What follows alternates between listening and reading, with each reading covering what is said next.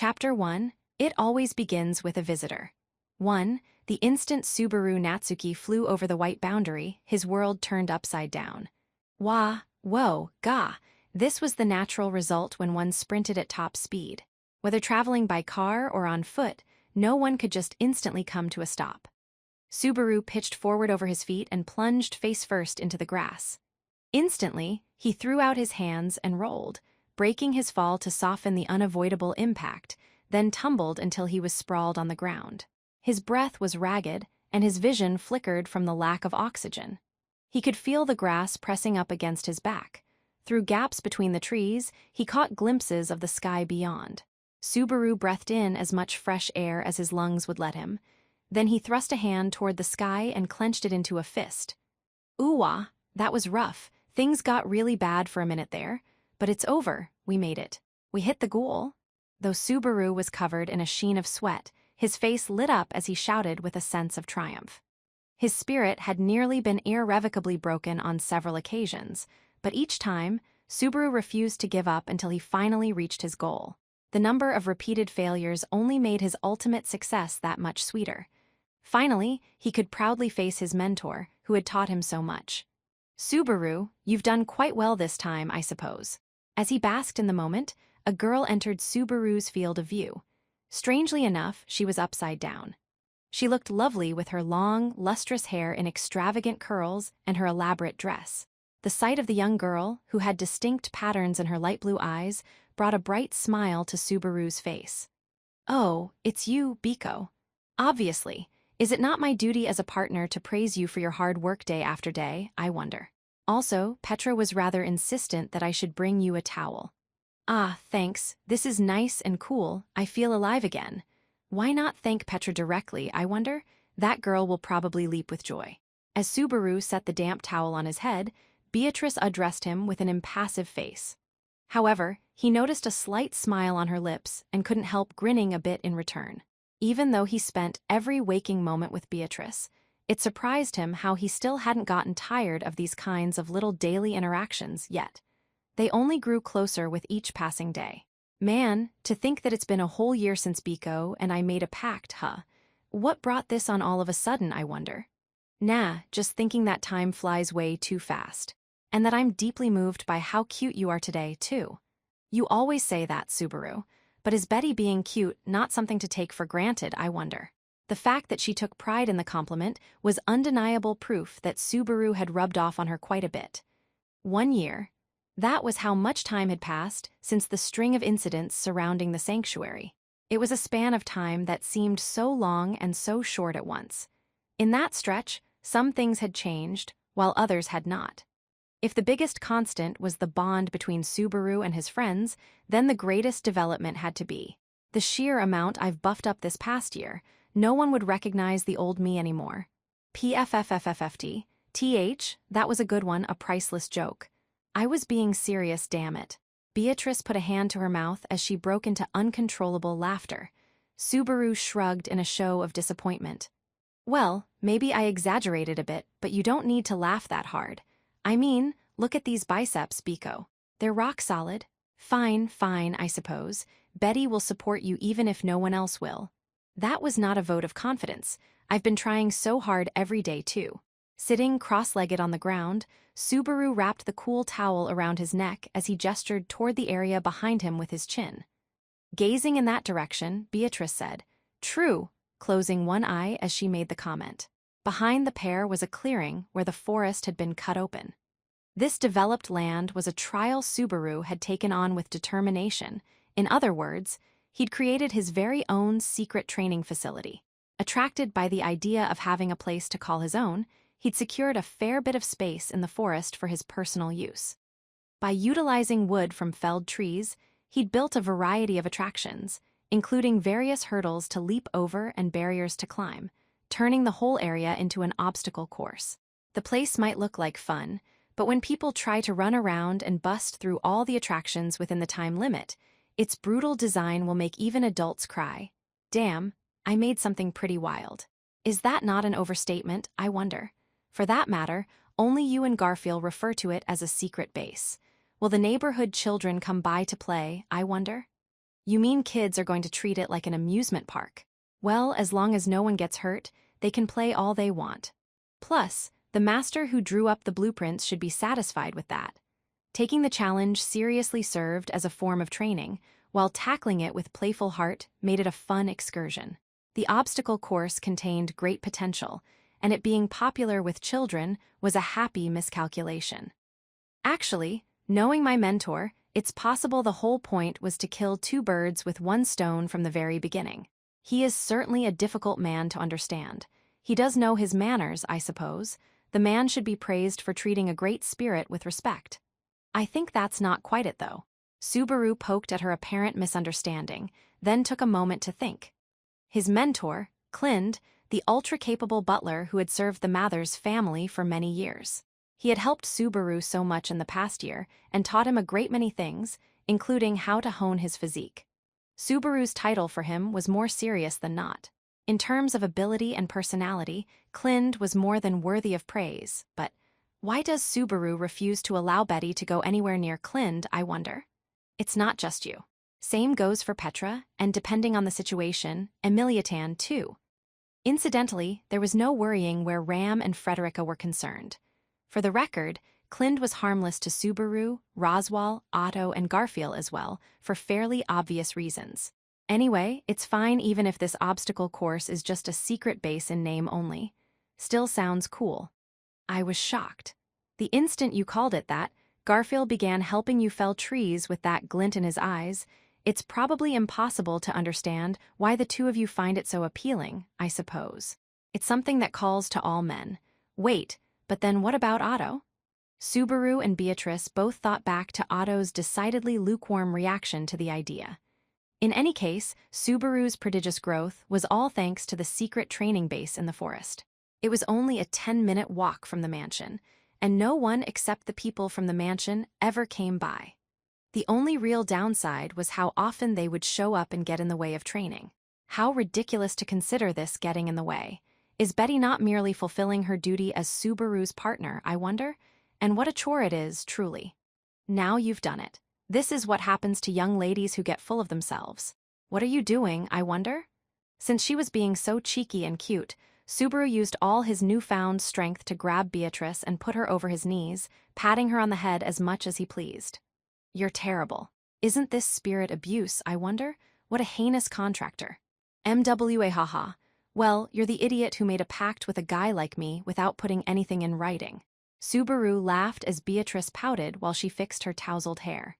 When they first formed the pact, he thought he already adored her as much as humanly possible, but he had been revising that assumption on a daily basis.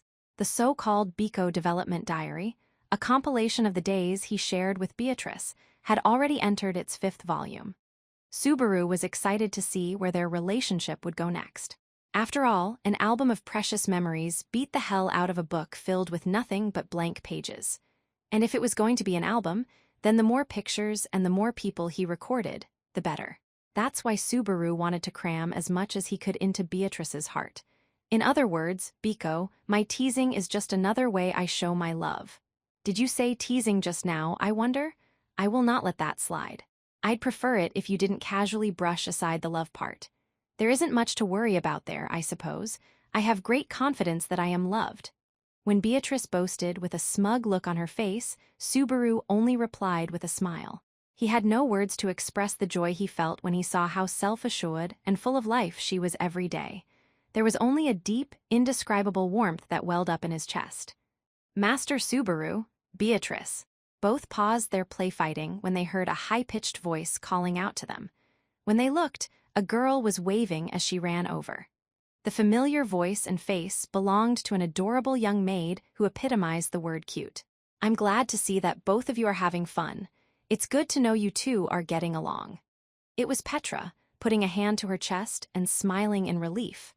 Undaunted by the major incident that had occurred 1 year prior, Petra was currently working at the new Roswell Manor. As expected of a growing girl, she had gotten a little bit taller and, in Subaru's opinion, a little more charming since then. That said, she was still very much a younger sister type in Subaru's eyes. Hey now, I'm offended you call it playing around. I've been out here doing my best with training and everything. Well, At the moment, you seem to be patting Beatrice while she's sitting on your lap, so. Whoa, it's not as simple as just wanting to give Biko head pats. First, you have to bring her out of a burning mansion and then gradually build up your relationship with her. Otherwise, it's impossible. Doesn't that mean no one but Master Subaru can ever? Her exasperated tone and expression drew a wry smile from Subaru. That was when he remembered the towel around his neck. Oh, right, Petra, thanks for the towel. Pretty smart to cool it down like that. Really? I'm glad it was helpful. Actually, I thought about chilling it with ice, but there was no time, so I asked Big Sis Emilia. I like that practical part of you, Petra. He was fond of how Petra, despite her position as a servant, had no qualms requesting help from the lady of the household. Such open praise elicited a he from Petra, who blushed furiously before she remembered something. Ah, that's right. Actually, I came here to bring you and Beatrice back. What is it? Did you bake some super tasty tarts or something? What? That is a matter of great importance, I suppose. I can understand why you needed to summon us so urgently. Oh, come on, of course that's not it. This is no time to play around. Puffing up her cheeks and pointedly raising a finger, Petra scolded the carefree pair. Then she grabbed Subaru's hand and hauled him to his feet. There'll be time for tarts later. More importantly, Big Sis Emilia is calling you, Master Subaru. Guests have arrived, and she wants you to be there when she greets them. Visitors? Subaru cocked his head in confusion. He had no idea who it could be. Beside him, Beatrice made the same quizzical gesture as they wondered aloud. There are unscheduled guests, and the cute Emiliatan is calling me over. Doesn't it feel like something's about to happen? It's the sort of pattern that leads to trouble, I suppose. Petra, tell us what kind of guests have come. Went Petra as she tilted her head at the same angle as the other two. One of them is a man who seems like he's in a real hurry. I'd almost say he's fidgeting like he's scared. Restless and fidgety, huh? In other words, he's basically No, wait. Can't go judging people based on appearances. I've learned my lesson once already, so I don't do that either. Oh, good girl, Petra. Not sure what happened before, but that's really nice of you. Last year, a stranger with a mean face came to the village. I thought he was a weirdo, but I was completely wrong, so. An unexpected boomerang? We'll have to talk about that first impression some other time. After surviving that verbal sneak attack, Subaru winked at Petra. After all, based on her report so far, Petra still had more to share. Anyway, there are other guests too, yeah? Pals of restless fidgety guy? Petra's cheeks grew redder as a trace of happiness came over her face.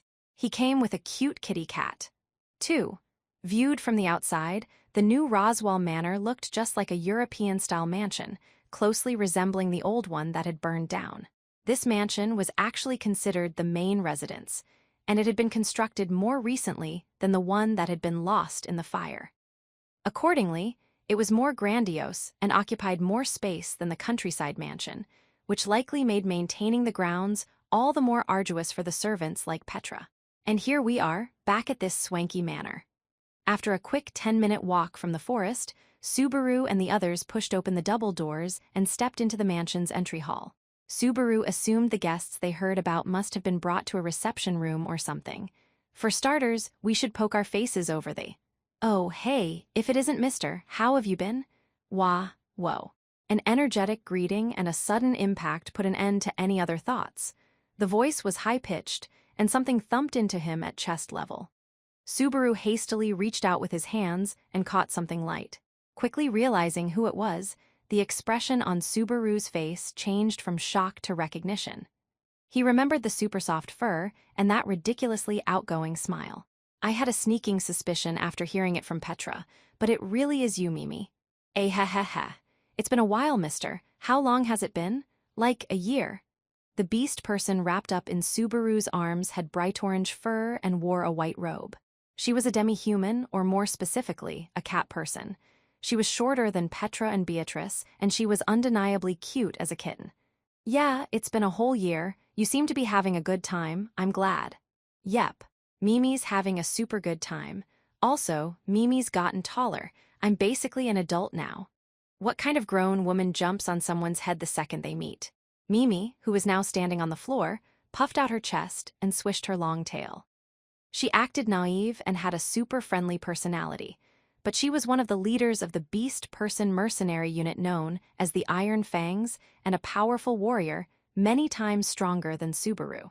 She'd also fought by Subaru's side during the hunt for the White Whale, and once again later in the battle against the witch cult, during which she'd gone ahead and decided she and Subaru were war buddies. Well, you sure came a long way to get here. Oh right, let me introduce everyone. The cute maid here is Petra, and the embarrassed baby hiding behind my back is Beatrice. Oh, I get it. So it's Petra the maid and your child. Would you mind remembering me in a less unpleasant manner, I wonder? In response to Mimi's questionable conclusion, Petra offered a graceful curtsy, while Beatrice shot a withering glare that broke past the bashfulness Subaru so enjoyed. Then Mimi went, "Oh," her eyes glittered as she stared at Beatrice. "Wow, that hair's incredible. How do you get it all curly-whirly? It's so cool." It was all Mother's idea. This is the pinnacle of hairstyling, both practical and elegant. Elegance aside, no way in hell it's practical. How many times has your hair gotten snagged in all sorts of places? I think you've had your share of problems with that over the past year. Whether inside the mansion, outdoors, or nestled within Subaru's arms, Beatrice's hair constantly got in the way. By this point, Subaru's skill at disentangling hair was probably unmatched in the entire kingdom. He practically deserved a title like Bee Trimmer.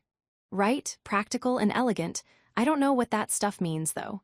Your gaze is like that of an uncomprehending Kai. Hey, would you stop pulling, I wonder?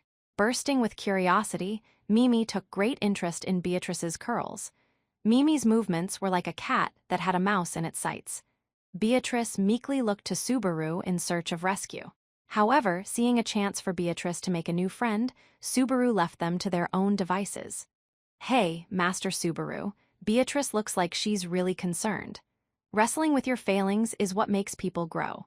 Beatrice has a tendency to give up without even trying, so this is her challenge. Let's stay quiet and watch over her like a good mom and dad. Mom? Okay. Petra fell silent with a red face as Subaru stroked his non-existent beard. The pair stood back and simply appreciated the warm exchange between Beatrice and Mimi. Incidentally, since Mimi turned out to be the kitty Petra talked about, that probably means the restless fidgety man who came with her is Julius, doesn't it? Crossing his arms, Subaru felt in his gut that this premonition was most likely accurate. It was plain to see that Subaru was very fond of Mimi personally. At the same time, she was part of the faction working under Anastasia Hashin, one of Emilia's political rivals in the royal selection. Another person working for the Anastasia camp was Julius Juculius, a knight who had a complicated relationship with Subaru. At the very least, they didn't have the kind of relationship where Subaru was unconditionally glad to see him. This being the case, he wanted to avoid seeing the man until he had some time to emotionally prepare himself, if he could help it. Mister, there's no need to worry. Julius isn't here today. Also, Hetero and TB and the captain and the lady aren't here, either. Mimi's escorting all by herself. Phew, that's a relief. But damn, Anastasia's crew has a deep bench. Subaru still felt a certain wariness even after learning of the knight's absence. Surely, Anastasia wouldn't send just anyone to serve as an envoy to Emilia, a rival candidate in the royal selection. Anastasia was a big-time merchant, and the Hashin company she ran was a massive organization based out of the western city-state of Kararagi. Neither the quantity nor quality of her followers could be underestimated. Subaru decided he had best sit down with this envoy and gauge him sooner rather than later. All right, this time, we really are going to the reception room, yes. Yes, that's where I left the guest. Big Sis Emilia and the others are already there. Meaning it's Emiliatan dealing with this guest, plus Otto and Garfield, plus maybe Ram? Better go rescue Otto before he dies of a stomachache. Is there anyone more pitiful, I wonder? His luck ran out the moment you caught him, Subaru. Hey, stop making it sound like I grabbed him and won't let go. Beatrice wore an exasperated face as Mimi, in an unbelievably good mood, kept her left hand glued to Beatrice's right. With Petra leading the way, Subaru followed as they headed to the reception room on the second floor. When the four of them arrived at their destination, they found a single girl standing in the hallway. Ram, why are you out here? So you've finally come, Barusu. You are quite late, aren't? Ram was a beautiful maid whose charming appearance belied her razor-sharp tongue. Greeting their party with a demeanor reminiscent of someone speaking to her inferiors, she broke off mid-sentence to narrow her pink eyes. Then, she sighed deeply. Indecent. You're the weirdo for thinking this lineup is indecent. How can you find this scene anything but heartwarming? Please stop basing everything on whatever passes for virtue in your brain. You would do well to remember this, Subaru. In Ram's world, only Ram's point of view matters. Wasn't there a lot of inconsistency, just now, between the first and the last part of what you said? Decrying subjectivity with her own subjectivity was so self-centered that Subaru was at a loss for words. Ignoring Subaru's reaction, Ram crossed her arms as she shifted her gaze toward Mimi. Dear guest, if you stay away any longer, your companion will be quite worried. I guess I should head back, huh? Whoopsie. Yes, please do. Otherwise, it will be very bothersome, since your absence forced a certain Ram to leave the room to find you. Judging by the conversation so far, it seemed that Mimi had raced around the mansion without getting permission from either the master of the house or her companion.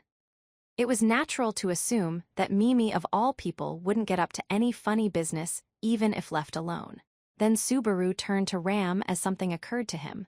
You didn't look for her at all, did you? You've just been standing with your arms crossed in front of the room. Just a convenient excuse. The atmosphere inside is hard to endure. Otto will probably die if you don't hurry. I have to give it to you for not having even the tiniest sliver of guilt. He had to admire her complete disregard for the fact that they had guests despite her supposedly being a maid. For Ram to say that it was uncomfortable inside the room was sincerely frightening. Still, Subaru braced himself because he found the thought of not being involved even more terrifying. Thanks for bringing us over, Petra. Are you going too? I'll be busy baking some delicious tarts, so good luck in there, Dad. Since Mom's gone and said it, there's no backing down.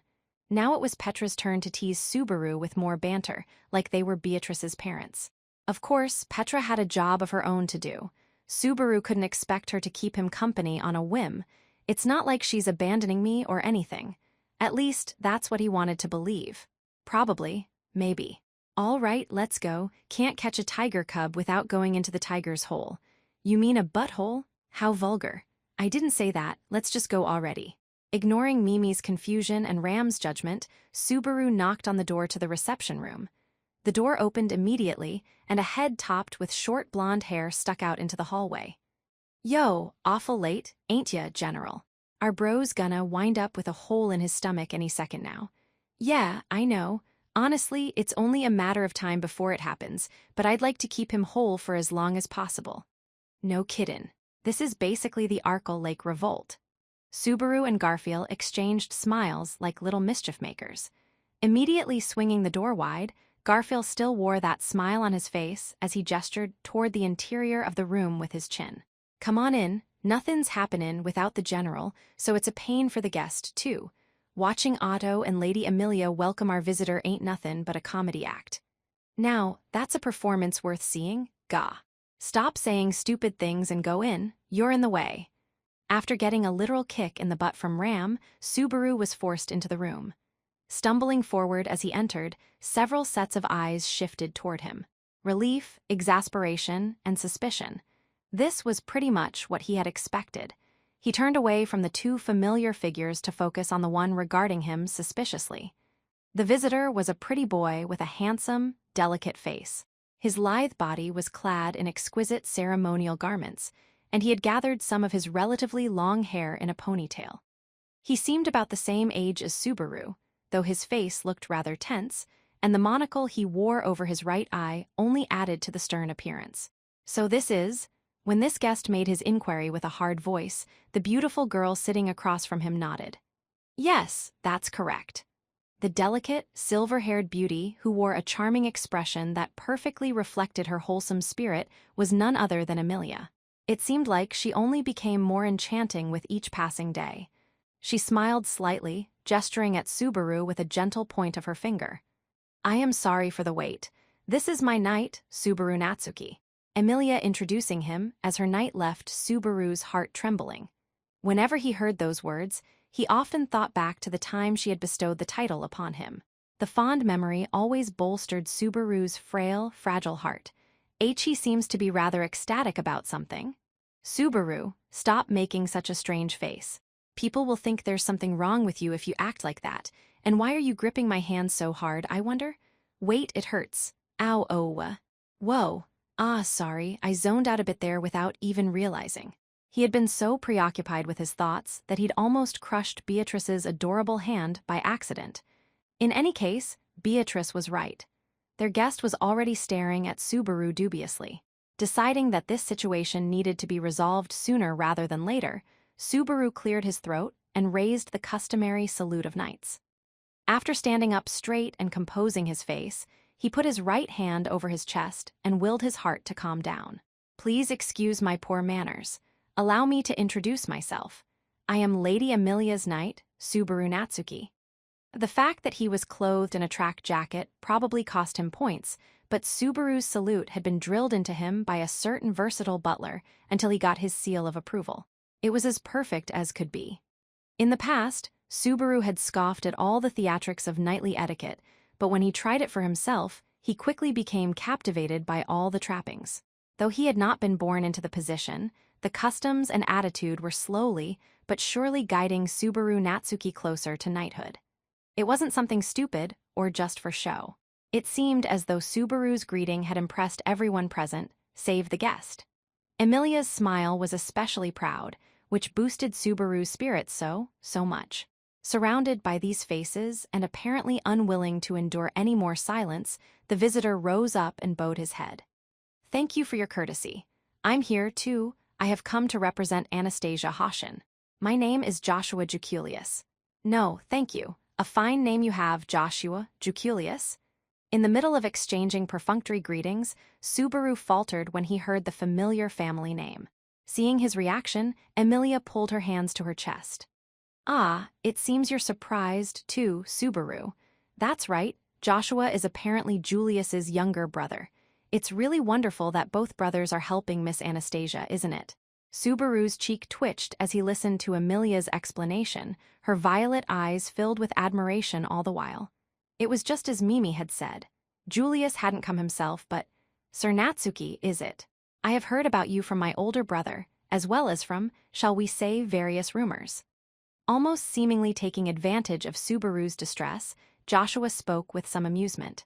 The sharp glint in his eyes and his refined yet biting attitude convinced Subaru that this was most certainly someone related to Julius by blood. Subaru kneaded his brow in consternation before looking back up. I'm afraid to find out what he might have said about me to his family. There is no need for concern. My brother is an exceptionally impartial man. These words drew a strained smile from Subaru. Joshua raised an eyebrow, unable to decipher his reaction. That's exactly what Subaru wanted to retort, but he refrained. Anyway, Julius's younger brother, is it? Now that you mention it, that that keen look in your eye, the sarcasm, the refined manner of speech, and the terribly lovely hair color are all the same, huh?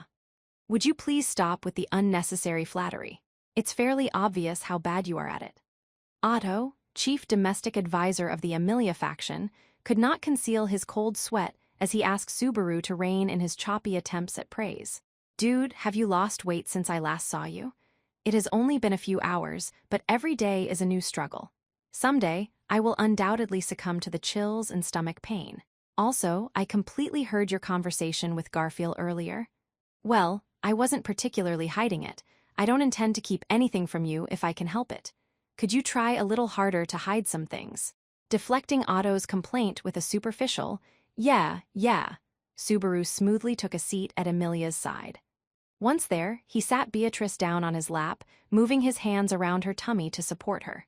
This put Amelia, Subaru, plus Beatrice, and Otto in a row on the reception room sofa. Now then, sorry to make you wait, could we continue the conversa? Wait a moment, please, who is this girl? Is something the matter with Betty, I wonder? Flustered, Joshua pointed at her, and Beatrice cocked her head quizzically. Wait, what? Am I the only one who finds this strange? No, I am quite sorry. Your reaction is only to be expected. If anything, this is a place where common sense goes to die.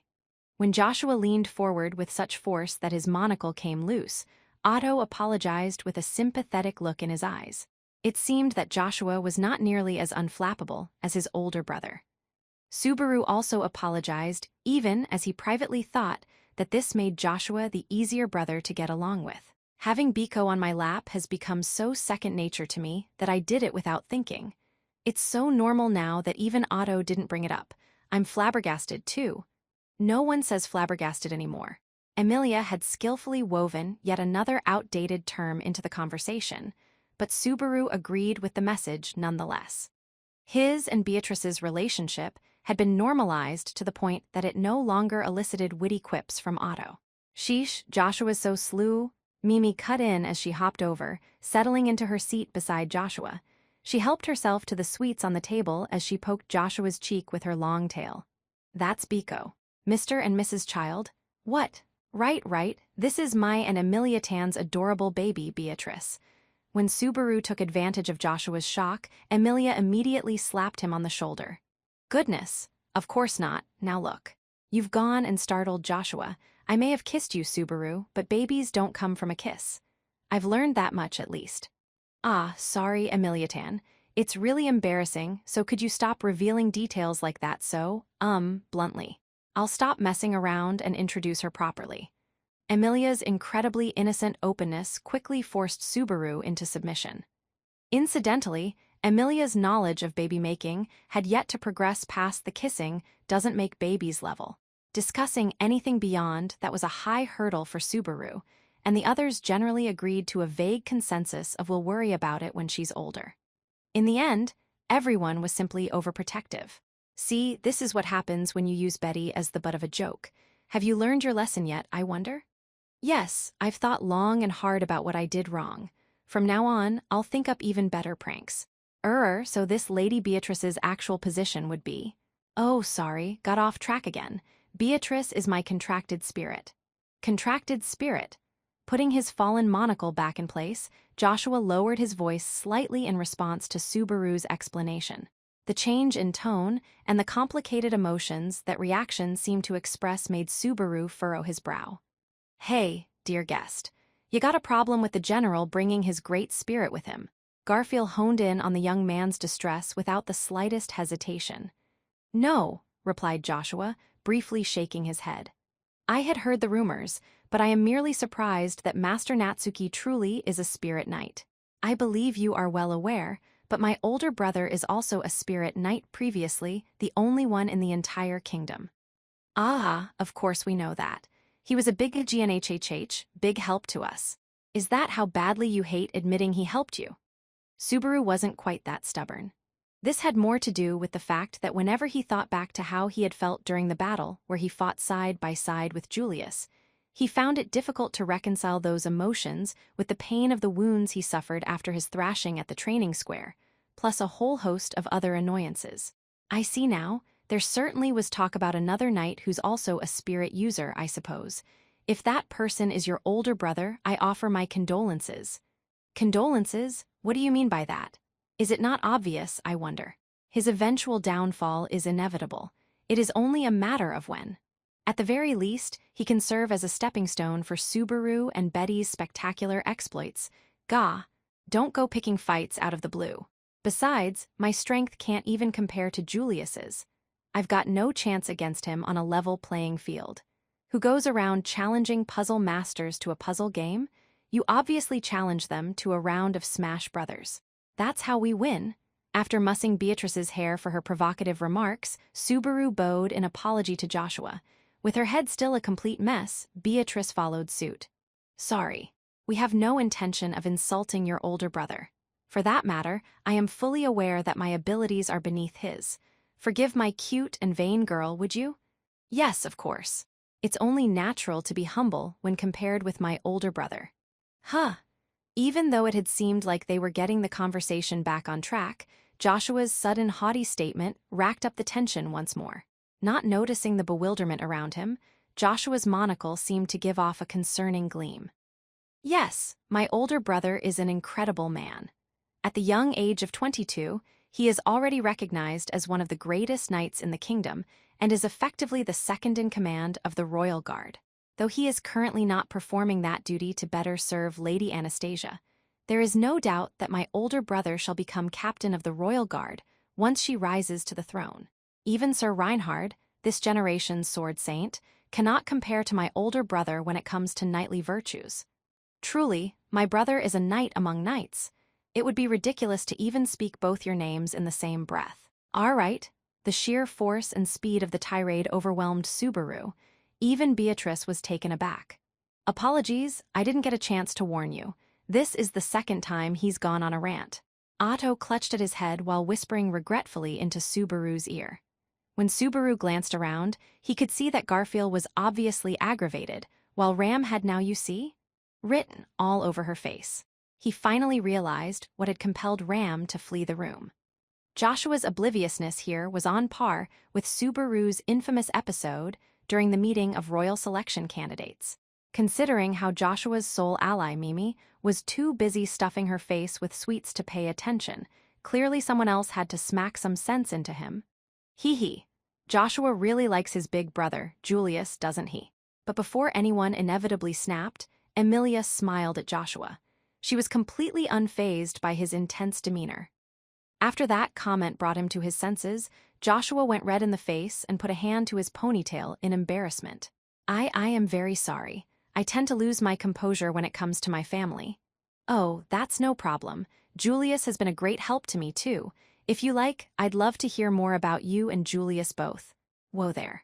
Let's do that another time. Right now, we need to get down to business. Hey, isn't that right, Otto Garfield? When Subaru interrupted, forcibly changed the subject, and asked for aid, it was clear from the pair's reaction that they were clearly thinking, don't drag us into this. Even so, the two immediately nodded, agreeing with Subaru. Though Joshua's eyes lit up for a moment, he seemed to have regained his self-control as he cleared his throat. Well then, I shall recite the tales of my older brother's glory on another occasion. I better be, it is of the utmost importance to conclude this business and return to Lady Anastasia with all available haste. Yes, I am looking forward to that. Now, we've put it off for quite some time, but let's get to the issue at hand. As Joshua resumed acting as an envoy, Emilia seamlessly shifted back to royal selection candidate mode. Instantly, the atmosphere in the room became ever so slightly weightier. Emilia seemed like a completely different person. Subaru and Beatrice weren't the only ones who had grown over the last year. Emilia had spent that time honing herself in all the fields a royal selection candidate was expected to handle skillfully. Representing Lady Anastasia Hoshin, I shall now convey the words of my master to you, Lady Emilia. The noticeable change in the air brought a tenseness to Joshua's expression as he produced a letter from his pocket. He spread it out on the table, revealing its contents, which were written in black ink. Lady Anastasia wishes to invite Lady Emilia to the Watergate city of Prestella. Prestella? Bewilderment lingered in Emilia's eyes as she rolled the name around in her mouth. Subaru was no different. What was the true motive behind Anastasia's sudden request? The Watergate city of Prestella, you say? Why ask us to go there? With their leader hesitant to reply, Otto took the initiative on probing for answers. Amusement crept into Joshua's golden eyes as he drew a thin smile. In that moment, his face and expression made him the spitting image of Julius, which gave Subaru a bad feeling about what would come next. It would seem my master would like to invite you to a party. Lady Anastasia wishes to call upon Lady Emilia out of goodwill, and also to convey that she has found that which Lady Emilia seeks. What could that be? As soon as Emilia took the bait, Otto's reaction was instant. It was obvious he was thinking we've been had, and Subaru understood exactly why. Emilia's reply had cost them the chance to discuss the matter among themselves first. Still, Subaru couldn't see where this was going, either. Being late on the uptake had forced them to completely relinquish all initiative.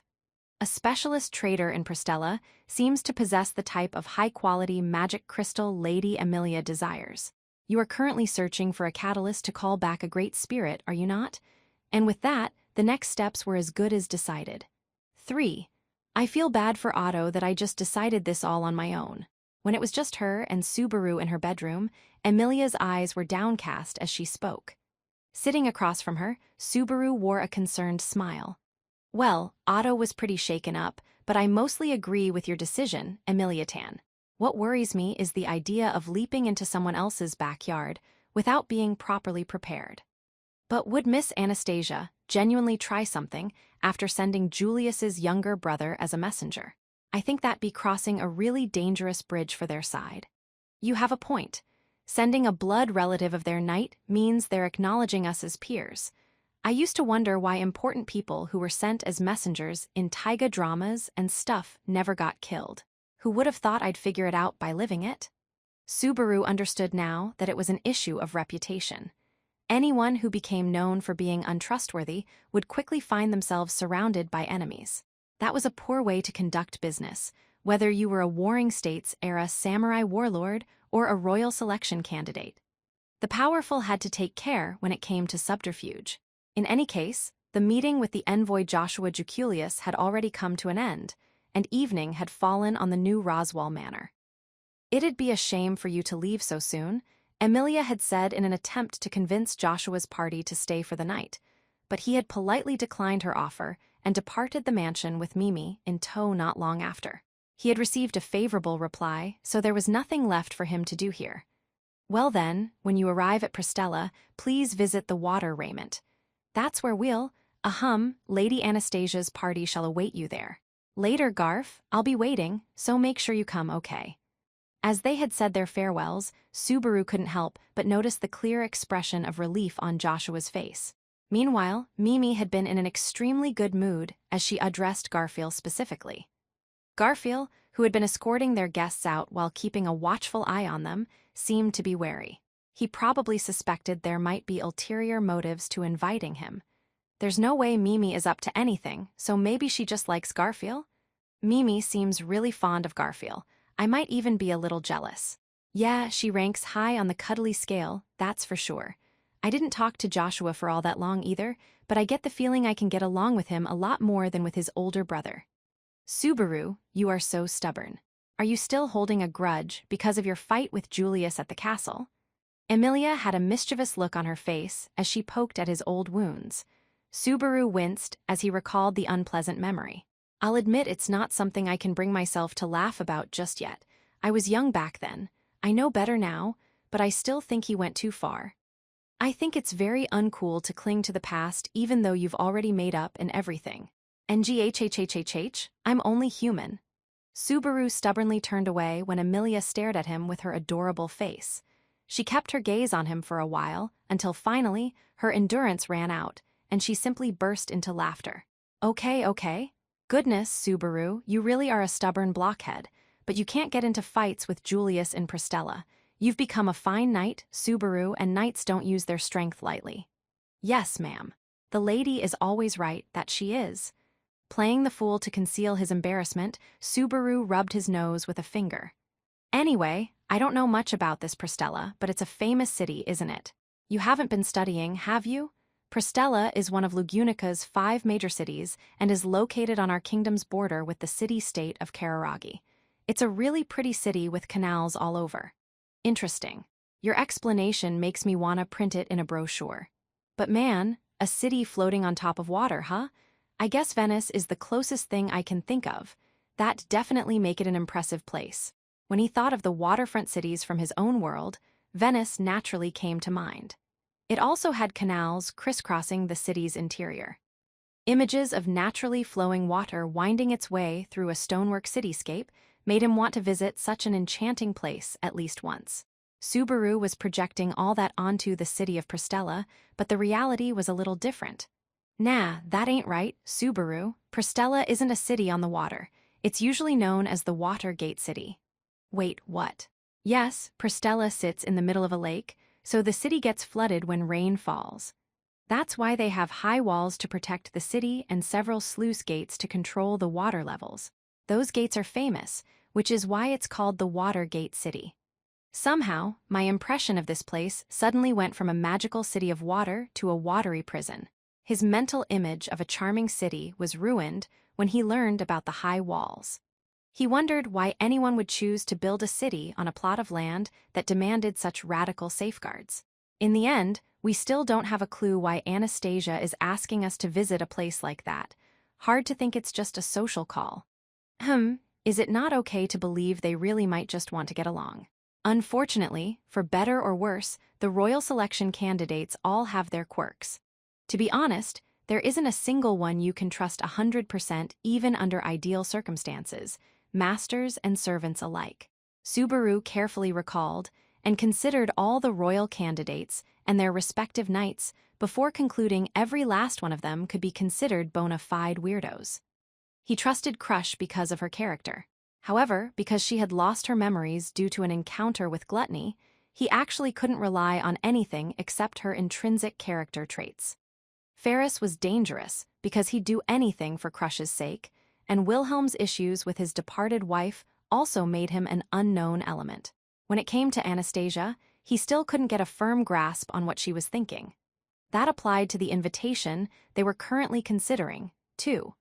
Though Subaru had very reluctantly come to trust Julius, that didn't change the fact that the leader of the faction was still none other than Anastasia. Also, she had a formidable private army in the Iron Fangs, and that could not be underestimated. Felt's camp included Reinhard and Old Man Rome, both of whom Subaru considered decently trustworthy, but that didn't matter, since he still couldn't figure out Felt. If nothing else, now that she'd committed herself to fully participating in the royal selection, they couldn't let their guard down when dealing with that spirited, crafty girl. If she and Reinhard had formed a close bond, the odds of claiming victory over them would become extremely slim. And when it came to Priscilla's faction, their attitude was honestly the hardest to predict of all. There was no mistaking that master and servant alike were far, far removed from words like trust and faith. Al and Subaru hailed from the same homeland, but Priscilla's knight was a man of strong loyalty. He probably wouldn't give Subaru any special treatment, and Priscilla's own whimsical, irrational character made her akin to a natural disaster. In other words, even after a whole year had passed since the start of the royal selection, the other candidates remained inscrutable. Learning more about them could be accomplished only by interacting more. That was another reason to accept Anastasia's invitation. I gotta say, I'm more scared than I want to be at the idea of owing a debt to Anastasia. For starters, how did they know what Emiliatan wanted? Subaru murmured this with twisted lips, referring to the magic crystal Joshua had mentioned as a bargaining chip. The high-purity magic crystal that had been the pretext for Anastasia's invitation was the kind of catalyst Emilia needed for a chance to form a pact with Puck once more. To awaken Puck, who had fallen into a deep slumber after expending all his mana, she absolutely needed a magic crystal infused with great power. For a whole year, she had searched high and low for a suitable one to no avail. Everyone at the castle would have seen Puck, and they know I'm a spirit mage. We tried to keep the catalyst thing a secret, but it seems there was no hiding it after all. Just means people didn't keep it to themselves. Besides, even if we do end up bringing Puck back, from the other's point of view, that's basically us returning to square one. It's a good deal for them to get a chance to put us in their debt. That said, if Puck really did return, the benefit to Emilia's mental state would be immeasurable. In addition to that, Emilia's combat ability would go up as well, but that was just frosting on the cake. Her individual performance in battle would probably have very little effect upon the royal selection's ultimate outcome. At most, it added more credibility to the camp's claims of victory over the Great Rabbit, which was considered more fictional horror story than anything else. The Great Rabbit, one of the 3 great demon beasts that had been soundly defeated at the sanctuary. Unlike the hunt of the white whale and the battle with Sloth, the public had not acknowledged their struggle against the Great Rabbit. After all, there were no impartial witnesses, and the Great Rabbit itself had been exiled to another plane of existence, leaving no trace behind. Subaru and the others had long since concluded that no one would believe their words, no matter how hard they tried to convince the public. If there were no confirmed appearances of the Great Rabbit for several years thereafter, their claim could be strengthened with a formal report. But there was a distinct possibility the royal selection would be over by then. Well, it's not like people would believe we ran into 2 of the 3 great demon beasts in such a short time, let alone took both down. At the very least, we can pray that the 3rd doesn't show up, too. Yes, I agree. The last of the 3 legendary monsters was said to be the Black Serpent. Putting his faith in the power of words, Subaru hoped with all his might that he would never come face to face with it. However, Emilia's reply had been strangely hesitant. If he didn't know any better, Subaru would almost think she knew something about this black serpent. So about Pristella. However, she moved on to the next subject before he could follow up. Emilia's behavior made it clear that she didn't want to talk about it. Though that left him a bit uneasy, Subaru had learned enough about her heart to know better than to try and force the issue at a time like this. I wonder if it's all right to accept the invitation and go together just like we discussed earlier. I think it'll be fine. Obviously, that means Emiliatan will go, and of course, I'll follow you as your knight, with Biko as my partner. After that, Garfield will come along as our muscle, and Otto will come as our advisor and out of pity. Really, I'd like to bring Petra and Frederica just in case, but, we can't do that. Roswal's busy gathering the Western nobles for an assembly. It's already been decided Petra will go with him as part of her education, even though she really didn't like the idea. That's because Petra's hate for Roswal is baked in. Ram doesn't say anything 'cause Roswal finds it funny, but my heart's always beating hard whenever I'm watching them interact. Ever since the series of events at the sanctuary, Petra's feelings of distrust toward Roswal ran deep. It was bad enough that it wouldn't be strange if she wrung out a sweaty towel over the tea she served him. Of course, even if Subaru had seen her do something like that, he would pretend not to have seen a thing for Petra's sake. Then, because we want Petra's mentor, Frederica, to also attend the assembly and keep an eye on her, that leaves Ram at the mansion, and now I'm worried. There's no need to be concerned, Subaru. After all, the mansion still has. At that point, Emilia faltered as she lowered her violet eyes. Subaru knew very well what words would have followed, the words she'd tried to say. It was guaranteed that Ram wouldn't shirk her duties. She had plenty of reason not to. Well, we should worry less about the mansion and more about what's in front of us, right, Emiliatan? That's right. Also, I need to apologize to Otto for moving the conversation ahead without him. He's not the type to take that kind of stuff personally, but he is the type to drag things out. Let me talk to him. I'll say I scolded you until I broke into tears. Teehee, thank you. Emilia smiled faintly as she watched Subaru wave his fist around. Then, she touched the azure magic crystal pendant resting against the milky skin of her chest. Its blue radiance declared that this was the cradle where Puck the Great Spirit lay as he slept. It was her link with the family member whose existence she could confirm, but at present, with whom she could not speak. Emilia gently stroked the surface of the magic crystal with a slender finger, as if wishing she could talk to him somehow. I want to talk to Puck, and there's so much I want to ask him. That's why. Emilia sank into silence. Shutting her eyes, which had strikingly long eyelashes, she kept the rest of her thoughts unspoken. Seeing her eyes tremble ever so slightly, Subaru quietly scratched his head. A vague understanding of what Emilia was experiencing was all that he could offer. Come back soon, kitty spirit. I've got a mountain of complaints with your name on them. Though he griped, Subaru was also Emilia's knight, and he hoped her wish would come true. 4. I will have you know I'm always trying to do what's best for everyone. Slamming his wine cup against the table, Otto Suwin raged that evening.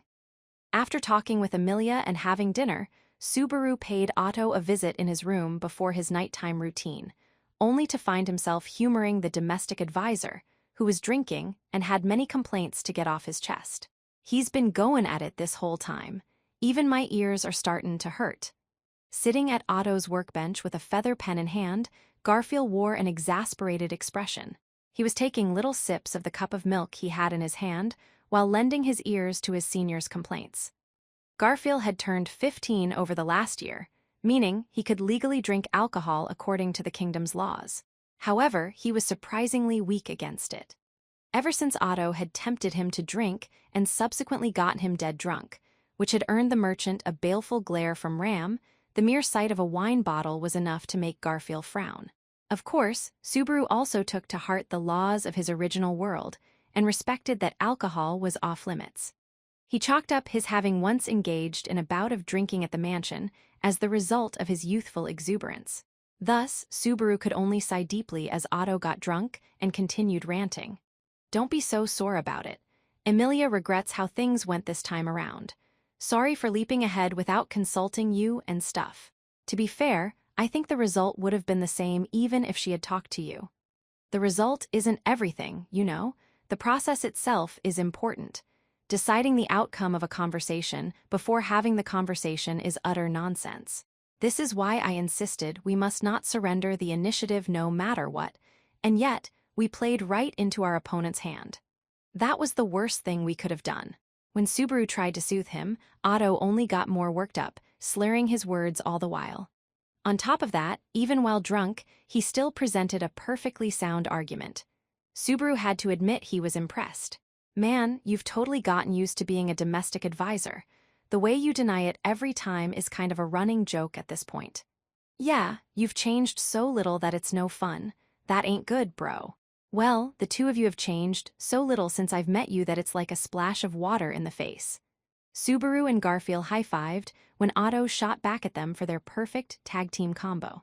With the three being similar in age, a special kind of friendship linked them and naturally led to them spending a lot of time together at the mansion.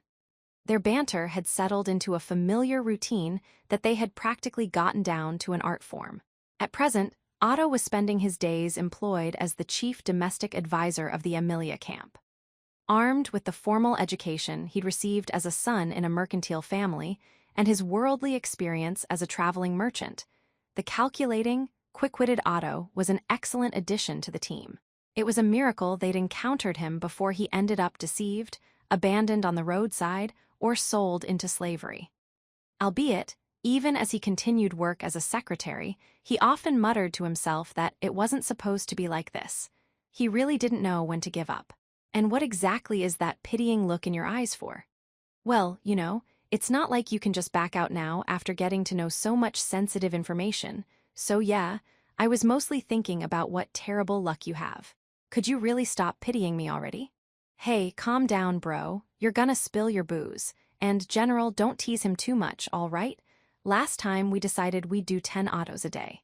What are you two even counting? Why are there 10 in a day? Otto was red-faced and shouting, so that was one auto down. Of course, Subaru and Garfield weren't toying around with Otto for no reason whatsoever. This was a ritual with the objective of letting Otto yell like he was doing now and blow off all his steam from overworking day after day. If we don't do this, you probably wouldn't even be able to eat or sleep. Just leave the stress reduction to us. I believe the possibility of this backfiring is rather high. Hey, don't get so bent out of shape, bro. If you keep that up, I ain't gonna make any progress with this letter. Granny asked me to and all. Garfield pointed the tip of his feather pen at Otto, who had been cowed into silence.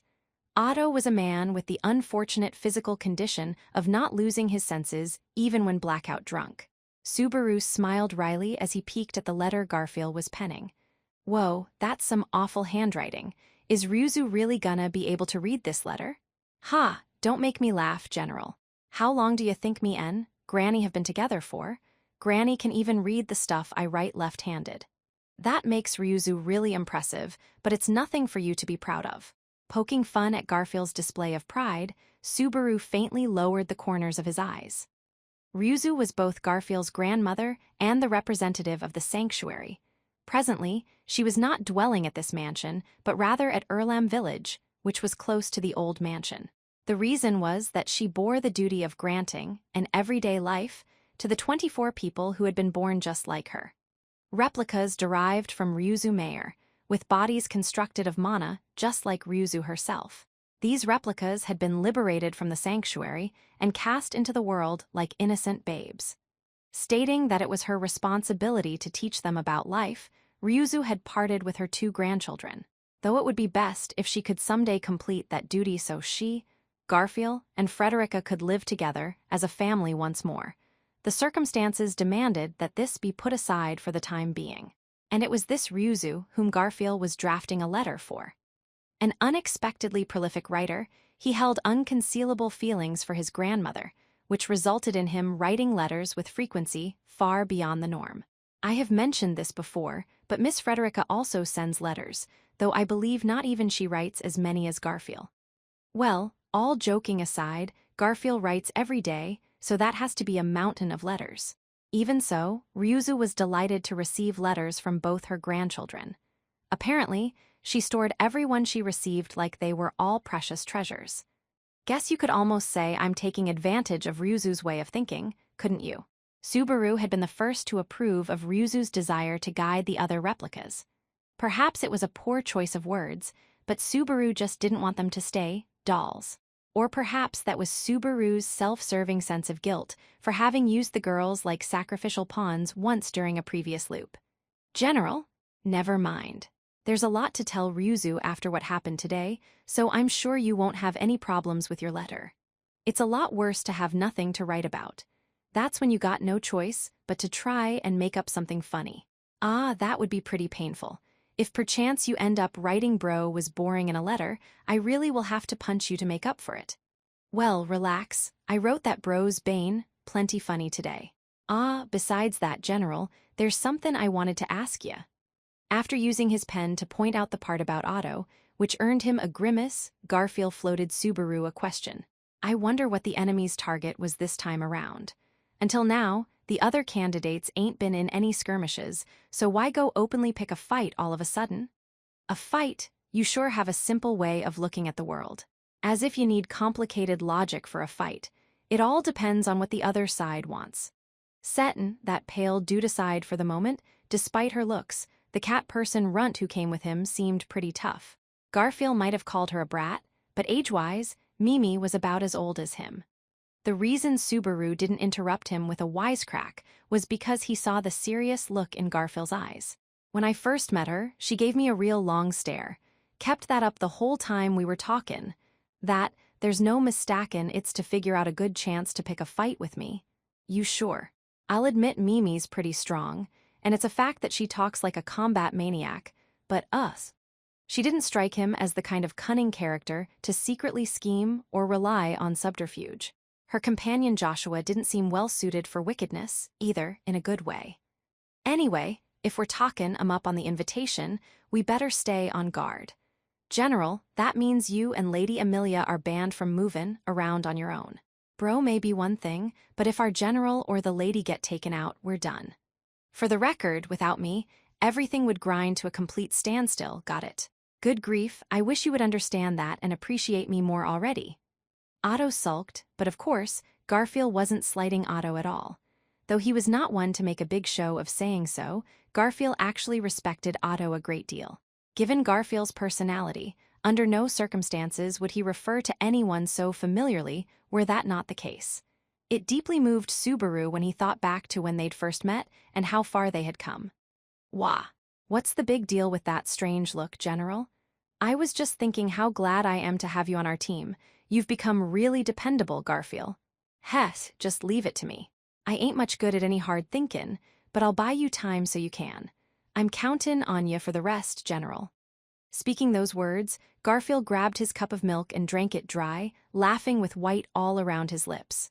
This went for Amelia, too, but the trusting gaze Garfield turned toward Subaru was a strong restraint upon him. It made him think he had to work hard in order to do that trust justice.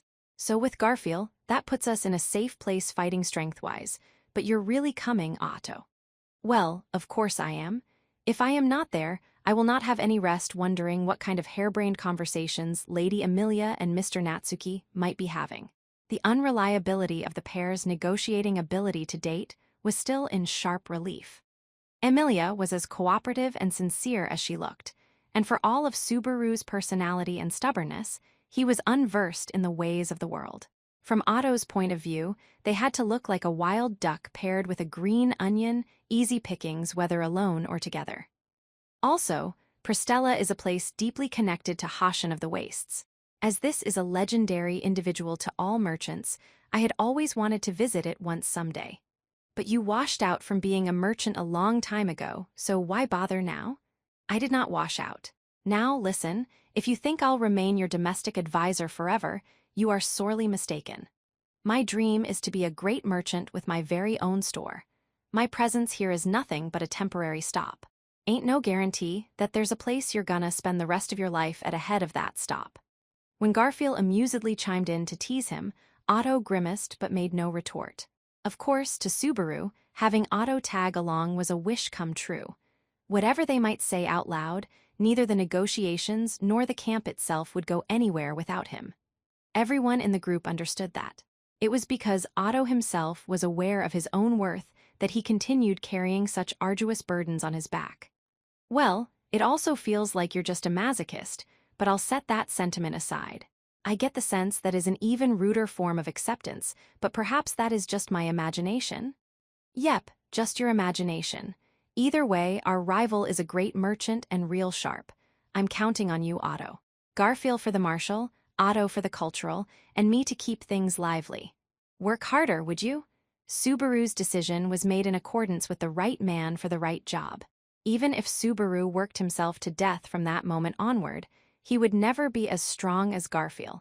And even if he cost himself sleep at night, he'd never be as useful and official as Otto. But the position in which Subaru Natsuki stood was not so soft that he could simply rot on the vine. I'll do whatever I can do. That's the forward-looking way Biko and I are handling the situation after talking it over. Well, with Lady Amelia and Beatrice there, you should be all right, General. And I guess that means I gotta protect bro. Just be careful, 'kay? That somehow feels like I am the element of greatest concern. It really does not sit well with me. Subaru turned serious, Garfield acted like he was taking on babysitting duty, and Otto complained while bringing more wine to his lips bit by bit. In so doing, their weighty conversations switched to the trivial, adding a pinch of spice as the night deepened. Well, I think I'll finally turn in for the night. How about you, Garfield? Me, I'm gonna stick with bro a lil longer. Letter written is done, but I see my chance to finally win at Shatranj. Now that he's drunk, it should be a snap. Replying as Subaru rose to his feet, Garfield pointed to the game board on the table. Shatranj was a board game similar to chess or shogi. Otto was fairly skilled at this game, and Garfield's eagerness to challenge him in a weakened state suggested he'd been on a big losing streak. Incidentally, Subaru was pretty good at Othello, but he was bottom feeder tier at Shatranj. Well, good luck, don't stay up too late, you won't grow any taller like that. Hey, is that even true? I believed that and always went to bed early, but don't think it works at my age. I'm not sure in your case, I think Frederica sucks some out of you. Damn you, sis. Baring his fangs, Garfield prepared for Shatranj so he could direct the power of his anger toward the game. Subaru let a small smile slip, watching from behind as Garfield set the pawns in neat rows. And don't drink too much, Otto. If you're hungover and useless, Petra's gonna get real scary. I feel as if that girl is being particularly strict with me of late. Say something to her, would you, Mr. Natsuki? That she's too soft on the offense. Could you not ask her to be gentler instead? No way, no how, good night. Waving his hand, Subaru left the room as the remaining pair huddled with the game board between them. The color indicated by the magic crystal clock on the wall of the mansion corridor announced that it would soon be midnight. He'd lingered a little longer, making him later than usual. It was a talk among men. Gotta let something like that slide. Letting slip those words of excuse, Subaru went not to his own room but in the direction of the west wing, where the women's bedrooms were. And then, excuse me. Subaru always knocked before entering the room. He knew there would be no reply. Even so, was that any reason to abandon hope? Or perhaps not forgetting to do so was simply to confirm that there was no reply, so that he might never, ever forget the heat of the unquenchable flame that continued to burn within his chest. This room that gave no reply was a simple, unadorned bedroom. It was arranged in a manner unchanged from the mansion's many other rooms, with only the most basic of furniture. The bed at the center of the room, the curtains over the windows, and the simple table with a flower vase on it were the only real furnishings. The flowers in the vase were changed regularly, and the water was replaced on a daily basis. Even though he knew that the beauty and scent of the flowers brought no repose, this was an everyday routine for Subaru. Subaru's sentimental actions were observed in silence by the other people at the mansion. I think that if he could easily set things aside and just move on, I wouldn't have come to an understanding with Subaru, no matter how many times we argued. That's why I really like Subaru as he is. It is a bad habit to be greedy when one is so lacking. Can Subaru be anything save rash and reckless, I wonder? That is why, now that he is not alone, we shall indulge his avarice even so. That's what the two girls closest to Subaru thought about his behavior. They're such softies. Also, Emilia Tan's suggestive comments push my buttons way too much. He wished she wouldn't say like and cool so casually. The words clearly conveyed her feelings, but there had been no romantic developments between Subaru and Emilia. Put simply, Emilia wasn't prepared to accept a confession, and Subaru's heart didn't seem prepared for it at all. 2 years, maybe 3, no, in the worst case, it might take even more time than that. It's kind of rude to come here and always talk about Emilia and the others. Petra or someone else would seriously scold me if they heard. Perhaps when you got down to it, there really was no one in the Emilia camp who was more of a social person than Petra. The defining feature of Subaru and company was that every one of them sucked at interpersonal relations. The fact that a girl not yet 13 years of age was ahead of them all made for a pretty pathetic tale. I've really got to wonder. If you were awake, Rem, I don't feel like you'd be moving the needle all that much. Either because I'm useless at this whole relationship thing, or because you always put me first. As he spoke, Subaru pulled a chair over and sat down beside the bed.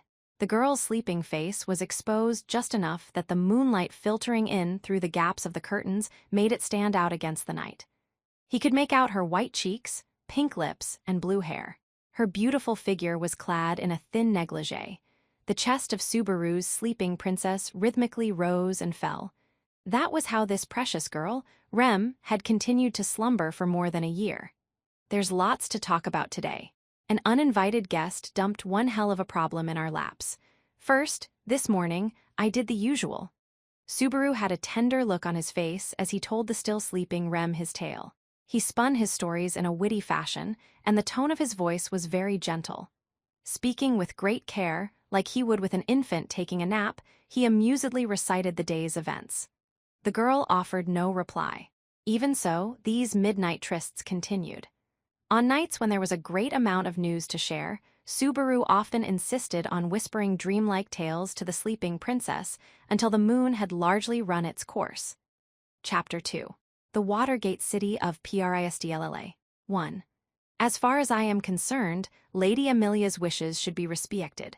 Fortunately, there are no urgent matters for her to attend to at the moment, although our competition's aim being inscrutable is some cause for concern.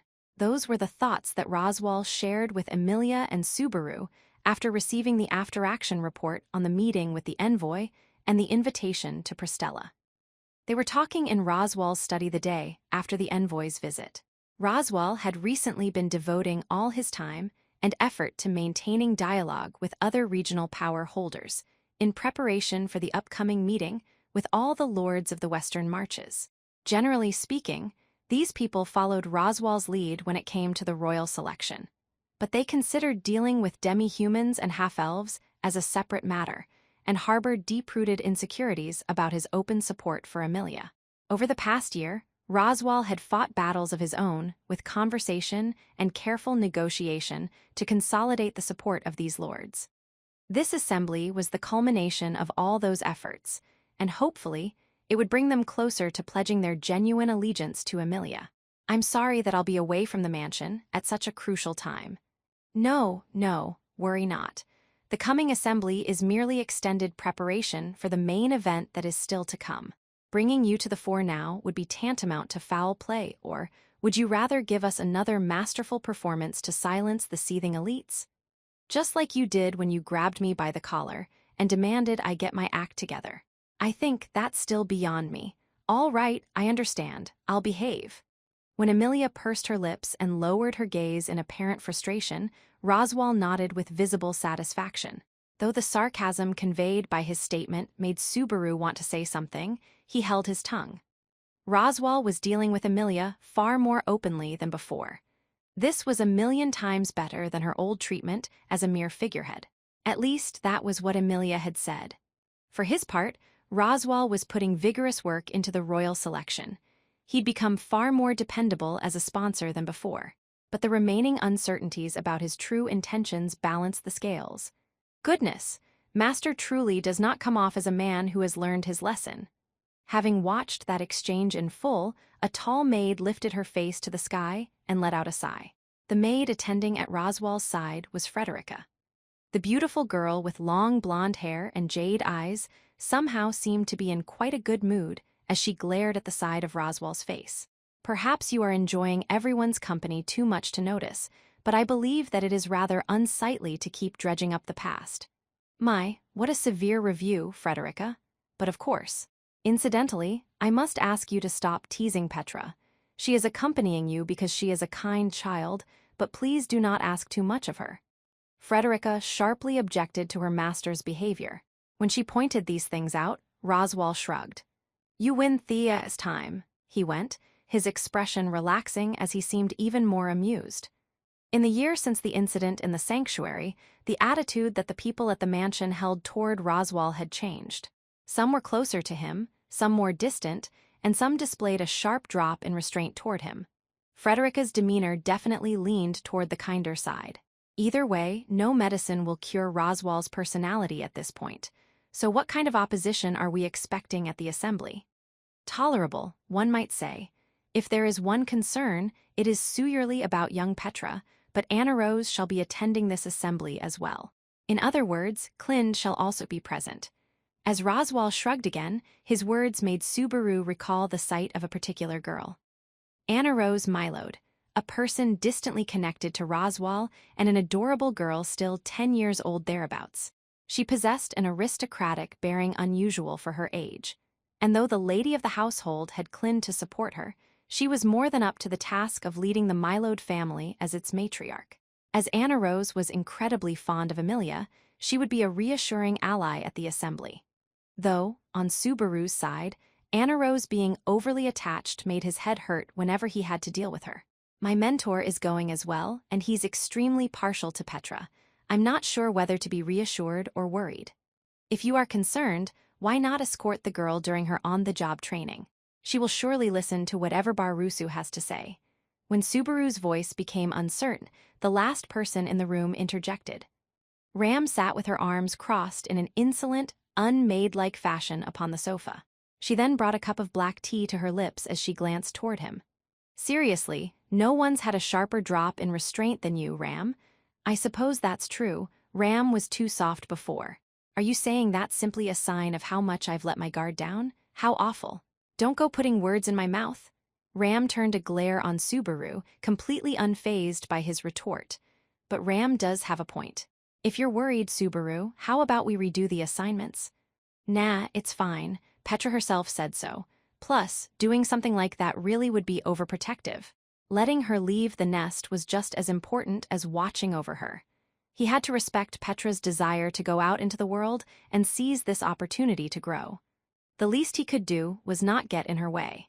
Yes, precisely, Master Subaru. Please rest at ease. I shall take full responsibility for looking after Petra. I shall absolutely not allow that man to get close to her. Of course Petra's important, but having you say that about my mentor gives me conflicted feelings. Frederica, who doted on Petra, had little love for Clind, who would likely also be present at the assembly. Subaru expected that the pair would clash even while both treated Petra like a goddess. Strange, wasn't the conversation a moment ago about him being worried about Petra? By process of elimination, that means Ram will stay behind at the mansion. You do not mean? No, I shall do as Master Roswal desires. You will be lonely without Ram, but please endure. Yes, I understand.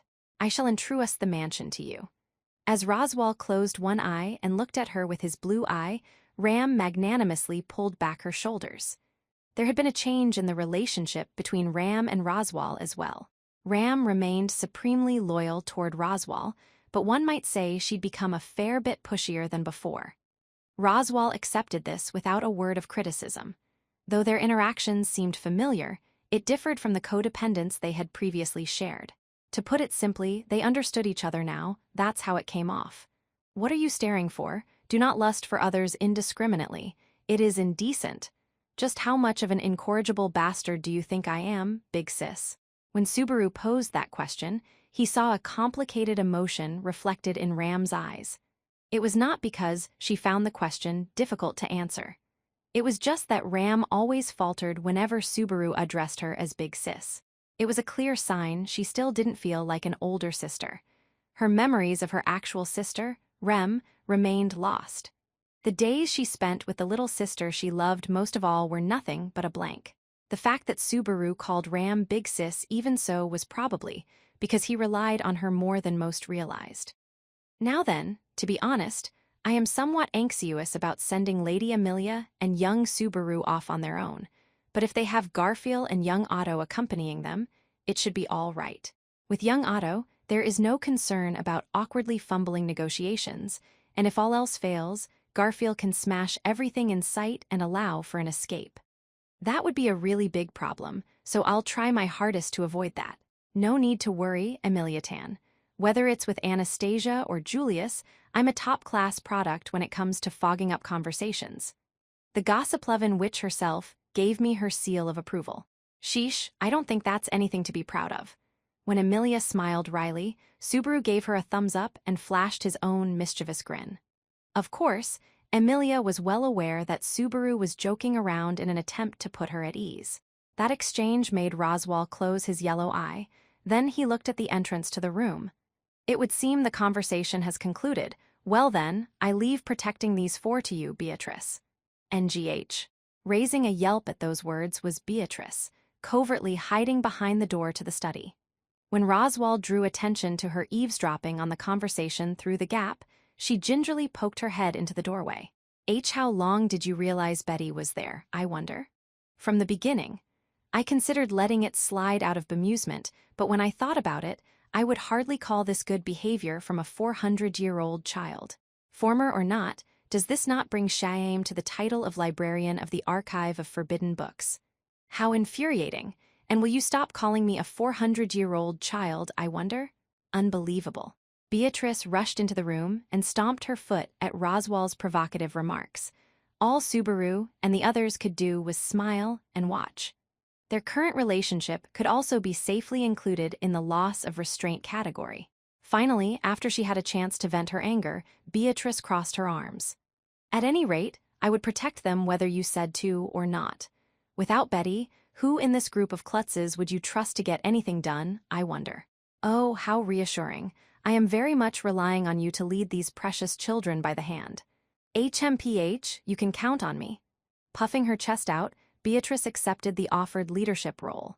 With this, the conversation concluded at last. Subaru, Amelia, Beatrice, Garfield, and Otto, they were the ones who would be heading to the water gate city of Prestella. 2. Even with a fast dragon carriage, it will be a long journey that'll last more than 10 days. There is no particular reason to rush, so let us put safety first and take our time. When Otto spoke those words as he plotted the route for the journey, everyone agreed without a word of complaint. Of the members heading to Prestella, Otto was the one most accustomed to travel. Indeed, compared with the other members, it could be said he was almost too used to it. I was a total truant. Garfield lived all 14 years of his life without leaving his birthplace. Amelia Tan spent 100 years in cryosleep, and Biko's a 4-century-old shut-in. I mean, what can you really say about a group like this? Yes, it is fine. Mr. Fulfew and Miss Patlash will pull the dragon carriage together. No camping in the wild is scheduled, so that keeps the necessary travel equipment to a minimum. My body's gonna get dull if I'm riding a shaky dragon carriage the whole time, bro. In that case, you can get off and run from time to time, Garfield. I'll do that then. You will. One of Otto and Garfield's typical exchanges thoroughly confused Amelia, and that was how their journey to Prestella began. That said, their itinerary proceeded in good order, and they spent their journey uneventfully. They traveled on well-maintained highways, passing through multiple towns. Though they almost got into spots of trouble with other travelers at various rest stops, they managed to resolve things peacefully by strategically dropping the name of Marquis Mathers. Of course, Amelia's presence was also a major factor. News about the royal selection had already spread throughout the kingdom, and many people knew she was one of the candidates. Regardless of how people felt about it, it was a fact that Amelia had become too well known for anyone to openly be hostile toward her. Their journey continued in such orderly fashion for about 10 days. It was a little too orderly, which was why. Yes, this land dragon is very impressive. She deserves some praise, I suppose. Sitting beside Subaru in the driver's seat as he held the reins, Beatrice swayed her legs as she casually commented on the ride. Perhaps this wasn't obvious, but holding the reins wasn't only Otto's duty.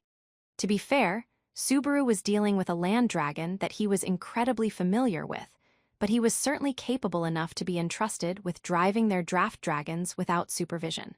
However, this only really applied when it involved his beloved dragon, Patlash, and Otto's beloved dragon, Fulfew. He would also be fine with Rascal or Peter, the other land dragons being raised at the mansion. The conditional driver, Subaru, smiled dryly as Beatrice put on airs beside him. "If you're going to keep talking like a know-it-all, then you should switch with me for a bit. Patlash has enough motherly instincts that I'm sure she'll be kind to you, Biko." "I shall decline. In fact, does the look in that land dragon's eyes not make it seem like she views Betty with some hostility, I wonder? Those are not the eyes of an ally. I suppose that talk of motherly instinct was a pack of lies." Hey, I won't let anyone talk trash about Patlash, not even you.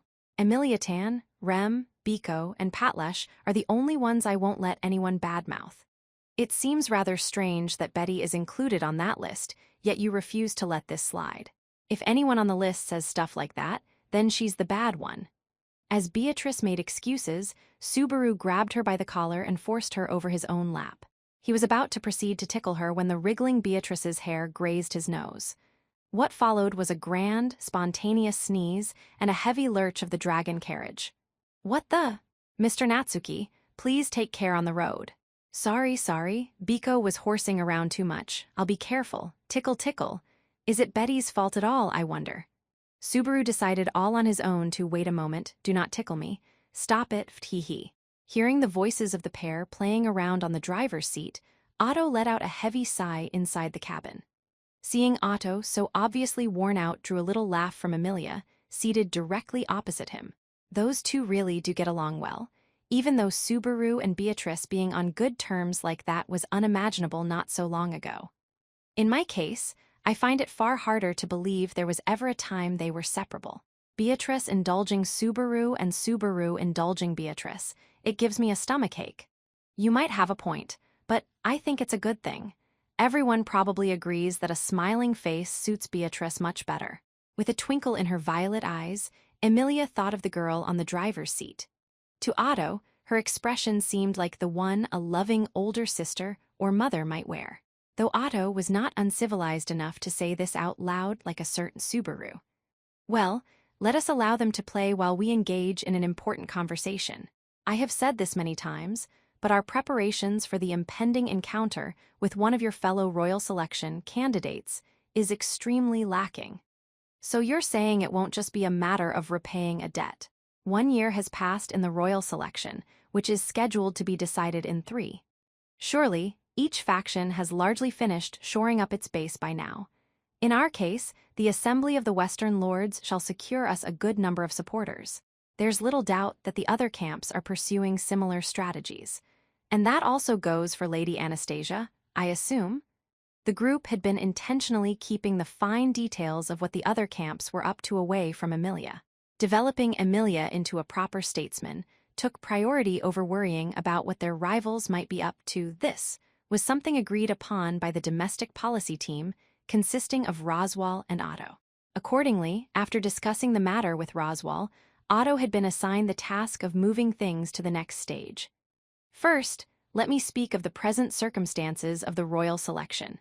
In the beginning, it was viewed as a contest between Duchess Crush Karsten, the favorite, and Anastasia Hoshin, the primary challenger. Including Lady Emilia, the 3 remaining candidates were viewed as, without mincing words, only there to fill in the other spaces. Yeah, I don't think I can deny that, but based on how you phrased it, that means now? Yes. At the very least, it is a fact that the public's opinion has gradually changed over this past year. The reason is that the 3 underdogs in this race have made notable achievements. When it came to the Emilia camp, it was difficult to ignore the white whale and sloth. The hunt of the white whale was considered Crush's achievement, but it was none other than Crush herself who had stated that the contributions of Sir Subaru Natsuki had made it all possible. And though he had borrowed the strength of not 1 but 2 rival factions, the defeat of the witch cult that had followed had been achieved under Subaru's leadership. These achievements had made Emilia's existence widely known among the people of the kingdom. At the same time, this also spread the fact that Emilia had been born a half-elf, which for better or worse ensured that she was someone the people would keep an eye on for the royal selection. And the other underdogs, Felt and Priscilla, had not been idle either. In particular, Priscilla's talent had flourished. She was the widow of Lip Barial, whose lands were on the border shared with the Empire of Wallachia, with which the kingdom had engaged in skirmishes for many years. Priscilla had managed to make the most of this unfavorable situation, bringing the faltering and anxious regional power holders onto her side all at once. With cunning that almost seemed to work like magic, she pacified the empire, made allies out of the local nobility, and proceeded to vigorously revitalize impoverished villages and otherwise strengthen her lands. Day by day, the people under her rule were regaining a sense of normalcy. In addition to her ability to dance on any stage provided to her, she possessed beauty far beyond all norms. The south of the kingdom revered her as the Sun Princess, with a fervor that seemed to increase with each day. On the other hand, the Felt camp's one claim to fame was the knight under their banner, the sword Saint Reinhard van Istria. They had the most difficult starting position out of all the candidates. Even with the overwhelming influence the sword saint held over the knights and the masses, his name alone wasn't enough to convince the kingdom's people that the master he served was worthy of the throne. Even in the Istria domain, her base of operations, the regional lords regarded her with wariness when they weren't openly distrustful. However, the girl named Felt had broken past those unfavorable headwinds in a manner none had expected. From the very beginning, the strong-willed girl hadn't planned on lobbying the indecisive and cautious weather-vane nobles.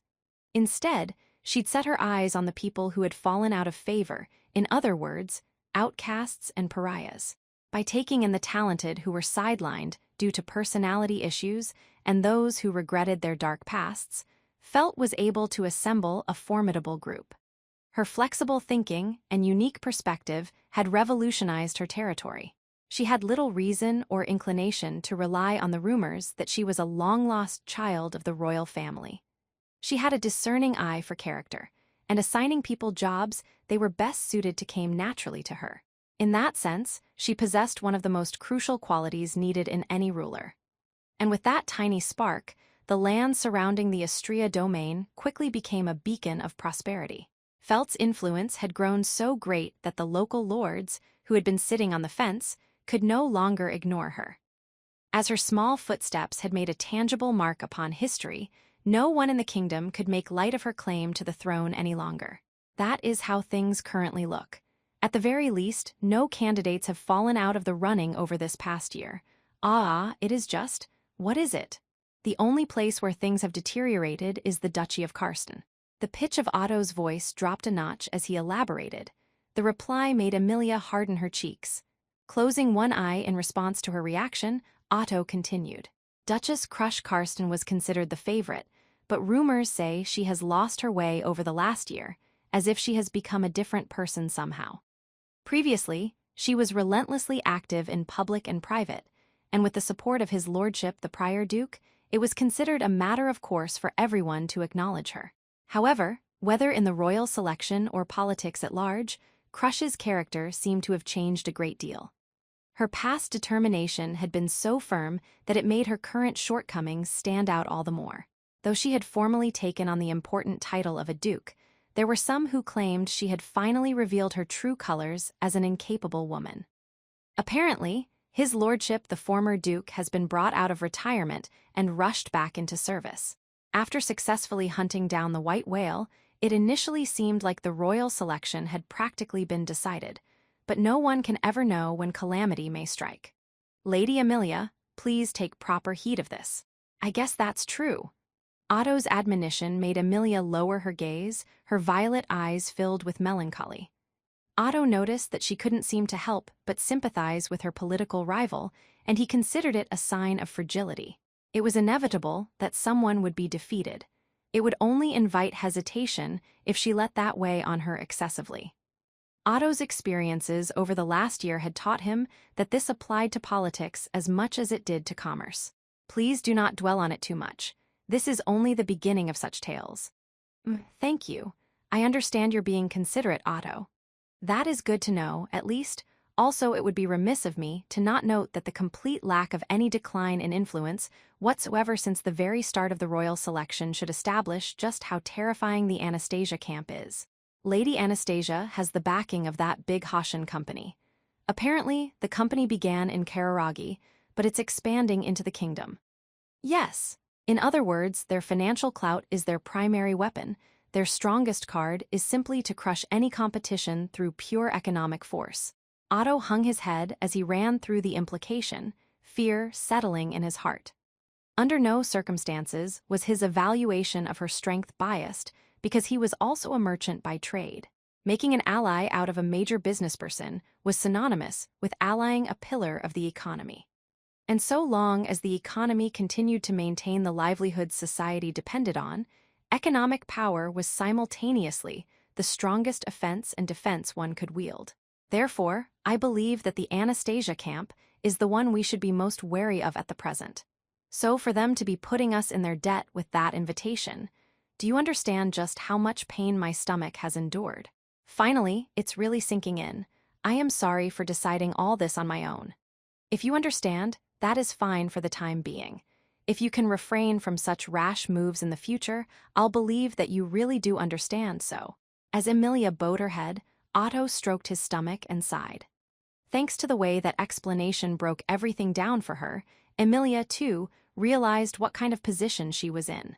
Of course, various things about the world of politics were difficult and complex.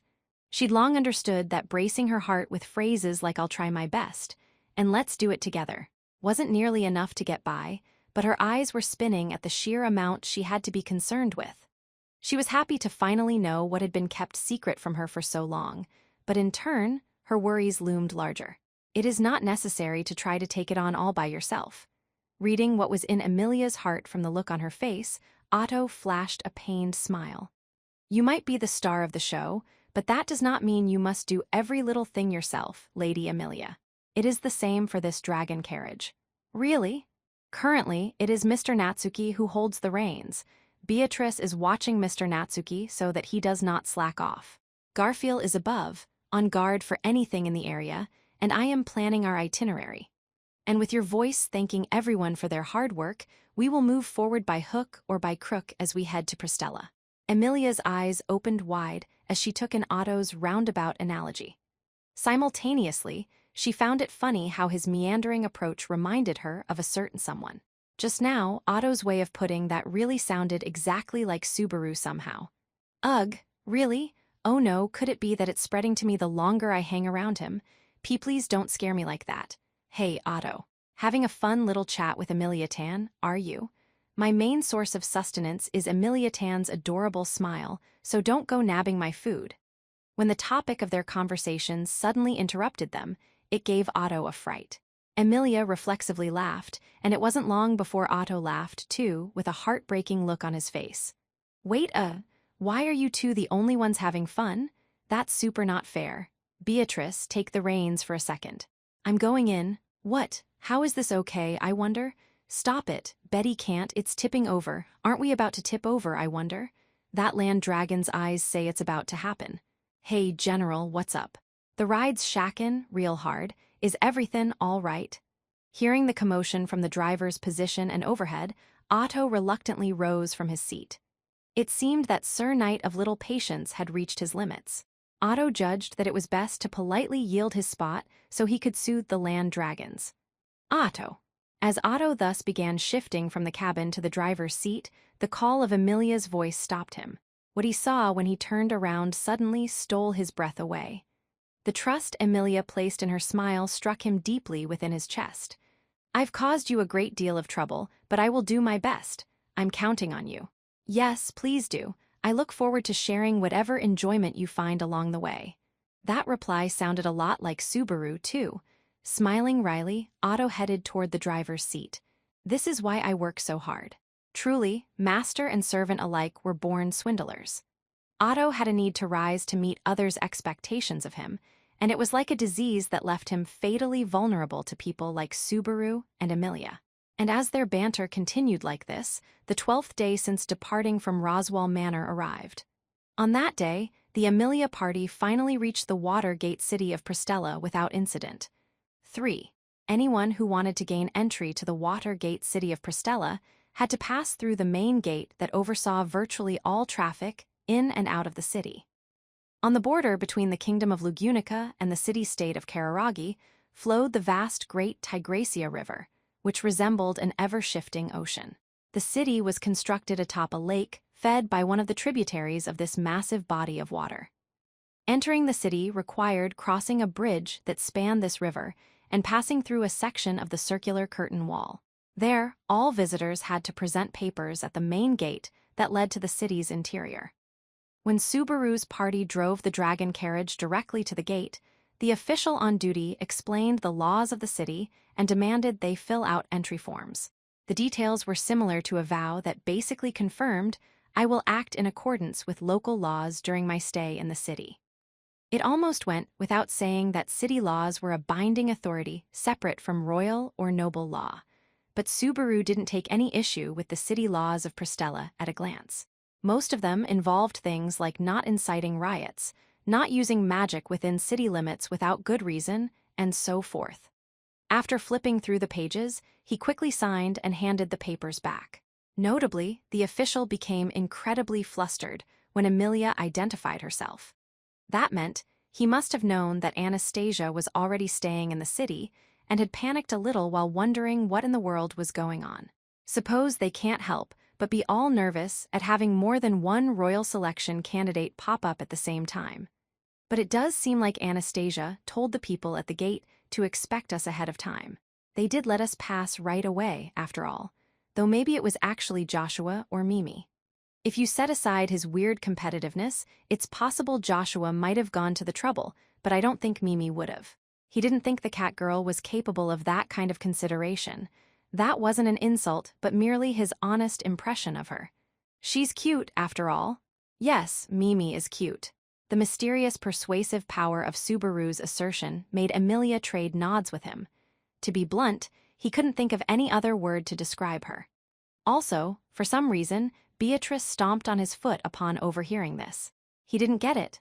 By the time he'd managed to restore Beatrice's sullen mood, he met back up with Otto and Garfield, who'd stayed with the dragon carriage. It seemed that the check of the dragon carriage's cargo was going to take some time. They sure are strict for just heading into the place. Now it seems even more like a watery prison instead of a city of water.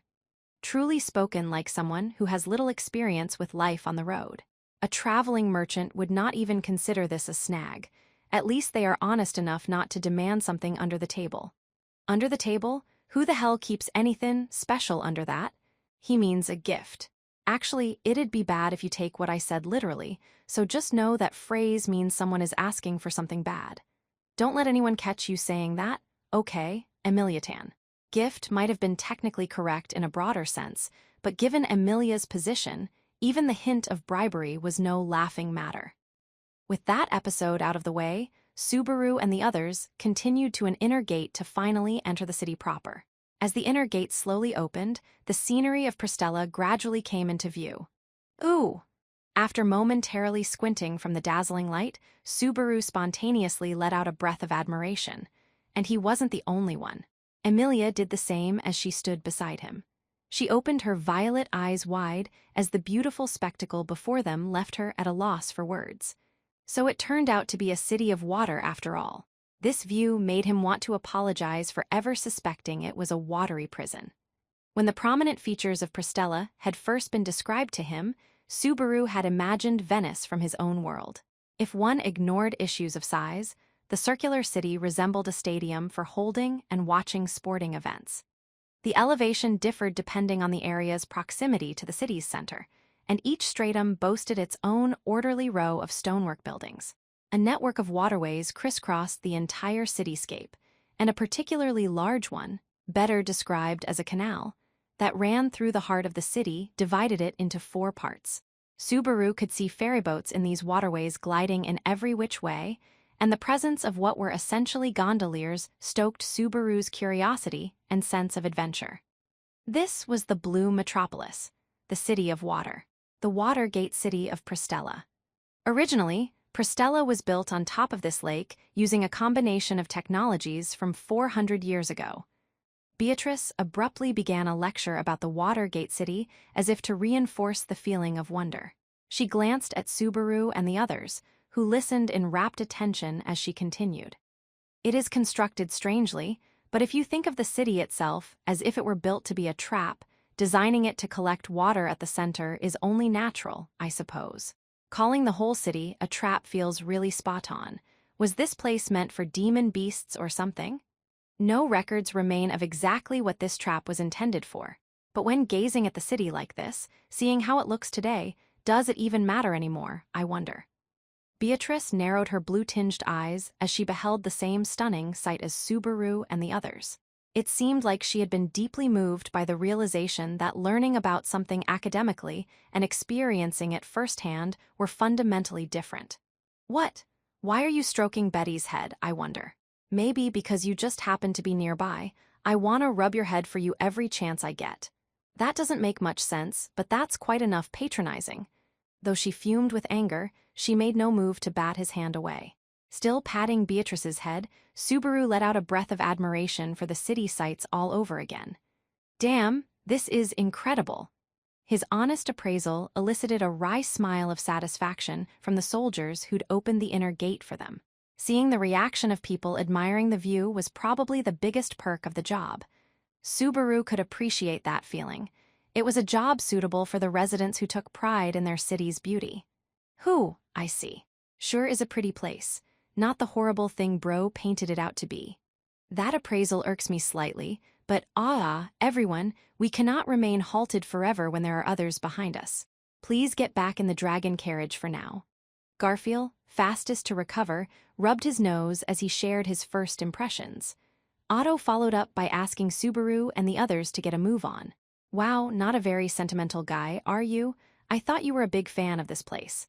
Of course, for it is a land deeply connected to Hashin, whom some even call the god of commerce. Yes, indubitably it is a feast for the eyes. Have no doubt that I am deeply moved. But apart from that, you have more practical things to worry about. That's a sad way to live, you know.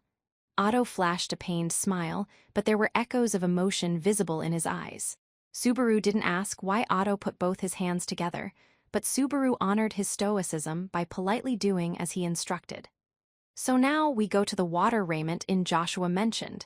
He said Anastasia and the others would be waiting for us there, Emilia said. Yes, the official told me of its location, so I shall guide the way. As travel within the city is chiefly by dragon boat rather than dragon carriage, we wouldn't be able to rely on the provisional dragon carriage driver, Mr. Natsuki, to safely take us through the tangled paths here. I'll have you know that as long as I give Patlesh a shake and a stare, she takes care of everything else. Undaunted by Otto's assessment, Subaru winked at Patlesh. The proud land dragon covered in inky black scales quietly averted her face. For some reason, he got the sense that she would sigh if she could. Well, let's get movin'. Time to go. Yes, into the Watergate City? I suppose. Emilia and Beatrice added their voices as Garfield pointed to the city and announced their departure from his vantage point atop the dragon carriage. And so they took their first steps into the cityscape of Pristella. The streets were set at a fair incline. Seeing the scenery outside the windows scrolling by at a leisurely pace made for a pleasant ride. But even looking from up here, you hardly see any dragon carriages at all. I suppose so. In this city, the waterways are wider than normal streets.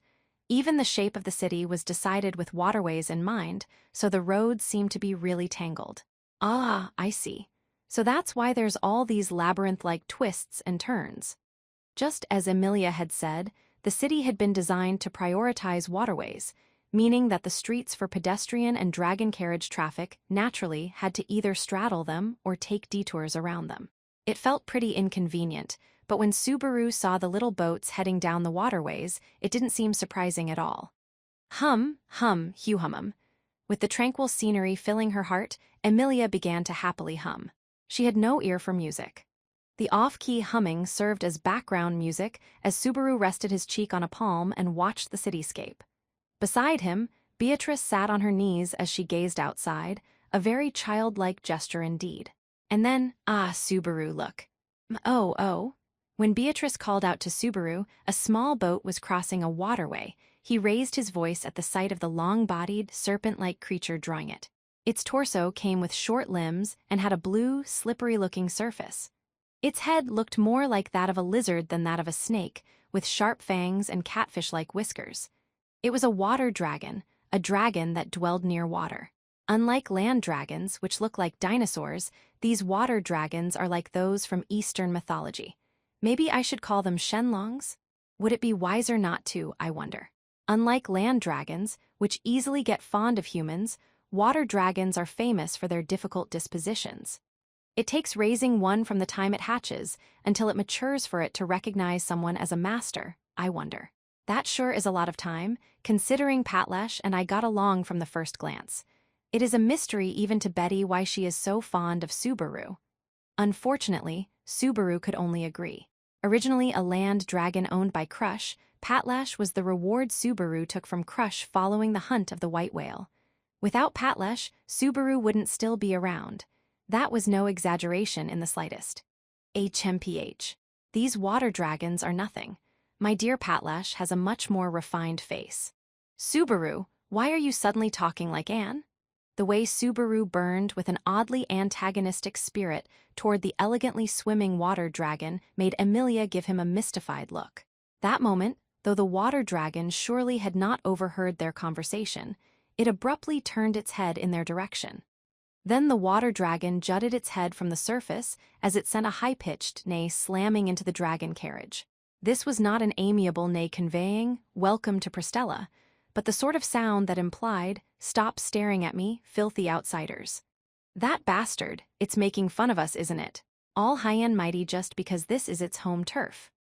It was Subaru whom Otto had asked to avoid unnecessary disputes, but Subaru's spiteful comments were interrupted by a sharp, vivid, awe-inspiring neigh, Patlash's howl. In her master's stead, she had responded to the water dragon's provocative attitude, returning the favor in a gallant fashion. He didn't know what meaning the neigh carried, but the water dragon seemed terrified by her reply, making a small sound as it sank into the water, immediately fleeing and taking the little boat along with it.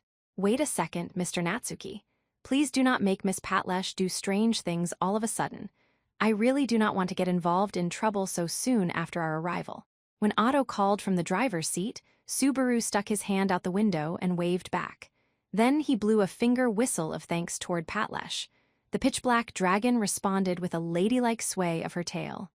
Ah, the water dragon looked cool too, but I think Patlash is the best. Well, does Betty not also think our girl is better than that vulgar water dragon, I wonder?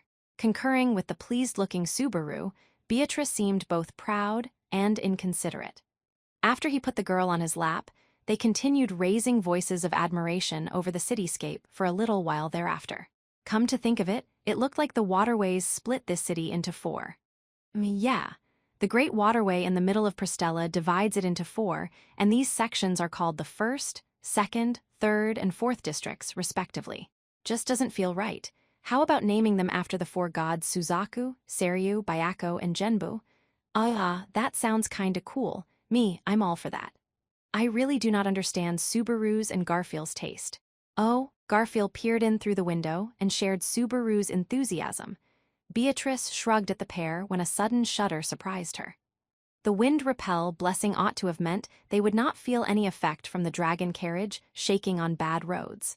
Such an impact even so meant either that the dragon carriage was being bowled onto its side, or, if we have arrived at our destination, yes, meaning we have arrived. Otto, poking his head into the cabin from the driver's seat, thus announced that the dragon carriage had stopped. Faster than I thought, we've barely gotten a chance to enjoy the city. Please do that on your own free time. I must speak to the innkeeper to have the dragon carriage, Fulfew, and Patlash stabled, so if the rest of you could, no, it is indeed best if you remain at the entrance. Why the correction? What, you're worried about letting us go ahead of you? I certainly am. I can barely contemplate what would happen if you meet Lady Anastasia at the inn before I am able to rejoin you.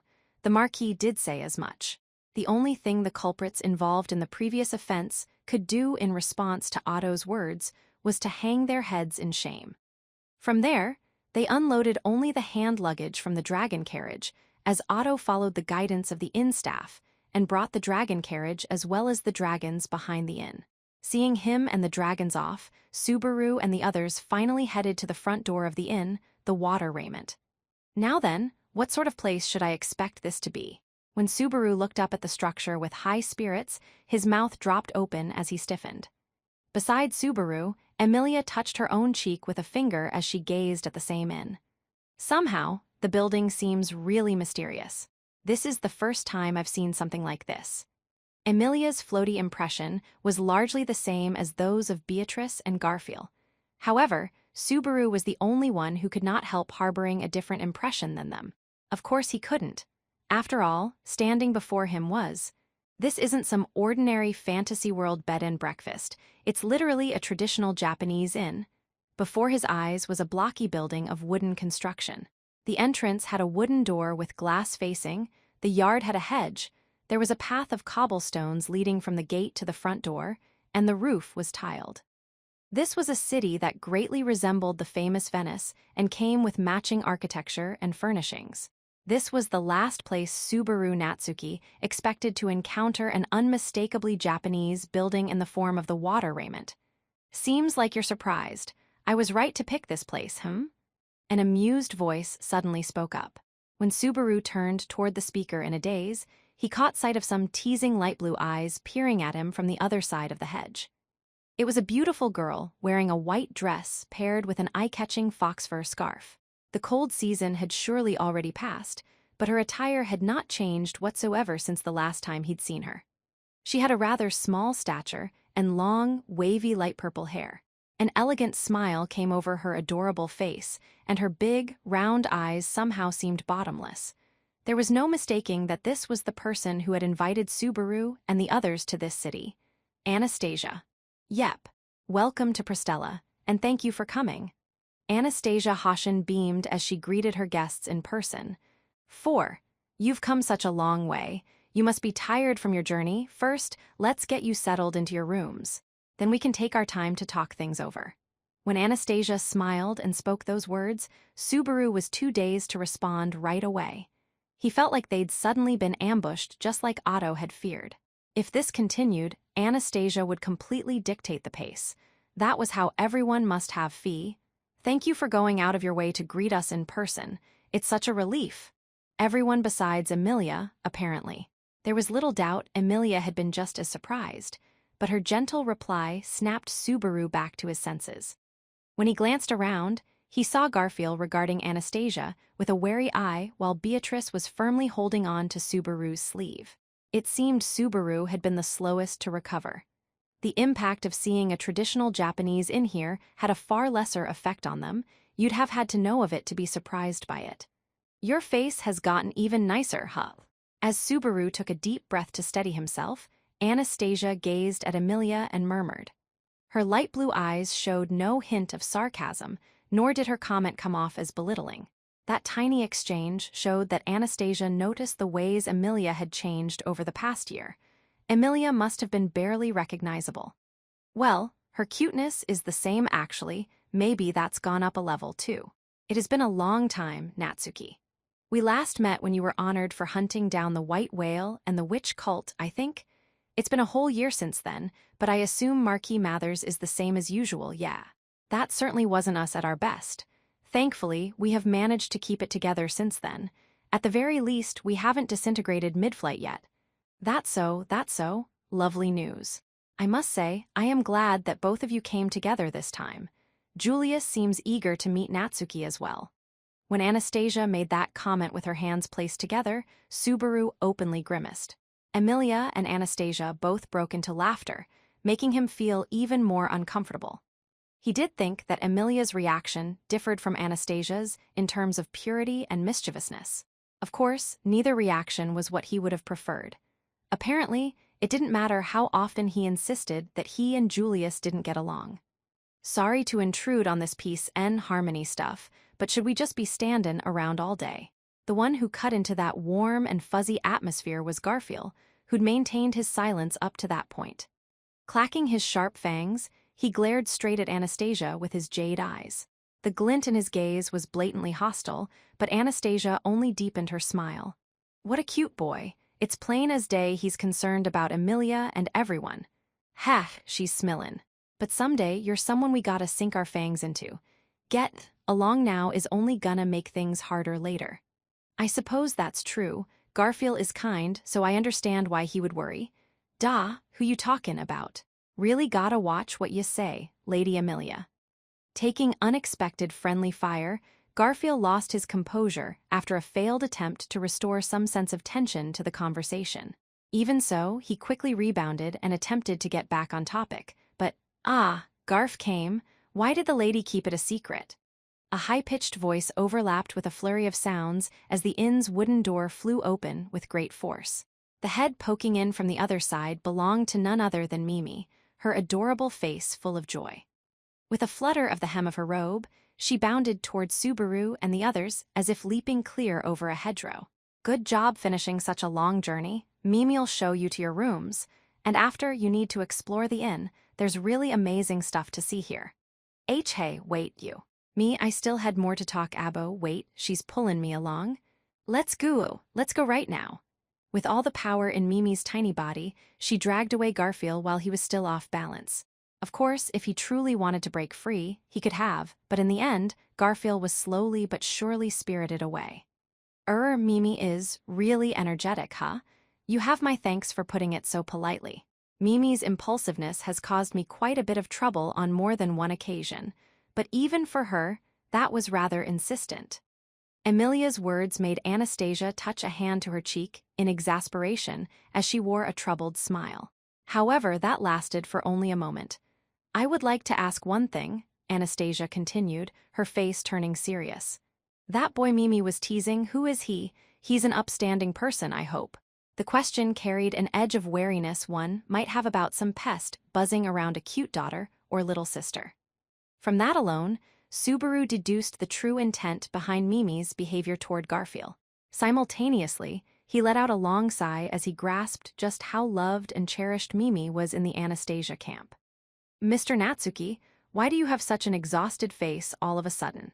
It was just then that Otto, returning after storing the dragon carriage, frankly spoke his mind when he caught sight of Subaru's haggard state as they reunited at the entrance to the Inn 5.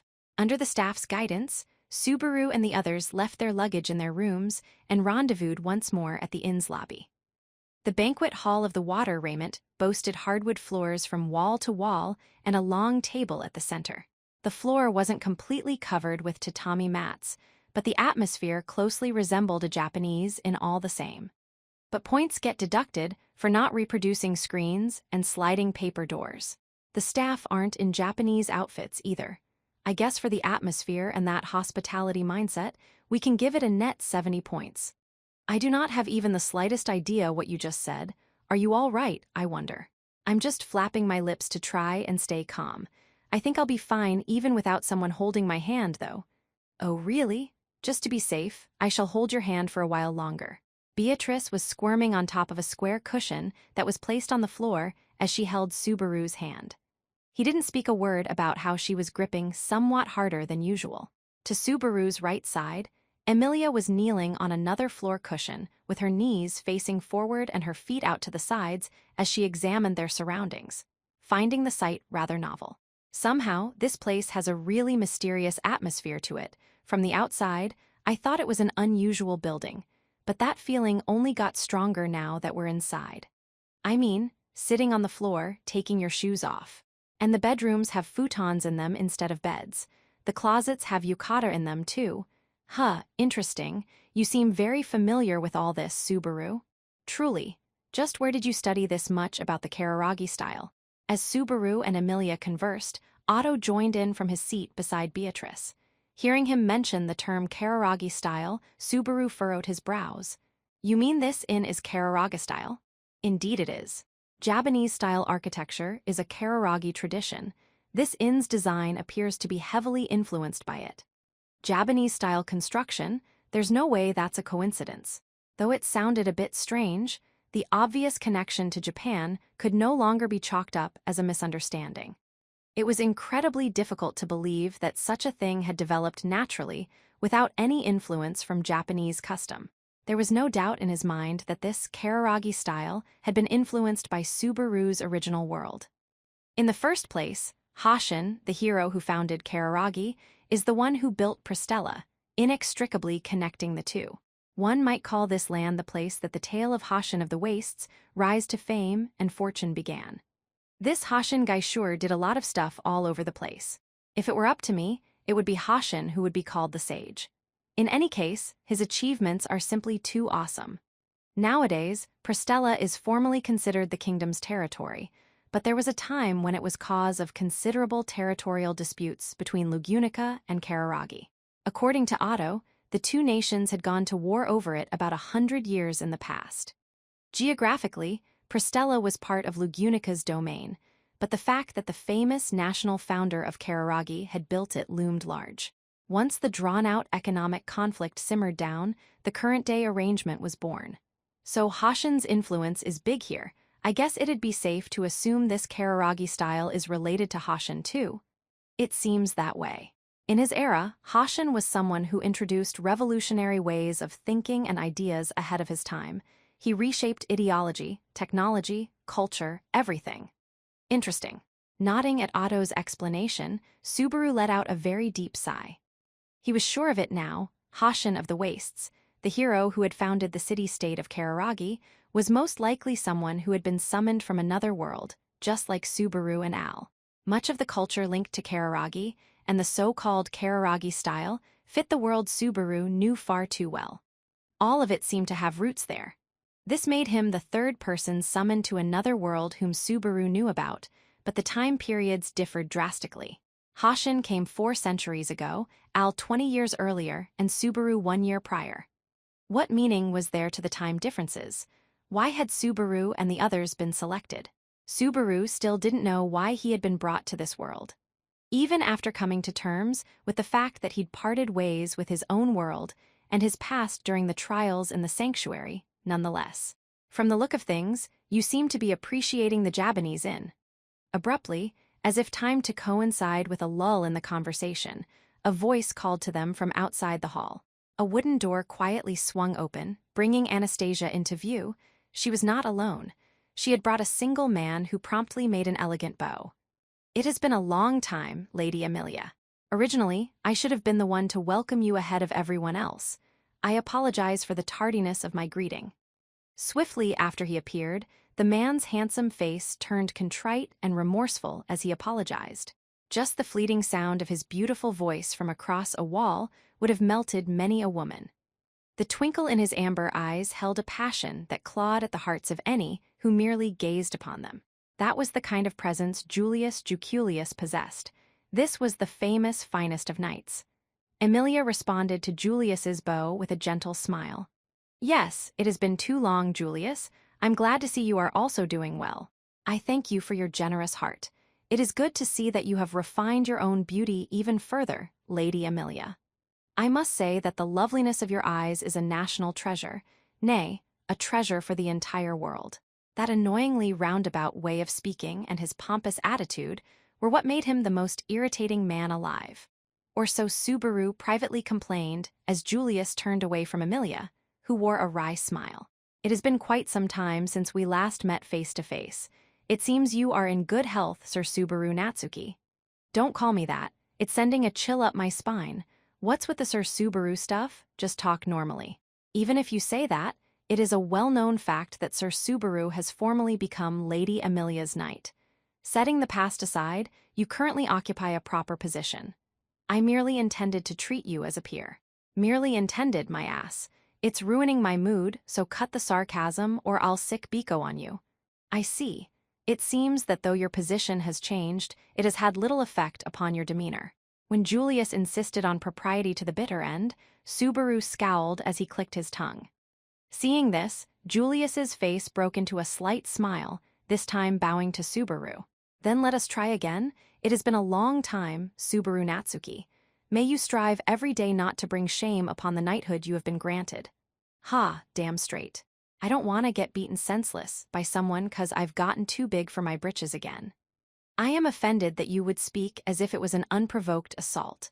According to my memory, It was merely a sparring match between two people of equal standing with their honor on the line. You sure don't know when to shut up. However, as Subaru had been in the wrong on every level at the time, there wasn't much he could say that wouldn't make him come off as a sore loser. Instead, Subaru devoted himself to being rather petty and refused to let a single insult slide.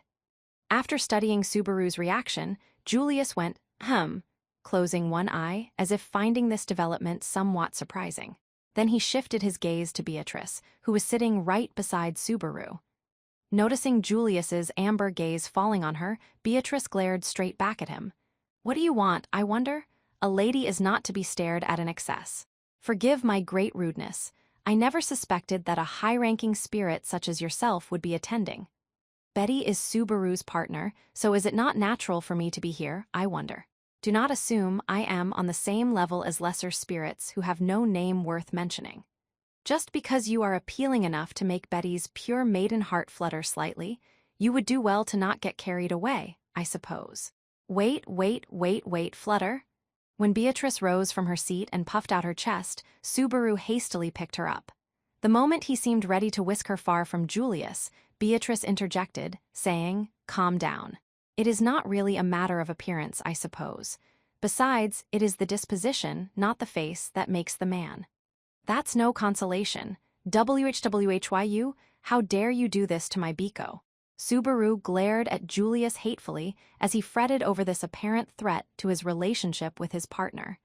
The sheer intensity made Julius widen his eyes, but his expression relaxed soon after. "You should not misunderstand her. Your great spirit has no intention of betraying you. It is merely that the blessing within me, the blessing of spirit attraction, naturally draws spirits to me. Could you get any worse? Do you exist just to bring me suffering? You wound me. Of course, this blessing has been of great assistance to me. It is thanks to this blessing that one lacking in talent, such as I was able to form bonds with the lovely buds, the lesser spirits of the 6 elements. Would Betty ever lose to such a blessing, I wonder? I will say this now. Subaru is much more, yes, much better than you. Thank you, and please don't hurt me any further." Beatrice would never betray him. Subaru was confident of that much. At the same time, her inability to find a tangible reason for her loyalty gave him a palpable sense of defeat. Whenever it came to Julius, Subaru always felt a sense of inferiority. That wasn't the only factor, but it certainly was the main reason he disliked Julius. "As per usual, my noble knight is infatuated with Natsuki. That is a misunderstanding. I merely wish to advise him as his senior. Now that he is a knight of the kingdom, his conduct has an effect on the reputation of all knights. In other words, what you want to say is that since everyone is watching, get your act together so no one can look down on you. That's so roundabout. Your flaw is that you're never straightforward about things like this, Julius." As Anastasia spoke in a teasing tone, Julius sighed briefly and hung his head. He'd no doubt judged that if his master carried on any further, he would become the butt of the conversation. It seemed like this was a common pattern. For his part, Subaru had already gone through the ringer. Emilia gently patted him on the shoulder. "I'm really happy to see that Subaru and Julius get along so well now. That's a hard comment to say thank you for, but thank you." The world as seen through Emilia's eyes was a peaceful one. Taking that sentiment to heart, Subaru put Beatrice over his knees after sitting back down on the square floor cushion. Anastasia and Julius also took their seats at the long table across from them. "Come to think of it, is it just the 2 of you? Everyone else, well, we did catch a glimpse of Mimi earlier. As you guessed, Mimi is getting along very well with your blondie. Hetero, who really loves his big sister, chased after them in a hurry, so I asked TB to take very good care of things before they get more complicated. If this was a divide-and-conquer plan, you really got us good. Plan or not, reigning in Mimi's your jurisdiction. What about Ricardo and Joshua?" Subaru understood that Mimi and her siblings were strong, but it worried him that he hadn't seen the rest of the Iron Fangs, Anastasia's private army. Incidentally, that worry included Julius's younger brother, Joshua, too. Well, even during a leisurely stay, we're not just sitting around taking it easy. Ricardo and Joshua are both on errands away from the inn. Come to think of it, Joshua wasn't rude to you, was he? Not as much as you, but you brothers definitely take after each other. If he was slightly better built, he could totally take your place. Hey, why don't you guys actually do that so you can just retire? That's an amusing opinion, but it would be rather difficult. My younger brother has been physically frail from a young age. Nowadays, there is no concern over him taking extended journeys, but as his older brother, I have often worried about him since long ago. Lowering both his gaze and his tone of voice, Julius seemed genuinely concerned for Joshua's sake. Subaru scratched his head and averted his gaze as he felt disgusted bringing up such a sensitive topic over something so petty. Naturally, there was a pause in the conversation. I think it's good to be rekindling old friendships, but if we have everyone in order, we should probably proceed with the formal greetings. Otto, who'd maintained his silence up to that point, decided to break the ice. Anastasia responded to his proposal with deep interest and turned her gaze toward him. Good idea. I've been wanting to give the shrewd domestic advisor I've heard so much about a greeting myself. Hey, you got some bad info there. That mistake isn't like you, Lady Anastasia. I can imagine the source of that rumor, but having it treated as inaccurate hearsay so bluntly can really make someone overly self-conscious. Truly, it can.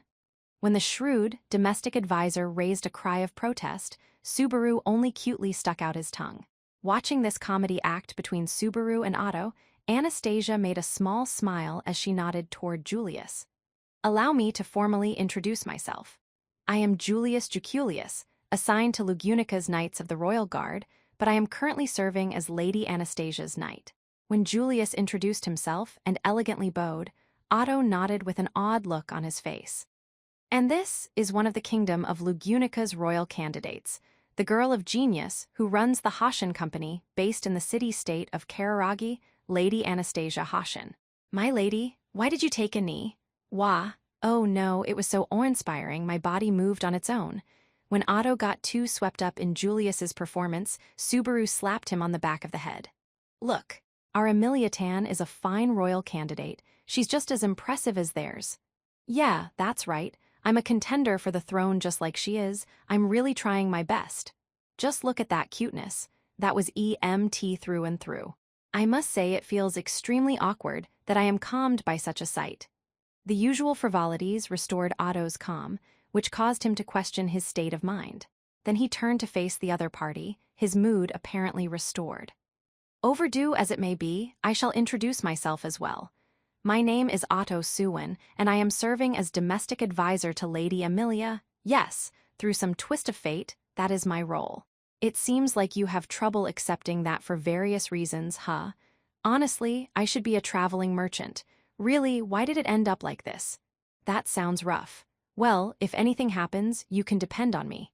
I won't do wrong by you. Anastasia spoke with a sorrowful tone, but this was plainly an effort to pluck Emilia's domestic advisor from them. As if hoping to avert this, Subaru stood up and presented Beatrice in front of Otto. Incidentally, let me properly introduce her, too. She's my contracted baby girl. This is Beatrice the Spirit. The incidental treatment offends me, but you may know my name, I suppose. Betty is Beatrice the Great Spirit, and as you can see, I am of a completely different rank, level, and cuteness than your run-of-the-mill spirits. Now that you have a firm understanding of this, might I request black tea and sweet pastries, I wonder. Uphold your dignity till the end, sheesh. With Beatrice unable to separate herself from that mascot character, feeling at the very, very end, Subaru tugged on her curls and pulled her back onto his lap. Then he motioned to Otto to move the discussion along. Yes, said Otto in response as he took the lead. Though it is uncouth of us to force the conversation forward, there are a number of things we would like to confirm. Tee-hee, that's fine. It's my duty to indulge my guests. Do as you please. In that case, might I ask you the reason for this invitation to Prestella? No need to be so wary. I'm not planning anything. It's been a year since the royal selection began, right? We're both in similar circumstances, so I thought I'd give us a chance to talk things over. Otto's question got right to the point. Anastasia stroked the scarf on her neck. Anastasia's demeanor and way of speaking were gentle, but the tone of her voice was a pretty ornament with which she concealed her true intent. Finding her hard to deal with, Otto licked his lips. The smile of the great merchant across from him, veteran of countless battles, deepened further. Based on recent reports, I feel as if you have lured us with blatant bait, however. Bait is such a negative way to put it. If I'm going to invite someone, then I should at least have a proper gift prepared. That's all it is. And if I am giving a gift, then it might as well be the best gift possible. And how is it you know what the other party desires? Teehee, that's a trade secret. That's no good, Natsuki. Trying to find out anything and everything about a girl, isn't that rude to the two people beside you? Covering her mouth with her sleeve, Anastasia leaned forward and teased Subaru about his question. Subaru spontaneously groaned with a GNNH as he was cowed into silence. Beatrice simply sighed, which didn't exactly make him feel better. It's not like we tried to keep our search absolutely secret. There isn't much we could have done if she simply heard about it from someone. Emilia was indifferent as she spoke in the stead of her pathetic knight. Her words made Anastasia widen her eyes. Emilia tilted her head a little as she gazed into those light blue eyes. More importantly, I think if Lady Anastasia tells me where I can find what I'm looking for, it's perfectly fine to be happy about it. That seems to be the best way to go about this. What a friendly reply. I don't have any intention of telling you anything just yet, though. But that means you'll tell us in the future, right? Thank you. I don't know what I can do, but I'm sure I will return the favor. Emilia's smiling reply made Anastasia close her mouth. Glancing at this, Julius's expression relaxed ever so faintly. "Grrr," went Anastasia, glaring at her own knight over his reaction. "What's so funny, Julius?" "Nothing. It is merely that I rarely get to see someone exceed Lady Anastasia's expectations like this. I believe that your genuine reactions are quite beautiful." "Well, you certainly have a way with words. I see I still have a long way to go, too." Regaining her composure thanks to Julius's comment, Anastasia turned toward Emilia once more. "Let me correct myself. Even though a year has passed, you have stayed the same down to your core. Doesn't being like that cause a lot of trouble for Natsuki and the others around you?" It's true. I'm still lacking in so many areas, which makes it harder for everyone. I really have to catch up. I'm trying very hard, though. Let me correct myself further. You are even softer than before. You make me seem like a villain." Anastasia let out a sigh, followed by a grinning smile. The sudden change in her demeanor made Emilia widen her eyes this time. After watching this, Anastasia looked at Subaru and Otto. "Make sure you lend her your strength, all right? If she doesn't put up much of a fight, it'd mean trouble for me as well, so." "I intend to eagerly give it my all, but my basic policy and personal style is to spoil her with praise. Which is why the rest of the burden falls to me. Haha, how did it end up like this?" Subaru gave a thumbs up as Otto's expression grew increasingly morose. Anastasia shrugged at the sharp contrast in the pair's appearances. "Well, it's fine. Seems like there's no need to worry whether you boys know how much a favor is worth." "A favor, is it? Favors are excellent. You do not have to keep it in stock, nor does it expire by a certain date." "That's right. And more than that?" Anastasia agreed wholeheartedly with Otto as the two merchants locked eyes. "You don't have to put a price tag on it." Their voices were as one. Anastasia smiled, and a listless smile came over Otto as well. Subaru felt like he'd heard such an exchange once before, but apparently it was a maxim among merchants. Whatever its practical application, the words made merchants sound strong. "Now then, I suppose I'll get to what you've been waiting for. The thing Lady Emilia is searching for is a magic crystal that can serve as a catalyst for a spirit mage, with the added conditions that it must be colorless and have a high level of purity, correct?" "Yes, that's right. Could you tell me more about it, even if it's just something you've heard of in passing?" A sense of expectation rested in Emilia's violet eyes as Anastasia indicated she was moving on to the main topic. When they had first arrived in Pristella, Emilia's demeanor had been somewhat reserved. After all, frankly speaking, the sought-after magic crystal in question was Emilia's personal problem. What overcame that faint hesitation was her hope of being reunited with her family at last. To her, a chance to see Puck again was also a ceremony heralding a new beginning. Anastasia smiled broadly at the expectations clearly welling up in Emilia's chest. "The magic crystal you seek is owned by the son of a great merchant following his father's footsteps here in the city. He has quite some talent in business himself, but in this city, he is more famously known by something other than his name." Anastasia paused, as if building anticipation for what might follow before finally proceeding. I believe they call him the man whose heart was stolen by the songstress. 6. The man whose heart was stolen by the songstress, or the songstress maniac for short, weird nickname. Subaru gazed at the waterway with a quiet look on his face as he muttered. The overly tranquil time of the Water Raiment Conference, though it seemed grandiose to call it that, had come to an end, and Subaru's party was in front of the inn, preparing to head out. Their next goal was to visit the songstress maniac and negotiate for the magic crystal. Anastasia had actually ended the meeting immediately after presenting her information about the magic crystal's owner. Not only that, but she'd also contacted the other party in advance, apparently having already made all the arrangements for a visit. Her sheer thoroughness left Subaru unable to do anything save bite his tongue. Of course, whether the negotiations go well is up to us, but the problem is whether the other party is sane, right? This songstress maniac just has to be a weirdo. I wouldn't be so sure. Your heart was stolen by a single woman, and you publicly pronounced this fact without hesitation. Do you not find your behavior at the meeting of royal selection candidates quite similar? Not that it's some kind of dark secret, but could you not bring that up just to get under my skin? Subaru's scowling demeanor left Julius shrugging in exasperation. At the moment, only Subaru and Julius were in front of the inn. Subaru had finished his preparations swiftly, while Julius had arrived in order to see him off. Subaru wanted to meet back up with Emilia and company as soon as possible. He already missed Beatrice's warmth. We last met at the honors ceremony, but how have you been over the past year? Stop acting like we're buddies sharing recent news. Now, what do you know about this songstress and the guy who's obsessed with her? I have not actually met them in person, but both are famous individuals here in Prestella. Not a day passes when this city does not hear the songstress's voice. The heck is that about? Is this some recital they hold all the time? HMPH, you will soon understand. Subaru grimaced when Julius snorted and flashed that smug smile. Julius's habit of unnecessarily building suspense only fueled Subaru's irritation. I'll pay you back for being a pointless pain in my butt some other time. Anyway, what is this songstress maniac's deal? I gotta say, I'm not expecting much from meeting him in person. There's no need to be concerned. He is a man worth speaking with. However, if I had to warn you about one thing, I believe Lady Emilia would not be a problem, but perhaps it would be wiser not to bring Lady Beatrice with you. What is that supposed to mean? When Subaru immediately asked for a response, Julius was at a loss for words for once as he quickly averted his gaze. Subaru could sense his distress.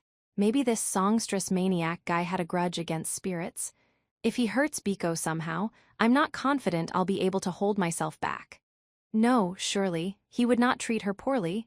She might be the recipient of an excessive welcome, however. What do you mean, Bice? Wait, don't tell me he's a lolicon. I do not know what you mean by that term, but...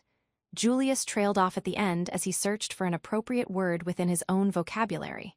However, even a knight as elegant as he could not magically produce something so elusive. Either way, the true reason for Julius's concern was clear, causing Subaru to clutch his head. My mentor was already a handful as far as troublesome lolicons go.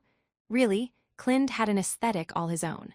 Subaru was mostly troubled by the fact that Clind and the songstress maniac might well have something in common. Clind prized youthfulness and treasured the childish spirit. In other words, someone with a youthful appearance but a mature mind would be of no interest whatsoever. Accordingly, Clind did not find Ryuzu appealing at all. In contrast, he held Emilia in high regard. Furthermore, he practically treated Beatrice like a princess.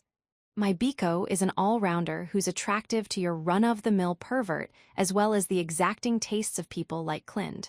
Why is it I feel as if I am being treated rather rudely again, I wonder? Beatrice, who had arrived just in time to hear his comment, puffed her cheeks up in a fit of pique. Seeing Beatrice there like that with no sense of danger, Subaru raised his voice, saying, "Get some sense, dummy. I'm just worried about you. Wake up and realize that you give off a dangerous level of charm just by existing. Be careful so I don't have to worry this much. Damn it, you're so cute." MMWL, it's only natural that you would worry about that, I suppose. Tee-hee-hee. Even though he'd just warned her about her carelessness, Beatrice simply grasped Subaru's hand with delight. For the moment, he decided to firmly hold on to her hand and never let go. He needed to be especially careful in this city. Incidentally, Biko, you came by yourself. Wasn't Emilia Tan in the same room as you? Emilia and Otto are searching for Garfield. He must be taking a stroll inside the inn, I suppose. In the meanwhile, Betty has come here so that Subaru wouldn't get lonely. I see. You're cute even when you're condescending. Stroking Beatrice's dazzling hair, Subaru turned his gaze toward the inn. Garfield was no doubt engaged in arduous combat with the three siblings at that very moment. If worse came to worst, abandoning Garfield and departing immediately was an option. Then again, leaving without him would make it pretty meaningless to have brought him as an escort. No, wait a sec. When you think of it as him drawing away three of the enemy at the same time, it is not good to think so belligerently. Even if that were the case, who would be my opponent? HMPH, you perhaps? You laughed a bit just now, didn't you? You don't think I can cut it. I'll have you know, Biko and I are dangerous when we put our power together. You'd be struck with awe, okay? Precisely. You would be astonished, I suppose. When Julius made a provocative remark, Subaru grabbed Beatrice and pushed her to the fore. When he saw Beatrice puffing her chest out, Julius raised both hands in apparent surrender. Then, during that exchange among the trio, a voice called out to them. "Brother, I have just returned." A young man waved his hand as he climbed up from a waterway onto a footpath. The new arrival had a delicate face with a monocle, Joshua. Seeing him made Julius stand straighter with a smile. "So you made it in time. Thank you for your hard work, Joshua." "Not at all. Please feel free to leave this much in my hands any time you wish. Also," hearing his older brother's thanks, Joshua's expression relaxed. After that, he looked at Subaru and Beatrice. Instantly, keenly, and very blatantly, the temperature in his yellow eyes turned cold. "Both of you, thank you for coming all this way. I believe you have already spoken to Lady Anastasia. I am sorry that I was unable to join you." "Don't sweat it. I heard you were out to take care of some kind of business." "Yes. By the command of Lady Anastasia, I went to the trading company to prepare a dragon boat for you. Please make use of it during your time in the city." Dragon boat. The statement was delivered in an oddly chilly tone, but the content made Subaru's eyes sparkle. Behind Joshua, in the waterway from which he had just emerged, Subaru saw a water dragon with its outstretched head turned their way. A pilot has also been provided. I employed Hoshin Company connections to secure a trustworthy person. That's being very thorough. What's really important is that this is the stuff of dreams and fantasy, so thanks for setting all this up. Pay it no heed. I mentioned it already, but this was on Lady Anastasia's orders.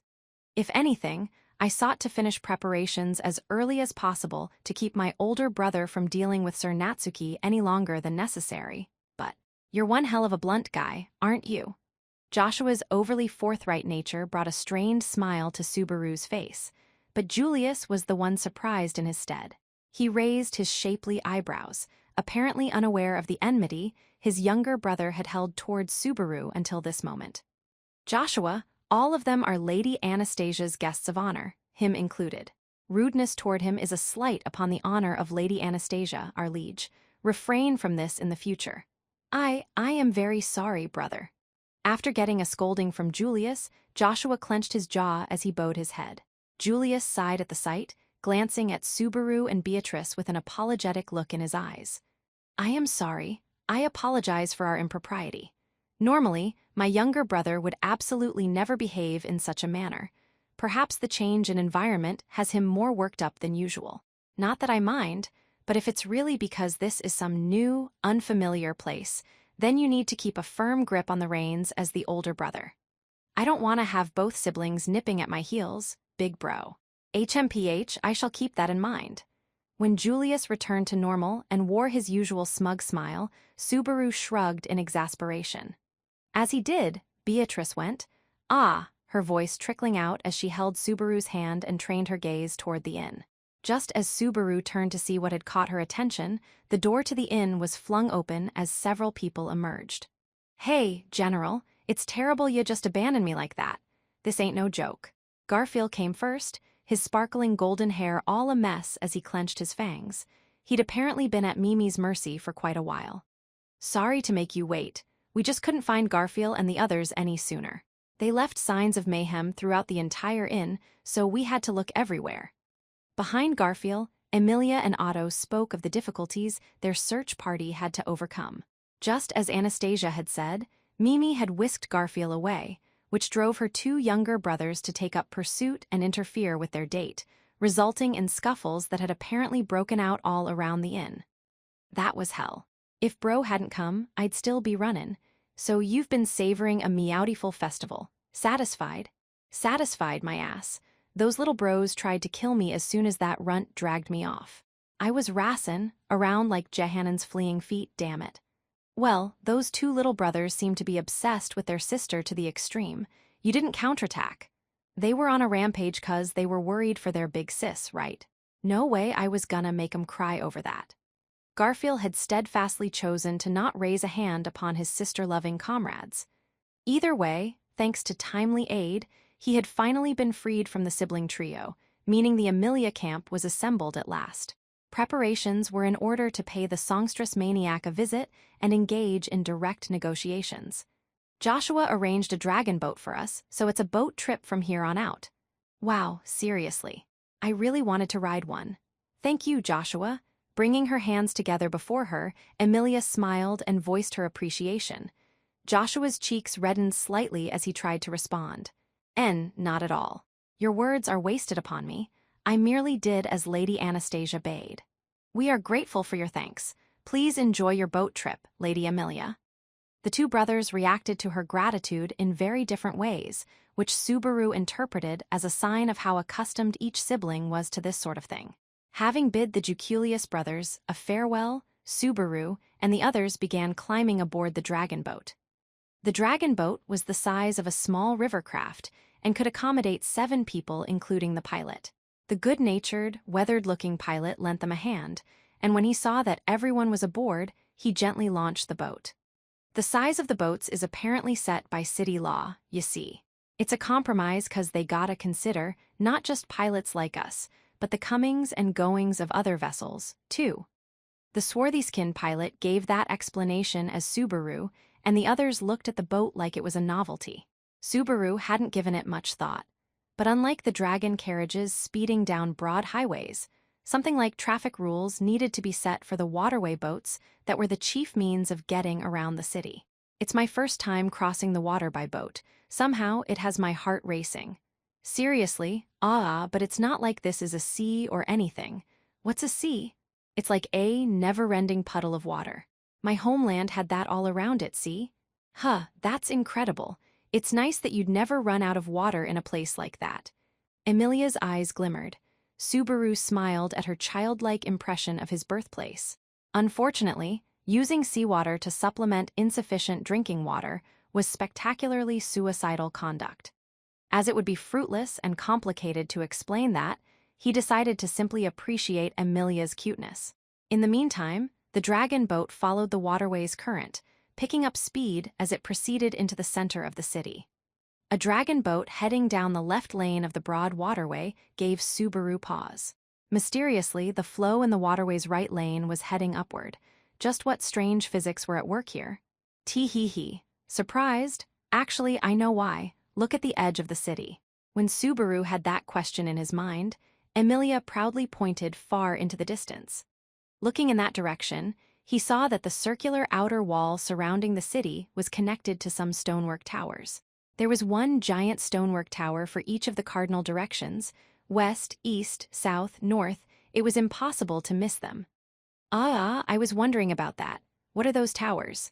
Those are the control towers that regulate the flow of water inside the city. Apparently, the towers themselves are complex mecha that use the power of water magic crystals to control the current. It seems like the city's huge water gates are operated there, too. So those are giant mecha. That's really something.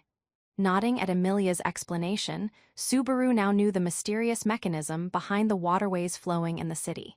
The water gate city of Prestella really was different from other cities in quite a few respects. Beginning with its laws and its standing as a completely independent city, there seemed to be many things he ought to study about it. Incidentally, please be careful. Sullying the water is a grave criminal offense in this city. This goes especially for Garfield, who has been gazing at the water with a frightened face for some time now. It ain't that I'm scared of the water. I just don't want to end up like some waterlogged cat. Then could you stop holding onto my cloak with all your strength? Judging by the sound, it might well tear soon. Sitting in the center of the dragon boat, Otto sighed at how Garfield couldn't seem to calm down at all. The exchange brought a smile to Emilia while Beatrice simply shrugged. Goodness, everyone is too worked up. Would you behave yourselves and learn from Betty's ladylike example, I wonder? Subaru thinks so as well. Beatrice winked toward Subaru as she sought his agreement. Then Subaru gave Beatrice a little nod. What did you say just now, I wonder? It was Beatrice alone who overheard the murmur so small, it was almost inaudible. When her expression stiffened and she took a step back, everyone else turned their attention to Subaru. Looking over each of their faces in turn, Subaru smiled. This is bad. I think I'm gonna throw up. In an instant, complete pandemonium broke out on the boat. 7. Are you finally better, I wonder? Nah, just a little longer, whoa, this is bad. The world's spinning. It's still going, crap. I thought I had this under control, but it's no use. I guess some things never change. Subaru gazed at the current of the waterway as Beatrice stroked his back. They were on a footpath by the Great Waterway, which ran through the center of the city. He understood why passers-by were smiling as they watched the two of them sitting together in a corner. They likely mistook them for close siblings, that or recent arrivals who thought the Great Waterway was quite a novelty. Not that either of those assumptions is wrong, though, blech. If you are going to retch in the middle of saying something foolish, you can at least behave yourself and catch your breath. There's no need to be concerned. I shall stay with you, I suppose. Get well soon. Beatrice was gentle and reassuring to the frail, blue-faced Subaru. Indulging in her kindness, Subaru focused on steadying himself, wanting to recover as soon as possible. Some 15 minutes had passed since Subaru's sudden bout of seasickness on the dragon boat had caused an uproar. Having gotten off the dragon boat midway, Subaru was left with no option but to rendezvous with the others at their destination by foot, with Beatrice staying close to him to keep him from setting out before taking time to recover. Of course, Emilia had offered to wait until he felt better, but Lady Anastasia has already made arrangements for the other party to grant us his time. The tardier we are, the worse the impression we make, and I would like to avoid giving Lady Anastasia a reason to ridicule us. This was the merciless opinion of the domestic advisor who had neither blood nor tears to spare. Thus, Subaru had been abandoned by the party. That said, on top of having no idea how long his recovery would take, Subaru's pride wouldn't allow the issue of his seasickness to slow Emilia down. Then again, he had the sense that his pride had already been shattered to pieces. At any rate, he agreed that Otto's judgment was the right one. It's the nightmare from when I rode the ferry on that field trip to the ocean in elementary school all over again, or did they know about my seasickness and took advantage of it to separate me from Emilia Tan? Is Emilia someone who would be rendered helpless from the lack of one bumbling Subaru, I wonder? Then what is Garfield here for? Suppose you're right. Besides, Julius wouldn't tolerate some underhanded move like that. That guy is always the most chivalrous person in the room. Julius's nobility was inflexible. Subaru had no reason to doubt him on that point. Due to that, Subaru didn't feel a strong need to be overly concerned about any conspiracy by the Anastasia camp. Subaru, do you not trust that man a great deal, I wonder? Hua? No, there's no way. I mean, what I wanted to say is that his twisted personality won't let him, no more and no less. That's it, let's go already. After shouting his protests and pouting, Subaru jumped to his feet. He rotated his arms and legs a little, confirming there were no lingering effects from his seasickness. His limbs felt a little heavy, but if that was the extent of it. I'll just hold Biko's hand and cancel it out with heartwarming energy. You seem to be in quite high spirits. Well, Betty will take care of you whatever happens, I suppose. Yeah, I'm counting on ya. Anyway, let's hurry and meet back up with everyone before Emilia Tan becomes sad and lonely. They were already affectionately holding hands as Subaru winked at Beatrice. In turn, Beatrice's very presence seemed to say, "Leave it to me," as they set out toward the trading company.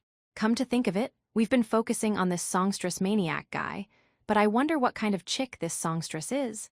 A city of water with a songstress, plus Emilia Tan and Lady Anastasia, two royal candidates. It all sounds like some major drama's about to break out. I do not know what you mean by drama, but Betty has an interest in the songstress as well.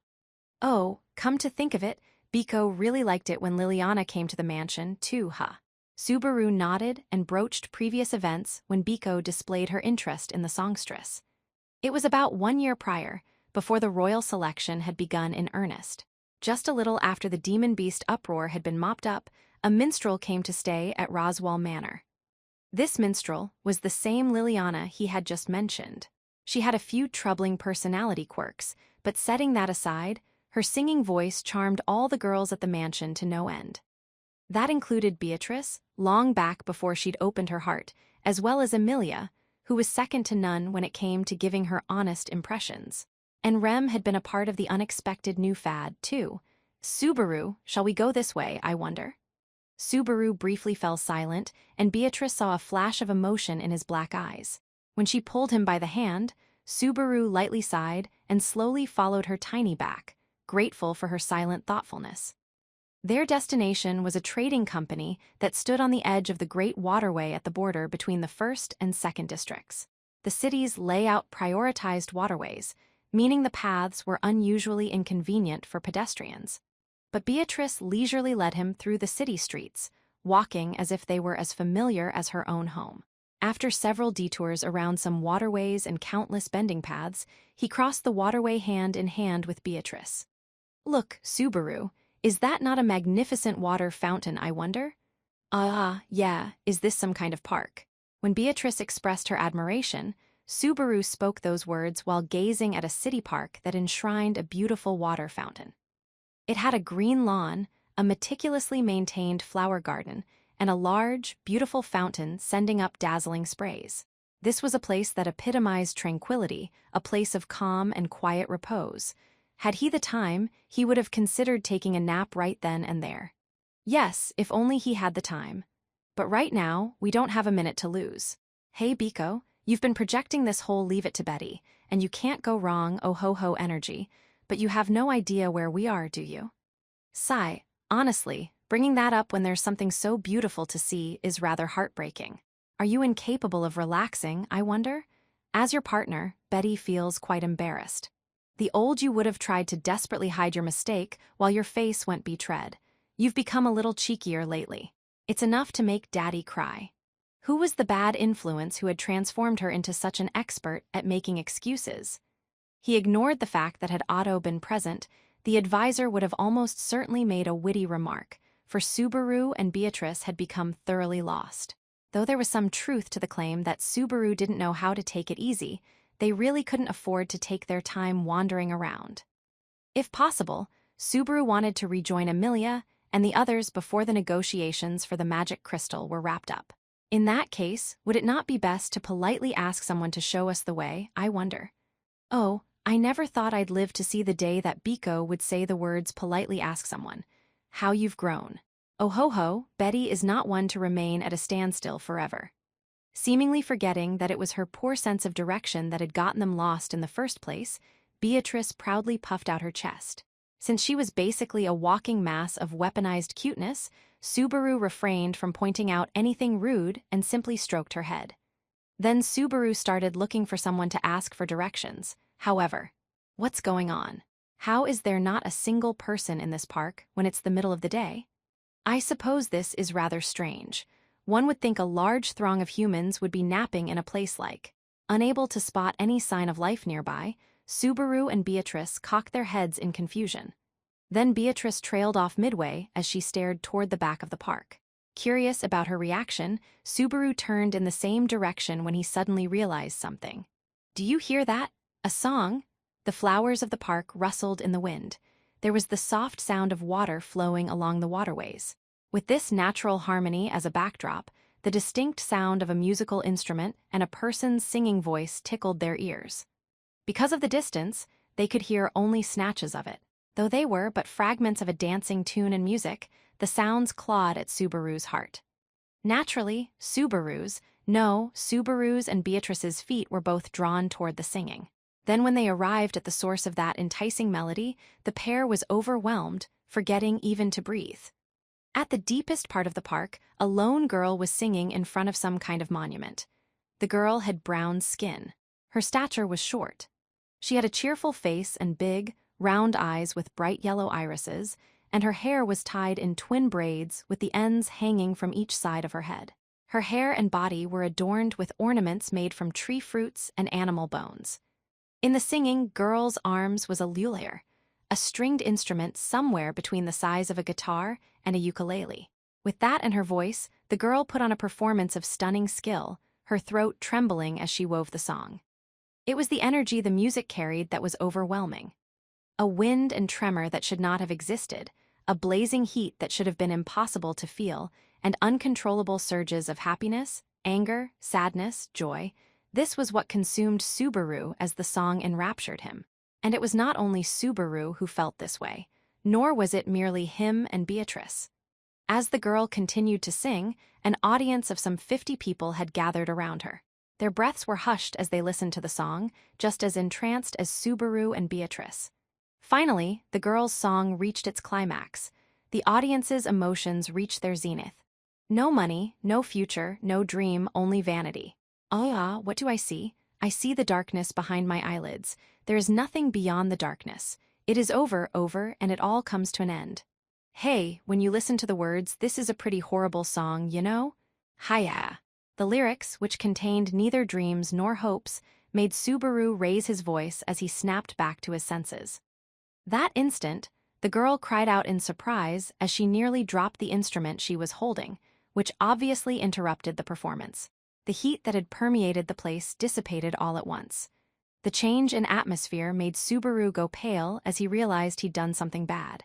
Oh crap, I failed to read the mood just like old times. Biko, let's hightail. Oh, stupid Subaru, it is ruined. What terrible manners, could you be any worse, I wonder? Before he could beat a strategic retreat, he felt sharp pain as nails dug into him. When he looked, his assailant turned out to be a red-faced Beatrice. The genuine anger in her expression made Subaru keenly understand that if Beatrice was grading him, he'd just spectacularly failed. And, AHA song? The park, I was in darkness until just now. No, back then I couldn't help it. When I grow up I'll smack Temian and save Drafen. I wanted to cheer on her dream. Oh, Tina, Luspel. The audience members who had been captivated by the song gradually began returning to reality. Some had broken into tears because of the music, and there were boys and girls who had found that the song lifted their spirits. And as they came to their senses, the crowd slowly turned toward Subaru, who was standing a short distance away. Subaru's body went rigid when he caught sight of the glints in their eyes. Don't ruin the moment. The next instant, Subaru paid for his thoughtlessness as they hurled whatever they could get their hands on at the poor boy. 8. Ow, ow, ow, that was horrible. Biko, how do I look? Am I bleeding anywhere? Why should I care, I wonder? This time, not even Betty will take Subaru's side. Beatrice harumphed and turned her head away from Subaru, who was sitting cross-legged on the grass. Apparently, she was really holding a grudge over Subaru's rude interruption. She wasn't going to let him off the hook this time. After ruining the recital earlier, Subaru had endured a hail of insults and projectiles from the enraged audience. If he was being perfectly honest, it had been a year since he'd been that sure death was coming for him. Fortunately, thanks to the singer pacifying the crowd despite being the greatest victim, Subaru had escaped with his life. He'd managed to get away with nothing worse than being trodden on by the majority of the listeners as they departed. My left foot feels like it's swollen to twice its size. I'm scared to take the shoe off. I will not use any healing magic. Perhaps a little pain will help you reflect on your actions. That's ice gold, Biko. Well, it'd be a waste of the mana you painstakingly gather up every day, and I get it. It's not good to assume you can just rely on healing magic whenever you get hurt. Nodding in agreement, Subaru stomped his aching left foot against the ground. Since coming to this world, he'd gotten used to a life without scrapes and bruises, but it was true that he might have started taking healing magic for granted. Forgetting about wounds and pain led to arrogance. It was something to be wary of. Now then, since I've apologized to Biko, I should properly apologize to the offended party. After that light exchange, Subaru finally turned back toward the monument. The audience there had already departed. There was only one person left save for Subaru and Beatrice. It was none other than the singer who had finished bearing her heart through song. Sorry that our conversation kept you waiting after I interrupted your singing like that. I never thought, huh? Subaru closed his mouth in the middle of his apology. The reason was the palm that filled his vision. The girl had thrust her hand right into Subaru's face.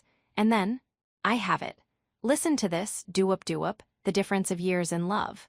Leaving the surprised Subaru and Beatrice behind, the girl rhythmically slapped her musical instrument with her fingers. Then she clicked her tongue as a cue to break into song, accompanied by a ferocious melody. Hey, do you see it? Do you feel it? The difference between the years of love in you and me. People call it strange, but I don't mind at all. My worry is always the difference in years of love between you and me. Hey, wait, please wait. A little longer, until I grow a little taller. I don't care about a difference in years.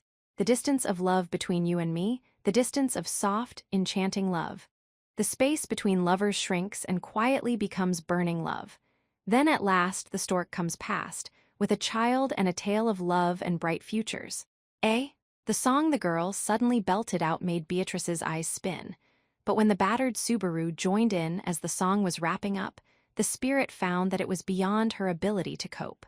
Of course, none of this had been rehearsed in advance.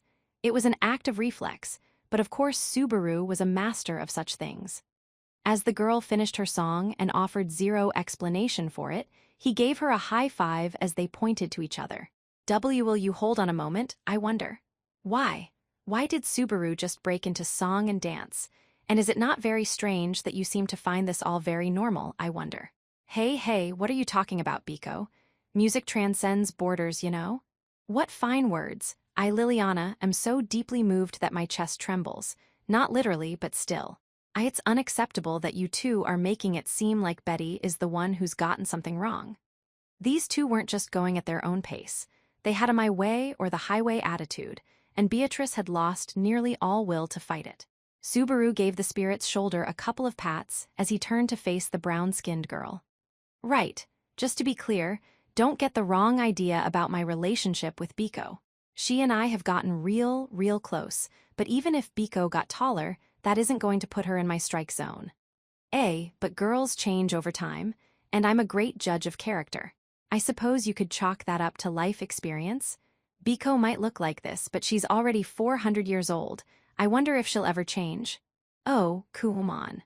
There's no need to make things up just because you're embarrassed. It was the truth, but it was so unbelievable that she immediately assumed it was a lie. Subaru figured correcting her would be too much trouble. More important, there were higher priorities than clearing up the misunderstanding around Beatrice's age. Namely, it's been a while, Liliana.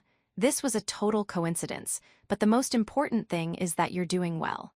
Not at all.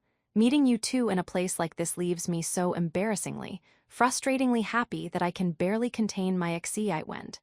She bit her tongue rather hard, I suppose. Elegantly bowing with her musical instrument in one hand, Liliana smiled as an alarming amount of blood spilled from her mouth even as she smiled. The bite must have had shocking force. Liliana pressed a handkerchief to her mouth, quickly dyeing the cloth red. Pardon me, I really did a number on myself there. I can tell, you seriously haven't changed at all. Kinda makes me more worried than relieved, honestly. Subaru let out a deep sigh as he experienced a complex mix of emotions that came with this reunion. Liliana was an old friend of Subaru and Beatrice's. She was both the performer in the park and the minstrel who had spent several days with them at Roswell Manor. During her stay, Liliana had brought singing, music, and her various personal issues to the mansion. In the end, these issues were resolved, and she departed from the mansion safe and sound. Who knew that we'd run into you here in Prestella? From what we saw earlier, it seems like you're in peak form, too. Yes, rest at ease. Since that time, my ample sensitivity has exploded even more, and I have devoted everything to polishing my skills further. So I have no trouble earning a living wage even in a city like this. The way you said that sounded kinda shady and even a bit dirty. I mean, isn't it bad for you to be in this city? Why? Liliana gave Subaru's words a mystified look. Subaru sighed at her oblivious reaction. You're technically a minstrel, right?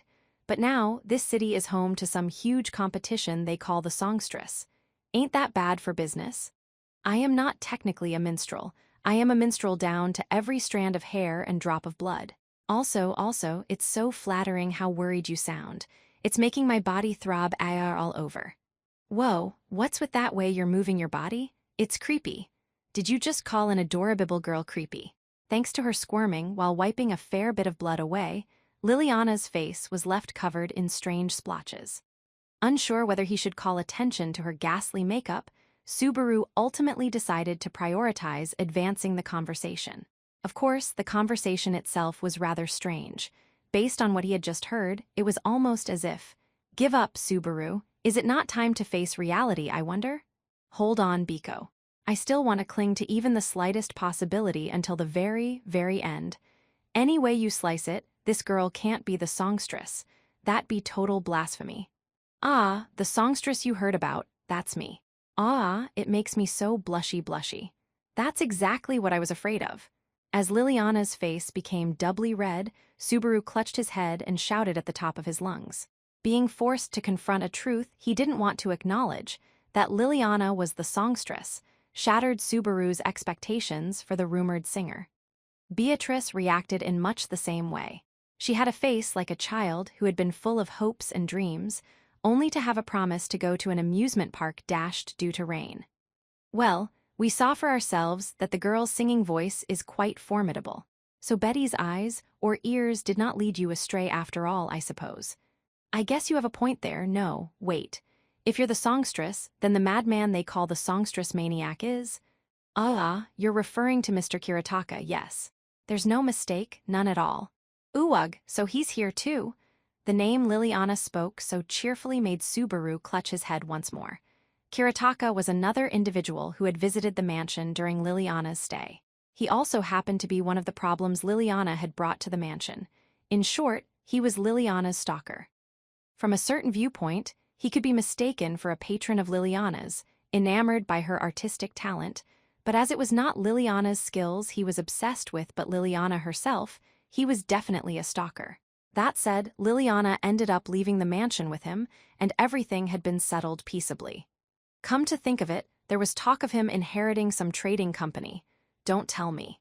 He is indeed the young owner of the Muse Company, which runs this city. So he even runs the whole city. That's incredible. Kiritaka's unexpected jump in status just didn't click with the impression Subaru had gained after seeing him in the flesh. Kiritaka was living proof that someone could change a lot in the span of a single year. It's almost enough to make you believe that Liliana could become a songstress in just a year. Heh. I am honored by your praise. But bunnies shouldn't just say anything they like. As if saying why, you sly dog, Liliana ribbed Subaru with her elbow, which made him flick her forehead on reflex. "Ada," she cried out like some kind of peculiar creature as she reeled. "What are you doing all of a sudden? Don't surprise me like that. How brazen of you to flick someone right in the forehead, but I shall forgive you. After all, I have heard the rumors, right? Sir Subaru Natsuki, the Moppet Mage." Jay, I say." The words Liliana spoke with a sparkle in her eyes made Subaru and Beatrice yell simultaneously. Since having knighthood conferred upon him, Subaru Natsuki was permitted to call himself Emilia's knight in name and fact. But during that past year, he was better known by his infamous nickname. The reasoning was that the knight of the half-elf reportedly spent all his time with a little girl, an individual shrouded in mystery. Word has it that you were of extraordinary help in the hunt for the white whale under the banner of Duchess Crush Karsten, becoming the benefactor of Wilhelm, the sword devil in the process. And directly after, with the cooperation of 2 royal selection candidates, you destroyed one of the archbishops of the witch cult, which has continued to terrorize the world. A new hero's overwhelming march forward made 4 centuries of stagnant time move again. Ag! With the expression of a charmed maiden, Liliana put her hands together and rattled off Subaru's achievements. Though some were gross exaggerations, they were all based in truth, so there wasn't much room to protest. Ambushed by this physically embarrassing tirade, Subaru groaned in what seemed like physical pain. Meanwhile, Beatrice made a tiny snort and puffed up with a satisfied look. Afterward, it is said he ran all about from east to west in service of the freezing witch, together with a young child who is a powerful magic user. You did all that, yes, Sir Subaru Natsuki? Oh ho, this girl understands things rather well, I suppose. Yes, Betty's partner, Subaru, shall sweep aside the famous names of yore and rise to even greater heights hereafter, shining like a brilliantly gleaming star. If you understand this, then you would do well to praise and revere us even more, I suppose. Tee-hee. Don't get cocky. When Beatrice turned arrogant and made Liliana bow down before her, Subaru grabbed the spirit by the collar and lifted her up. Suspended like a kitten, Beatrice said, Naya, as her overbearing lecture was interrupted. Sheesh. Liliana, don't let Beatrice take you for a ride like, wow, what a beautiful groveling technique. Ha ha ha. In my life as a wandering traveler, I have polished the Liliana style of prostration. Not only do bandits spontaneously let me go, but they also want to donate to me, making my travels highly successful. Invest your points in minstrel-related stats, would you? That said, even as a singer, her talents were sufficient to earn her the name of songstress. Subaru had heard that many geniuses excelling at a single talent were eccentrics, and Liliana most certainly fit that description. Her lack of inhibition just barely fit under what was tolerated even for those of great talent, though. Subaru, just how long do you intend to treat Betty like a cat? Oh, sorry. Biko's as light as a wispy dandelion seed, so I totally forgot.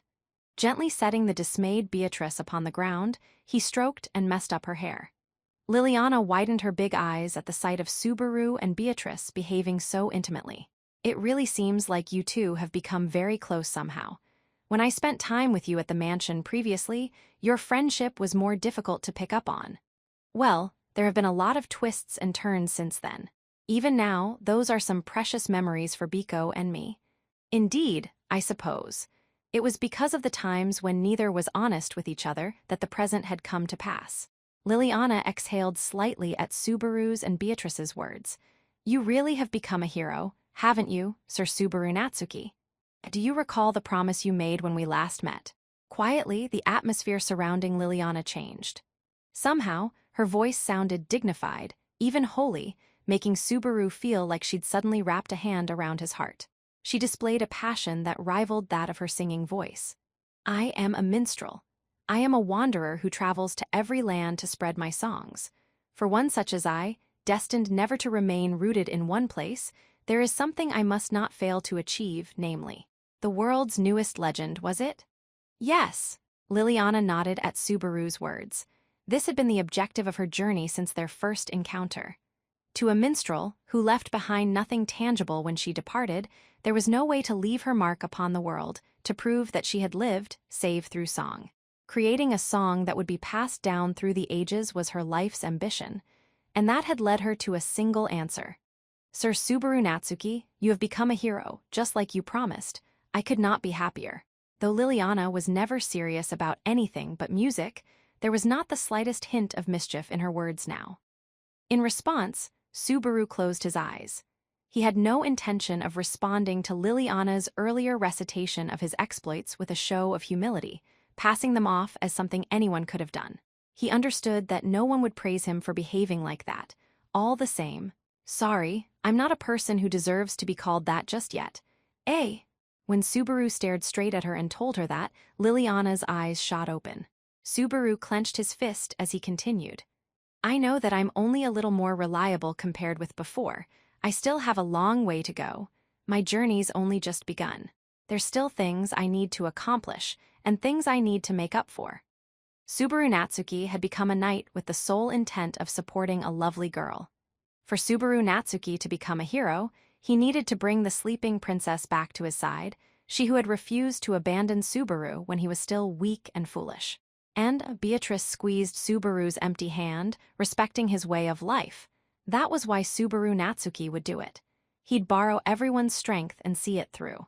So hold off on that promise to make a song about me until I've wrapped up everything. After that, I'll tell you about it as much as you like. It ain't cool to rush ahead to the end. Whether a hero's epic or a fairy tale, a story ought to have as good an ending as possible. If they could reach a happy ending after everything was over, then who wouldn't want to talk about it? Even Subaru wouldn't say no to bragging about something like that. As she listened to Subaru's reply, Liliana had hung her head at some point. With her face turned downward, Subaru could not read her expression. Subaru lowered his own eyes, figuring he must have hurt her.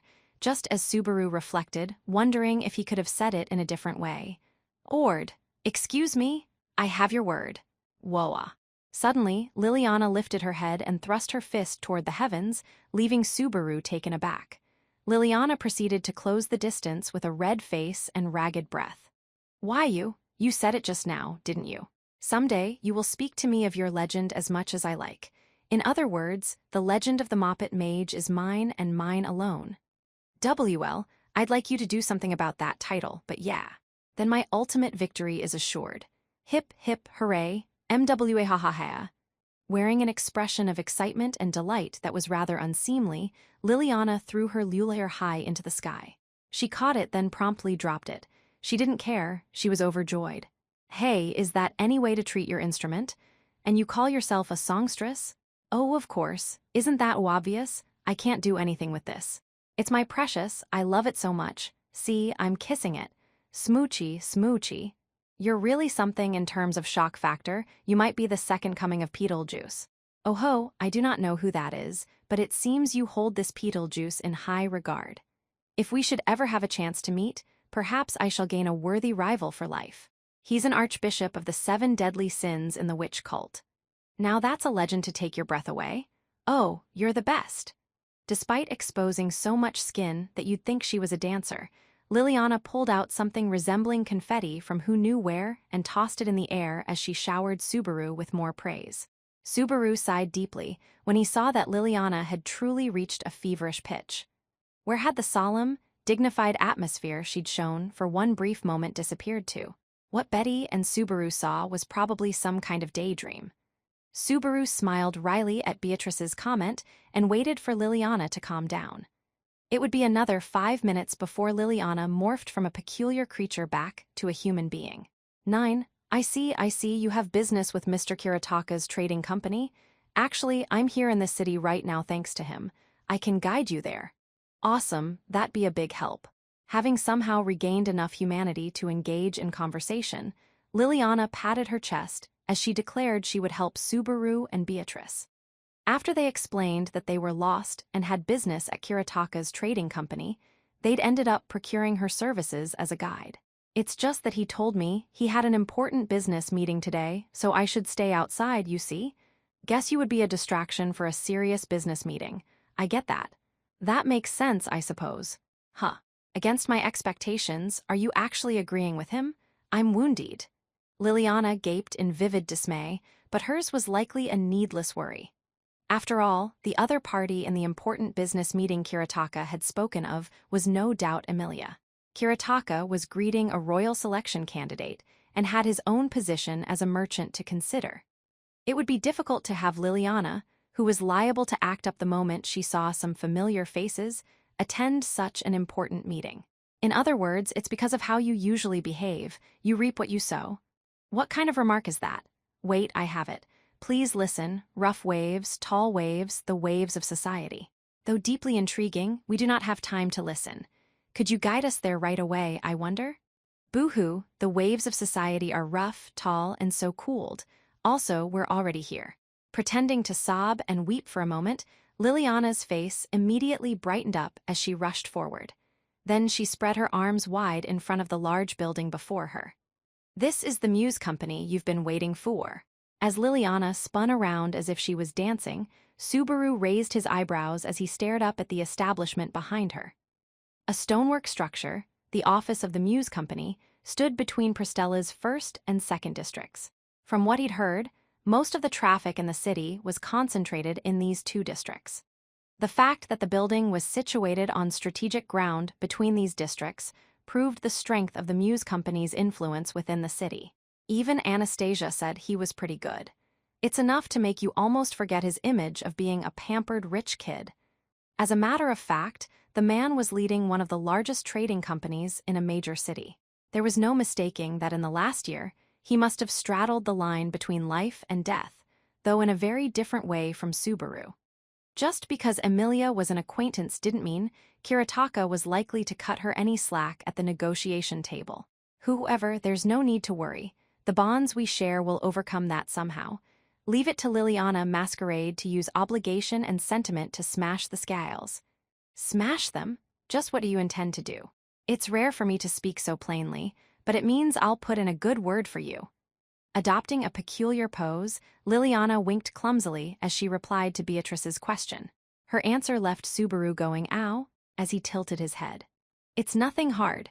Mr. Kiritaka has a real soft spot for me, so I'm sure if he hears from me, this business meeting will be all smooth sailing. How does that sound? That doesn't exactly inspire confidence. Are you sure about this? This much is nothing at all. Sir Natsuki and I are old friends, right. When Liliana shot him an even clumsier wink, Subaru sank into thought. It felt more than a little unfair, but the chance that Liliana putting a good word in with Kiritaka would be effective was certainly high.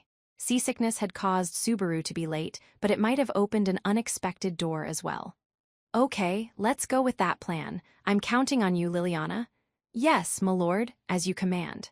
When Subaru indicated he'd go with the idea offered, Liliana looked extremely enthusiastic as she raised a tight fist. However, seeing Liliana like that seemed to make Beatrice more than a bit concerned. Subaru, is this really all right, I wonder? Betty is uneasy. I'm painfully aware of how you feel, but I want to bet that this is our silver lining. I don't want to end up doing nothing more than being the vomiting, seasick jerk. Does anyone actually think of you as a vomiting, seasick jerk, I wonder? At any rate, seeing that Subaru had made up his mind, Beatrice said no more. She seemed unable to hide her worry, but they would try trusting in Liliana's stage presence just this once. And so Liliana makes her dramatic return. Where is Mr. Kiritaka? After Liliana psyched herself up, she shoved open the door to the Muse Company at the head of the group. There was a receptionist right inside the entrance on the first floor, who widened her eyes at Liliana's words. Ah, the president is in a business meeting with some guests. Miss Liliana, why are you here? This is a problem. Getting that treatment from the very start is already making me worried. What sort of impression did you make here? The receptionist's nervous words were plainly tinged with concern and bewilderment. She was treating Liliana less like a pest and more like she wasn't sure how to deal with a dog that hadn't been housebroken. Sure about that. Didn't you hear that some of the guests the president is meeting with were running late? Yes, I am aware of this. A man and a mop, a young woman.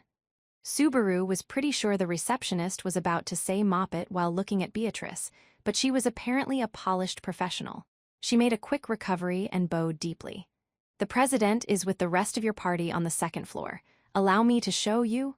Hold on, just leave that part to me. I have something to say directly to Mr. Kiritaka. Liliana's statement, burning with a sense of duty, made the receptionist look at Subaru. He nodded back. Liliana and the president here are both acquaintances of ours. Thanks for the concern. Understood, do be careful.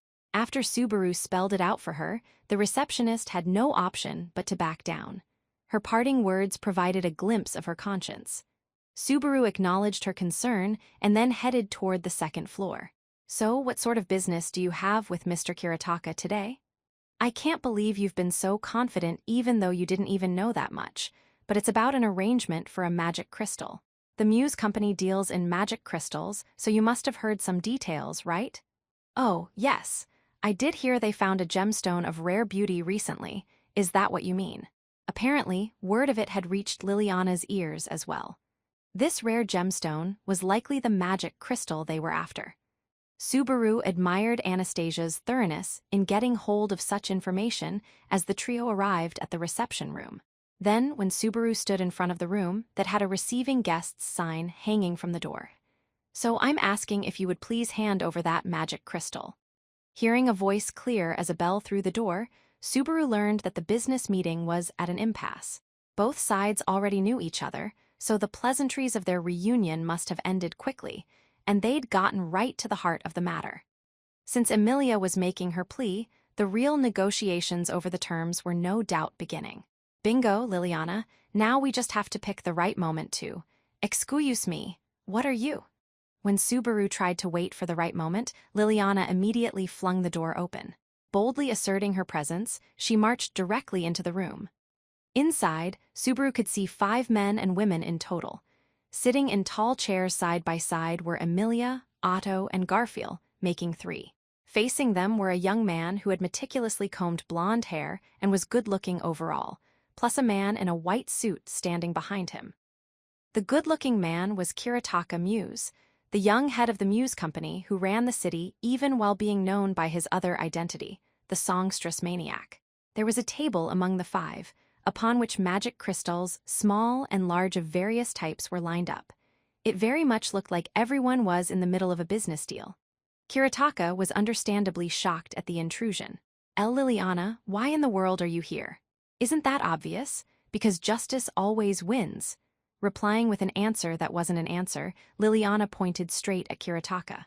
She proceeded to aim her finger at Amelia and the others, who were just as surprised by her sudden appearance. I can't believe you would drive me away when you knew Lady Amelia and her friends were coming. Such villainy, such cruelty. This is much too much. I might even burst into tears. I'm sorry about that, but my dear Liliana, I want you to listen to me. I have no ears for you. I have no affection left for Mr. Kiritaka. But along the way, I was able to recover thanks to Master Subaru Natsuki, the Moppet Mage. You're bringing me into this. Spinning around like a dancer, she indicated Subaru with a flourish.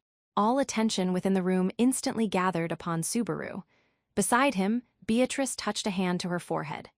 By this point, Subaru was beginning to regret all his choices that had led up to this moment, but not yet.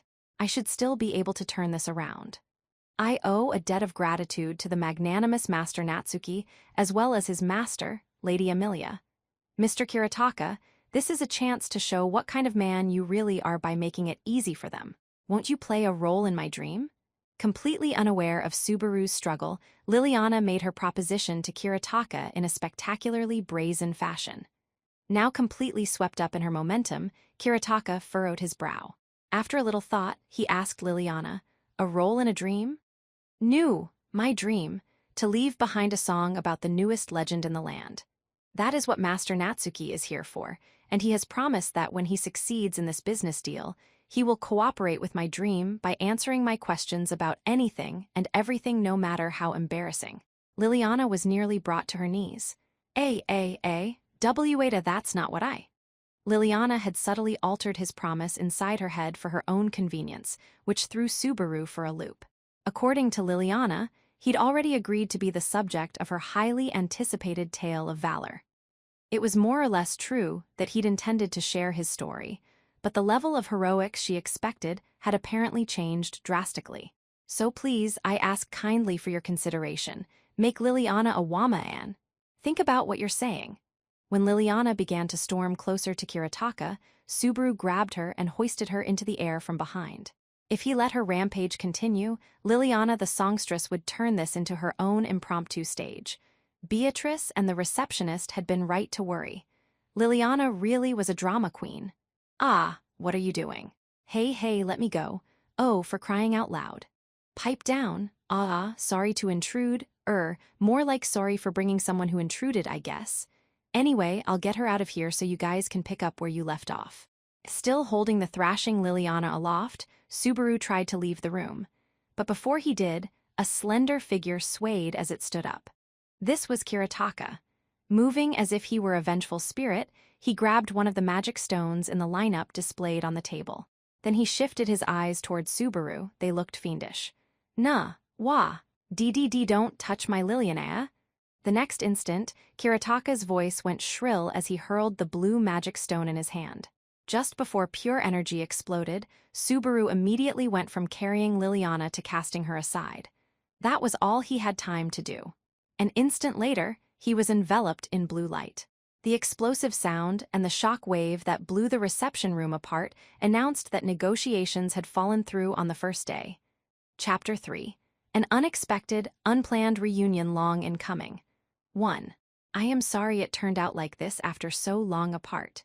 Even normally, our young master is rather edgy, but when Miss Liliana gets involved, he is liable to lose control, as you saw for yourselves. At the entrance to the Muse Company, Kiritaka's bodyguard spoke those words and bowed his head to Subaru. The bearded man calling himself Dinas seemed fair-minded and acted accordingly, in contrast to his stern visage. The sight of him apologizing drove home his message that he felt genuinely regretful about his employer's act of violence. This is the second time you've bowed your head to us like this, huh? At the time, you guys were almost as edgy as Kiritaka was. Miss Liliana caused you a fair bit of trouble back then as well, did she not? With those words, Dina's made what came off like a self-effacing smile, which deepened Subaru's own troubled smile. Just like Liliana and Kiritaka, this wasn't his first time meeting Dina's, either. He, too, had been staying at Roswell Manor during Liliana's visit. Their objective had been Liliana herself, so at one time, he and Subaru were something close to enemies. And Kiritaka's the one who mediated at the time. Is that really the same guy? Small wonder you would ask that. Normally, the young master is excellent, setting his illness aside. Dina's put his hand to his forehead as he sighed. Illness was quite an odd way of putting it. Really, Subaru had underestimated Kiritaka's obsession with Liliana, which had even earned him a title as ominous as the songstress maniac. He never would have thought Kiritaka might lose himself during a business meeting and become so riled that he'd blow up an entire room of his office building. Of course, the failure of the business deal was due to Subaru's thoughtlessness and Liliana being even worse at reading a room than he expected. On further examination, Subaru realized he was just as bad as she was. Why had he ever thought two people like that could be of help in a delicate negotiation where reading people's reactions was the most important thing? I don't even understand it myself. Anyway, from your position as a bodyguard, how does Kiritaka look? His mood will likely recover tomorrow. I want to think so, at least. I am sorry, but he is not presentable at the moment. Well, I suppose that figures. Now, as for the songstress in question, trading sighs with Dina's, Subaru turned around. Liliana, who'd come to see them off just as Dina's had, was exchanging words with Amelia and the others. Really, Mr. Kiritaka can be such a pain. To think that even though Lady Amelia and Master Subaru came to visit after so long, we won't get a chance to speak. It's so irritating.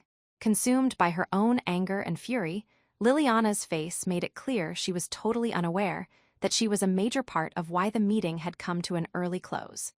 Amelia and Beatrice were gently soothing Liliana all the same. Normally, it's the other way around, right?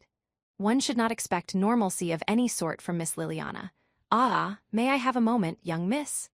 Interrupting the exchanges, which Subaru didn't know whether to call charming or shameless, Dina's patted Liliana on the shoulder and addressed her. I am sorry, but I simply must ask Miss Liliana to restore the young master's mood. His schedule is packed today, so please save the rest for tomorrow. I understand. It took her a fair bit of time to clue in, but even Liliana yielded to Dina's earnest plea.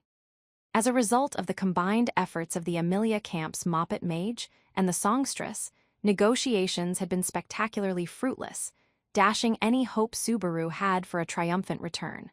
Shit, what silver lining was I even thinking about? All I found was more cloud. Is that all you have to say for yourself? Waving enough that their hands nearly fell off, Liliana and Dina's bid them farewell and parted ways. When Subaru muttered to himself as the party was walking home, Otto sent spittle flying as he interjected. Adjusting his hat after that outburst, Otto proceeded to vent all his pent-up anger. Why, in front of a man they call the songstress maniac, did you act so familiar with the very same songstress? Thanks to that, talks broke down right when we were on the very verge of striking a deal. I thought I'd try and improve things because everyone seemed to be at an impasse. There was no impasse whatsoever. We were working out the terms in a gentlemanly fashion. You seriously mean I made a big fuss over nothing? Naturally, even Subaru had to repent over turning his own worries into misfortune. Otto must have found the other party pretty responsive during negotiations. His dismay at seeing all his work ruined was considerable. Depending on Liliana's efforts, perhaps Kiritaka would be willing to talk again the next day. Even if he does, it would be wise to assume he will make his terms more onerous. Ugh. That sound was Subaru's only possible response. Otto had read what was in Subaru's mind and hit him right where it hurt most. Then Amelia clapped her hands, saying, Yes, that's far enough. Otto, there's no need to be so angry. It's not as if Subaru had any bad intentions, or he'd never be this down about what happened. Amelia Tan, yeah, that's right. You really understand, don't you? Go ahead and say more. Subaru, you should properly reflect on what you've done. It's not fair. I wanted to speak more to Liliana, too. Huh, so you're on Liliana's side and not mine. As Emilia sulked, Subaru reeled in shock, feeling as if he'd been cut down from behind. Watching the almost playful exchange between master and servant, Otto let out a sigh at the familiar sight. Setting aside that Mr. Natsuki should absolutely reflect on his actions, negotiations have come to a standstill. For the moment, we should return to the water raiment and review our plans, but what is it? Actually, I have some business to attend to, so I must depart for a while.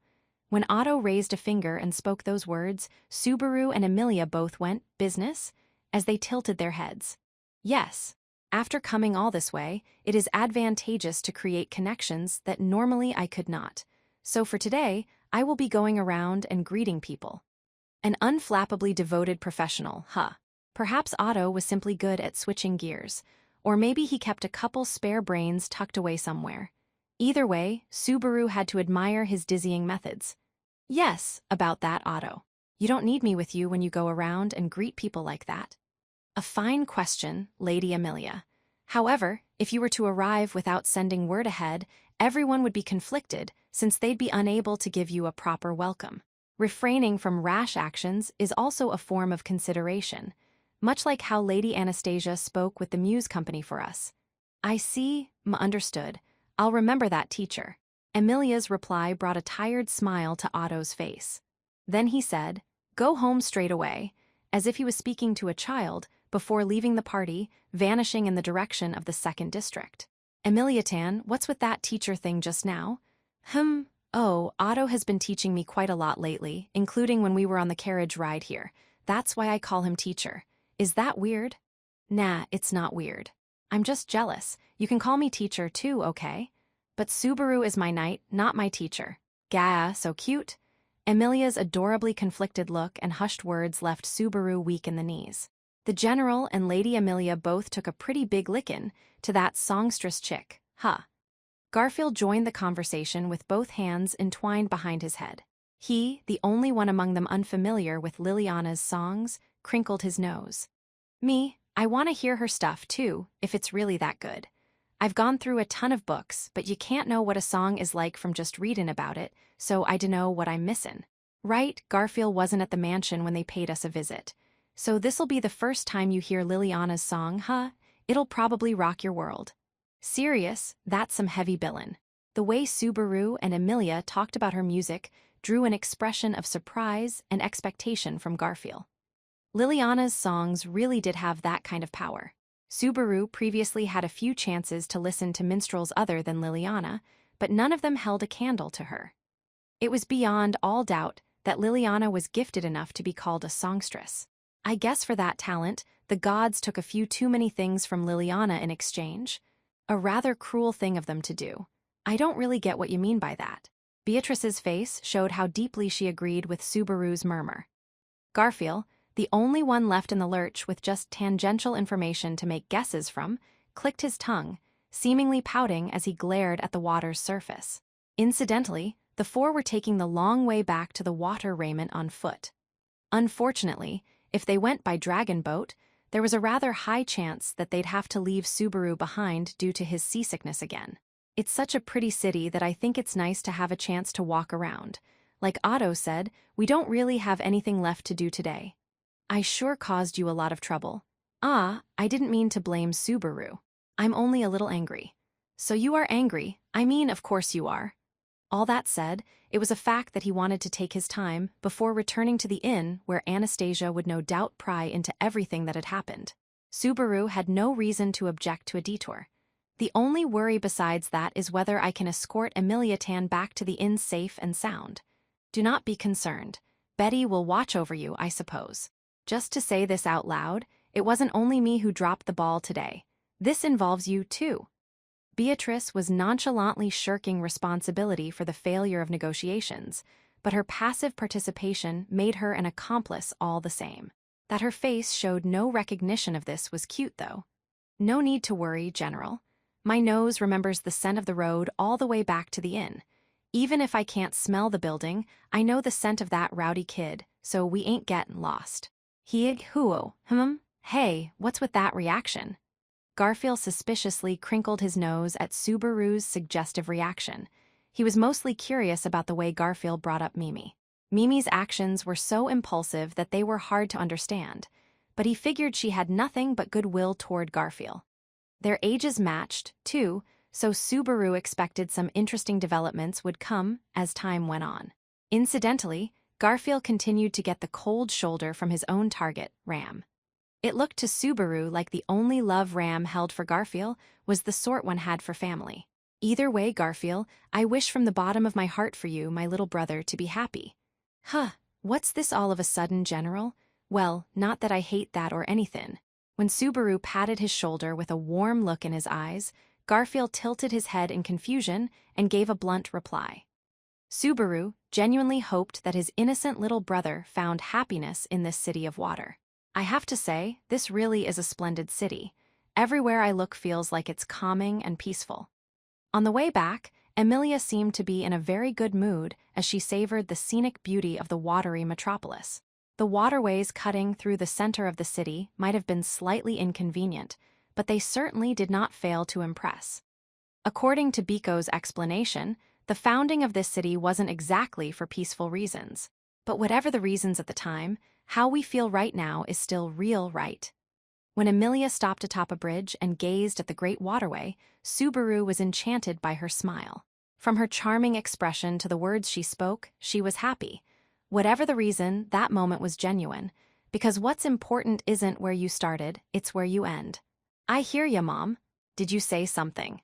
Just remembering some magic words from the woman I respect the most in the world. Even as time passed since Subaru had heard those words, they still gave him courage even now. Forgetting something didn't mean losing it forever, and he was determined to hold on to whatever he could remember. For one more day, Subaru Natsuki lived on, pulled forward by the feelings he had inherited. I suppose we should really head back. The mysterious way the inn's built is really on my mind. Japanese construction, huh? To be honest, I'm interested in that too, for a different reason than Emilia-tan though. Is that so? Tee-hee. We'd better hurry then. Letting go of the handrail on the bridge, Emilia smiled and took a step back. Perhaps it was because she was too giddy from sightseeing that she lightly bumped into someone passing by as she did. Ah, I'm so sorry. Emilia hastily turned around and bowed her head to the passerby she had bumped into, a man whose entire body seemed white. He had bleached white hair and a white suit. His height was around the same as Subaru's, and their physiques were a close match as well. In short, he was a man without any visible distinguishing features. The man in white shook his head to Emilia's apology. You need not be concerned. I was careless this time as well. I was momentarily enchanted by you. Your beautiful silver hair, yes. I once tried to make a woman with hair as beautiful as yours my bride. Remembering this fondly, I found myself unable to avoid you. In contrast to Emilia's apology, the man's reply somehow sounded unnatural. His speech seemed intended to sound persuasive, but the sense of hubris was stronger. Okay, stop. That's far enough. That was the moment Subaru put himself in front of Emilia, motivated by the forthright heart of a knight and the pure heart of a man in love. Well, it seems like both people were careless this time around. I'll lecture our girl for being thoughtless later, so please kindly allow us to leave it at that for today. Wait a second, Subaru. That's no way to speak to someone who... Go with it, Kay. When Emilia shot him a look of protest, Subaru winked back at her. Getting into some weird quarrel here ran the troublesome risk of others realizing Emilia's identity. He felt more like a celebrity's manager than a knight at the moment, but that was beside the point. A mutual encounter and a mutual apology.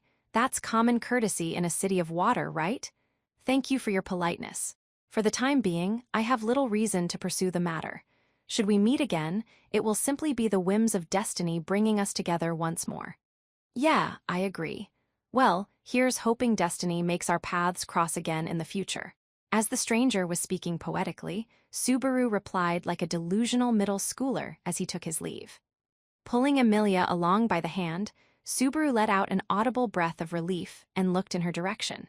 When he did, he saw Emilia glancing back a bit, the stranger clearly still on her mind. I was definitely a little rude back there, but given your position, I hope you understand. No. It's true that Subaru's behavior was a little poor, but it was because I was careless in the first place. But that's not it. Her words trailed off. There was a faint hesitance in Amelia's eyes. I feel like I've met that person somewhere before. An acquaintance of yours? I think I should know most of them already. Yeah, I'm not too sure myself. I wonder who he is. It had to be really bugging her, because Amelia glanced behind her one more time. However, the man had already crossed the bridge, and all she could see was his fast-receding back. Though it was tugging on something inside her mind, her search for answers seemed to have been in vain. Hey, General, you look pretty shaken up. Wah, worried some pretty boy was gonna steal her away. Garfield, who had already crossed the bridge and was waiting for them, greeted Subaru with a wave and a question.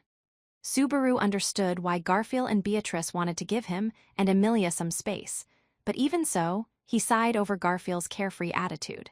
Idiot, this ain't the time to goof off. What are we gonna do if some weirdo hangs around and you're not there? Amelia Tan's gonna be in a pinch if it's not someone I can handle. Puttin' your body on the line to protect her, that's how the general shows he's a man, am I right? Using my body as a shield? I don't think I'm really built for that. As a human being or as a shield.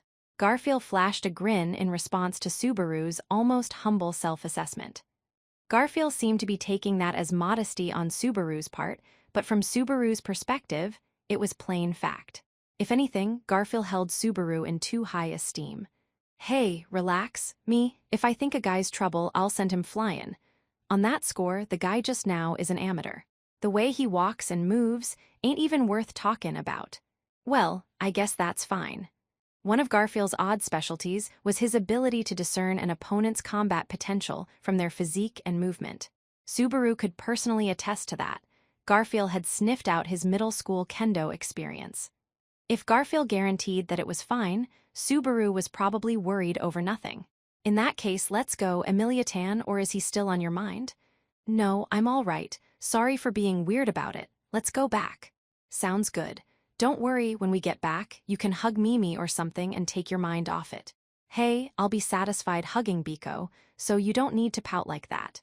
Did Betty not refrain from saying anything about it, I wonder? Subaru's words made Beatrice's face redden. Upon seeing this, Amelia broke into a beaming smile. Then she gently touched her hand to her lips. I suppose so. If I hug Mimi, I'll feel really relieved. I'll do just that. Thus, having seemingly swept her concerns away, she set out walking once more. Beatrice and Garfield followed behind her. Then Subaru began to join them. Abruptly, Subaru stopped and turned around, gazing in the direction of the bridge. The man in white was standing on a city street on the opposite side of the crossing. He turned around and looked directly at Subaru. Finding his gaze supremely creepy, Subaru walked off after Amelia and the others at a rapid clip.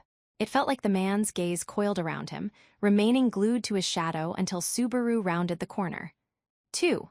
After that, the stroll back through the city of water proceeded without incident. From time to time, Amelia gazed at the surface of the water and seemed to sink into deep thought, but whenever someone pointed this out to her, she immediately glossed over the conversation with a smile. Amelia was terrible at hiding things, so it was easy to understand that the man from earlier was still bugging her. However, Subaru was certainly mindful of the man himself. That was because... Biko, I know. Did Amelia and Garfield not notice because both their heads are in the clouds, I wonder? They both require a great deal of supervision. When Subaru called her name, Beatrice shrugged in visible exasperation. The concern on Subaru's mind, the one Beatrice had just affirmed, was how the man from before had reacted to Amelia. A year after the announcement that she was running for the royal selection, Amelia was no longer using the ID blocker, robe when going outside, as she had done without fail previously. I think that it's really strange for someone who's trying to get everyone to accept her, and who has to work so hard to become the king to walk around hiding her own identity. That was what Amelia had asserted, and certainly it was a sound argument. Accordingly, Amelia had decided to stop relying on the power of the coat, exposing her adorable face, meaning there was no concealing that she was a half-elf anymore. Even so, the prejudice against a silver-haired elf ran strong and deep, so for better or worse, many of the people who saw her had strong reactions, be they good ones or bad. The guy earlier didn't have either. He talked like he knew Amelia, but he didn't give his name. Am I overthinking this? If Subaru pays no heed, Emilia will be far too vulnerable, so it is perfectly appropriate, I suppose. Betty shall also keep watch around Emilia as much as possible. When Beatrice announced that he could depend on her, Subaru gave her a short gotcha in thanks. This watery metropolis was massive, and he didn't think their chances of bumping into that man again were very high.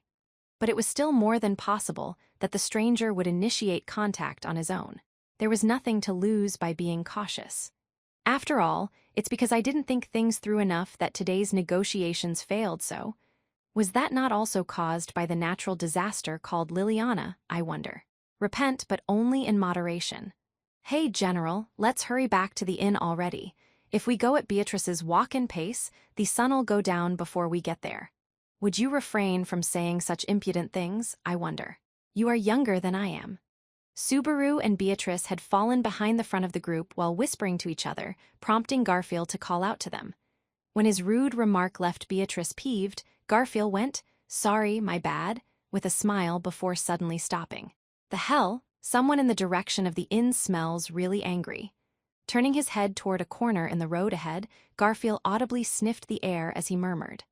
A moment later, sure enough, they heard voices arguing farther down the street.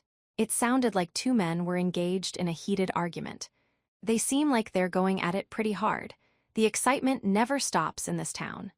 That sounds more convincing from the general, who made a big shot blow up his own room with a magic crystal.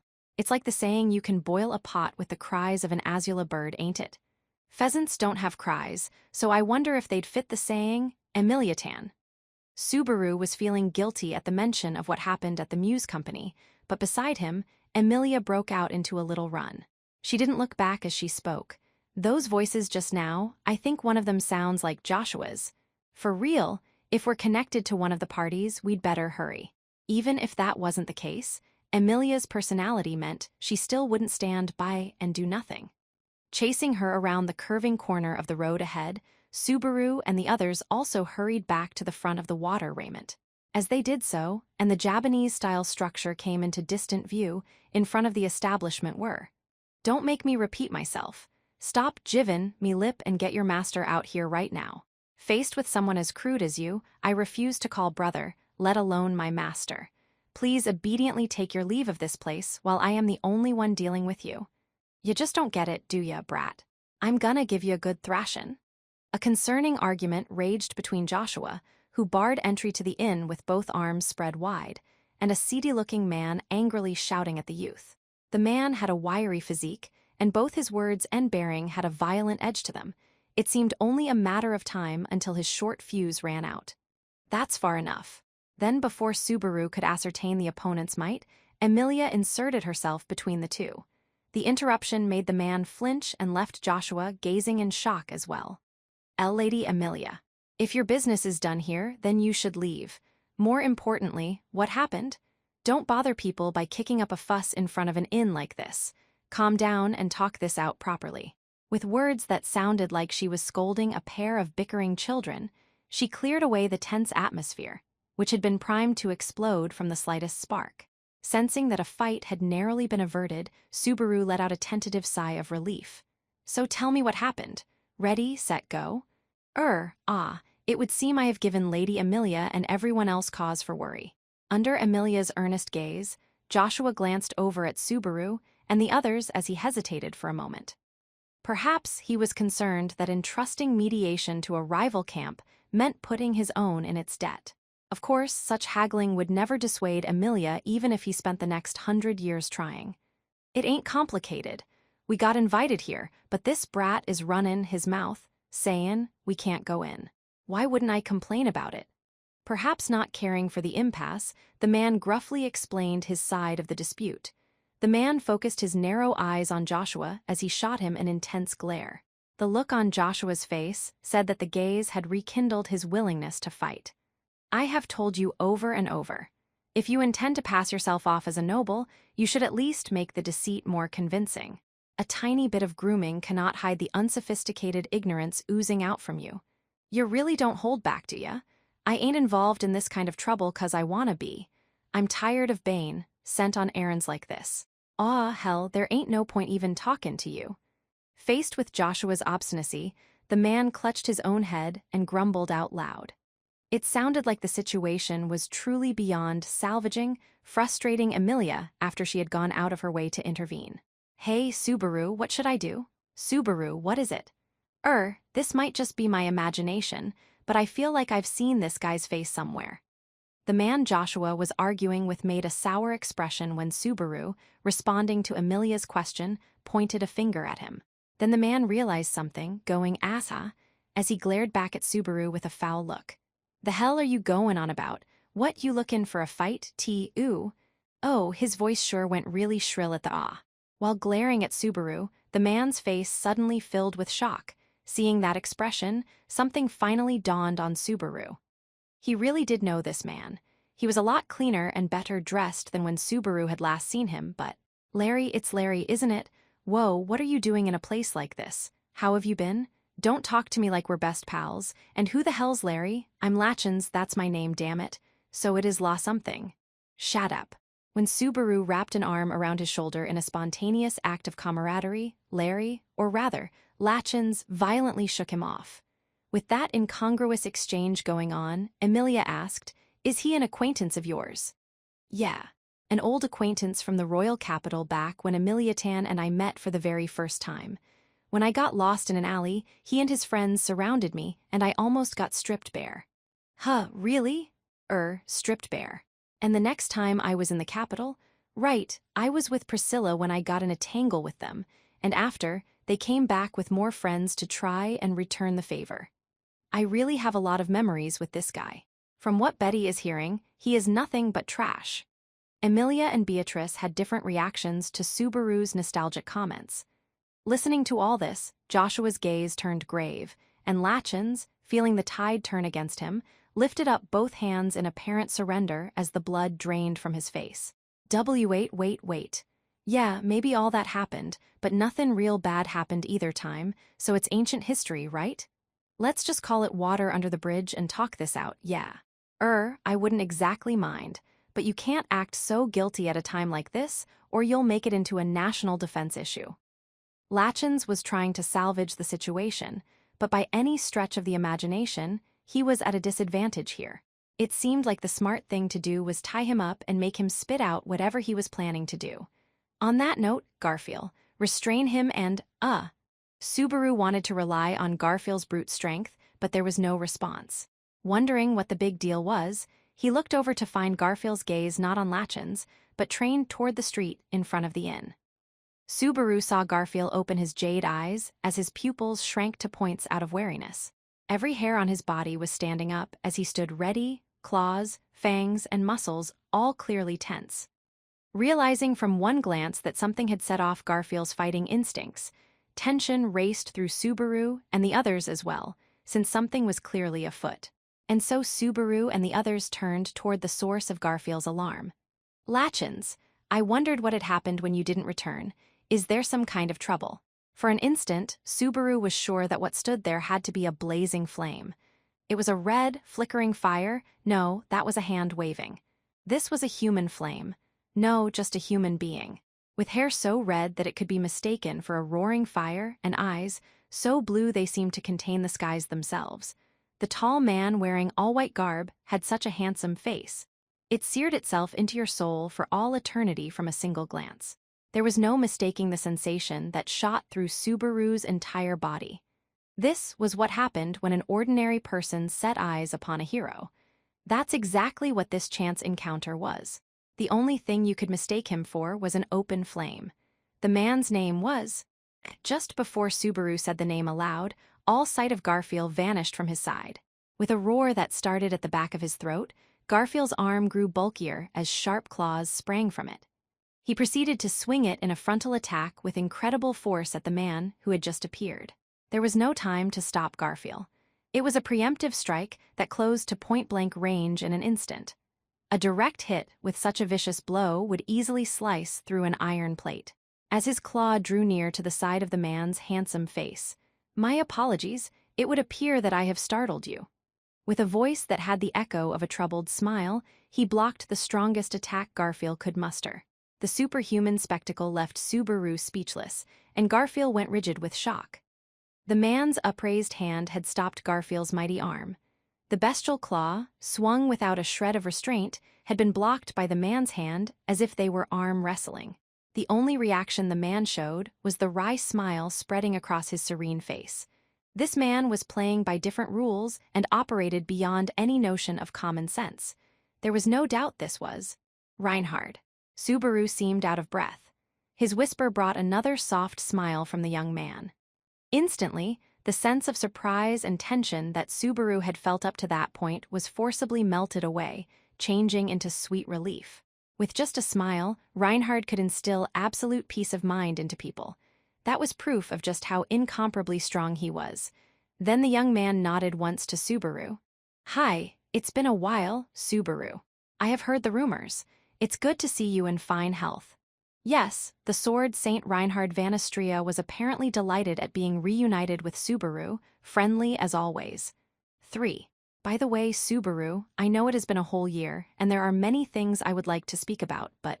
yeah, what is it? First, could I have you stop him? He is your friend, yes. As he spoke, Reinhard was looking at Garfield, whose arm Reinhard was still keeping locked in place. Of course, Reinhard had no hostile intent, nor any reason to continue. In other words, the reason Reinhard hadn't let his arm go yet was because Garfield was still ready to fight. "Calm down, Garfield. This is Reinhard, my friend. You don't need to worry." Grasping Garfield by the shoulder, Subaru hesitated momentarily before deciding how to categorize Reinhard. Instantly, Subaru's final memory of Reinhard from a year prior came rushing to mind. It was a bitter memory. Subaru had driven him away when he'd come to apologize for not stopping Julius from giving Subaru a thrashing at the training square. The Subaru of the present keenly understood that his past self had only been lashing out at anyone within reach. "It is as Subaru explained just now. I am his friend, Reinhard van Istria. I would be grateful if you told me your name." Paying Subaru's internal conflict no heed, Reinhard readily called Subaru a friend. On top of that, he let Garfield's arm go and looked him straight in the eyes. Under that gaze, Garfield pulled his arm back and let out a deep, long sigh.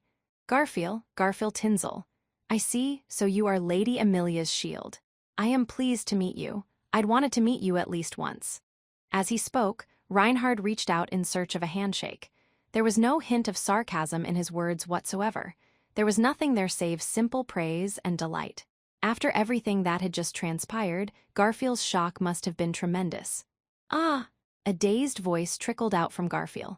While Reinhard waited for a handshake, Garfield moved a single step backward. That fact that he had subconsciously retreated made Garfield open his eyes wide when he realized what had happened. This was the first time he had ever experienced anything like it. Seeing this, Reinhard's eyes flickered slightly with a touch of sadness, but he still pulled back the hand he had offered without delay. "I am sorry to have offended you. I shall be more careful in the future." When he said that, Garfield shook his head as if something bitter had reached his lips. "Reinhard, I'm so sorry. Are you hurt?" It was then that Amelia hurried over with a little run to apologize for Garfield's sudden act of violence. The overly calm way Reinhard had dealt with it made Subaru momentarily forget that it was problematic conduct indeed. This was the sort of thing that normally threatened to trigger open warfare between two rival factions. "Lady Amelia, I am sorry to not have been in touch. Fortunately, thanks to Garfield's aim being very precise, I was able to stop him without any problems. I am relieved we are both fine." "Yes, I'm glad. It's quite a relief." But Reinhard acted as if it was nothing.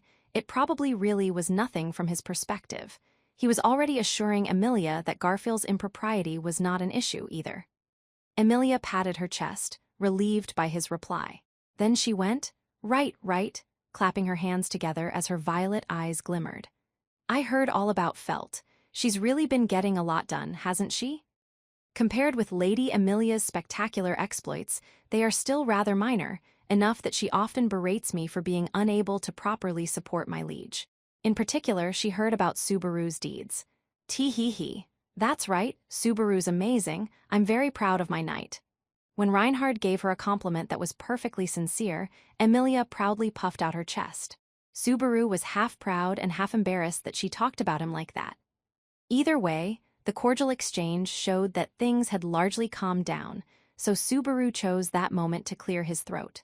We've strayed a lot, so to get the conversation back on track, you know this Lachens guy. Reinhard's arrival had been so momentous that Subaru had to specifically point out Lachens, who had been completely forgotten. Yes, answered Reinhard, nodding in response to his question. Currently, he is working as a retainer for Lady Felt. There are numerous areas where he is still lacking, but he has his good points, and Lady Felt has taken a liking to him. Felt hired that guy? Perhaps this leaves you feeling conflicted. I was also at the scene when they tangled with you in that alleyway, Subaru. But a great deal has happened since then. The three of them are currently in the middle of reforming their ways. I would like you to give them a chance. Well, I'd be lying if I said it didn't bother me at all. Wait, she hired the whole trio. Subaru looked toward the heavens as he realized just how many tricks fate was playing on him when it came to the three he had once pegged: Larry, Curly, and Moe. On the first day he was summoned to this other world, he'd had repeated fateful encounters with a certain gang of 3 thugs. He hadn't paid them any special mind since those days from long ago, but who would have thought they would be reunited like this? Hey, you see, I was right all along, damn it. It was just then that Lachens, who had kept his mouth shut ever since the tide had turned against him, regained his vigor. He jabbed his finger at Subaru, Emilia, and then Joshua. All of you, doubting someone who comes to visit like that, apologize, now on your hands and knees. Lachens, I have said this so many times, but you lack awareness as a retainer. Now I understand what brought this situation to a head. Unfortunately, it is difficult for me to support you. Whose side are you on here? I am the ally of justice, and in this case, I believe that leaves you no choice but to apologize to the younger brother of my friend. Reinhard responded to Lachens's shouting dispassionately. Then he shot Joshua a quick smile. Joshua returned the gesture, nodding with a tense expression. It has been some time, Sir Reinhard. I apologize for the great rudeness caused by my ineptitude. That fault lies with us, Joshua. I am sorry our envoy created such a major misunderstanding. Lady Felt is extremely grateful for Lady Anastasia's invitation. Hearing you say that is salve upon my wounds. The stubborn look on Joshua's face made plain that his response was superficial. Reinhard offered a wry smile at his demeanor when Subaru went, just a sec, and raised a hand. Based on what you just said, is it safe to assume Felt's here with you too? Yes, that's right. Lady Anastasia invited her. Let us engage in profitable exchange of information, she said. This being Lady Anastasia, I assumed she was trying to secure some kind of angle, but, trailing off, Reinhard gazed at Subaru and Emilia in turn. To think that Lady Emilia and company are here as well. Contrary to my expectations, this may not even be the end of it. Are you saying there's even more surprises coming? I am saying that is quite possible. How about it, Joshua? When the flow of conversation turned to Joshua, the one in league with the mastermind of this whole gathering, the young man put his fallen monocle back in its proper position. I wonder, he said, playing dumb. This was a clear sign he had regained some of his usual composure. Reinhard nodded and looked at Lachens next. Lady Felt is in the middle of looking around the city with Gaston and the others. Please tell them I will be speaking to the people here in advance as instructed. Yeah, what, you don't need to head back too? If I am with her, Lady Felt will complain that she cannot do as she pleases. It is just, Mr. Rome is not with her at the moment. If Lady Felt attempts to do something dangerous, stop her with all your strength. If anything happens, raise the signal. I shall rush over in 5 seconds. The fact that you're serious is scary as all hell. Sullenly sticking out his long tongue, Lachens raced off like he was fleeing the scene. Along the way, he didn't forget to shoot an angry glare toward Joshua, the one he'd been arguing with. The guy really was pettiness personified. Now then, let's head inside. We've gotta go tell Anastasia that Reinhard and friends came over, and stuff, right? Well, I think that is Joshua's job, but we're all here, so let's go together. When Subaru consented to Emilia's proposal, Joshua followed suit, and everyone entered the inn. The one thing tugging at Subaru's mind was Garfield, tailing the group with the same gloomy expression. It was obviously because of what had happened earlier. Subaru mulled over what to say to him when, is it not a good opportunity for Garfield to learn that there exists someone above him, I wonder? Beatrice. Noticing Subaru's gaze, Beatrice gently grasped his sleeve and whispered to him. Since leaving the forest, Garfield hasn't faced any serious resistance save the moving of heavy objects. It is good medicine once in a while, I suppose. Think of it as a learning opportunity and let him be. It's true that the only time his life was really on the line was with the ground spider. I guess it's a disease that most boys get at a certain age, all right. I'll quietly watch for now. Shall you, I wonder? For the moment, Subaru and Beatrice reached a consensus concerning Garfield's anguish. Also, said Beatrice before she continued, about that sword Saint Betty prefers not to get too close to him. What's this all about? Don't tell me it's because he's too attractive like Julius was. Too dangerous is more accurate, I suppose. In any case, please do what you can. Beatrice avoided getting into the details as she quietly and quickly got as far from Reinhard as she could. However, she immediately came to a halt. The reason was that Emilia had gone and tapped Joshua's shoulder as he led them down the corridor. Joshua, I think the reception hall is in a different direction. I am sorry. However, Lady Anastasia is currently receiving guests, so I cannot bring you directly to the reception hall. I see. Guests. Listening to Joshua's reply, Emilia put a finger to her lips and sank into thought. In her place, Subaru murmured, guests, meaning guests besides Emilia Tan and Felt's envoy, Reinhard. You will understand soon enough. There is no need to stare at me with the eyes of a wild beast.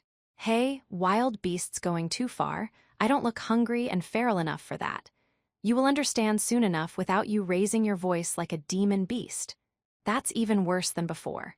Which demon beast you talkin' about anyway? Dog, whale, rabbit? Pick one. Subaru went through the bestiary of detested demon beasts that lingered strongest in his memories. Lately, he'd been wondering where to rank spiders, too. Also, he felt like there was something like a charbroiled lion in there somewhere, but the impression it had left was somehow thinner than the rest. Whale, you say? As Subaru dug deeper into his memories, Reinhard murmured quietly beside him. When Subaru responded, Reinhard slowly shook his head side to side. By whale, may I take it that you mean the white whale, Subaru? Yeah, that's right, the worst whale there ever was. It's a straight-up miracle I got through that fight without dying. Really, Subaru thought it was a true miracle that he hadn't racked up more deaths fighting against the white whale. He'd resolved to die many times over. He'd tasted death many times over. That was how menacing the demon beast was, and the damage it had inflicted was hard to forget. Even in the present, the sacrifices continued to torment Subaru's chest.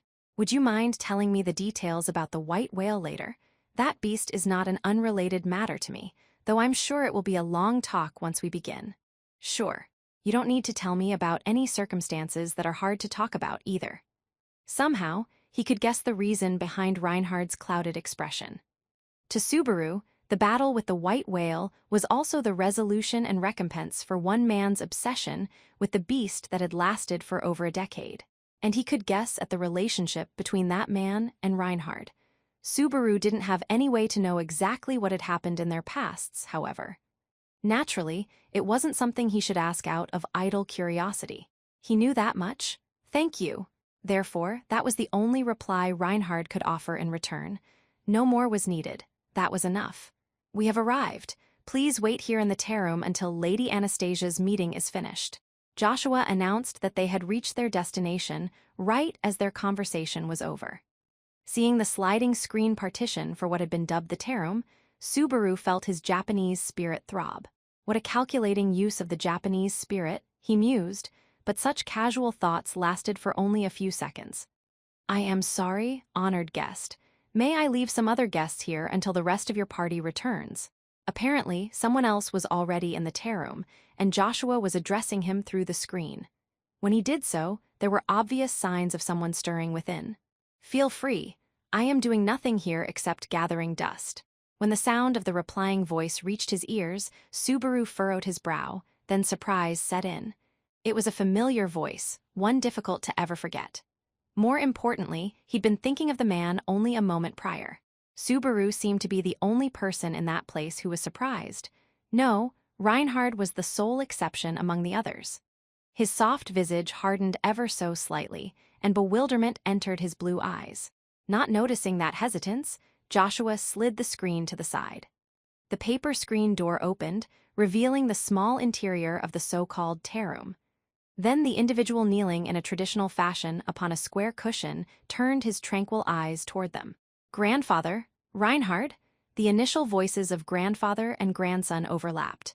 This was an unexpected reunion between the Sword Saint and the Sword Devil of the famed Istria family. 4. The people gathered in the reception hall of the Water Raiment were distinguished in multiple ways. I have to say, I'm surprised that Reinhard and Mr. Wilhelm are family. Now that you mention it, both seem to be very good with swords. That completely absent-minded way of looking at things is so EMT that it hurts. Assembled around the long table in the center of the room, the respective camps were sitting on square floor cushions in traditional Japanese style. Emilia and Subaru were quietly whispering to each other in a corner where they sat side by side.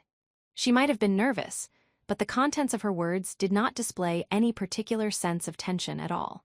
Betty is paying close attention, but it will be of no use if anyone makes a sudden move. Subaru, you should focus on not receiving cold stares from everyone present, I suppose. It hurts to hear you say that because I used to get plenty of experience with exactly that.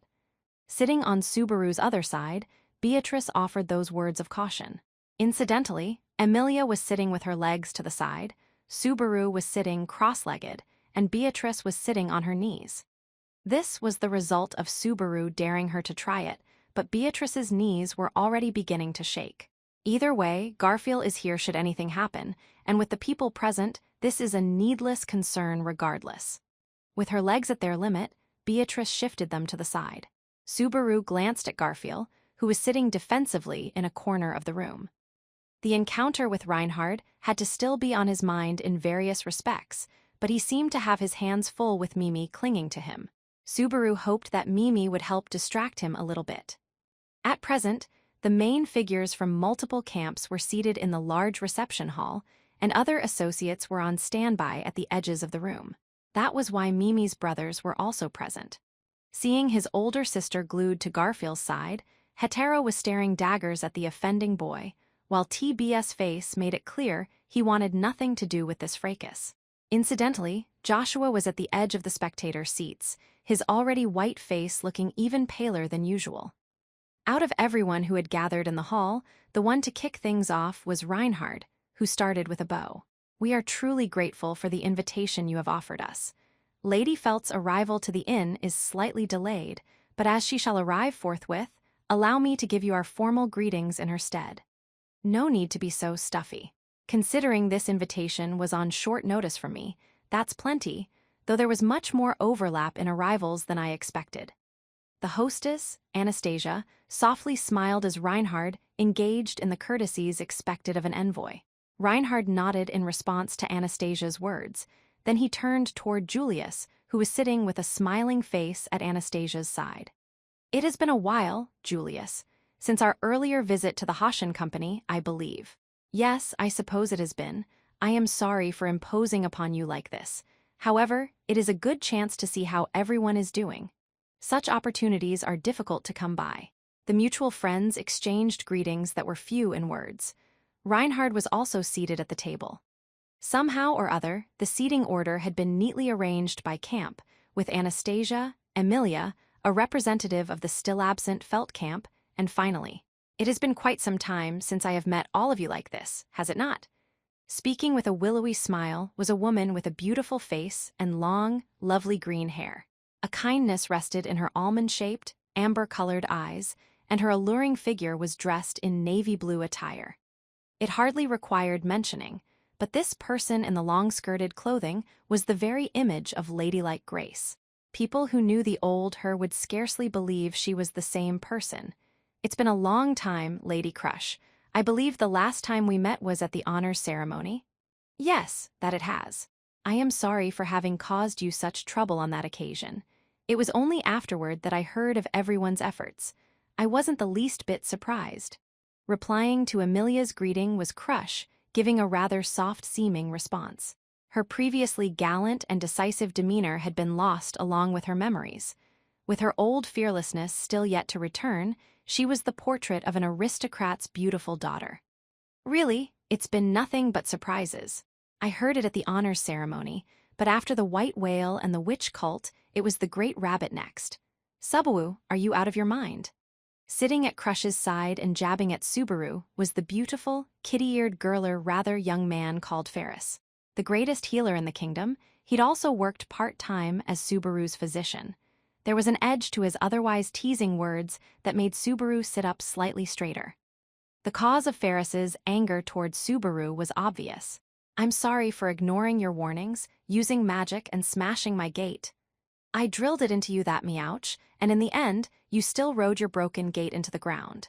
It wasn't worth treating you at all.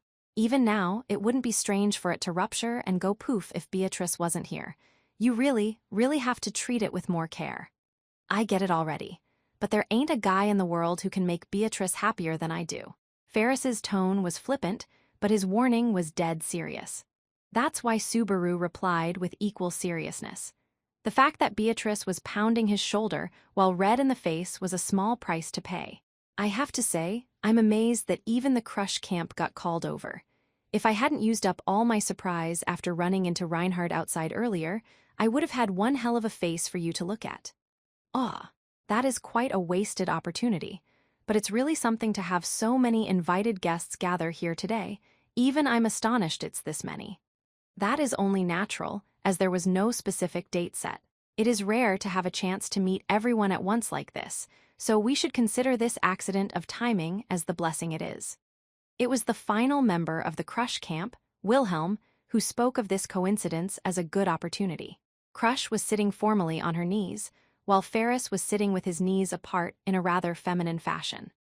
Wilhelm was also sitting formally on Ferris's other side, but in spite of his butler's attire, his gentlemanly demeanor seemed a perfect fit for the distinctly Japanese ambience. By some quirk, the seating arrangement of the camps had put Wilhelm and Reinhard right next to each other, which was a sight that was bad for the hearts of Subaru and everyone else aware of their relationship. Those two aren't meeting each other's eyes, are they? Subaru mentally nodded to Amelia's very quiet whisper. Pairing Wilhelm and Reinhard meant grandfather and grandchild were seated side by side, but the two hadn't spoken a word to each other from the moment of their unexpected reunion in the Terrum to the instant they were all called over. A stifling silence had descended on the Terrum, enough that even the Amelia camp, brimming with oblivious people, hadn't tried to render any support.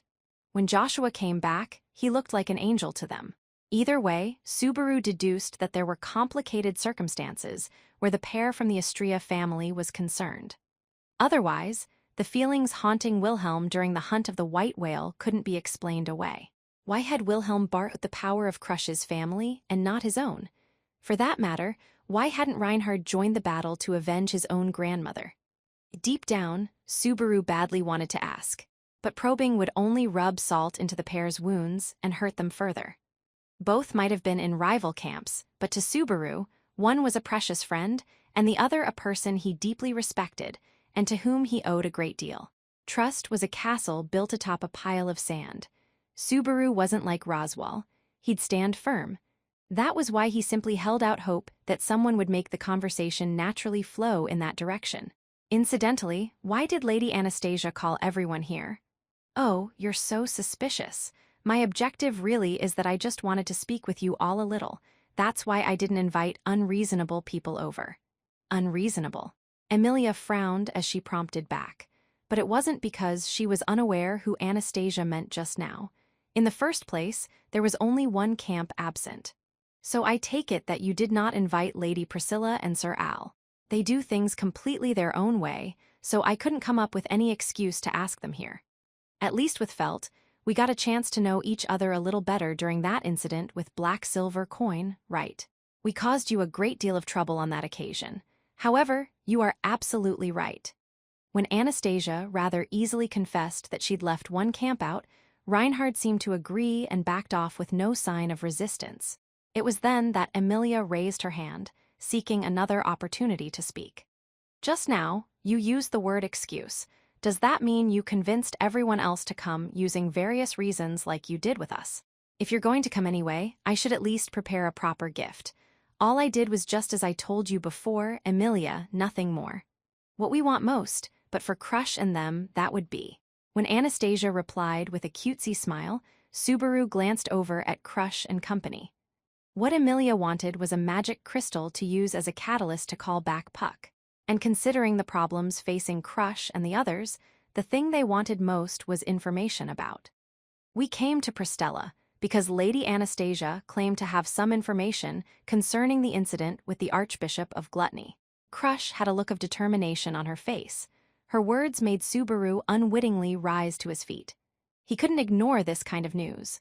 Subaru glared at Anastasia as if by reflex, whereupon Anastasia flashed a strained smile and stroked the scarf around her neck. It's not as if I'm trying to be mean to you, Natsuki. It's just that there's an order of priority. I can sell this to Lady Crush and company higher than I can to Natsuki, am I wrong? That's the thinking of a merchant, all right. It doesn't sit well with me, but I can understand. Coming from you, that's quite impressive. Oh, shut up, don't poke me when I'm only just holding it together. Expensive merchandise was sold to the highest bidder. That was just a merchant's natural way of thinking. Subaru barely avoided exploding in the face of Anastasia's lecture. However, if Julius landed even one more hit, Subaru was in real danger of blowing up for real. But you know, that's just.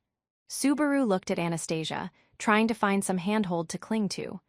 Perhaps he should have directed his plea to Crush for even the slimmest possibility of awakening Rem, the sleeping princess, from her slumber. However, faced with the fragile look on Subaru's face, Anastasia let out a deep breath. There's no need to put on such a sad face. Don't worry, I won't hide this secret from only you. Really? It's no lie. But you should know that this is a request from Lady Crush and her people. They're all goody-goody sorts who don't believe it's right to keep the information to themselves. As Anastasia shrugged, her words left Subaru flabbergasted as he turned toward Crush. As he did, Crush looked back at him, trying with all her might to keep her expression firm. Naturally. Of course, I wish to settle the affair of my own memory with Gluttony personally. However, I understand that Master Subaru's fondest wish is to help that girl. Crush. Besides, I believe that the more we are united on this matter, the better. Our opponent is a cunning archbishop of the 7 deadly sins who has continued to evade all attempts to hunt him down. I shall not hold a grudge regardless of whose blade reaches him first. The joking way Crush put the last part left Subaru bowing his head as relief flooded him. No doubt it was very much her full intention to settle things with the one responsible for stealing her past. Her consideration for Subaru, who had a similar objective, made her bend even on this. Even with her memories lost, the soul of the fair and just woman named Crush Karsten was in no way diminished. She remained true to her own way of life. Really, thank you. I'll do my best to live up to those expectations. Somewhere, somehow. Even so, we will likely be first. I do not intend to yield to anyone either. As Subaru voiced his determination, Crush puffed out her chest, undaunted. Her demeanor made Subaru and Crush exchange an out-of-place smile. Her knight, Ferris, looked upon this without being amused whatsoever. "Grrr, you seem to be having a lot of fun, Lady Crush. You need to stop being so fond of Subaru. He should be satisfied with one flower in each hand, right, meow? He doesn't need any more." "Ferris, is that not a rude thing to say? Master Subaru is not so unfaithful as to make eyes at just anyone." "Yeah, cut it out, Ferris. It's true that Crush is cute and beautiful, but the line going forward from my heart is, well, it splits into 2 midway, but it's still straight and ow, ow, ow. No one else would call that a straight line, and that lack of self-awareness makes it even worse." When Subaru tried to chime in on the Crush camp's master-servant dispute, Beatrice gave his ear a mighty pull. But when Subaru objected with a tearful face, Beatrice feigned innocence. Off to the side of that exchange, Crush lowered her face, cheeks faintly flushed for some reason. "Oh, dang. Emiliatan, did I say something weird even for me?" "Did you? I think you're always saying similar things to me, though." "Well, yeah, so what's with this reaction? Maybe if I hold Emiliatan's hand, the answer will come to me. Can I hold your hand? Work hard and think for yourself this time." When the hand he was unable to grasp slapped him on the forehead, Subaru frowned in silence. After watching the pair's exchange, Ferris discreetly brought his lips close to Crush's ear. "See, just look at them. Subaru is indiscriminate. He'll try that with anyone at all if you give him the chance. It's an illness, meow. You shouldn't pay it any attention." "Understood, I'll be more careful." Phew, that really surprised me. After taking Ferris's advice to heart, Crush took an unexpectedly deep breath and put a hand to her remarkably ample chest. The gesture was adorable in every way and convinced Subaru that Crush doing unexpectedly feminine things was incredibly appealing. Setting that impression aside, Crush and Ferris smiled at each other like a pair of best friends. So to put things back on track, my people are in the middle of sorting out the information Crush and Natsuki desire. It should be tidy enough to hand over by tomorrow or the day after, so can you hold on a little till then? Seriously, I just can't stop the urge to speed this up. Can't you give us anything in advance, even a small bit? Rushing keeps you in Rizzy's debt forever. Not good to flirt with total loss, is it? So calm down. GGGGH. Chided with a saying that probably meant haste makes waste, Subaru groaned and sat back down. Emilia and Beatrice both put a hand on one of his shoulders. At any rate, it seemed that everyone had a reason of their own to come to Pristella. Hech, well, isn't this quite a group? According to Latchins, it was only Miss Half-Elf and Anastasia, but I guess not. The door to the reception room forcefully slid open, and everyone's gazes assembled on the girl boldly crossing the threshold. The girl had bright, glimmering, dazzling blonde hair and big, round red eyes. What looked like little fangs peeked out from under the lips of her confident, smiling face, which gave off a mischievous charisma. She was still a small girl with a delicate physique, but her femininity seemed to have faintly increased. However, as typical, her clothing style was straight out of the slums, and the always energetic Felt burst onto the scene with her core remaining wholly unchanged. When she surveyed the faces of those assembled, she seemed very relaxed as she closed one eye. Even though it's been a year, it's surprising how little you've all changed. Well, I suppose the same goes for me. Lady Felt, if I may. Felt sighed, as if her expectations had been dashed, then immediately broke into a smile. The change in her expression was bewildering, but then Reinhard gently stood at her side. Reinhard knit his refined eyebrows as he gazed at Felt, his own liege. A proper set of attire for going out in public was provided to you. What happened to it? Ha, who'd go along with your taste in outfits? Sightseeing was just the most convenient way to find a change of clothes. Understand my personality already, Reinhard dear. Truly, you are so? Unbelievable, Reinhard broadcast from the way he covered his face. Felt straddled the threshold of the room, looking positively delighted at having pulled a fast one on the man who was the nation's hero and its strongest warrior. Then, when she turned her head toward those assembled in the reception room again, her confident expression softly vanished. I am truly grateful that you have invited me here today. Let us have some productive discourse as fellow royal selection candidates. Okay, formalities over. Deal me in, Kay. After offering a glimpse of conduct so refined as to be enchanting, Felt swiftly reverted to being a mischievous rascal. The way her uninhibited personality stomped all over decorum left Subaru, at least, feeling good on the inside. The girl's energy had only grown over the past year. I have to say, what a weird city, and this is a weird building. All the novelties everywhere wore me right out. As she spoke, Felt happened to sit cross-legged on the square cushion Reinhard had been using. Reinhard drew a separate cushion over for himself, putting her between the awkward grandfather-grandson pair. Of course, this hadn't been deliberate on her part, but it was just like her to do something like that purely by instinct. A novelty, if that is what you think of it, then I'm happy. Actually, I have other reasons for picking this in, to wanna hear them. Don't just build suspense, it's a bad habit of yours. Felt raised the corners of her lips as she jabbed a finger at Anastasia's transparent scheme. The very casual exchange between the two was a sign of how they had closed the distance between them. It seemed that some encounter Subaru was unaware of had greatly improved the relationship. Acknowledging Felt's request, Anastasia touched a hand to her mouth as she smiled. I just can't beat you, Felt. Actually, this inn has a large, wide, hot spring. By hot spring, you mean a huge bath. Felt's eyes glistened as she practically leaped to her feet. A bath sounds great. Back in the slums, a chance to soak in hot water was hard to come by, and I loved it. Hey, you finished all the important talk, right? The greetings have already ended. But Lady Felt, do not tell me you deliberately came late to the inn hoping to avoid serious conversation. Ha, not listening. Hey, sisters, let's go to the bath already, bath. Ignoring Reinhard's reproachful comment, Felt addressed Emilia and the others. Emilia was surprised she had called out to her, but it didn't take long for her to smile in return. A bath is fine with me. I really want to see what this big bath is like. I suppose you are right. We are tired from a long journey, so that might well be best. Emilia seemed excited, and even Crush agreed with an elegant smile. Of course, neither Felt, originator of the proposal, nor Anastasia, boaster of the hot spring, was going to object. Wait, seriously, a hot spring? With these girls and this setup? Hey, mister, don't get in the way of our fun. All right, it's settled, so let's go. Felt folded her arms toward Subaru, who had been left scrambling after she started dictating the pace. Then an especially mischievous smile came over her face. Today, we bathe. Then we eat. I'm not talking a word about anything else. A manly declaration indeed. 5. In the end, Felt had the last word, and it was decided that everyone would split up, reassembling in the large reception room once more at dinner time. That said, it wasn't as if Subaru objected to Felt's proposal, either. If anything, the offbeat plan to switch things up was so good that he admired her for coming up with it.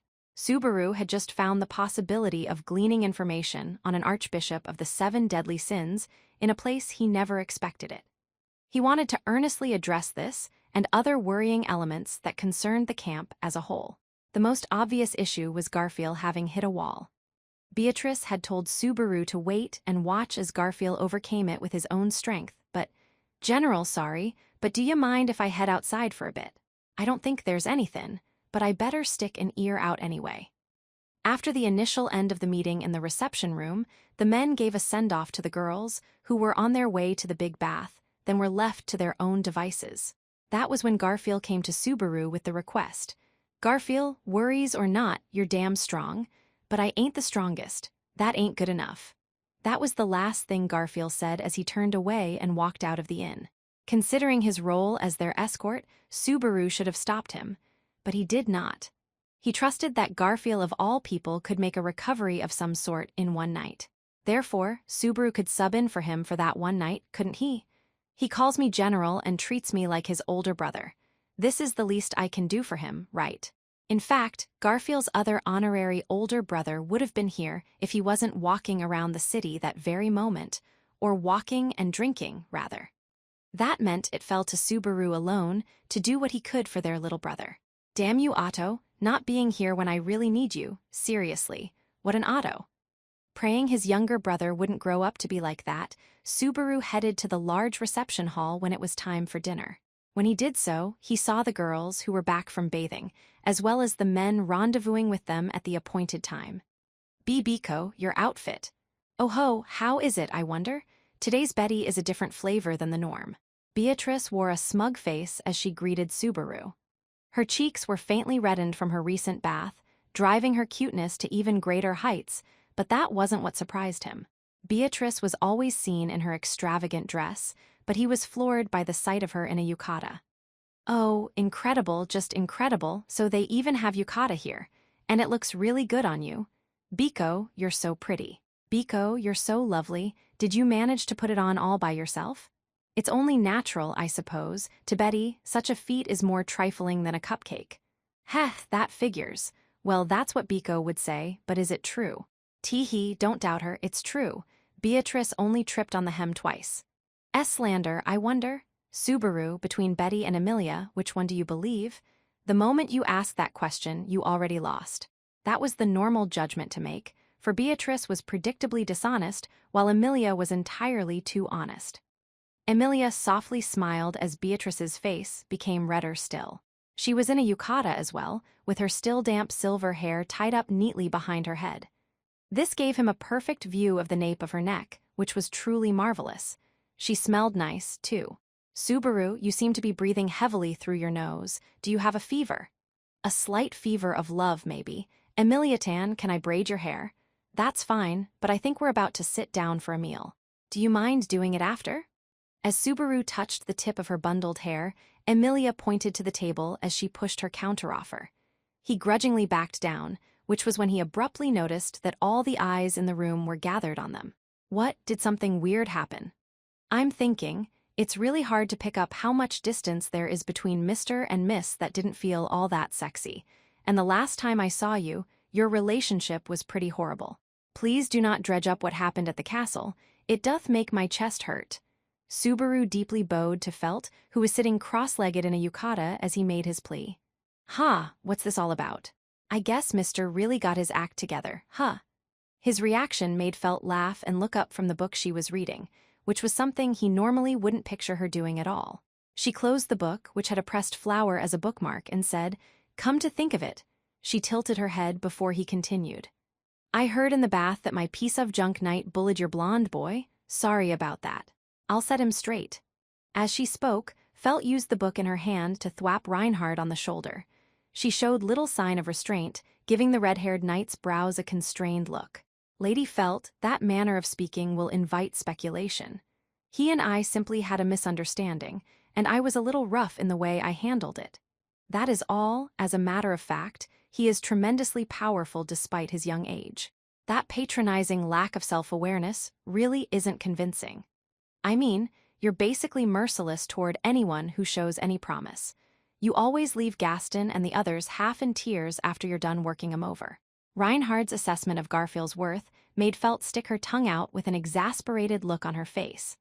But at the very least, Subaru understood that Reinhard's words were his true beliefs. He'd said that because he genuinely respected Garfield and acknowledged his might. Perhaps that was the most dangerous part of his character. "Incidentally, Lady Felt, about that outfit. What, it's not something a royal selection candidate would wear? Look around, all the other girls are wearing the same stuff, damn it. I can't be the only one to complain about it." "No, not at all. I only meant to say that it suits you very well." "Shut up." However, it was incredible to see just what vivid invective Felt directed at Reinhard. He was the man most trusted and respected by the kingdom's people. Virtually everyone sincerely praised him as a knight among knights. A sweet word from him would be enough to make many a woman swoon, but Felt batted it aside like it was so much garbage. Subaru was becoming genuinely concerned that things weren't going quite as swimmingly with them as the rumors would suggest. On that score, our side's pretty close to ideal, though Crush's people take number one on that list. "We what now?" When Subaru put a hand to his chin in thought, Crush directed a questioning look at him. Of course, Crush was no exception and wore a yukata as well, in a different manner than the dresses she commonly wore now. The thin yukata fabric, which was draped elegantly over her figure, heightened her feminine grace.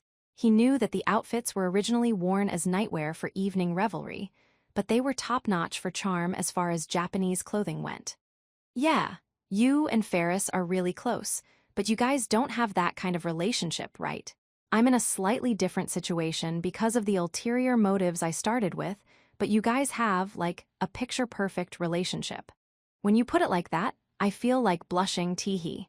"Yes, Ferris. Very, very much has ulterior motives where Lady Crush is concerned, though." Instantly, Ferris's statement made the air in the reception hall freeze over. Crush's expression remained locked in a charming smile, while Ferris gazed at her with a grin. Incidentally, Ferris was also wearing a yukata. He'd changed into one at some point, and it suited him just as well as it did any of the girls. At any rate, sorry for exposing a secret no one needed to hear. Let's eat. Please do not unearth bombs and attempt to flee like that. Crush lamented with tearful eyes as Subaru tried to retreat to dinner. Perhaps it came as a bolt from the blue as far as she was concerned, but Subaru hadn't been deliberately searching for explosive secrets like that either. What to do, thought Subaru as he let his gaze wander. Ferris, I cannot approve of you startling Lady Crush like this. The one comment that changed the mood all at once had come from Wilhelm, who had been holding his silence. Sitting formally in a yukata, the sword devil's words made Ferris touch a finger to his own lips. Oh no, even old man Will doubts Fairy's feelings. Respect, affection, romance. Cease courting chaos by teasing the lords and retainers in attendance. I am compelled to note that preying on someone's naivete is not adorable in the slightest. Boo, you're so strict, sheesh. Wilhelm's gravitas-filled lecture made Ferris pout and surrender. After that, Ferris contented himself by snuggling his face against Crush's shoulder. You don't have to get all worried like that. Of course it's a joke. Fairy having all kinds of ulterior meowtives with Lady Crush would be bad on so many levels. Why yes, I suppose it would. Phew, you surprised me. Because I cannot use my blessing properly at the moment, I feel like I might be misunderstanding your feelings about many things, Ferris. That's not the case at all. Crush was breathing a sigh of relief, but the look in Ferris's eyes that moment tugged at Subaru. For an instant, an intense emotion filled his eyes. It might well have been his personal brand of agony. Though he acted in a frivolous manner, the suffering borne by Ferris over the last year was probably comparable to Subaru's. He painfully understood the regret and anguish at Ferris's very core. Preparations for dinner seem to be in order, so would you mind bringing it in? Having waited for a natural lull in the conversation, Joshua instructed the inn employees to set the table. As they got to work placing one dish after another atop the long table, surprised reactions sprang up all around. The varied cooking was something Emilia and the others had never before seen, but Subaru's reaction was for a different reason. He was shocked by the unexpected familiar sights. Since this world had no seas, cooking with fish meant fishing from rivers. Naturally, this meant there were few truly large fish, making sashimi dishes and the like quite hard to come by. Therefore, seeing such a wealth of fish dishes in a place like this was all the more surprising. We can eat it just like this? How do you like it? Never seen it before, have you? Everything here comes from the great Tigracia River nearby and is prepared by experienced cooks. It's good enough to qualify as a specialty here at the Water Raiment. It seemed that culinary traditions not bound by the kingdom of Lugunica's common sense were still being passed down. Either way, one dish emerged after another based on Japanese cuisine, further deepening Emilia's and company's bewilderment. The first one to break through their hesitance was not Anastasia, hostess of the banquet, but rather, "Here, like this is how you do it right." Unfortunately, the utensils were forks, but Subaru thrust his into some sashimi of a fish he didn't recognize, applied the soy sauce-like seasoning, and tossed it into his mouth in one go. Then, as Emilia and Beatrice went, "Ah," in surprise beside him, he licked his chops. "Delicious. Ah, it's been so long since I had sashimi. This is the best. You're the greatest, Anastasia. It's tasty. It's a masterpiece. The fish is fresh, so it tastes incredible. It's a shame. If you had sushi vinegar here, I could try copying my dad's sushi chef pal and make some nigirizushi." "Sorry, I don't understand what you're saying, but I see. So it is tasty, then." The gist of Subaru's stream of consciousness had apparently gotten through. Emilia chose to believe only the most critical part and did as he had, putting soy sauce on the sashimi before trying it herself. When she did so, Emilia opened her round eyes wide. She went, happily clenching and waving a fist. Seeing the same honest reactions from master and retainer alike, the others in attendance put their hands on the food one after the next. "Grrr, Natsuki, there you go spoiling my fun again." Anastasia had had her thunder stolen, leaving her ever so slightly dissatisfied. But Subaru's and Emilia's idyllic reactions finally made her expression relax. "Goodness, there's no helping you children. Hey, leave some for me." The dinner party was host to various worries, and certain faces were not in attendance, but even so, all who did participate were able to enjoy a brief respite. For that one night, the moon and the world seemed willing to allow a tranquil moment when all regular concerns could safely be postponed. 6. As they mutually agreed to forget they were political rivals for the time being, the night wore on. The dinner in the reception hall came to an end, and Subaru finished bathing before returning to his room. The staff seemed to have laid out futons during the guest's absence, so everything was ready for a good night's sleep. "Subaru, it seems that an intruder snuck in during the time Betty and others were gone." "Yeah, looks like the futon you made a big mess of got all tidied up. What a vandal." Chiding Beatrice for her unnecessary wariness over the two futons lined side by side, Subaru gently tucked the sleepy-looking girl into bed. Incidentally, ever since forming a formal pact, it had become the norm for Subaru and Beatrice to share a room. Anastasia had arranged separate rooms for them, but Beatrice would crawl into Subaru's futon in the middle of the night regardless, so he politely declined the offer. Of course, this was not because Beatrice was too much of a child to be able to sleep alone, but because much of the mana drawn from one's Odo was generated during sleep. It was nothing more than consideration for Subaru's physical condition. Therefore, it is not because Betty wants to be with Subaru. Would you not take this the wrong way, I wonder? That was what Beatrice had told him shortly after forming the pact. In this case, it really didn't matter what her true intent might be. Subaru had become very accustomed to hearing the sounds of someone else sleeping nearby over the past year, and it helped him stay warm on cold days, too. Is that a mass of green poison, I wonder? You won't get away lightly if you eat it. She must have tired herself quite a bit, because Beatrice was swiftly dragged into dreamland as soon as she got into the futon, moaning in fear from the trauma of the wasabi from supper that evening. Savoring his partner's adorable sleeping face, Subaru gave his back a good stretch in the middle of the room. Now then, how about I take a little stroll until I get sleepy? Tightening the belt of his yukata, Subaru headed out of the room in high spirits. He hadn't settled on a destination, but he had no intention of walking as far as beyond the inn, figuring that he would get some air out in the garden. He imagined the scenery, which greatly resembled a Japanese garden, would look great under the moonlight. Looking up at the round moon through the corridor's window, Subaru squinted at its silver light. It was a quiet night. In terms of defenses, the Hot Spring Inn had sections that were overly exposed, but given the lineup staying there at the moment, he could only pity anyone foolhardy enough to try to break in. I do not think anything will happen, but if something does occur in this district, I will hurry over. Please rest at ease. Such were Reinhard's reassuring words when they parted ways in the hall. The fact that he'd used the word district rather than inn was so reassuring, it was downright scary. Given his personality, it was possible he was being modest just choosing to not use the word city. Reinhard, huh? Thinking of his friend, who quite possibly might still be on guard, even at this time of night, Subaru lowered his eyes. It was hard to forget how unpretentiously Reinhard had agreed he was Subaru's friend. During the unexpected reunion earlier in the day, Subaru had reforged his broken friendship with Reinhard. But that didn't mean that the terrible things Subaru had said or the loathsome attitude he'd shown on that fateful day in the past were permissible. Friends should be equals. That was what Subaru believed. Whatever Reinhard thought of the matter, Subaru owed him a debt. How could he call himself Reinhard's friend without repaying it? Wasn't there something, anything at all, that Subaru could do for the sake of his friend Reinhard? As he pondered such thoughts, his feet brought him to the garden, whereupon Subaru's breath caught at the sight that greeted him.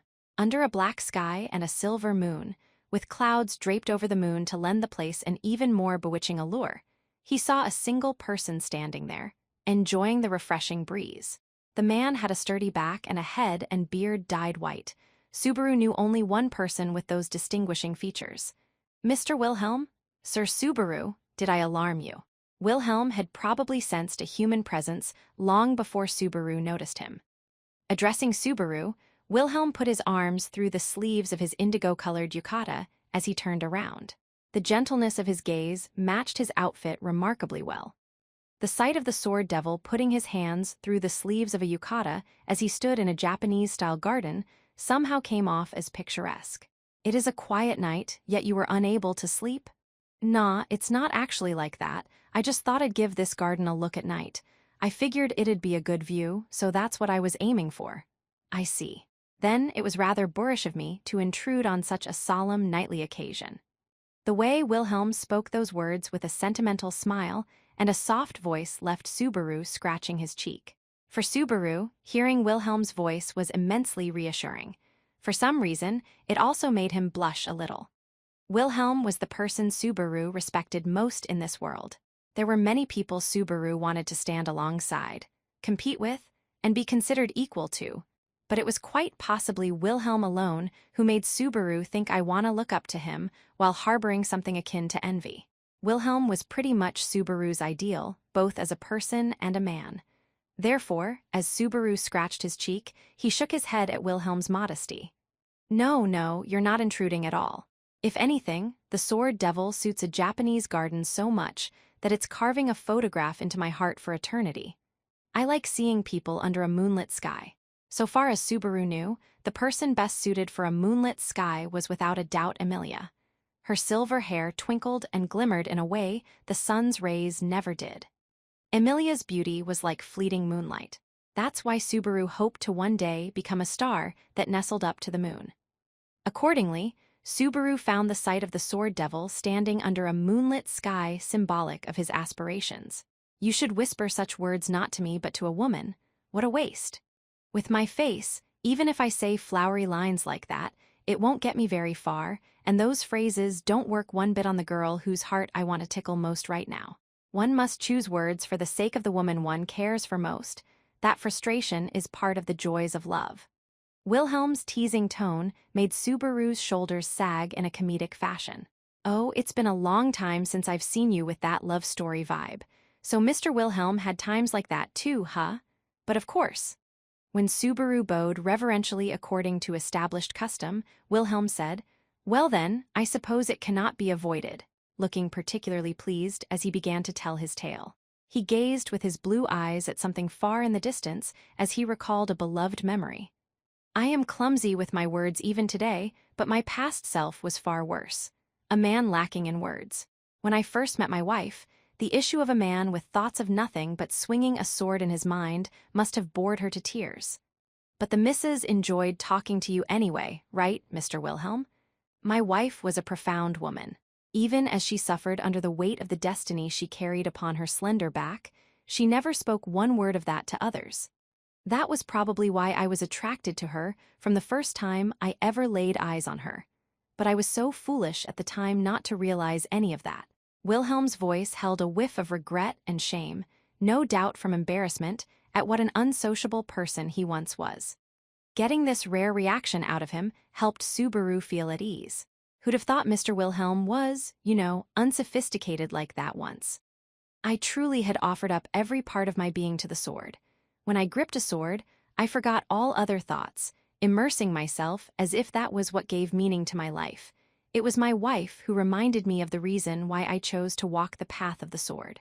"Is that when you first realized you liked the missus, by any chance? It seems you have seen right through me, Sir Subaru." Subaru responded to Wilhelm's listless murmur with silence. Wilhelm probably didn't realize what kind of face he was making just then. That he was comfortable showing him such a face made Subaru deeply proud. Wilhelm's eyes, the creases on his cheeks, the tone of his voice, his gestures, every part of him was saying one thing. Even at this very moment, from the instant he had first met her, he loved his wife, their Giovanna Stria. Seeing that face, anyone would realize he was still in love. Without his knowledge, Subaru had come to the verge of tears while looking at Wilhelm's expression. Heat was rising into the back of his eyes. For some reason, his chest got hot like this when he looked at the face of someone in love. It would really put Wilhelm in a bind if he started crying at a place like this, wouldn't it? "It is as you say, Sir Subaru.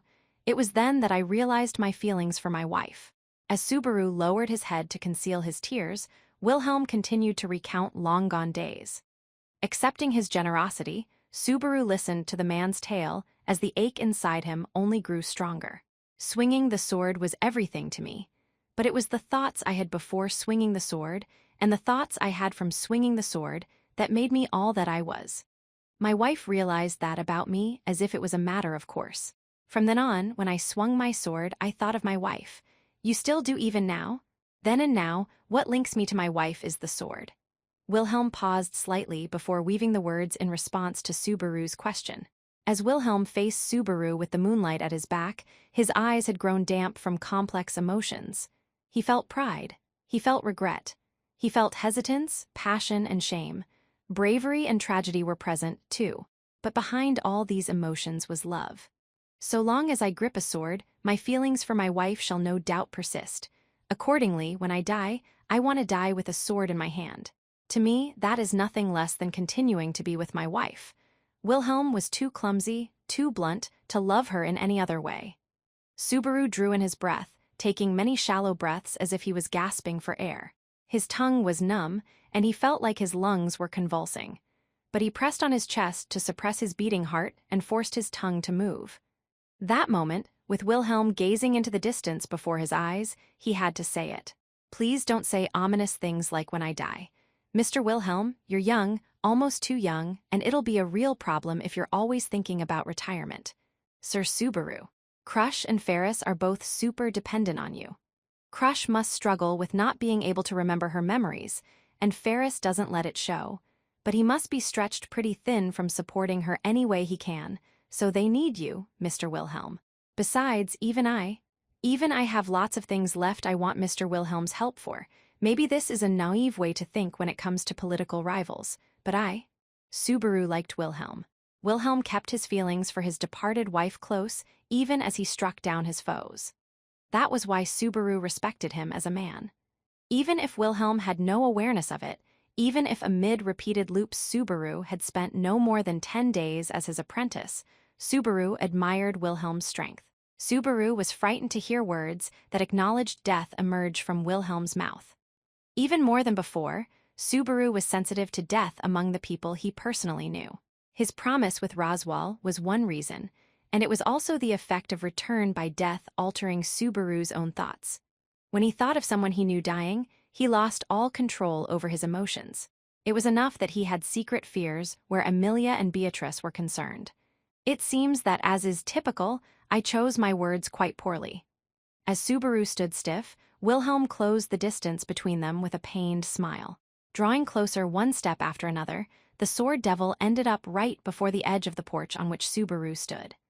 Then his blue, steely gaze pierced Subaru's flickering black eyes. Sir Subaru, that may be a virtue of yours, but it is also a weakness.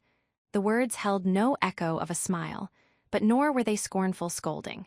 Somehow, it sounded as if he was debating a point like an elder speaking to his junior. Or if Subaru was to put it more precisely, the tone was like that of a grandfather speaking to a grandchild. My wife was very much the same. It was a bad habit of hers to suppress her own feelings, prioritizing the hearts of the people all around her and always placing herself last. Bad habit, you say? Nah, to begin with, I'm not that saintly a guy. I'm not wishing for everyone everywhere to be happy or anything like that. I'm a guy who thinks that if I can just make sure the people around me are happy, that's enough. The issue is that the range in question is the people around you. My wife did not wish for it, but she possessed a power unsuited for any single person to wield. Her hopes and her wishes extended far beyond the reach and breadth of that power. Wilhelm's wife, their Javanastria, was the previous generation's sword saint. Over the last year, even Subaru had become versed in the history of her brief career. She who had led the charge that ended the kingdom of Lugunica's civil war that threatened to destroy the country, a hero and national savior. That was Therja. Subaru Natsuki could not possibly compare his heroic deeds with hers. I understand what you're saying about your wife, but there's no way in the world that applies to me. In times of peace, my wife was an ordinary woman who enjoyed looking at flowers. The heroes whose names are passed down through history did not continue being heroes in their daily lives. And, Sir Subaru, the extent of your name and the reach of your hand is far greater than you currently imagine. Hereafter it shall only be more so. That's not. I am certain of it. For all you are unable to do alone, Sir Subaru, I believe you are a man who can gather others who cannot do these things alone, either, and in doing so, you will make success possible where it was not before. Subaru was in shock. That was all he could feel in response to the exaggerated worth Wilhelm had assigned to him. Subaru wasn't strong, he lacked intelligence or wisdom, and he was half-hearted and weak-willed to boot. Precisely because he couldn't do anything alone, he had to talk other people into doing all kinds of things and always survived by the skin of his teeth over and over again. Nothing more. Why was it Wilhelm considered Subaru so valuable in spite of all that? Perhaps you are not yet aware of it for the time being. I suppose those who do not realize your worth yet are many. However, someday you too will understand, and so will everyone else. I'm a puny, helpless guy who's no good at anything, though.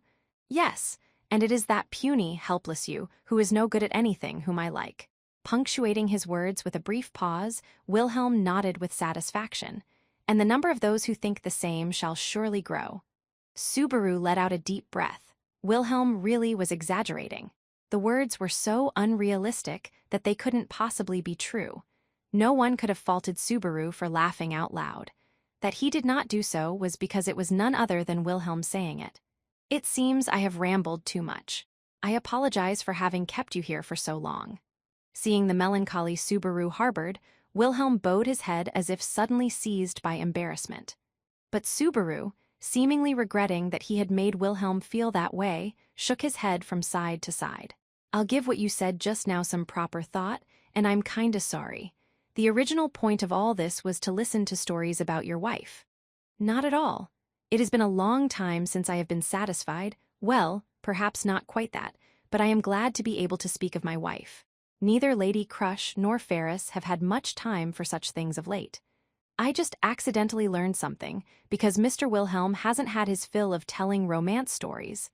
I've clearly gotten a little too sentimental. It is finally time to put an old man's long stories to rest. Wilhelm flashed a wry smile as he moved a foot from the garden onto the porch. The atmosphere said that the tale was over, so Subaru nonchalantly offered his hand to help Wilhelm up to the corridor. Wilhelm accepted Subaru's hand and climbed up onto the corridor. Feeling the weight of the elderly swordsman's body through his arm, Subaru suddenly recalled the situation in the reception hall for an instant. Simultaneously, the thoughts he'd had on his way to the garden came back to him. Perhaps this would be very insensitive and brash of him, yet, even so, Mr. Wilhelm, it's not my intention to go from someone sticking his nose into another camp's domestic affairs to thoughtlessly trampling on the hearts of others, but, yes, I am listening. Can't you get along with Reinhard? Your family, aren't you? He could imagine the complexities that probably surrounded the relationship involving the grandfather and grandson of the Istria family. Perhaps crudely intruding upon that would cost him the trust he had built up with Wilhelm. But this was what he thought. What value was there in a relationship you merely clung to, not saying anything for fear of hurting the other?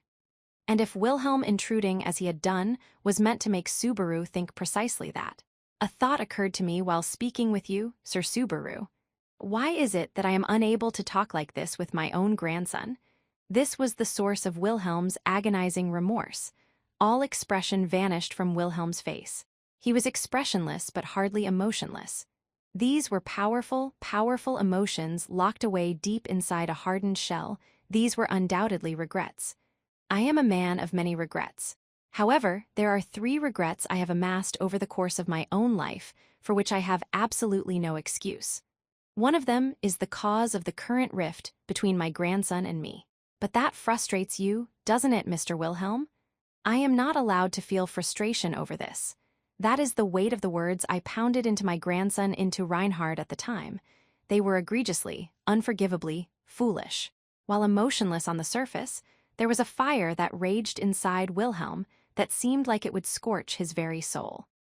These were the hellish flames of anger that had continued to blaze over those long years in Wilhelm's unforgiving heart. The fires of regret had combined into one great conflagration, the flame charring Wilhelm, not permitted to cease until he was turned to ash. For the sake of avenging my wife, I averted my eyes from this regret. And now that I have avenged her, I know this is truly the time to approach him. But the courage just won't come. To my great shame, thinking my grandson hates me even now, I cannot bring my feet to move.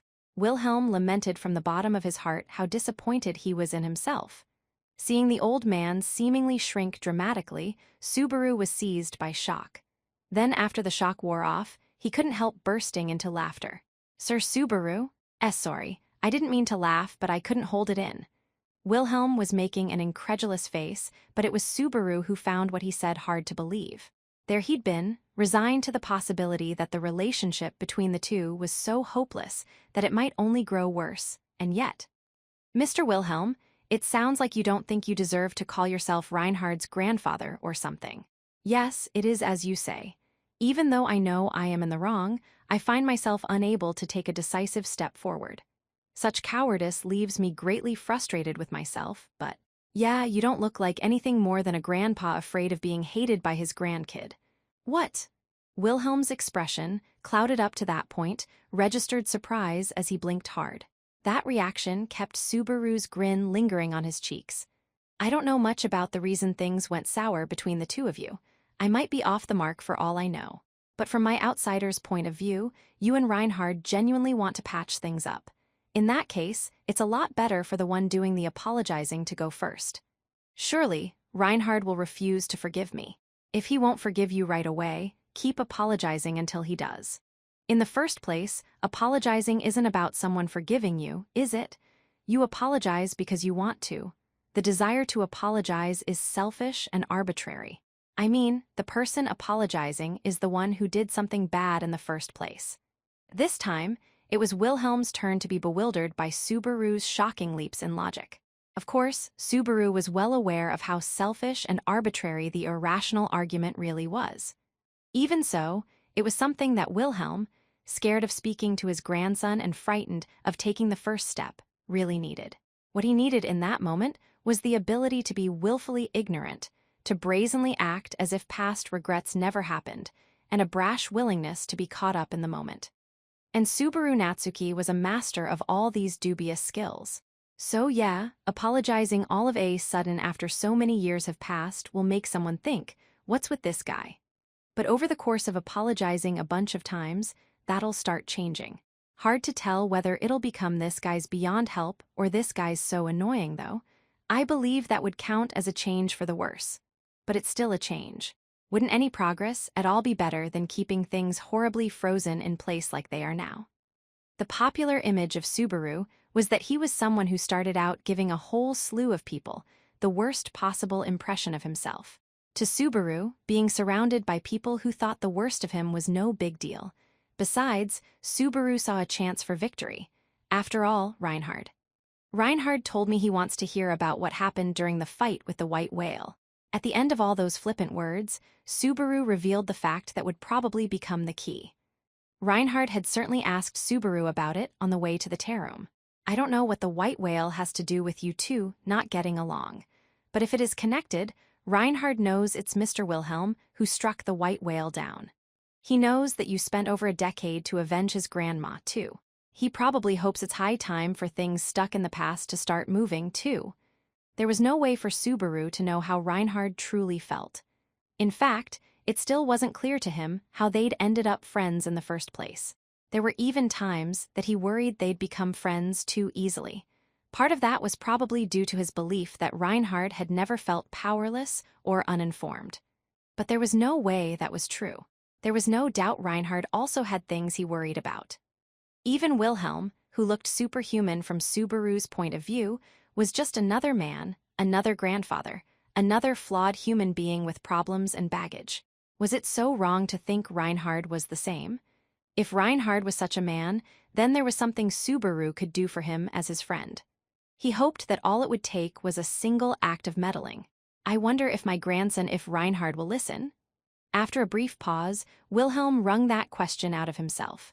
Subaru smiled, because this was the exact trigger for taking the first step forward that Wilhelm had been looking for.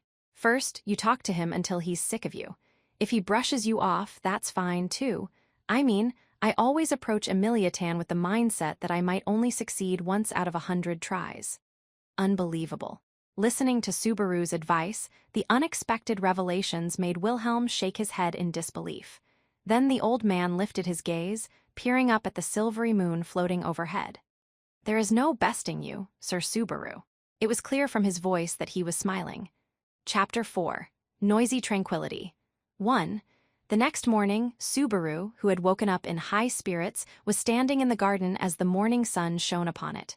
Savoring the sensation of the cobblestones beneath his soles, Subaru filled his lungs with the refreshing morning air, going NNN as he stretched his back. The sight drew a small smile from Emilia, who was standing next to him. What is it, Subaru? You're in a really good mood this morning. Did something nice happen? Emilia Tan's wavy braids are super cute this morning, so it was totally worth spending a little time on them before bed last night. Is that so? I'm so glad. You kind of seemed to have something on your mind last night. Smiling as she made that remark, Emilia gently stroked her wavy silver hair. Just as they'd planned it the night before when Emilia's braids were undone, Subaru had given her silver hair a soft wave. Her normal hairstyle was cute, of course, but a beautiful girl had the special privilege of changing the accent of her charm from time to time. Still, it was fact that he had caused so much trouble the day before. And of course, he was still reflecting on his failure at the Muse Company, but this was this, and that was that. I'll just have to accept it with the gravity it deserves. Biko, what's with you this morning, pouting like that? I am not pouting or anything of the sort. Would you refrain from making such arbitrary claims, I wonder? Averting her face, Beatrice sat on the porch as she gazed at Subaru and Emilia. "It's nothing," she stubbornly projected, but the girl had said barely a word since waking up this morning, and on top of that, she'd been constantly glancing around in unease. Even if she said don't worry, Subaru couldn't help but do so. It's not cute when you're stubborn like that. If something happened, then just spell it out. It could be important, right? That's right, Beatrice. If there's something worrying you, let's all worry about it together. I'm becoming dependable, you know. I am of a mind to object to some of Emilia's words. But, casting a suspicious look at Emilia as the girl pressed a hand to her chest, Beatrice broke down under the two's gazes. She touched one of her hair rolls, then twirled it around her finger as she spoke. "Actually, one of the inn staff members said something yesterday, I suppose. This employee told Betty alone that at this inn, something inhuman appears at night in a hushed whisper." "Oh, something inhuman?" At first, Betty laughed it off, I suppose, but just to be sure, she put her mind on guard. And then sure enough, did something not happen last night, I wonder? Thump, thump. Captivated by Beatrice's tale, Emilia pressed a hand to her chest as her eyes darted this way and that. From that reaction, she was really getting into it as Beatrice's voice grew more heated still. In the middle of the night, Betty awoke to a strange presence. And did she gently slip out of the room, so as not to awaken Subaru as he slept with a stupid look on his face, I wonder. Don't stare at people's faces when they're sleeping. It's indecent. I was not staring. Was my glance not as light and graceful as the snow, I wonder? Beatrice had just incriminated herself in a panic, but she was cute, so Subaru decided to let it pass without comment. At any rate, Betty pursued that presence. Then just beyond the entryway, I found the source of that aura. You found it, and then what? Did I confront that pale face floating in the darkness from the front, I wonder? This face noticed Betty as well, and we entered a contest of stares. The battle continued on, one step forward and one step back. A staring contest, and then. Oh ho, but Betty is a great spirit, so the foe ultimately fled in terror, I suppose. I'm so glad, what a relief. I was worried Beatrice might have died right there. Having gotten far too invested in Beatrice's ghost story, Emilia's concerns were rather exaggerated. In the first place, if Beatrice were dead, just who was the adorable creature right before them? That said, Subaru admired the fact that the story was fairly well thought out. So what actually happened, Otto? When I was on the verge of being sick just outside the entryway, I noticed Beatrice staring daggers at me. She vanished while I was crouched and feeling miserable, however. It was just then that Otto entered the garden with a wobbly gait.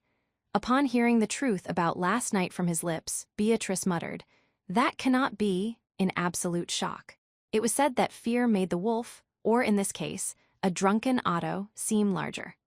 While Beatrice struggled to reconcile her memories with reality, Emilia tried to comfort her by stroking her head. Probably, the inn staffer who had told her about the apparition had quickly discerned that Beatrice possessed a rare and precious disposition. Specifically, she was a really cute when teased character. Given the adorable red face he was looking at now, Subaru could only call this a job well done. Incidentally, you weren't back for dinner last night, either, so what were you up to? Keeping the charming Beatrice in the corner of his eye, Subaru cocked his head questioningly as he looked at Otto's pale face. Otto's pallor seemed drained of blood so early in the morning as he wobbled to the edge of the porch and sat down. I told you before we parted ways, did I not? Since we happen to have come all this way to Prestella, I wanted to meet people with whom it would normally be very difficult to speak. Why, ugh. Sounds like you're living dangerously. You seem about as drunk as the first time we met, man. In the case of Mr. Natsuki, I was not drunk when we first met, I believe. If that's what you remember, then it's probably true. For you, at least. Otto seemed to have no recollection of such an event, and at present, his memory was correct. Their first meeting from Subaru's point of view and from Otto's point of view differed greatly in place and subsequent developments. But Subaru had no intention of trying to explain over and over the happenings during various circuits of a loop that had been lost for eternity. Deciding to move on, Subaru shot Otto's suspicious face a wink. Anyway, make sure you aren't a bad influence on Biko, or it'll affect her development. Well, I do understand that you were trying your best for the group, though. This, I did all on my own, I had other reasons for doing this. More importantly, Bitterly twisting up his pale face, Otto scanned the garden. I do not see Garfield anywhere. It is unusual for him not to at least poke his face out, is it not? He is always the first to rise, howling from the peak of a mountain or something. That's because he couldn't find any other high ground to howl from. Jokes aside, he's in a bit of a sensitive state at the moment. For the time being, be gentle if you run into him. K. To be perfectly honest, I wish I was the one being treated gently at the moment. My head hurts. Subaru flashed a troubled smile at Otto's groggy status as he wobbled and crumbled down onto the porch. So now that Otto is here, too, what are our plans for today? Hugging a sullen Beatrice from behind, Emilia inclined her head and posed the all-important question. Her words made Subaru go right as he touched a hand to his chin. There's the issue of renegotiating with Kiritaka for sure. What was the plan again? Kidnap Liliana and trade her for the magic crystal. Where did that drastic plan come from? Did you really reflect on anything you did yesterday? Sorry, my smidgen of resentment toward Liliana affected my proposal. Subaru apologized as Liliana's blissful face came rushing back to him, but Otto was too busy suffering from the effects of his own shouts on his hungover head to pay much attention. After moaning for a while, Otto continued with tears in his eyes. First of all, we are scheduled to visit the Muse Company at fire time today. I would be grateful if we could have White Dragon Scale mediate, however. The name Otto mentioned was referring to Kiritaka's bodyguard, Dina's. White Dragon Scale was the name of the mercenary company he was part of, which was currently hired to serve as Kiritaka's personal guard. Although, in Subaru's mind, Dina seemed less like a bodyguard and more like a private secretary whose main purpose was to deal with the Liliana issue. For the time being, I must ask that Mr. Natsuki remain here. I shall accept no rebuttals. Why, is what I'd like to say, but I'll keep it under wraps. Even I know the talks will go smoother without me there, but then what's the point of me coming to Pristella? To play with Beatrice. It's good to make as many memories with her as you can. Is Betty somehow being treated lightly for some, I wonder? I raise an objection. Beatrice's indignant protests were for the most part ignored, and with that, the afternoon plans were tentatively set. They weren't very involved plans, though. The gist was that everyone except Otto had free time. Well, how about I take Emiliatan and Biko to a public park? Shouldn't I be going together with Otto? Today, I am only going to obtain a promise to reopen negotiations, you see. Bringing Lady Emilia along for this type of visit would be lacking in etiquette. Having you return ahead of me yesterday was for the same reason. After explaining his reasoning to Emilia, Otto added, however, and shot Subaru a suspicious glance before continuing. I do not know what Mr. Natsuki is scheming in citing such a reason. Calling it scheming makes it sound like I'm up to no good. That was all he could muster. Otto was impressive as always, even his misses were still somehow on target. Not that Subaru was actually scheming, but he did have a plan. It was a plan that relied heavily on luck, however. After I got off the boat yesterday, I found this really pretty park along the way. I was like, I want to take a walk through there with Emiliatan, with Biko in the middle and us holding her hands. Wow, that sounds fun. But should we really take it easy like that? What do you think, teacher? I can hardly say no when my pupil is looking forward to it quite this much. Well, assuming he comes back before you go, at least take Garfield with you, just do not cause any commotions. Why are you looking at me when you say that? Say that to Biko, she's the one you want. How accurate is that, I wonder? Betty is the oldest one here, so it's fairly obvious who should lead the way. Mistaking what Otto was concerned about, Beatrice put her hands on her hips with a confident flourish. The way she completely missed the point was adorable, so Subaru affectionately stroked Beatrice's head all over. And as Subaru and company enjoyed the peaceful, friendly atmosphere. Yo, everyone's together, huh? Pretty nice morning, ain't it?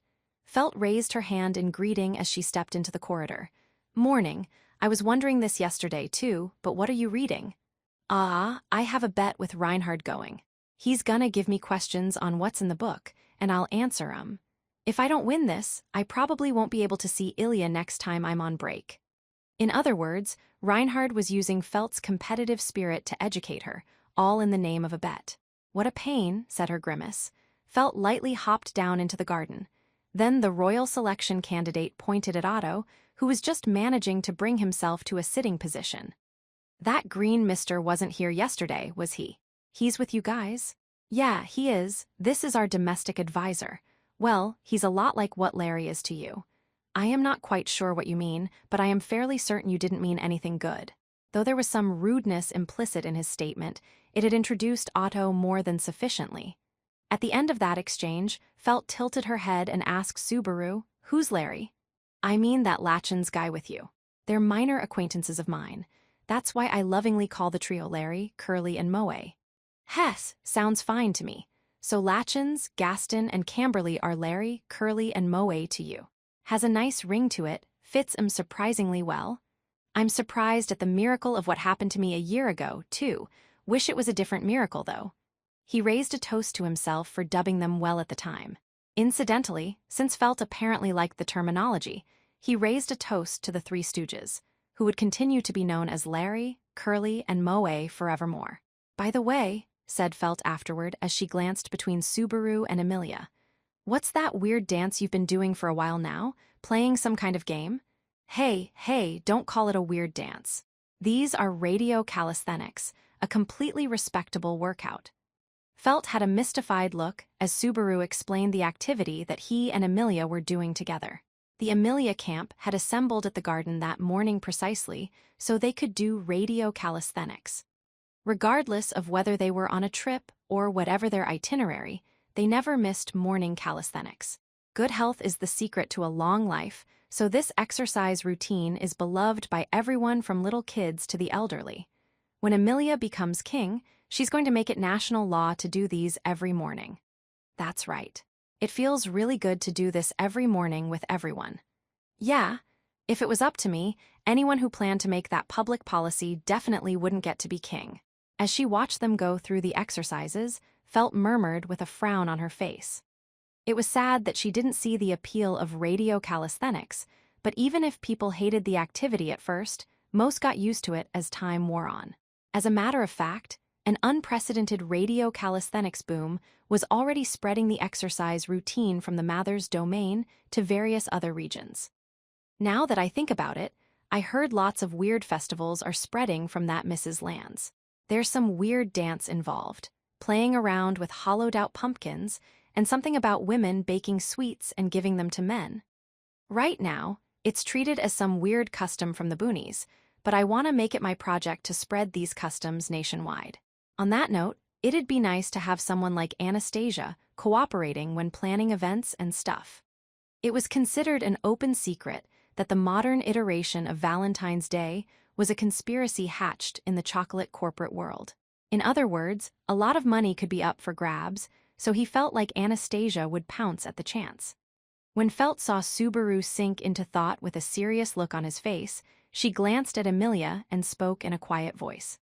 "Hey, is Mr. always like this?" "Yeah, Subaru's like this most of the time. When he looks like he's just kidding around, he's actually thinking really hard about all kinds of things. Then again, sometimes he looks like this when he really is kidding around, too. I have no idea why you sound like you're proud of him for that." Felt cocked her head in puzzlement when Amelia seemed to take a strange sense of pride in Subaru's behavior. Every so often, when Amelia interacted with people who were ostensibly younger than her, it was sometimes difficult to tell who was actually older, which was an issue of Amelia's mental age. This was one of those situations. "Come to think of it, you're all alone, Felt. Where's Reinhard?" "I ain't a kid, and having him around me just means I gotta listen to him fuss. Besides, not that I like admitting it, but if I call him, he'll get here in 1 second." Judging by how Felt's face stiffened as she said that, she probably meant it literally and not a joke. That sort of thing really drove home how extraordinary Reinhard truly was. "But from what I saw yesterday, it seems like you learned how to get along with Reinhard. Maybe get along isn't the right way to put it. It seems like you guys worked things out even though you had a rocky start." "Oh, really? I thought Felt and Reinhard got along very nicely from the start." "Hey, are those actual gemstones in this Mrs. Eyes? You'd better polish 'em right so they see straight, 'cause I'm one scary girl when push comes to shove." Felt's strangely poetic metaphor made Subaru appreciate how much education and growing she'd benefited from since they last met. Well, I can't deny what Mr. said about it, though. Not like I can just be irresponsible forever or anything. Now that I've decided I'm doing this with him, he's my responsibility, so. Lady Felt, you called? I did not. Instantly, Reinhard emerged out of thin air. When Reinhard suddenly appeared behind her back, Felt roared with anger at him. Her high-pitched voice made Reinhard raise an eyebrow. Then he addressed her. Lady Felt, it is still early in the morning. This is not my mansion, so please do not cause trouble to those around us by raising a ruckus. Oh, shut up, don't lecture me. And what's the big deal with you anyway? You say you'll come in a second when I call you, and then you come when I'm not even calling at all. Good morning to you, Lady Amelia. And morning to you, Subaru, a fine day. Don't ignore me when it's convenient for you, damn it. When Reinhard crisply smiled and offered a morning greeting, Subaru raised his hand in return. Furious at Reinhard's reaction, Felt grabbed him by the collar and shook his head around. Of course, given Reinhard's strength, he could have easily brushed her off, but she still kept a hold of him. You see, Felt and Reinhard get along really well. I guess you're right. That's a classic getting along nicely scene. Somehow, those words are creepy enough that I could just die. I don't like it. Grinning and agreeing with the smiling Amelia, Subaru smoothly ignored Felt's shouts. Instead, Subaru looked at Reinhard as Felt was manhandling him. He'd lowered the corners of his eyes in a consternated look, and he wore a troubled smile on his face. But the sight was so natural somehow that Subaru oddly felt a sense of relief. Simultaneously, he had a sudden thought. These two had also spent the last year challenging the royal selection as master and retainer. Well, hate to spoil the lovely moment, but how about we go get some breakfast? I'm not accepting this. Listening to Felt's high-pitched voice, Subaru looked up at the clear blue sky and gave a mighty stretch. First the night before, then a morning like this, it was going to be a great day. He had no rational basis for thinking that, but he felt confident nonetheless. 2. Good morning. Oh, you all seem to be getting along rather nicely. Anastasia greeted Subaru and the others as they entered the reception hall, smiling mischievously as she spoke. From her point of view, seeing the Amelia camp and the Felt camp together must have been a surprise, but Subaru was just as surprised by her greeting. The reason was the glossy outfit she was wearing. The sight of Anastasia, wearing a different outfit with her usual scarf around her neck, made Amelia and the others go wow in astonishment. Good, good. It seems I've succeeded in surprising you this morning. I'm so happy. That outfit is splendid. Is this what you were talking about in the bath yesterday? Yes, this is a kimono. It's like a yukata, but it takes a little longer to put on. Anastasia proudly twirled on the spot, splendidly putting the blue-dyed clothing on display. The dancing, falling petal pattern on it was also very charming. Subaru could only be amazed at Kararaga's ability to reproduce it. So those clothes are some kind of Kararagi tradition? Yes. The design of these clothes has been passed down by tailors since the era of Hoshin and is one of the few pieces of culture from that time. The era of Hoshin is it. Once again, this mysterious person, Hoshin of the Wastes, stood before Subaru. Just like Subaru and Al, he was probably an otherworlder from the same homeland, summoned 4 centuries prior. Once this is all wrapped up, I really need to look into this Hoshin guy a bit. At this point, Subaru had no intention of complaining about the phenomenon of being summoned to another world. He'd long since passed the stages of understanding and acceptance.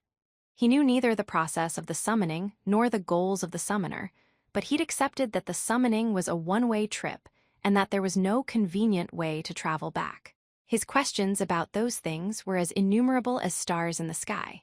But what Subaru wanted to know most at the moment was what kind of marks the one summoned long before him had left upon the world and what became of him. That was all. Lady Anastasia, you are even more beautiful this morning. I was worried that you would not allow even me to see you like this, but it seems that was a needless concern. This was the jewel up my sleeve. The finished product only arrived in Prestella just a little while ago, you see. It was a real pain hiding it from Julius, Afterward, meeting up with Julius in the hall, Anastasia showed her clothes off to her own knight, and Julius lavished her with fawning praise, filling Anastasia with satisfaction. Then she cocked her head to the side. Oh, Mimi and the others aren't with you? Ricardo has not yet returned this morning while out on the business he mentioned. As for Mimi, it would seem she has been leading Lady Amelia's retainer Garfield all around. Mimi's with Garfield? When Amelia's eyes went wide at hearing the name of one of her own, Julia said, "Yes," with a nod. Garfield and Mimi have not returned to the inn since last night. When they learned of this, Hetero and TB ran into the city with all haste. You heard about this from Joshua, and I'm only hearing about it now. That's how I should take this. Anastasia put her hands on her hips, checking with Joshua, who had followed Julius in and was hiding behind his back. The words left the young man with the delicate face downcast, bowing his head with a pathetic expression. I am very sorry. I desperately tried to stop them, but Hetero refused to listen to reason. And TB was also concerned, so. That's because when Mimi's there, Hetero doesn't see anything else around him. If TB's with him, it should be fine in his place. There is something I would like to ask of you, Joshua. Smiling at the cowed Joshua, Anastasia patted the young man's shoulder as he lifted his head. I really had meant to entrust this to Hetero and the others, but I want you to pick up a letter at the main gate. It's a very, very important letter. As she spoke those words, Anastasia glanced in Subaru's direction. In his mind, the suggestive gaze overlapped with the conversation in the hall the night before, spurring him to say something. I'm begging you, Joshua, you're my only hope. What need is there for you to ask that of me? Lady Anastasia has already given me her instructions. Brushing off Subaru's hands, which had been grasping both his shoulders, Joshua headed for the sliding screen door with rapid steps. And then, I shall do as instructed. Leave it to me. I shall complete it without fail in TB and the others' stead. With conviction, Joshua made this declaration to Anastasia and raced out of the hall. Anastasia gently touched her scarf when his ponytail vanished from sight. He really could have done it after eating breakfast, though. She wore a strained smile as she remarked on this youngster's apparent loyalty and hunger for glory. I am sorry that we were a tad late. It would appear we are the last ones. Crush, with her long green hair all tied up this day, was the last to arrive at the reception hall. She remained dressed in a ladylike fashion, with a floral hair ornament and a white ribbon vividly adorning her green hair. No doubt it was Ferris, appearing in the hall after her, who did the coordinating. With light steps, Wilhelm followed immediately behind Ferris, wearing his usual butler's outfit. The sight of the tall, elderly man made Subaru's shoulders grow tense. He recalled the many words he had exchanged with the sword devil under the moonlight the night before. As Subaru reminisced, it was precisely then that Wilhelm spotted him, and they exchanged gazes. Subaru's breath caught in his throat as Wilhelm quietly greeted him with his eyes.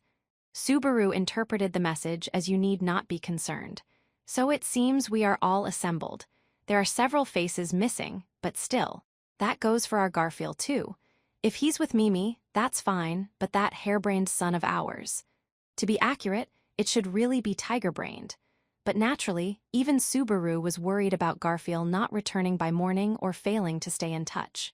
Perhaps he'd gone off somewhere to heal that difficult-to-shake sense of defeat. And if Mimi really was with him, Subaru could only hope that things didn't get out of hand in some odd fashion. Well, be it worries or work, it can wait until after we've had some food. Rohallo lost because of an empty stomach, they say. Clapping her hands, Anastasia invoked what seemed to be a common saying as she took her seat. Emulating her, Subaru and the others similarly sat down, divided by camp as they rested upon square floor cushions. Could you please bring it in? Seeing that everyone was seated, Anastasia called out to the people waiting behind the screens. As she did, several inn staffers brought plates in, placing them atop the long table. The long table was quickly filled with huge black objects, only for even more iron plates to be set down. Today we shall enjoy some traditional Kararagi folk cooking. It's time for a daisukiyaki feast. Anastasia made her pronouncement with great vigor as she swiftly rolled up her sleeves.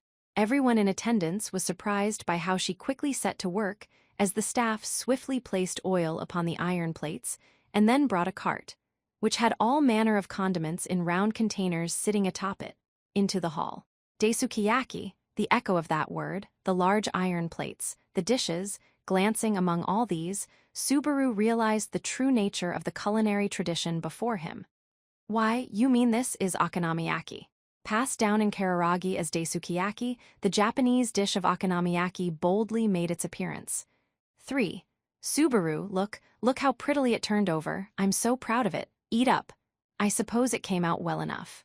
Subaru, I went through all the trouble of frying this daisukiyaki, so you might as well eat it.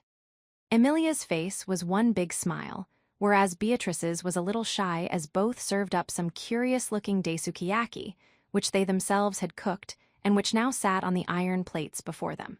Both of you should learn to taste your own cooking before serving it to people. Following Subaru's rather sound advice, the pair did as he suggested and promptly writhed in agony. Incidentally, Subaru could boast about his okonomiyaki to an extent, but he was not the most skilled in the Emilia camp. Lady Emilia, Beatrice, both of you can have some of what I fried. Ah. Lady Emilia, frying it too lightly will ruin your stomach. Beatrice, you use too much sauce. Thanks to Otto's feverish efforts, the Emilia camp was at least able to secure a decent breakfast. Glancing at the spectacle, Subaru shifted his gaze to the homemade cooking of the other camps. Lady Felt, I have prepared the next dish. Oh, nicely done, nicely done. Looks like at this rate, you're gonna be fryin' lots. I'm pretty grateful for your skill in cooking and making sweets, gotta say. With the Felt camp seated directly across from Subaru, he had a front row seat to Reinhard producing one dish of high-end daisukiyaki after another with incredible skill, before watching all the food disappear into Felt's stomach. As over 5 daisukiyaki dishes had already vanished into thin air, where Felt stuffed them into her tiny body struck Subaru as one of the deeper mysteries of life. Now. This is some real, genuine daisukiyaki I whipped up. But of course, Anastasia had put on quite a performance given her deep knowledge of daisukiyaki. She'd raced between 2 separate frying pans, successfully creating 2 hunks of what appeared to be charcoal. It was a valuable life lesson. Enthusiasm alone wasn't enough. As expected of you, Lady Anastasia. However, I prefer it when the frying time is a little briefer, though it pains me to add to your time and trouble. It's fine, leave it to me. For a boy, you sure have a delicate tongue, Julius. Unlike Subaru, who urged the cooks to eat their own food and repent for their culinary sins, Julius ate the hunks of charcoal without complaint, and only after finishing every last bite did he suggest improvements. Truly, his demeanor toward his liege was chivalry itself. Subaru had absolutely no desire to follow suit. Ah, Lady Crush, Fairy fried a pretty one. Here. Why, yes you have, but I shall not be defeated. Ha, behold. Yes, it was Crush and Ferris who were involved in relaxed, flirtatious same-sex bonding. That didn't properly describe their relationship, but this was typical for them, so Subaru decided it would be prudent to not intrude. Either way, as befit their impressive dexterity, the daisukiyaki on their iron plates were remarkable. Ferris had even taken the time to give them kitty ears. Fwu. Okay, it's time to make you eat Fairy's daisukiyaki made with love. Lady Crush, please open your mouth and say ah. Ah. Thanks to the tender, rich girl Aura Crush gave off, Subaru got the distinct feeling that he should stop watching. Off to the side of that pinkish scene, Wilhelm was working on his own daisukiyaki, but turning over the pieces, the sword devil groaned as they broke apart and clung to the iron plate. They had probably been left to cook for a bit too long. Wilhelm seemed to be exhibiting unexpected clumsiness. I feel like I'm seeing something I was never meant to see, but that being the case, Hey mister, what you fried looks pretty tasty. Right as Subaru thought he'd offer Wilhelm a helping hand, Felt cut him off. Her eyes glimmered as she gazed at the puck-shaped daisukiyaki that Subaru had fried with his own 2 hands. Nah, I'm sure your guy can cook palace chef-level daisukiyaki on an industrial scale already. Not that I know if palace chefs actually make daisukiyaki. Well, you have a point, but sometimes you just want to eat something different, right? Even though he's cooking on an iron plate like this, everything that bastard makes comes out elegant. Then, Felt, why don't you try the daisukiyaki I'm talking about eating food here. Why don't you go and play with the little shrimp over there, charcoal burner? Emilia, finally getting the charcoal maker treatment, slinked over to Beatrice so she could commiserate with the glum spirit. Subaru wore a concerned smile when he saw how dejected they were. Hey now, don't tease my Emiliatan and my Biko like that. So not just the miss but the little shrimp, too. Oh right, that's right. Quickly sidestepping Subaru's reply, Felt proceeded to lean toward him. Hey, I thought I'd come out and ask. I heard some amazin' rumors about you, mister. So be real with me, how many of those things are lies? Come on, don't assume most of it is lies from the very start. It almost sounds like that's what you're hoping for. But there's no way I can believe all that stuff. I mean, I heard Mister sliced the white whale in two all on his own, smashed the witch cult with his bare fists, turned the great rabbit into fried rabbit, and ate it. The info sorta, kinda matches, but there's a lot of chaff mixed in, damn. If Subaru could manage that all by himself, he'd have been made a national hero or even become king by now. He would have just taken the throne by force and made Amelia his queen so they could flirt forever. HMPH. But Subaru's strong wisecrack was greeted by a slight chuckle from off to the side, from a pair of voices at that. The voices belonged to none other than Julius and Wilhelm. Why are Mr. Finest and Grandpa laughing? Did I say something funny? It's not just that you said something funny, it's that the whole situation's hilarious. Everything you mentioned rates my contributions way too high. Like, at that point just gimme a Nobel Peace Prize. He didn't actually know what winning a Nobel Peace Prize entailed, but at any rate, it was what came to mind when he thought of respectable commendations. Subaru had been recognized at the honors ceremony, but because he didn't really have a firm grasp of how much that was worth, he had little grasp of exactly how his achievements had been graded. It was then that Wilhelm picked up where Subaru and Felt's conversation had left off. Not at all. Where the hunt of the white whale was concerned, Sir Subaru's contributions were incalculable. Without Sir Subaru, my long-cherished desire would never have been fulfilled. I swear this to be true upon my very sword. It is the same with the witch cult incident. That victory was over and done, and thanks to none other than his leadership. The assistance that others as well as I had provided were not contributions worthy of boasting about. Wilhelm, and especially Julius's, blunt assessments left Subaru at a loss for words. After what belatedly arrived was ferocious heat, Subaru's head and ears were burning from embarrassment. See, cut it out, guys. Don't put me on a weird pedestal like that. You all know what shameful shit I get up to when I get full of myself. The results of your efforts after that more than made up for your own shame. There is no need for you to dwell upon that moment forever. Your future exploits are completely separate and should be greeted with pride. What you have accomplished are things no one else has ever done before. Until my final days, I shall take pride in having galloped across the battlefield alongside you. Ah, killed by praise. Up to that point, Subaru Natsuki had died over and over. But this was the first time he had glimpsed death in such a frightening manner. Subaru was learning what it meant to be slain by praise. He felt so embarrassed that he honestly thought he might die at any moment. Subaru looked in search of aid toward Amelia, then Beatrice. However, the pair merely offered him adorable smiles with Subaru sandwiched between them. That's right, Subaru worked really hard. I'm truly proud and happy to have made that Subaru my knight. WL, is that not all a matter of course for Betty's partner, I wonder? If anything, the surrounding rabble have been slow to realize just how incredible Subaru is. He never dreamed their support would be so unanimous. The frightening degree of indulgence was making Subaru's head spin, and there was not a single person in the hall who refuted these assessments. Indeed, the gazes turned toward Subaru were gentle and kind, one and all. Looks like a lot of stuff happened, but Mister's nature ain't changed a bit. What a relief. Oh, shut up. Hey, everyone, don't praise me too much. You're gonna make me like every one of you. When Felt neatly tied things up like that, Subaru's voice exploded as he neared his limit. Instantly, the gentle atmosphere in the great hall was shattered as the voices of all present burst into laughter. Amid that uproarious laughter, Subaru snuck a glance Wilhelm's way.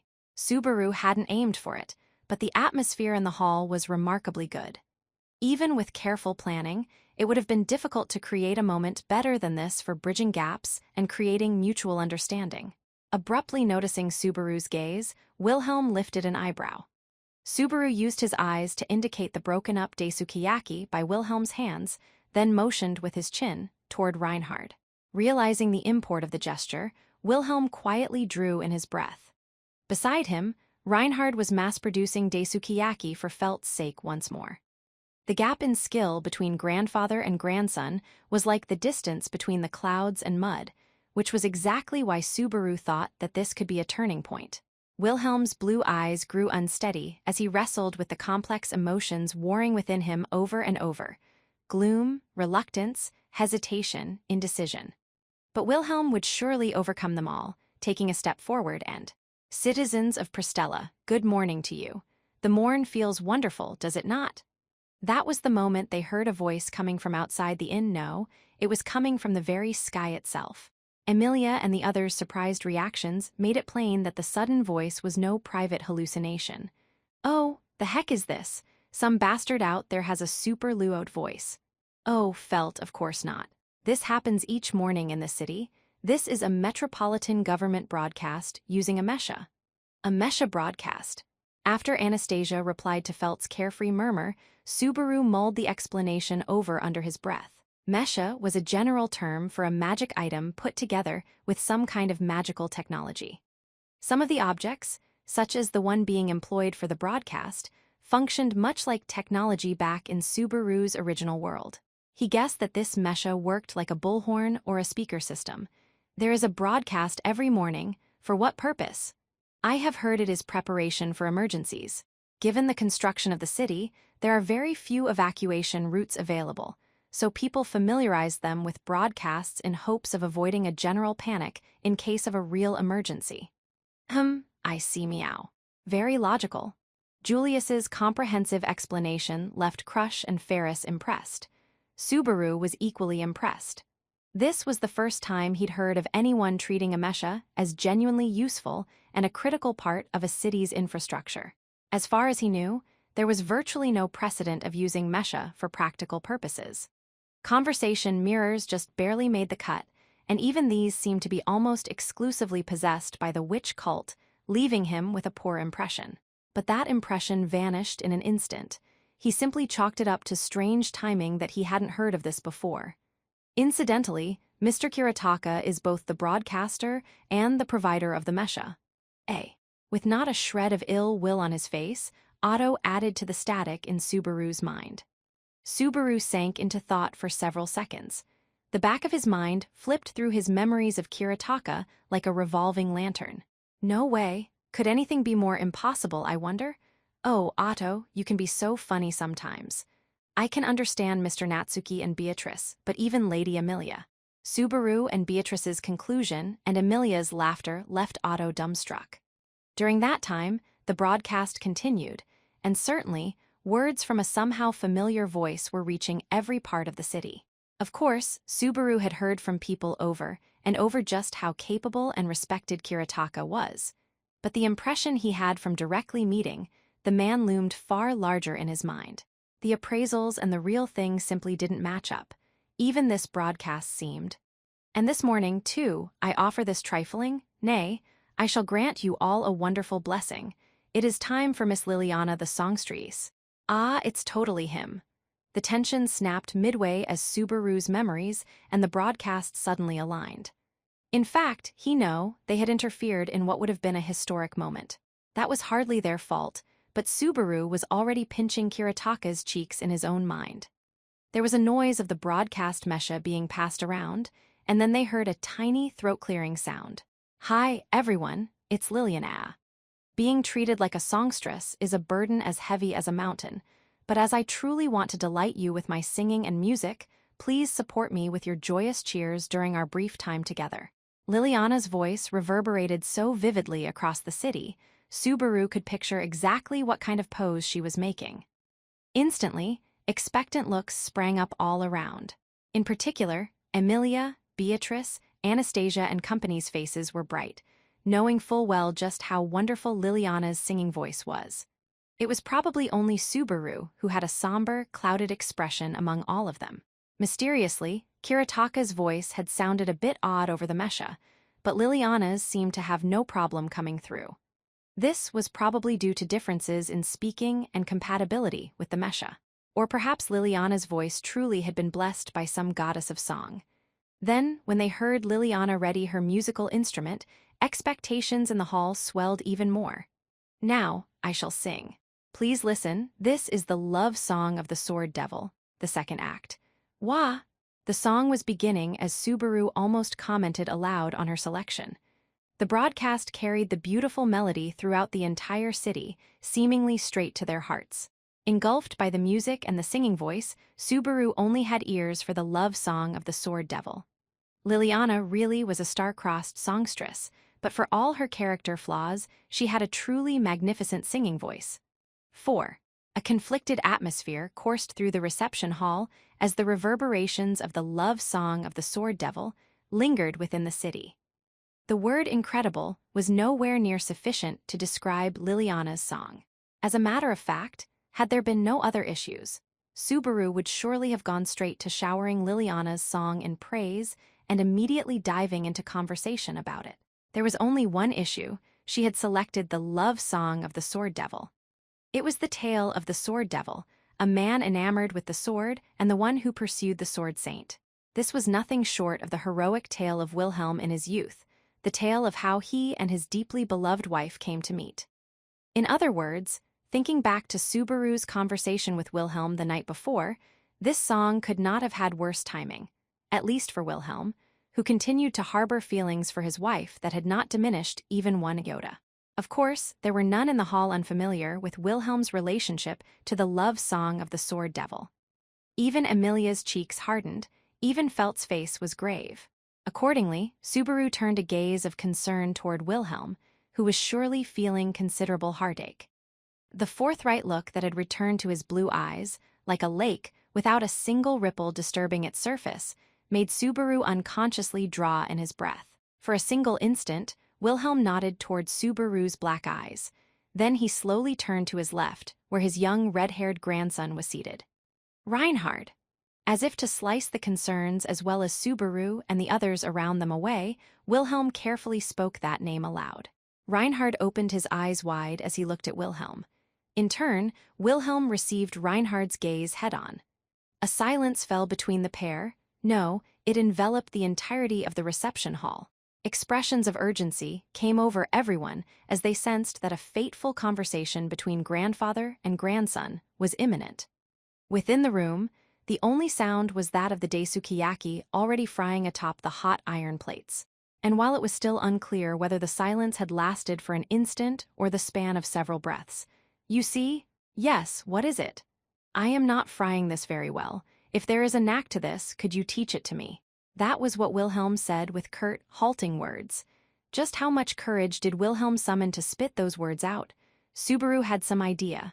Apparently, Crush and Ferris recognized this as well, being as wide-eyed as he. From the side, Subaru watched complex emotions ripple across Reinhard's face as he listened to his haggard grandfather's words. Reinhard closed his eyes in sorrow, or perhaps some undefinable emotion, then swept it away with a deep breath. From there, he slowly relaxed and said, "Yes, I understand, grandfather." As the tension palpably drained from his eyes and mouth, there was no longer any doubt that he was smiling. This was not the hero's smile that Reinhard used to set people at ease on a daily basis. This was an expression that only belonged to the young man named Reinhard, not the Sword Saint. Wilhelm was taken aback. Then he slowly lowered his head. He couldn't immediately accept it. However, even if it didn't seem real at first, a connection had surely been made. The long, deep chasm that had opened up between the pair, between grandfather and grandson, might still require as much time to fill as it had taken to dig it. But now that they had bridged that gap once, all there was to do now was fill it with acceptance.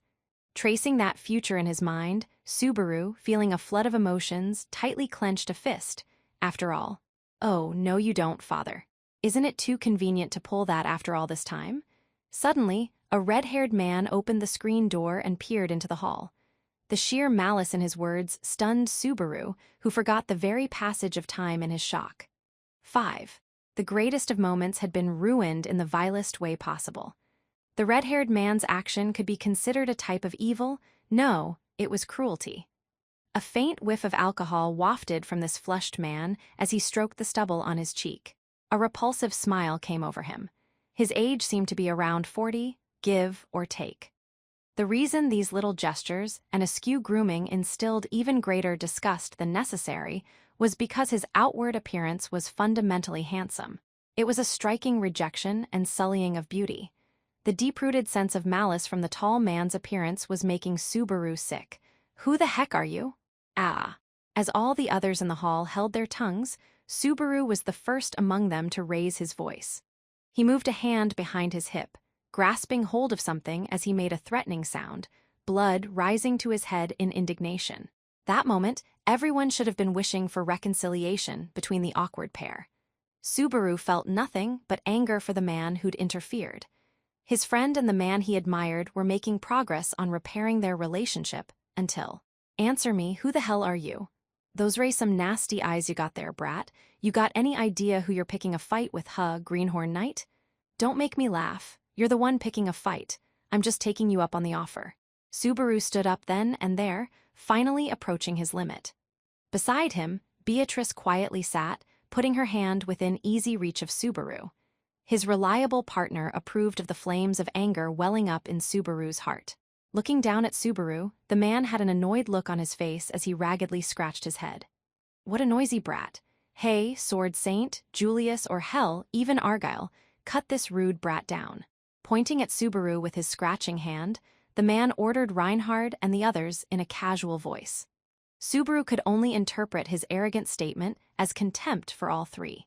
This time, Subaru seriously made ready to swing his arm and smack the man across the face. "I must object." But just before he could act, Julius held Subaru's shoulder in check, forcing him to stop.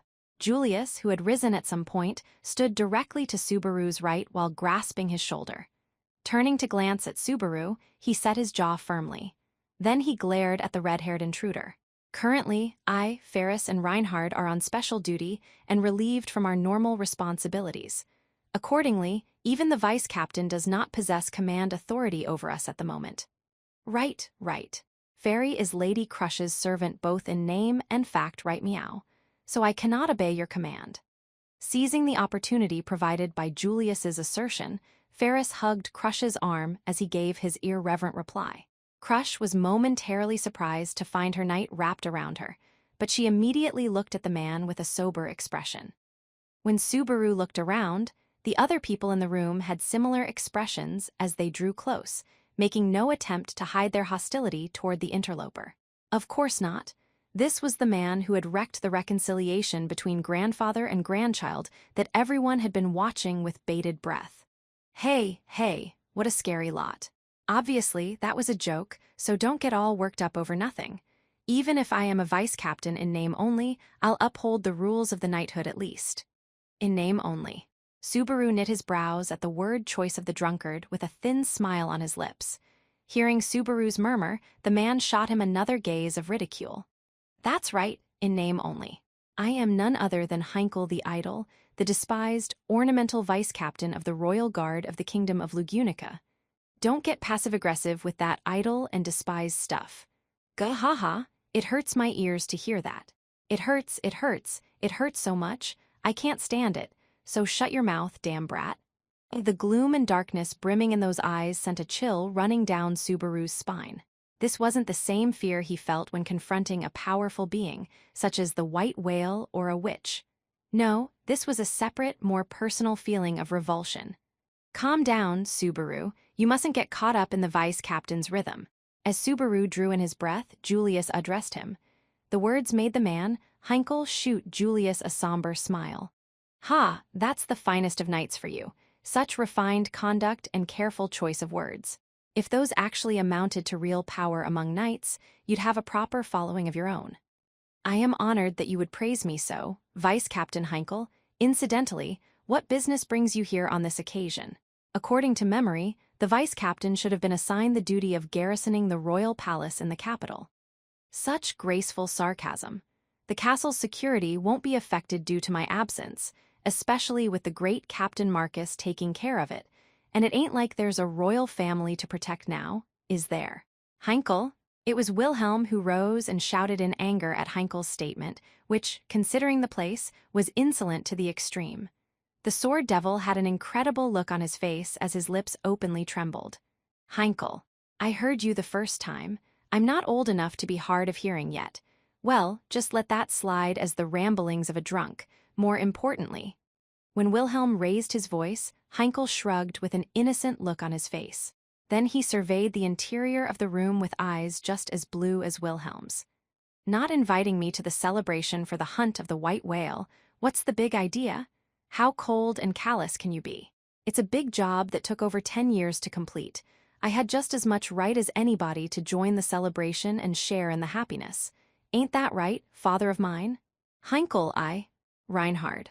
You feel the same way, don't ya? Adopting a face oozing with malice, Heinkel dug right into Wilhelm's heart.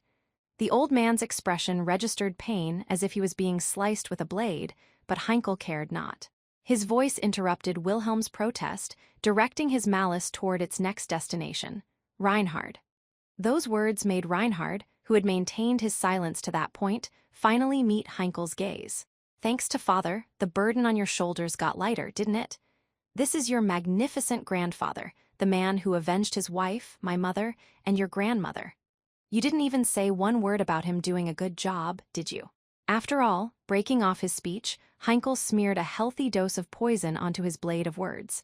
Then he spoke again. He's the one who avenged the predecessor you let die, isn't that right? This man's face, more than any other Subaru had ever seen, deserved to be called repulsive.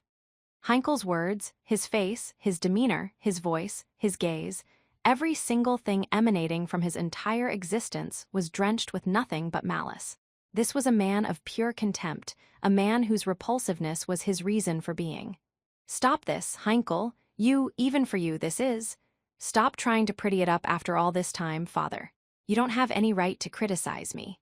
After all, the first one to scold Reinhard for killing his predecessor was none other than you. Heinkel's words were like a curse craftily brewed by distilling all the hatred in the world. And the content of those words was a denunciation Subaru could not bear to hear. The guy was spouting nothing but lies. It was wrong. It was false. It was obviously made up. It simply couldn't be. And yet, neither Reinhard nor Wilhelm. Neither of them opened their mouths to deny it. Why? All they had to say was one word. No. If they swept it all away as made-up garbage, Subaru would believe them without any doubt whatsoever. His friend in arms and his respected mentor versus a drunken excuse of a man, there was no need to anguish over whom to believe. That was why Subaru desperately wanted the two to speak the one word that would make this all go away. Gone quiet 'cause the truth's inconvenient for ya, that's how it's been for 15 years. Father hasn't changed one bit either. If he hasn't changed, no way we're patching things up. You think their Javanistria would allow something as simple-minded as that? Silence descended upon the hall as Heinkel's curse persisted. The name he invoked was that of Wilhelm's wife and Reinhard's grandmother. My dead mother has cursed us, all 3 generations of Astrias. We're not allowed forgiveness. The man called the prior sword saint, Derja his mother. That made him Reinhard's father and Wilhelm's son. Heinkel van Astria. Saying the name aloud, Subaru could feel its weight. He'd grasped who Heinkel really was. There was no mistake. The man before him carried the name of the Astria family line, even though his character was nothing like the Astrias whom Subaru knew. Don't add Van to it, brat. I never got the sword name. It's Heinkel Astria. Overhearing Subaru's troubled murmur, Heinkel clicked his tongue. In an instant, pain appeared on Heinkel's face. Perhaps this was simply the first time he had allowed it to be seen since he'd arrived. Now pain ran through his eyes, which had held nothing but dark delight when he disparaged his family earlier. Thinking that this did not amount to consolation of any kind, Subaru instantly cut it aside. But, so what is it you came for? Emilia? Everyone in the hall who had witnessed Heinkel's various words and actions received a jolt. The first among them to come forward and pose that question was none other than Emilia. The girl stood in front of Subaru, her silver hair billowing down her back as she voiced a soft-spoken anger. Subaru could keenly feel on his skin that her ire was genuine. She always became upset when others were hurt for no good reason. When she watched Reinhard and Wilhelm get hurt, it had roused her anger. Well, so this is Lady Emilia. I've heard the rumors. You're apparently some kind of poor little half-demon princess, burdened with a battle she can't possibly win. I'd like to discuss with you what you think of me at a later point, but I am not speaking of it now. I have only one question. Why have you come here? His provocative statement was meant to ridicule Emilia, but Heinkel looked taken aback when his effort backfired. Subaru understood why the other camps within the room were shocked by Emilia's bold demeanor. Considering how Emilia had acted the previous day up to this morning, of course they were surprised by the dramatic change. This was why she pretended to be scatterbrained to conceal her true nature, is what some might believe, but that would be a lie. This was simply the kind of person she was. Everyone is gathered here because they were invited by Anastasia. But for everyone to be here at once is already coincidence, and I do not think you would simply happen to plan a visit at a time like this. That's doubly true for someone who's a high-ranking member of the Knights of the Royal Guard. What is the meaning of this? Tell me. She ain't like the rumors at all. Answer properly. Heinkel clicked his tongue and furiously scratched his head, clear signs that Emilia was overwhelming him. Emilia was angry, but in no way did she resort to a show of force. Her formidable presence was thanks to the indomitable spirit she possessed, not the overwhelming store of magical energy she was emanating. Wow, you stormed in all full of yourself only to get shut up by one chick glaring at you, huh? Hey, Pops, that's really uncool of you. You have a point. If he wanted to entertain himself with amusing conversation, he should have gone to watch the songstress.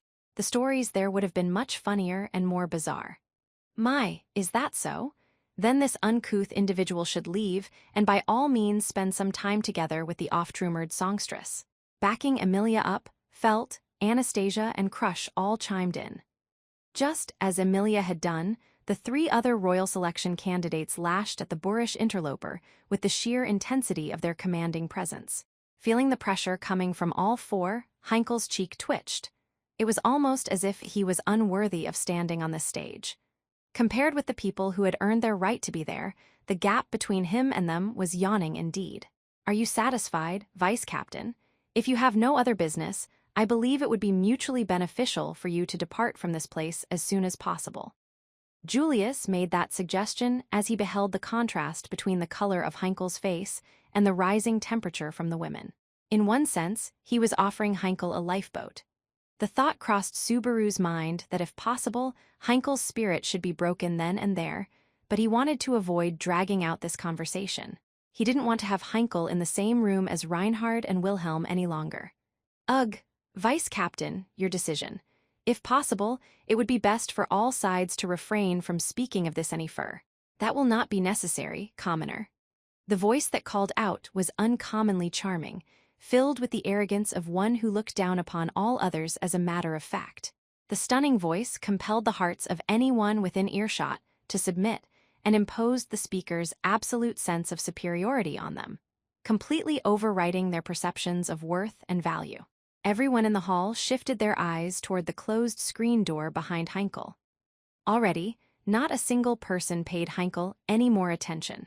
Perhaps that was because their attention was gathered solely upon the sun-like heat approaching from beyond the threshold.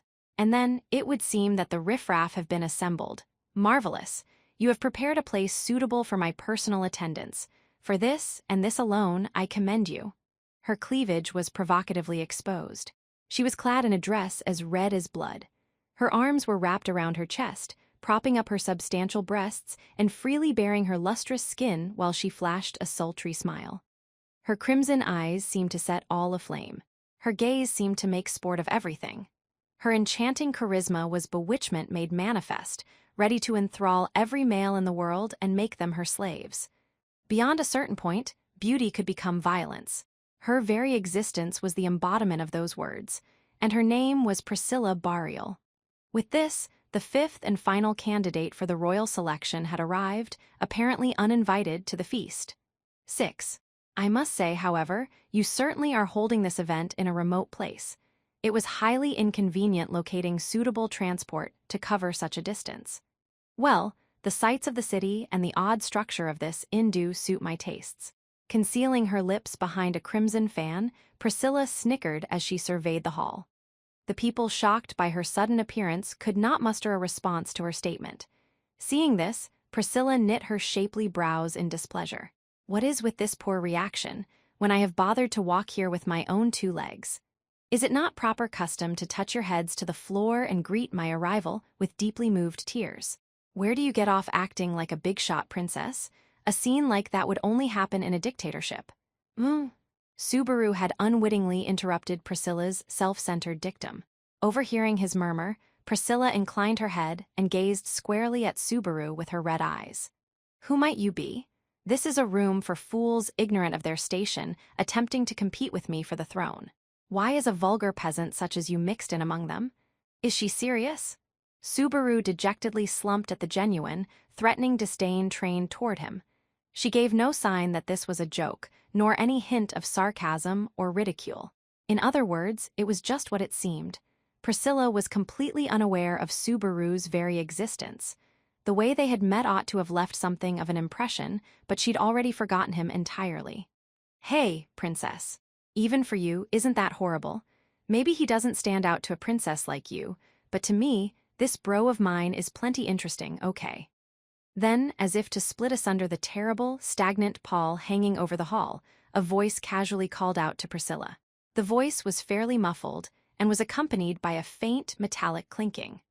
A lumbering noise came in from the corridor as a one-armed man appeared to stand at Priscilla's side. The man's head was covered in a pitch-black steel helm, with the rest of him clad in crude clothing that had a rustic, bandit chic to it. This was Al, both Priscilla's retainer and a man in the same position as Subaru. He had also been summoned from another world. Al, who was naturally traveling with his liege, wearily shrugged in Priscilla's direction. Come on, you remember, right? This is the guy who seriously shamed himself in front of a massive crowd when Princess and the others declared their beliefs back at the castle. That's this bro right here. You grabbed your belly and laughed a ton, didn't you? I have no memory of such a thing. In the first place, would I ever do something as tactless as grasp my belly and laugh? Do not confuse nobility such as mine with that of these country bumpkins. Next time, I shall remove your head from your shoulders, Al. Well, there you have it, bro. Sorry, I just can't cut it. You're gonna have to work hard and raise your affinity points up from scratch again. You had a whole year, so you could have raised your speech ability a little bit more, damn it. Al apologized to Subaru as he swiftly gave up on trying to remind his liege of their first meeting. The frivolous way he went, so we, felt like he hadn't changed one bit in the last year, leaving Subaru with little to do but sigh at the steadfast master and servant. Being able to change like you is the privilege of the young, bro. An old guy like me can't do that, no sir. Man, I was just about to revise the rankings on my do not turn into adults like these list, though some exceptions apply. In contrast to Al's flippant tongue, Subaru ended his reply by glancing Heinkel's way. The man, completely abandoned as everyone's attention went elsewhere, shot Priscilla a servile smile. You're late, Lady Priscilla. My liver was freezing, wondering if you'd ever show up. Do not chirp at me, commoner. If I command you to dance, it is your duty as a commoner to dance until I command you to cease or until your demise. Should you misunderstand this and seek to correct me, your death for your conceit shall be neither brief nor painless. GHHH. Heinkel's face had momentarily brightened at the prospect of turning things around, but Priscilla's sharp tongue-lashing shut him up. But Subaru raised his eyebrows as the pair's conversation made him harbor suspicions. Priscilla, is he with you? Who granted you permission to address me without title, vulgar peasant? Even though I am as generous as a compassionate mother, it is quite limited in regards to such behavior coming from anyone but a child. Princess? Al called out to Priscilla as she shot a cruel look toward Subaru. The whiff of supplication contained in his voice caused Priscilla to close one eye and let out a sigh. I know not why, but my servant has taken a rather odd liking to you. I will refrain from removing even a single layer of skin off your head, so you should thank Al. No, you should revere me. I shall overlook your impertinence this once. I'm grateful for your enormous generosity. Now answer my question. Whether this commoner is with me or not, was it? In that case, you assume correctly. It is precisely that. I summoned him and dispatched him to this place. What for? If I must name a reason, then it is because I thought it would be amusing. Subaru was aghast. Bringing an uninvited guest who proceeded to ruin a grandfather's opportunity to reconcile with his grandson, Priscilla had created this situation for a terrifyingly cruel reason. As Subaru gazed at Priscilla in dazed silence, she explained further. Yes, Such awkward and pitiful attempts to smooth over warped family bonds, there is no way I could calmly allow such an unsightly performance to continue. Accordingly, I have altered the script more to my liking. Quite a spectacle, was it not? Priscilla, her actions had been beyond vicious, and the way she casually talked about it sent Subaru flying into a rage. Spectacle. That was what this woman had called it. Inflicting deep wounds upon the hearts of Reinhard and Wilhelm, a few short steps away from going back to being family, she'd called that a spectacle. Quit it, bro. There's nothing gained from us going toe-to-toe here. Princess's personality being twisted isn't new. Just think of it as bad luck, the stars being out of alignment. If you get that, rein her in, damn it. Stars, my ass. You've gotta be kidding me. As Subaru's blood ran hot, Al halted him with a push of his right hand. Having only one arm, he couldn't draw his sword like that. He was making it clear that he had no intention of fighting. Subaru clenched his teeth tight. He realized he was the only one in the room who'd forgotten himself in a fit of anger. Obviously, this went for the royal candidates, but there was no sign of Julius or Ferris being agitated by events, either. Of course not. This was a graceful assembly of the rising stars, aiming to be the next generation to carry the burden of the throne. Not a single person among them wanted allies who might give in to their emotions and hurt others in a fit of rage. But isn't that saying you can hurt people emotionally all you want and it's okay? Subaru. When Subaru put his nigh unendurable anger into words, Emilia called out to him with shaking, forlorn eyes. When he noticed the sensation of his sleeve being pulled, Beatrice was there, too, holding Subaru's hand. Accepting the pair's sympathy, Subaru sighed deeply with a bitter face. It would seem that the mongrel has ceased its baying. Today, I have come merely to make an appearance. Now that I have seen your tearful faces, I do not have any particular reason to remain. Well, isn't that fine and dandy? You're the only one I didn't tell about what I was doing here. Where did you hear of it? Anastasia cut into Priscilla's crowing over having raised such a great ruckus. Wariness resided in Anastasia's pale blue-green eyes as a wry smile spread across her lips. And here I was sure that I hadn't slipped up and told any child with loose lips. Drop the pretenses, you sly fox. When something enters the ears of men, it is inevitable that it shall trickle forth like drops of tears. As the numbers increase, so do the openings. You are not the only one who keeps a close eye on the movements of others. Hech, now that surprises me. I didn't expect that out of Priscilla of all people. The sarcasm mixed with admiration made Priscilla spread out her fan as she broke into derisive laughter. Were I a fool who sees only what is on the surface, I would be no different from you commoners. As people competing with me for succession rights, surely you are not attempting to disappoint me with a poor performance, yes. You truly are a hard one to put a finger on. Exasperation was apparent in Anastasia's voice as she sighed at Priscilla's remark.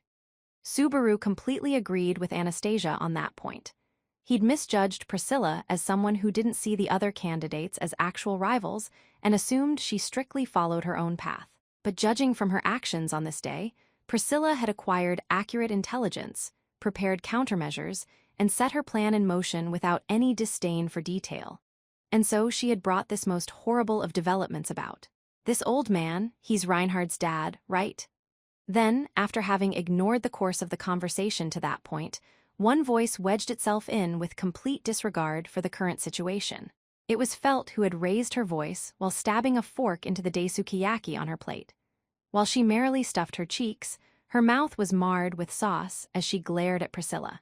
You were acting all chummy back at the castle before, so between that and the talk just now, I get it. It's not like I know all about this guy's family situation, but the old man's relationship with you, now that's different. Oh, and what opinion would a mere girl from the slums deign to hold about me? Ain't like this has nothing to do with me. The Astria family is Reinhard's to inherit, right?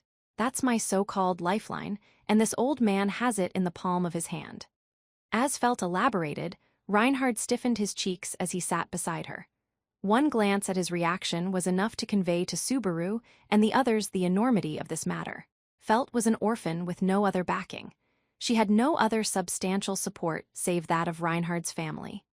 Over the last year, her activities had been centered upon the Astria domain, allowing her to raise her name as a royal candidate bit by bit. But what would happen if that sure footing collapsed? What if the control of the Istria family and the real clout within it was actually held by Heinkel? Heh, so your puny head finally caught up. That's slow even for you bunch of half-wits.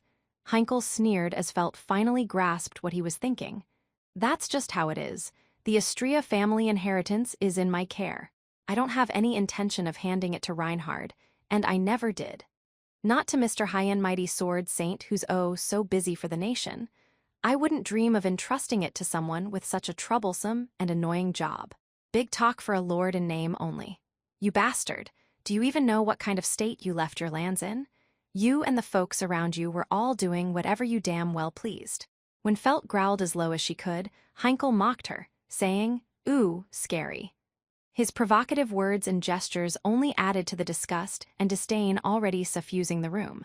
Having endured far too many malignant slights, Reinhard finally lifted up his head. He was still striving to maintain a neutral expression as he looked not at his father but toward Felt. "Lady Felt, Reinhard." Reinhard was about to say something, but then he stopped. The cause was Felt thrusting her fork toward the tip of his nose. Reinhard's eyes wavered as his liege's actions sealed his lips. Then, without even a glance Reinhard's way, Felt, "Shut up and put on your war face." Reinhard opened his eyes wide as Felt casually issued a command, but it was the change in him immediately after that shocked everyone else. "Yes." Reinhard nodded solemnly as light returned to his blue eyes. Though his own father had derided him and wrecked his moment of reconciliation with his grandfather, the pain that had clung to him was gone, at least for that single brief moment. "If it's not one thing, it's another. Stop messin' around." Heinkel clicked his tongue as things once again started going awry. However, after shaking his head, a wicked smile immediately returned to his face. "Say what you want. Your sense of danger is spot on, O great master of Reinhard. The Istria family is mine, and I don't support you. To ensnare others and hurt them with cruel speech, with no objective save these," Heinkel swung his words like a blade. "No one needs me to spell out just who I support, I'm sure. You've worked so hard over the last year. The results are marvelous. And now I'm going to take everything you've built up and hand it to Lady Priscilla as a present." "Commoner?" "Ah, yes, Lady Priscilla. I'm in the middle of an important conversation here." Silence. The tyrannical act that immediately followed made everyone gasp. With no more warning than that one word, Priscilla flashed her fan out toward the wide-eyed Heinkel's skull. The folded fan sliced through the air, inverting his body with incredible force and slamming him onto the floor. The impact made Heinkel's eyes roll, rendering him unconscious in a single blow. But Priscilla's chastisement did not end there. She kicked up the fallen Heinkel with the tip of her shoe, then drew back her hand while he was airborne. And then she began to swing. "Princess, your tantrum's gone far enough. He'll die." Priscilla glared at Al with her red eyes as he grasped her wrist and called for her to stop. But Al's action was the right one. Heinkel would have died if he hadn't stepped in. After all, at some point, a beautiful crimson sword had found its way into Priscilla's hand. The gleaming blade featured an undulating pattern to it. One could tell from a single glance that it was no normal weapon. It had appeared in Priscilla's hand in the blink of an eye and vanished just as quickly. Seeing this, Al slowly released Priscilla's hand. "Sheesh, gimme a break here. You even drew the sun blade. It's bad for my heart, BNNFH. You are most rude, Al. Whose permission did you obtain to touch my jewel-like flesh? It is your business how you deal with your dearth of womanly attention and seething desire, but do not even dream of sullying me in the process." Slamming her freed hand into Al's gut, Priscilla made her retainer groan in anguish. She let out a snort, gazing down upon Heinkel with cold eyes as he lay there pathetically on the floor. The uncaring cruelty in those crimson eyes was frightening indeed. "Though it is not my wont to grant mercy to those committing gross acts of impropriety," Al's words do have some merit. "If you think that, I'd kinda prefer if you treated me a little more gently." "Do not say that. I am not a demon. Later, I shall grant you the reward of being permitted to lick my foot. Can you stop talking like that to actually make me happy? You'll cause all kinds of misunderstandings." Priscilla paid no attention to Al as he pleaded on bended knee. Instead, she clapped her hands together. "Shalt, carry that commoner out of here. It would be a waste to discard him just yet. Attend to his wounds." "Right away, Lady Priscilla." A Appearing the moment she issued the summons was a pink-haired boy who'd apparently been waiting in the corridor. Subaru had seen this person at Priscilla's mansion once previously. He was a boy with adorably curly, fluffy-looking hair. The young, still-growing butler raced over to Heinkel with tiny steps. "Pardon my rudeness, Lord Heinkel." With those polite words, he grabbed hold of both of Heinkel's legs and dragged him into the corridor. The method of transportation caused Heinkel some bumps here and there, but Schult faithfully performed his job without a single word of complaint. Seeing the youth's professionalism on display, Al prodded the eye slits of his helm as he made a passing comment. "Our lovely boy Schult is always so lively, isn't he? You really need to praise him more, Princess. It is only natural that I should be served with all of one's spirit. That is what I love about Schult. I shall properly reward him. Schult, too, shall be allowed to lick my foot. That image is way too indecent. Give him a different reward, I'm begging you." Then the honor of sleeping while snuggled up and embracing me, perhaps. Well, that much is fine, I suppose. I almost want to trade places with him now. At the conclusion of that carefree exchange between master and servant, Priscilla returned her gaze to the hall once more. Among the people in the room, she turned her eyes toward Felt and the grave face she wore. Come to think of it, those two had glared at each other like this back at the castle, too. Perhaps their compatibility was horrible by nature. So was the old man serious just now? He's gonna drive me out and take back his place as lord? If it was so, what would you do about it? Cry into your pillow and politely back down? Ha, don't make me laugh. No matter what anyone says, that's the last thing anyone'll catch me doing. If there's no inheritance and I get driven out of the Astria domain, it makes things real simple, doesn't it? As she spoke, Felt's face contorted into a ferocious smile as she gestured at Reinhard. He'll just make that old fart hand over the inheritance. He's pretty laid back, but he's a hell of a lot more reliable than that jerk. That bastard'll be retiring in no time. Regardless of whether it was realistic or not, it was a remarkably satisfying declaration. Felt's proclamation made Priscilla narrow her eyes. Then Priscilla covered her lips with her fan once more. There is no need to take that commoner's words at face value. Even if rights to the domain were changed on paper, the trust of the populace would remain yours. The masses may be made up of ignorant fools, but their very foolishness means they are slow to forget a grudge. As the only value of the talentless rabble is to callously employ them as pawns, this renders them unusable. Then why'd you bring that old man with you? I have already told you. I brought him for nothing more than my own amusement. In that sense, he has already proved his worth. With absolute faith in her own standards, Priscilla spoke without hesitation as she surveyed the room. She was set in her ways. Surrender and serve or confront her with an iron will, there were no other options. And the 4 candidates who stood in opposition to her did not hesitate to assert their own will. Receiving their gazes, Priscilla nodded with profound satisfaction. Very good. My victory is inevitable. Therefore, I desire that the path be as turbulent and entertaining as possible. Fan my flames, you who oppose me, those are the supporting roles you are all meant to play. That was Priscilla's bold pronouncement to her 4 rivals 1 year after the royal selection had begun. This was her judgment of the changes that had taken place over that year. This was the conclusion drawn by the crimson eyes of Priscilla Barial, who had unshakable faith in the belief that the entire world moved for her own convenience. I'll make you regret that pride. Felt's abrupt declaration of war reflected the views of everyone present.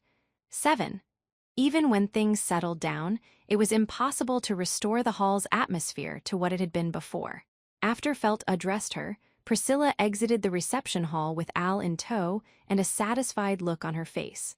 Coming from Priscilla, that amounted to delight at having achieved her goal. Considering the damage she had inflicted upon Subaru and the others, her actions were selfish to the extreme. In the end, the respective camps that had gathered for a meal rose up, dispersing without a single attempt to resume their pleasant chat, and without Reinhard and Wilhelm reaching a peaceful reconciliation. We are truly fortunate that Garfield was not there. Those were Otto's parting words as he left for the Muse Company on his own. He certainly had a point. If Garfield and other hotheads had been present, carnage might well have been unavoidable. Thanks to that, Heinkel had escaped with his life. Of course, had he lost his life in the ensuing clash, the The reputation of his killer and their master would have fallen to the level of dirt.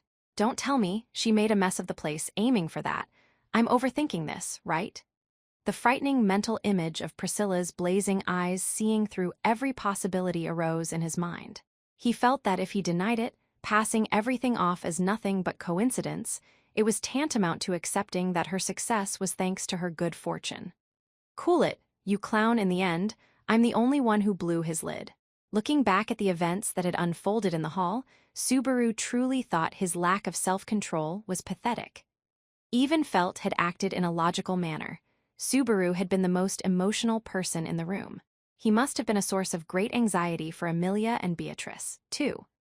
In an attempt to dispel his agitation, Subaru was walking around the inn, striving for mental calm before going on the scheduled stroll with Amelia and company. The creaks of the wooden floor seemed to reflect the creaks he felt in his own heart. Finding them exceptionally irritating, Subaru marched with heavy steps as if it would help him understand. Do not take your frustrations out on the floor. It will cause problems for the inn workers. Subaru had been staring intently at the floor when a voice called out to him. Looking around, he spotted Julius watching him from the garden. Subaru had arrived at the edge of the garden at some point without even realizing it. The man looked oddly picturesque as he touched a hand to his slightly unruly purple hair, which was being caressed by a refreshing breeze. You are not together with Lady Amelia and Lady Beatrice. Well, you can see that. Neither of them is a child, and they're both at an age where they want some private time. Even I have enough delicacy to respect that. Besides, we're going on a date later. There are several terms I have not heard before, but I believe I understand. It would seem even you can learn how to be considerate. GHHHYU. Though Subaru had been quick to pick a fight, it was Julius who had landed the first substantial blow, causing Subaru to lose his cool. But his irritation instantly dissipated when he saw Julius's expression. Julius's eyelashes were quivering, somehow seeming like he was biting back remorse. I am sorry. If you really did lack empathy and thoughtfulness, you wouldn't have been so distressed talking to the vice captain earlier. If anything, I should be thanking you. All I did was lose my temper like an idiot while everyone else thought things through and kept their cool. That is not so. It was only because of your display of anger that those around you were able to maintain their calm, nothing more. I am no exception. Your rashness served a valuable purpose. You're not really trying to praise me, though, are you? Subaru grimaced at the words lavished upon him. I get it. I need to be calmer and remember to keep my cool. That's how a knight should act, isn't it? I'm aware that I don't think far ahead enough. After all, I had it marked on every report card I got in elementary school. Certainly, if it is chivalrous conduct one seeks, your actions cannot be praised. However, Julius abruptly broke off his words. When Subaru realized what he was doing, his eyes shot open in surprise. What are you doing? Precisely what it looks like. Well, from my end, it looks like you're bowing to me. Julius had gone down on one knee, solemnly lowering his head. This was not a knightly salute, nor a custom among nobles. He was simply acting as an individual person. You have my gratitude. I wanted to thank you for your righteous indignation in that setting. I don't know what you mean. If one is devoted to chivalry, one must strive to behave in a knightly fashion regardless of the circumstance. One can never act out of emotion, even if his friend is being disparaged or humiliated. But you were not bound by such things. His head still bowed, Julius added more words of thanks for Subaru's recklessness. The unexpected response made Subaru blink several times over. However, finally, so you're basically thanking me for getting angry in your place. Man, are you stupid or what? When the still irritated Subaru vented, his words caused Julius to lift his head. Receiving the brunt of Subaru's anger, he let his lips curl into a self-deprecating smile. Stupid, you say? Stupid and a bad joke. Why do I have to be angry instead of you? I'm pissed at myself for the fact that I got angry. It's not like I tried to smack that bearded face for anyone else but myself. Subaru was genuinely exasperated with Julius, thinking he had gotten it all wrong. His temper tantrum was nothing as noble as the righteous indignation Julius made it out to be. Subaru knew practically nothing of the issues surrounding the Astria family. That's why he'd selfishly gotten upset over his own selfish assumptions, nothing more. If you didn't like it, you should have gotten angry, too. Because it was just me, he blew me off, but if you had joined in, that dad of Reinhard's would have run with his tail between his legs. Figurehead or not, he is the vice captain of the Knights of the Royal Guard. It would be reprehensible to act with such rudeness toward a direct superior. You're not directly under him at the moment, and just now you called him a figurehead, didn't you? How inflexible can you be, man? The whole time you were dedicating yourself to chivalry, were you also putting armor around your heart, too? Pressing Julius into silence, Subaru folded his arms and lifted his face toward the heavens with a snort. It was an infantile argument. Even though he was being thanked, Subaru was lashing out at Julius simply because he didn't care for it. Armor over the heart, you say? HMPH, that remark cuts quite deep. For me, it sounds like a pretty cool thing to say, but don't think too hard on it. Just the words of a fool. No, I shall take them to heart. It was pleasant to think I had been saved by you, a thought I would never have even imagined a year prior. Just so you know, I still have nightmares about that once in a while. Were it possible, I would like to avoid a situation where we reunite in your dreams on a nightly basis.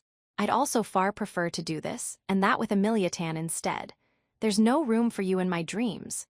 With the appreciative atmosphere from before gone, Julius returned to his normal tone of voice as he ran a hand through his hair. Disgusted with himself for being relieved by the change in attitude, Subaru forcibly switched topics. About Beard Face back there? Seriously, the vice captain is Reinhard's dad. I suppose it isn't surprising that you would have doubts, but it is true. That individual is indeed Heinkel Istria, vice captain of the Knights of the Royal Guard of Lugunica. What's the reason for that? Is human resources blind, or did no one even question whether he'd be a problem? The answers are all in what you overheard. Of course, there is no lack of dissenters who doubt the vice captain's worth, both from the leadership and from within the Royal Guard itself. As a matter of fact, the position of vice captain was assigned for decorative purposes. Surely, there are none who have witnessed him actually engaged in his duties. When Julius shook his head and replied, Subaru conjured the mental image of some high-ranking bureaucrat stepping down to take a cushy job in private industry. That seemed a fitting description for Heinkel's situation, an important, high-paying job that required little actual work. Don't tell me he used his influence as the dad of the Sword Saint to land that position. That is also part of it. But the greatest reason lies not with the vice captain, but with Reinhard, or perhaps it is more accurate to say the Istria family. The Istria family, does that include Wilhelm too? Well, that man is Master Wilhelm's son and the current head of the Istria family. He is also Reinhard's own father. What would happen to the kingdom if such an individual rebelled due to discourteous treatment? As he rattled off another explanation, Julius strove to keep his replies as emotionless as possible. Listening to his words, Subaru sank into thought for several seconds. Then he immediately arrived at the answer. The reason that man, Heinkel Istria, was treated so favorably by the kingdom was. If Heinkel revolts, that means the family of the Sword Saint becoming an enemy of the kingdom. So he's being treated like a big shot to maintain good relations. In other words, the kingdom doesn't trust Reinhard, or Wilhelm for that matter. If that was the case, Subaru could only think of such treatment as a grave insult toward Reinhard and Wilhelm both. Considering the pair's personalities, how could anyone think they might betray the kingdom? Your anger is justified. However, those in charge of the kingdom must consider all possibilities. As if that's even possible. There's no way something like that could even. Master Wilhelm is the former captain of the Knights of the Royal Guard. When Julius took a step forward and spoke those words, Subaru's breath caught, his body coming to a halt. 15 years ago, someone abducted a member of the royal family from the royal palace. At the time, Master Wilhelm was in charge of the search for the abducted royal as captain of the Knights of the Royal Guard. So, even I've heard about that kidnapping. A kidnapped royal, would that mean felt? That incident was supposedly the whole justification behind her taking part in the royal selection. Why was Julius digging up that surreal story? I also know that the abducted kid was never found. But what of it? Does that mean Wilhelm has some sort of grudge against the kingdom because he had to take responsibility and quit the knighthood? That is not so, however. The grand expedition, the effort to bring down the white whale that included the prior Sword Saint, took place during the time Master Wilhelm was absent from the capital to conduct the search. The words Julius spoke made Subaru's mind go blank once more. Sliding into that blank space were words he recalled hearing from Wilhelm at some time or other. Wilhelm had said he had been unable to be with his wife at the time of her death. Because of the incident, he couldn't be there when his wife died, so he holds a grudge against the person responsible. I do not know Master Wilhelm's true intentions. However, the facts remain that the search was aborted, the grand expedition itself ended in failure, and Master Wilhelm resigned from the Knights of the Royal Guard. The Guard surely would not have recovered if it were not for Captain Marcus exhausting every effort to do so. Like I care about what happened after, I'm talking about Wilhelm here. What do you think? Does he still hold a grudge about his wife, and did Julius suspect that Wilhelm might rebel against the kingdom? Did he think that this person, Wilhelm van Astrea, was that kind of human being? How could someone look at him and think that about a man so forthright about his love that he'd offered up everything for it? Couldn't you tell from looking at his eyes, his back? And why were the people Subaru liked exposed to such undeserved prejudice? Why can't everyone understand he's not that kind of person? Demanding to know why in a choked voice, Subaru glared at Julius. Accepting his withering gaze head-on, Julius's eyes somehow seemed envious as he looked back at Subaru. Subaru knew. He was well aware his anger was misplaced and aimed at the wrong target. In the end, Julius had just objectively recited the tale. In no way did Julius himself doubt Wilhelm, nor was he one of the people who doubted Wilhelm. After all, Julius had thanked Wilhelm after the battle with the White Whale 1 year prior. He'd praised Wilhelm for pursuing his greatest wish for 14 long years. Sorry, I'm an idiot. No, you are not in the wrong. What you say is correct. It is I who is in the wrong, and so I shall remain without a chance to rectify my mistake.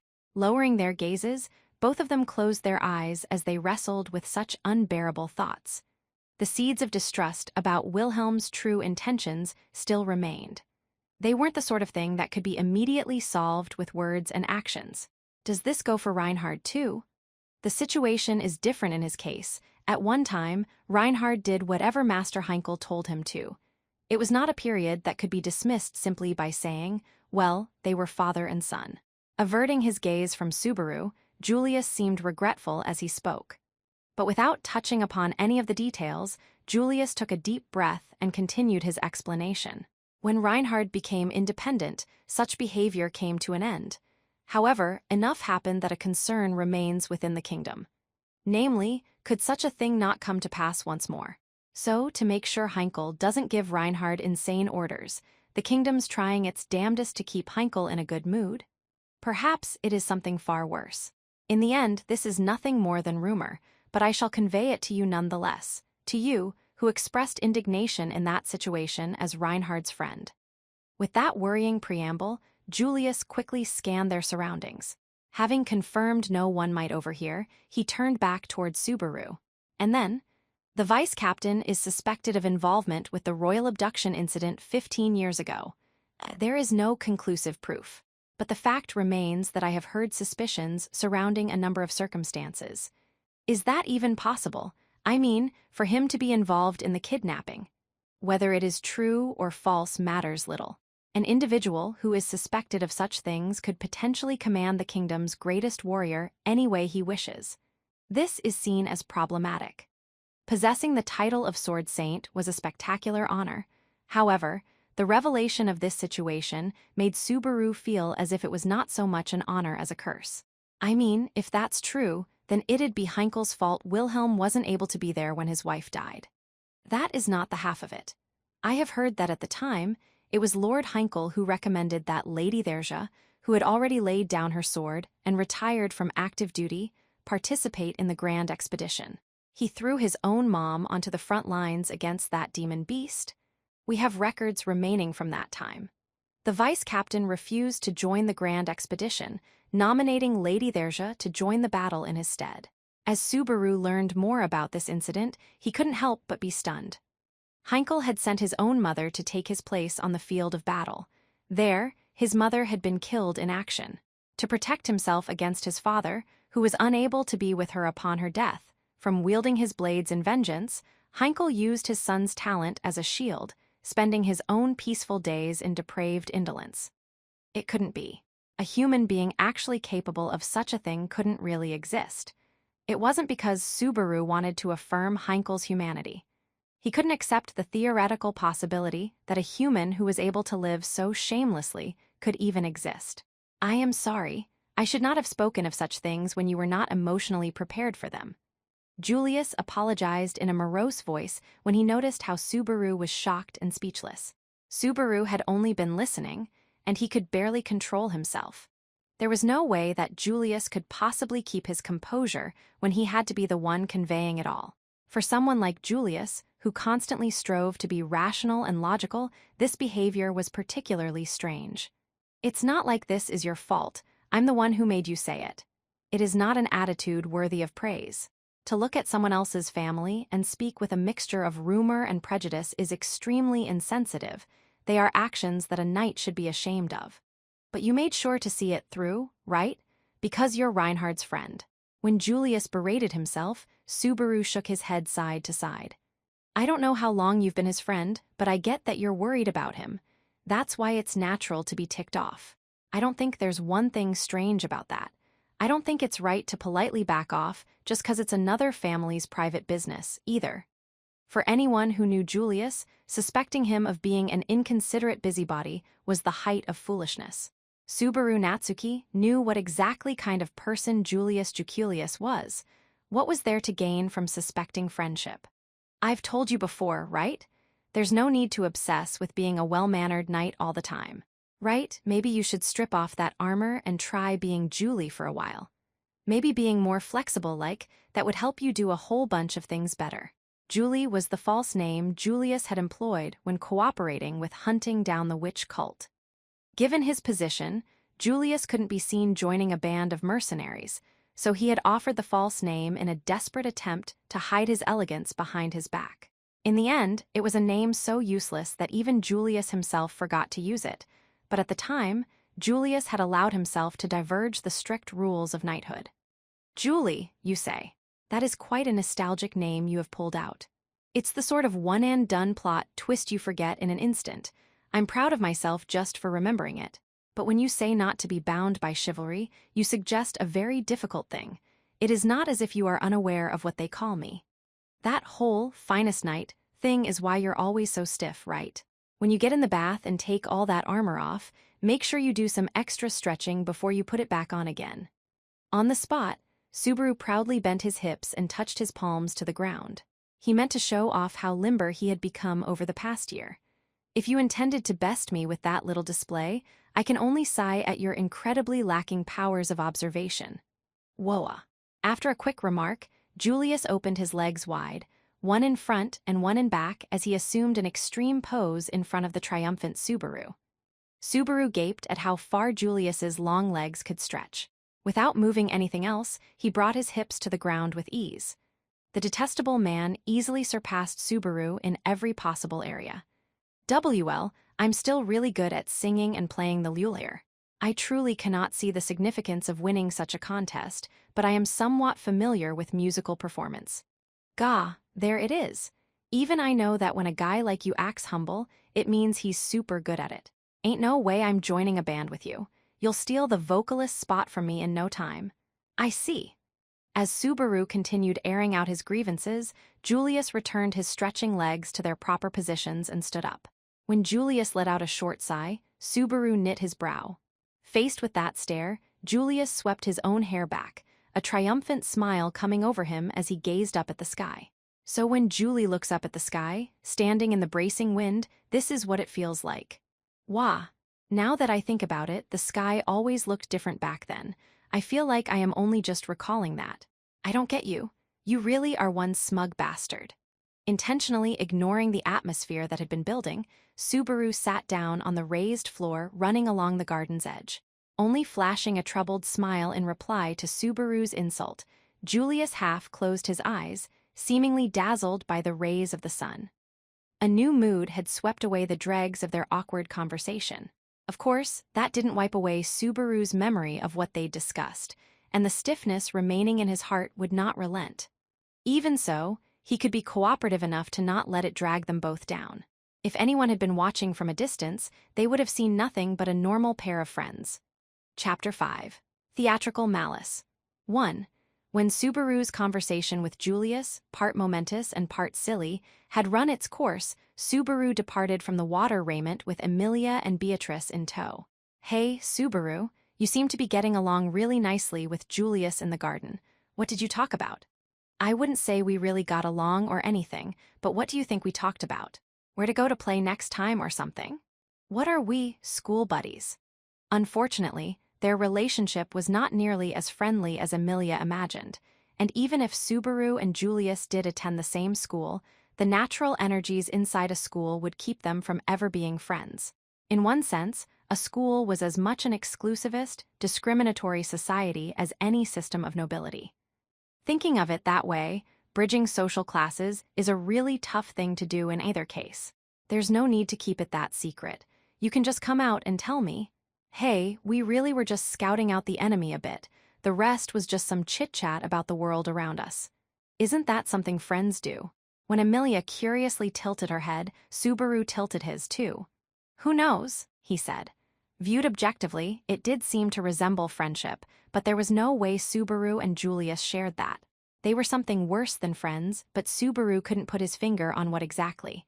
"Well, we're not friends, that much I'm sure of. So stubborn? He really is, I suppose." Emilia looked exasperated, while Beatrice simply sighed and agreed with her. For some reason, the two were so in sync that it made Subaru feel like he was being left out somehow.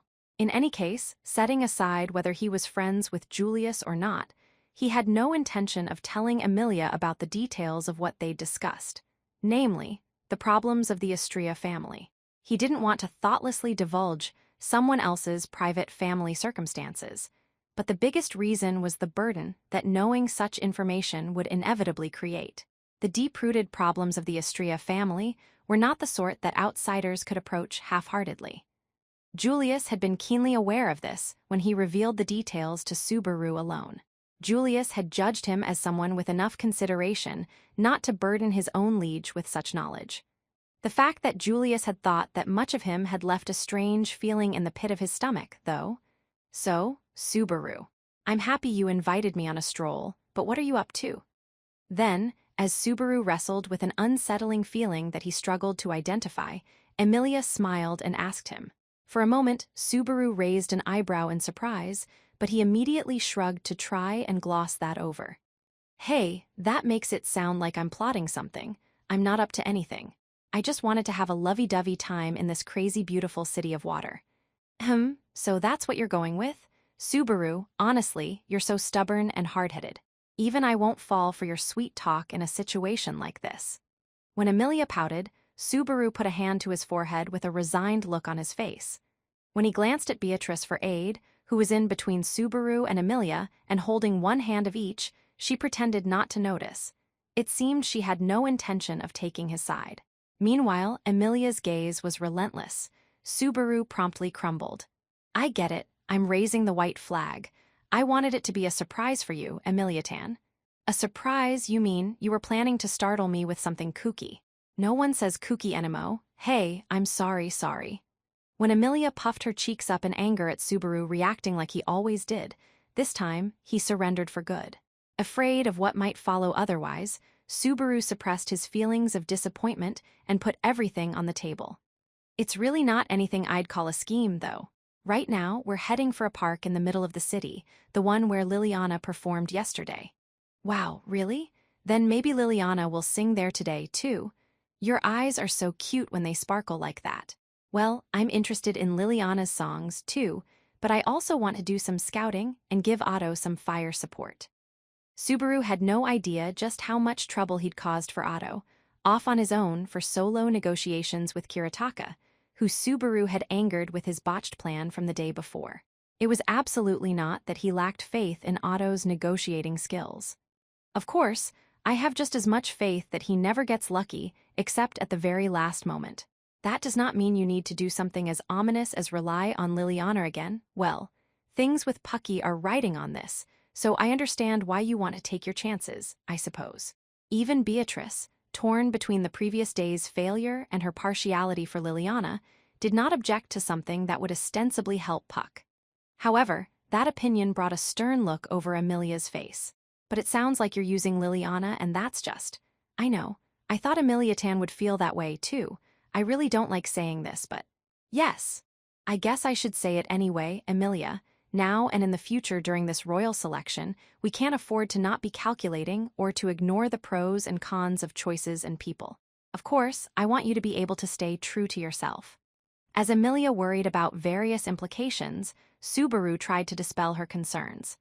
There was no mistaking that Amelia's honesty, sincerity, and the way she always believed in the good of others were some of her strongest virtues. However, Subaru felt that a virtue founded on ignorance was a weakness all the same. If that virtue was truly a part of who she was as a person, then eliminating ignorance would pose no danger to her way of being. Subaru wanted Amelia to learn and become stronger without losing sight of herself. That had been Subaru's wish when he vowed to remain at her side ever after. Well, even ignoring all the benefits and stuff, you did make a promise to chat with Liliana. You get along really well with her, Amelia Tan, so it's not like you're doing anything bad. As Amelia continued to mull over it, Subaru relaxed his tone a little and tried to introduce some levity. Amelia lowered her eyes, which were rimmed with long lashes, and sighed slightly. I understand. I'll try to keep what you said in mind, too. Thank you for always being here, Subaru. Amelia nodded with an earnest look on her face. You got it, replied Subaru. He'd conveyed everything he wanted. The determination he saw in her and her response was enough. At the same time, he felt a small pang of regret over sticking his nose into something that clearly wasn't his business. Maybe I said something pretty weird. Know what? Let's forget meeting up with Liliana and go on a date instead. I think doing some water dragon cruising would be pretty romantic. I'm not sure what you mean by cruising, but you'll get seasick if you get on a dragon boat, won't you, Subaru? I don't really want to walk around the city carrying you on my back. Besides, the park is already right in front of our noses. Would it not be a waste to turn back now, I wonder? Though Subaru was on the verge of giving up, Amelia and Beatrice opted to stick it out to the end. The public park had indeed come into view. This time, Subaru had fortunately arrived at his destination without getting lost. Water gushed up from the fountain, turning into a spray of water that glimmered in the sunlight as an ephemeral scene unfolded before them. This day, a great throng had assembled near that water fountain rather than the commemorative statue. Feels like these recitals hold their popularity day after day, but the fervent audience's energy suffused the air in the park, but it was strikingly different compared to what it had felt like the day before. The main cause was probably the hands clapping in time with the music and singing. Wow, it looks really lively. So it would seem. Unlike yesterday, this all sounds rather rowdy, I suppose. While Amelia was delighted, Beatrice cocked her head dubiously, sharing some of Subaru's doubts. Liliana's song choices for her performances often contrasted greatly with how she normally behaved. The Mesha broadcast from that morning was no exception. With song and sound, she lured the audience into another world, giving a bewitching performance that charmed all 5 senses. However, the song they were currently listening to seemed ever so slightly different from usual. It had the unsettling feeling of some foreign entity adding an impurity to the mix. As if trying to determine what that dissonant element was, Subaru had unconsciously joined one edge of the audience. Male or female, young or old, there was a vortex of passion surrounding everyone enchanted by the songstress's song. Wedging themselves into their ranks, Subaru led Amelia and Beatrice by their hands as he plunged deeper and deeper. Then the instant he emerged onto the front row, his face contorted amid thunderous applause. The beautiful timbre of the Lulair's final twang signaled that the song had reached its end, and that it was time to bid the intoxicating music farewell. Then the songstress, who had just put on a stunning performance, turned around to reveal a smiling, satisfied face. Such wonderful dancing, seeing footwork like that almost made my eyeballs fly out. And your performance was quite entertaining. You have done well. It has been some time since a performer of the arts has amused me so. A woman in red smiled charmingly as she exchanged a firm handshake with Liliana the songstress. Watching this unfold, Subaru let out a long breath as one phrase rose in the back of his mind. Danger, do not mix two. I was so moved. What an amazing dance. I want to see that again. Commenting as if they were being filmed for a TV commercial, the audience members waved to the songstress dancer duo and dispersed. They were every bit as touched as the crowd from the day before. Hearing their praise made Liliana flare her nostrils in a satisfied and very unsongstress-like manner. Unexpectedly, Priscilla's lips were curled up, showing she was in an exceptionally good mood as she fanned herself beside Liliana. And here I was thinking Priscilla wasn't the type to care what others thought. My, oh my, oh my. Is that Master Subaru and Lady Amelia over there, and Lady Moppet as well? Right as she said her goodbyes to the last of the audience, Liliana noticed the remaining 3 people left in the park and made her pigtails bounce. How she managed that was totally beyond him. As Liliana raced over, practically flying through the air, her words made Beatrice narrow her brows. I believe I heard Lady Moppet. Exactly what might she mean by this, I wonder? Subaru, explain. Go ask her. She's the one who said it. Here, have a sugar plum and behave. Do you think you can lick? Lick, distract me with this, I wonder? Lick, lick. As Beatrice rolled the candy around in her mouth, Subaru left her behind. He turned toward the pigtailed Liliana darting about in front of him and grabbed her hair with both hands. Gah! Shouted Liliana, but it did stop her from moving. Yesterday got all crazy, meaning we couldn't keep our promise, so it's good you were here today, too. Actually, don't tell me, does Kirataka show you out the door during work every day? Why would you put it like that? It is nothing of the sort. Certainly, Mr. Kirataka devotes his heart and mind to his job whenever there's work to be done, but he always tells me that he wants me to be happy doing whatever I like outside. So you do get thrown out a lot. Kirataka had his own unique issues, but this was his way of keeping things in order. It made sense. If Liliana was at his workplace, there was no way anyone could hold a proper conversation. And if she had to spend her day somewhere, then holding recitals was a fine use of her time, but since earlier, you have been staring intently at me, have you not? Tease most rude. Liliana puffed out her non-existent breasts, which was a lot like stroking a non-existent beard. Beside her, Priscilla crossed her arms to proudly display her ample bosom, snorting toward Subaru with visible scorn. Though it is only natural to be enthralled at the sight of my dance, it is unbearable to have such an obscene gaze turned toward me. Even if my charm does make others lose their way, the likes of you are only permitted to appreciate it from a distance. Just so you know, I didn't watch you dance, and I don't have any fetishes like that. I prefer pure and lovely girls like Emiliatan. Girls as over the top as you actually make me less excited.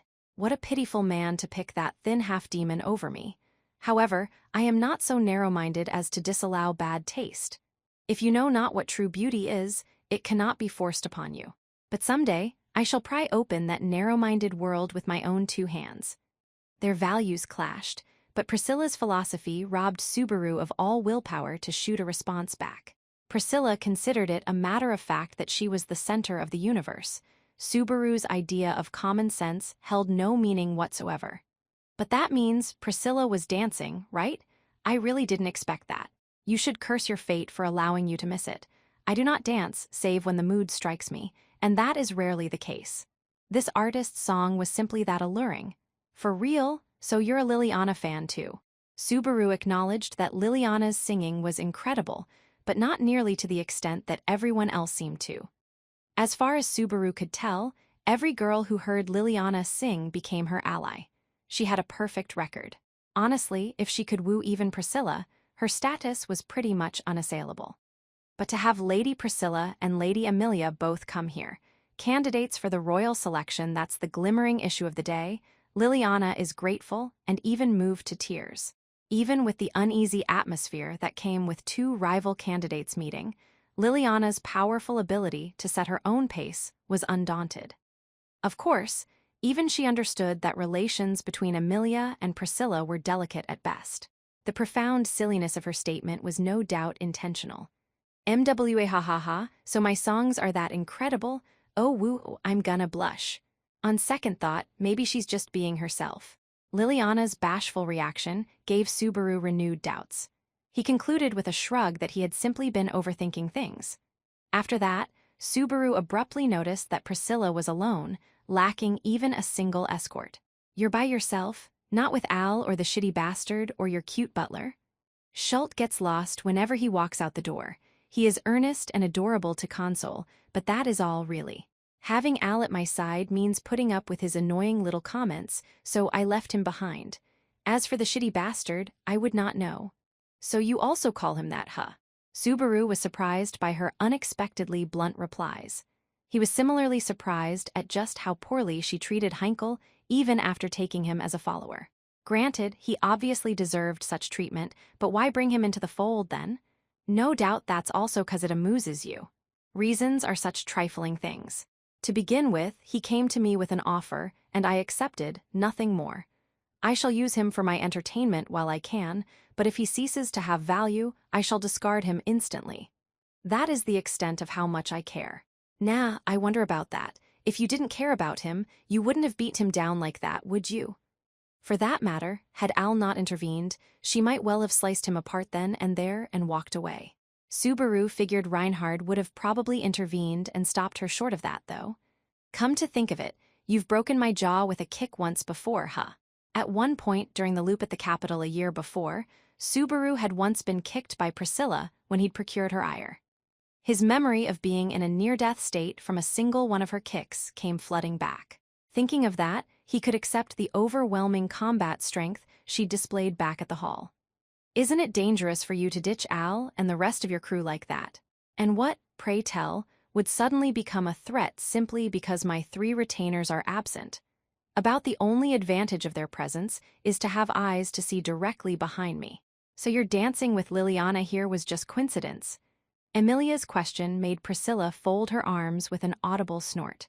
Unlike the dull streets of the capital, this city's sights are salve for my tedium. I was enjoying the flow of the water when this artist's song reached my ears. I mean, wow, yeah, I didn't know what to expect when she suddenly came in and started dancing. Usually, I give people who get too worked up a good smacking with my song, and most of the time, they settle back down right away. You really don't act like a songstress at all. Driving interlopers back with your song was way too rock and roll. Besides, the only word he had for Priscilla suddenly breaking into dance was shocking. Considering how rapt the audience was, it must have been quite the performance.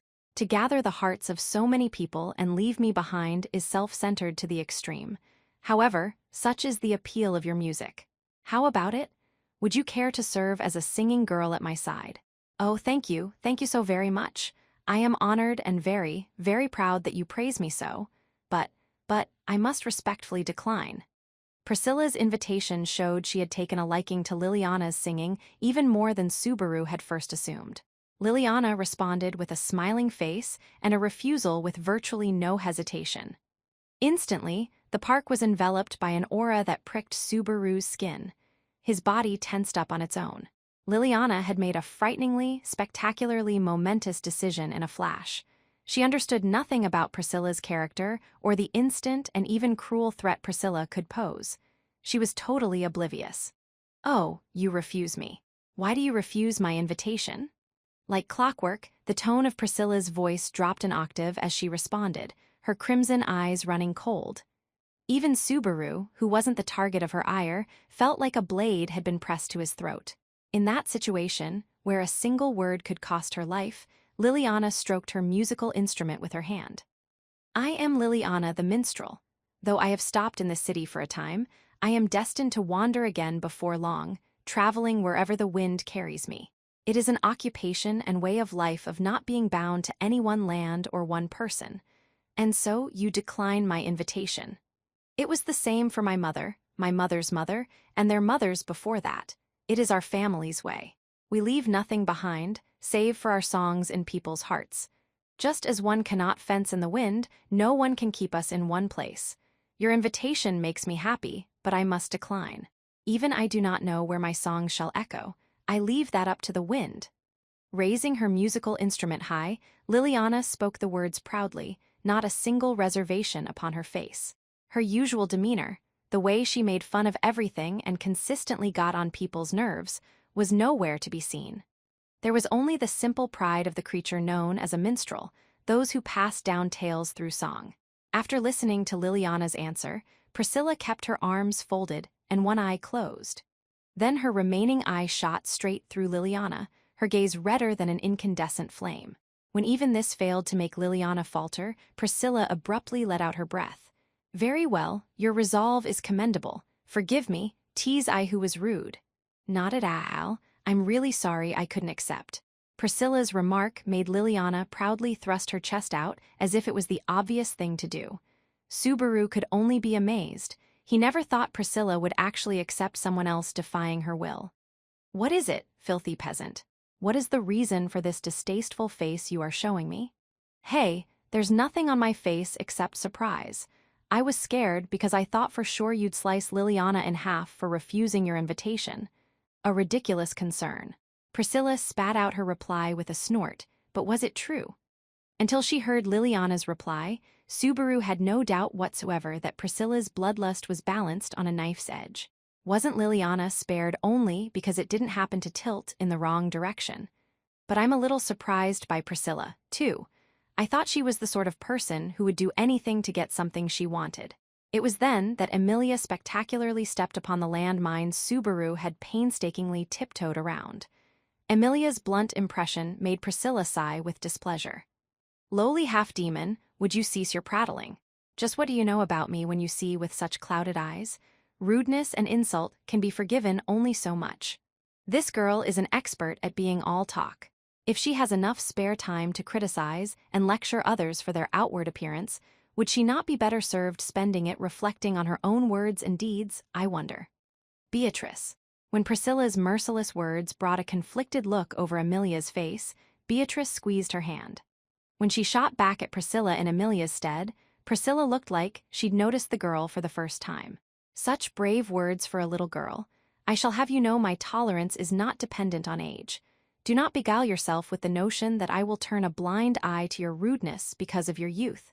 Your advice is unnecessary. Do you even realize, I wonder? Little girl, Betty may be cute, but do not think that is all there is to see." Instantly, sparks of hostility flew between Beatrice and Priscilla.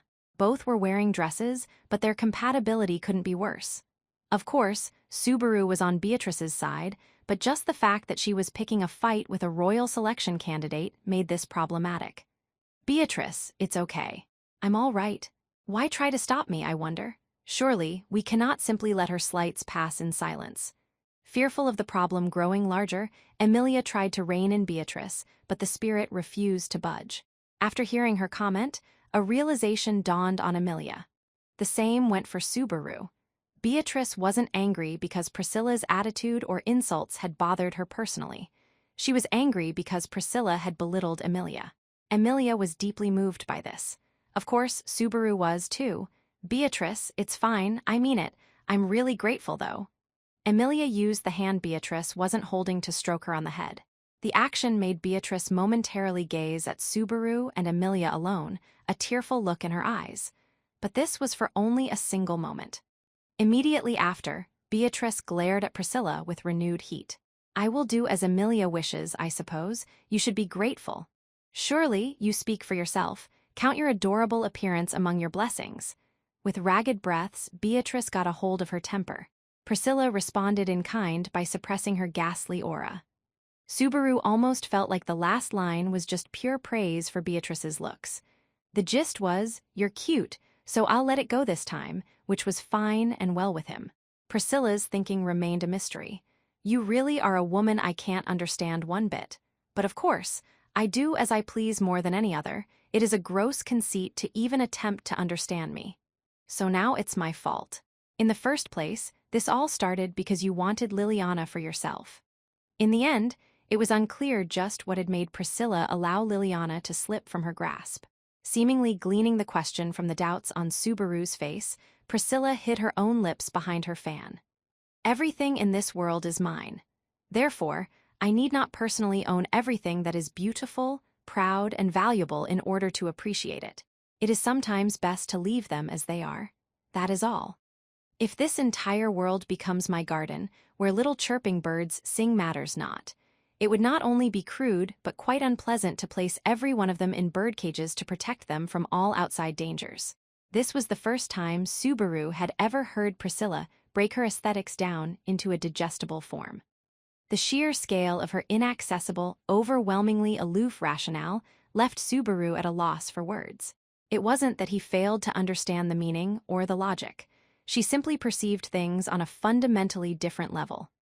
Subaru thought that this difference, or perhaps the very scale of it all, was terrifying.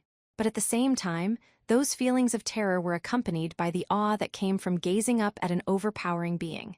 He wasn't sure, but maybe that was why Al stood by Priscilla. Now. With everyone having calmed down a notch, how about I present to you a song in honor of our friendship? But new, not one song, but maybe 2 or even 3. With swift pulls of the strings of her lyre, Liliana made an abrupt proposal. This time, Lady Priscilla should simply enjoy herself without being concerned about dancing.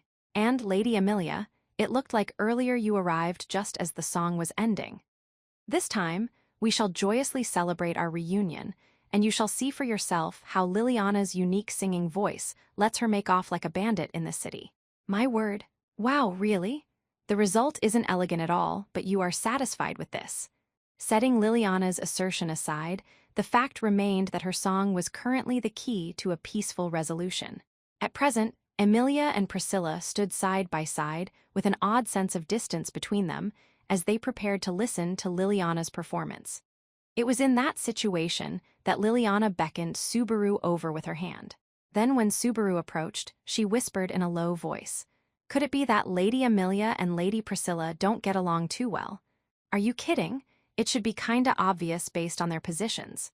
Incidentally, there's pretty much no such thing as a person who gets along well with Priscilla, and she treats Emilia Tan like that. My oh my, this is quite a serious matter." Liliana gazed up at the heavens, the tails of her hair furiously bouncing, much like a dog warily wagging its tail. Maybe they were connected to her nerves or something. He had a sudden urge to grab them, pull them, and twirl them all around.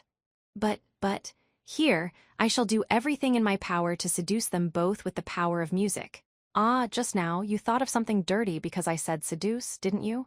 You can't do that, it's indecent. I'm beat, so could you not make me feel admiration and disdain from the same damn line? Even as he sighed, Subaru admired how Liliana could show such consideration amid her fits of madness. Her goal of sweeping away the bad atmosphere with a song was something he could appreciate. As a matter of fact, it irked him a little that Liliana's voice made such a thing actually possible. After the song, we'll have a pleasant chat, so could you prepare some snacks, Master Natsuki? Do you not think that sweets will make everyone happy and bring us all closer together? Not particularly. After the song, we'll have a pleasant chat, so could you prepare some snacks, Master Natsuki? Do you not think that sweets will help make everyone happy and bring us all closer together? What is this? Are you an NPC who just repeats your lines until someone picks yes?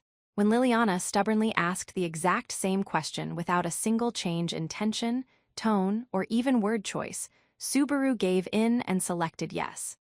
Liliana's face brightened, but surprisingly, her proposal was not a terrible one. If the atmosphere improved, maybe they could have a proper conversation with Liliana and Priscilla. So while Liliana's singing, I'll head off to buy some drinks. Emilia Tan, stay here, behave, and don't get into any fights while I'm gone. Well, I don't want to have an argument with Priscilla either. Don't worry, it'll be fine. Subaru reminded her to be careful just to be on the safe side, and Emilia responded with a buoyant smile. Of course, even if Emilia wasn't looking for a fight, there was no denying the possibility that Priscilla might offer one regardless. Biko, take care of Emilia Tan if anything happens. I understand, I suppose. Next time that whelp says something out of line, I shall reduce her to ash. Don't pick a fight with her either, okay? After entrusting Emilia to Beatrice, who was possibly a much greater cause for concern, Subaru got ready to leave the park for the time being. But before he did, Priscilla, any foods you can't eat? How unexpected that even an unremarkable man such as you understands how to be considerate. Very well. If you must present me with something, you should prepare something appropriate. Present me something boring, and I shall slice off the hand with which you offered it and place it upon your head. It's not like I lost at rock, paper, scissors to be the errand boy, so you've got no right to take it that far. Subaru decided then and there that if anyone was selling a delicacy advertised as only for the bold, that's what he'd give her. For her part, Priscilla knit her refined eyebrows at Subaru's response. Rock, paper, scissors. She tilted her head while murmuring in confusion. If she'd forgotten about Subaru, maybe she'd forgotten about rock, paper, scissors too.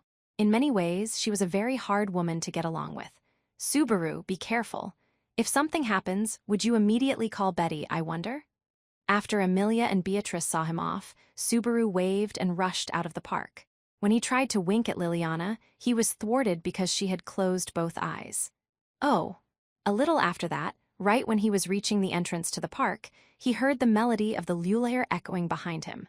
With that sound at his back, Subaru quickened his steps as he headed toward the shopping district. 3. And some 10 minutes later after Subaru left the park. Man, I'm just a chicken. Really, I am. As he exited the store, Subaru glanced at the products inside the bag, and his shoulders sagged. After setting off in the name of procuring sweets, Subaru had found some appropriate stores and finished his shopping in short order. Along the way, his interest had been temporarily drawn by Gina jelly, a strange Pristella specialty, but he hadn't summoned the courage to buy it for Priscilla. It sounded better to say he was fearful of worsening relations between the camps, but he'd simply chickened out. But it looked kind of like eel jelly. I'm not brave enough to test this one, but I liked that stuff. Berating himself for his complex personal biases, Subaru jogged until he reached the street that led back to the park. Fortunately, in the 10 or so minutes he'd been away, Beatrice hadn't warned him about something going awry in the park. They were probably in the middle of the recital without any problems, even though he understood that he instinctively wanted to return as soon as possible. But, oops, my bad. After rounding a sharp corner a little too fast, he nearly bumped into someone as soon as he entered a public square. After narrowly evading the passerby, Subaru immediately apologized as the other party raised a cry of "ah" with a foul-sounding voice. Hey pal, is that how you apologize? You better put more sincerity into J. The man with the crude demeanor was in the middle of picking a fight when he noticed Subaru and froze. Simultaneously, Subaru was shocked to realize he recognized this man. Huh, it's Larry? You still act like a street thug even though you work for Felt now? Oh, shut up. And my name ain't Larry, the hell are you doing here? The one letting spittle fly as he complained was Latchins, who'd played the hoodlum role just the day before. According to Felt, he'd been assigned errands and was off on independent action within the city. Curly and Moe aren't with you. Kinda rare to see you on your own like this. How the hell would you know what's rare for me? We ain't known each other enough for this to feel like anything. Shoo, Scram. Hey, don't be so cold. Aren't we buddies who have gone through life and death together? I don't remember anything like that. Latchins shot him a disgusted look when Subaru got too chummy. Even Subaru wasn't very sure why he had a soft spot for the guy. It was probably because Subaru's everyman sensor picked up that Larry, Curly, and Moe were fellow commoners. In this world, Subaru had met so many incredible people that seeing ordinary people like them once in a while came as a relief. Though he'd been killed by them once, his fondness for them had actually grown since. Anyway, don't get close to me, I'm doing work right now. For you to have work after being unemployed for so long, I'm so happy for you. Get lost. As Subaru acted tearful, Latchins clicked his tongue and brushed him off, vanishing into the crowds. Subaru reflected on the fact that the cold reaction was a great relief to him for some reason. Lately, he'd been greeted with receptions befitting his title, practically everywhere he went. He was worried that he'd let it go to his head if he didn't get a reality check like this once in a while. Of course, he belatedly realized he really had been a nuisance to Latchins, so he decided to apologize the next time he had the chance. Then, with Latchins having vanished into the throng, Subaru turned around and began to walk when he came to a halt. No, it wasn't just Subaru who'd stopped. Within his field of view, a great many people within the square had come to a halt as well. What the? If it ain't one thing, it's another. The hell y'all lookin' at? Speaking those words, Latchins pushed his way out from the frozen mass of pedestrians. Just like he had complained, everyone had stopped to stare up at a tall building overhead. This was a spire standing at the back of the square, extremely prominent even in such a large city. A magic crystal clock was embedded into the upper portion of the building. It was a time tower that functioned much like a clock tower. These towers were common in large towns and cities, and several of them were scattered around Prestella. This time tower was simply one among many. But then that changed. To all those whose conversations and busy schedules I've interrupted, I offer my apologies. At the upper portion of the time tower, a lone figure emerged from an open window to stand precariously on the edge. As all eyes gathered on the stranger standing before them in such a bizarre manner, the voice addressing the crowd trembled, seemingly overcome with emotion at being the center of attention. "Please lend me but a tiny instant of your time. Thank you." The tone of the voice that opened with an apology and a word of thanks was particular to those who were more concerned with their appearance than genuinely showing gratitude. Everyone listening was assailed by an uncomfortable sensation, as if that voice itself mercilessly clawed at their hearts. These disturbing feelings were doubtlessly amplified by the speaker's bizarre outward appearance.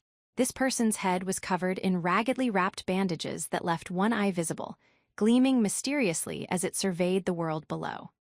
For clothes, they had a black robe with long, misshapen gold-colored chains wrapped around both slender hands, ending in hooks. These were dragging across the floor as the speaker came forward one purposeful footstep at a time, hastily heading to the top of the tower.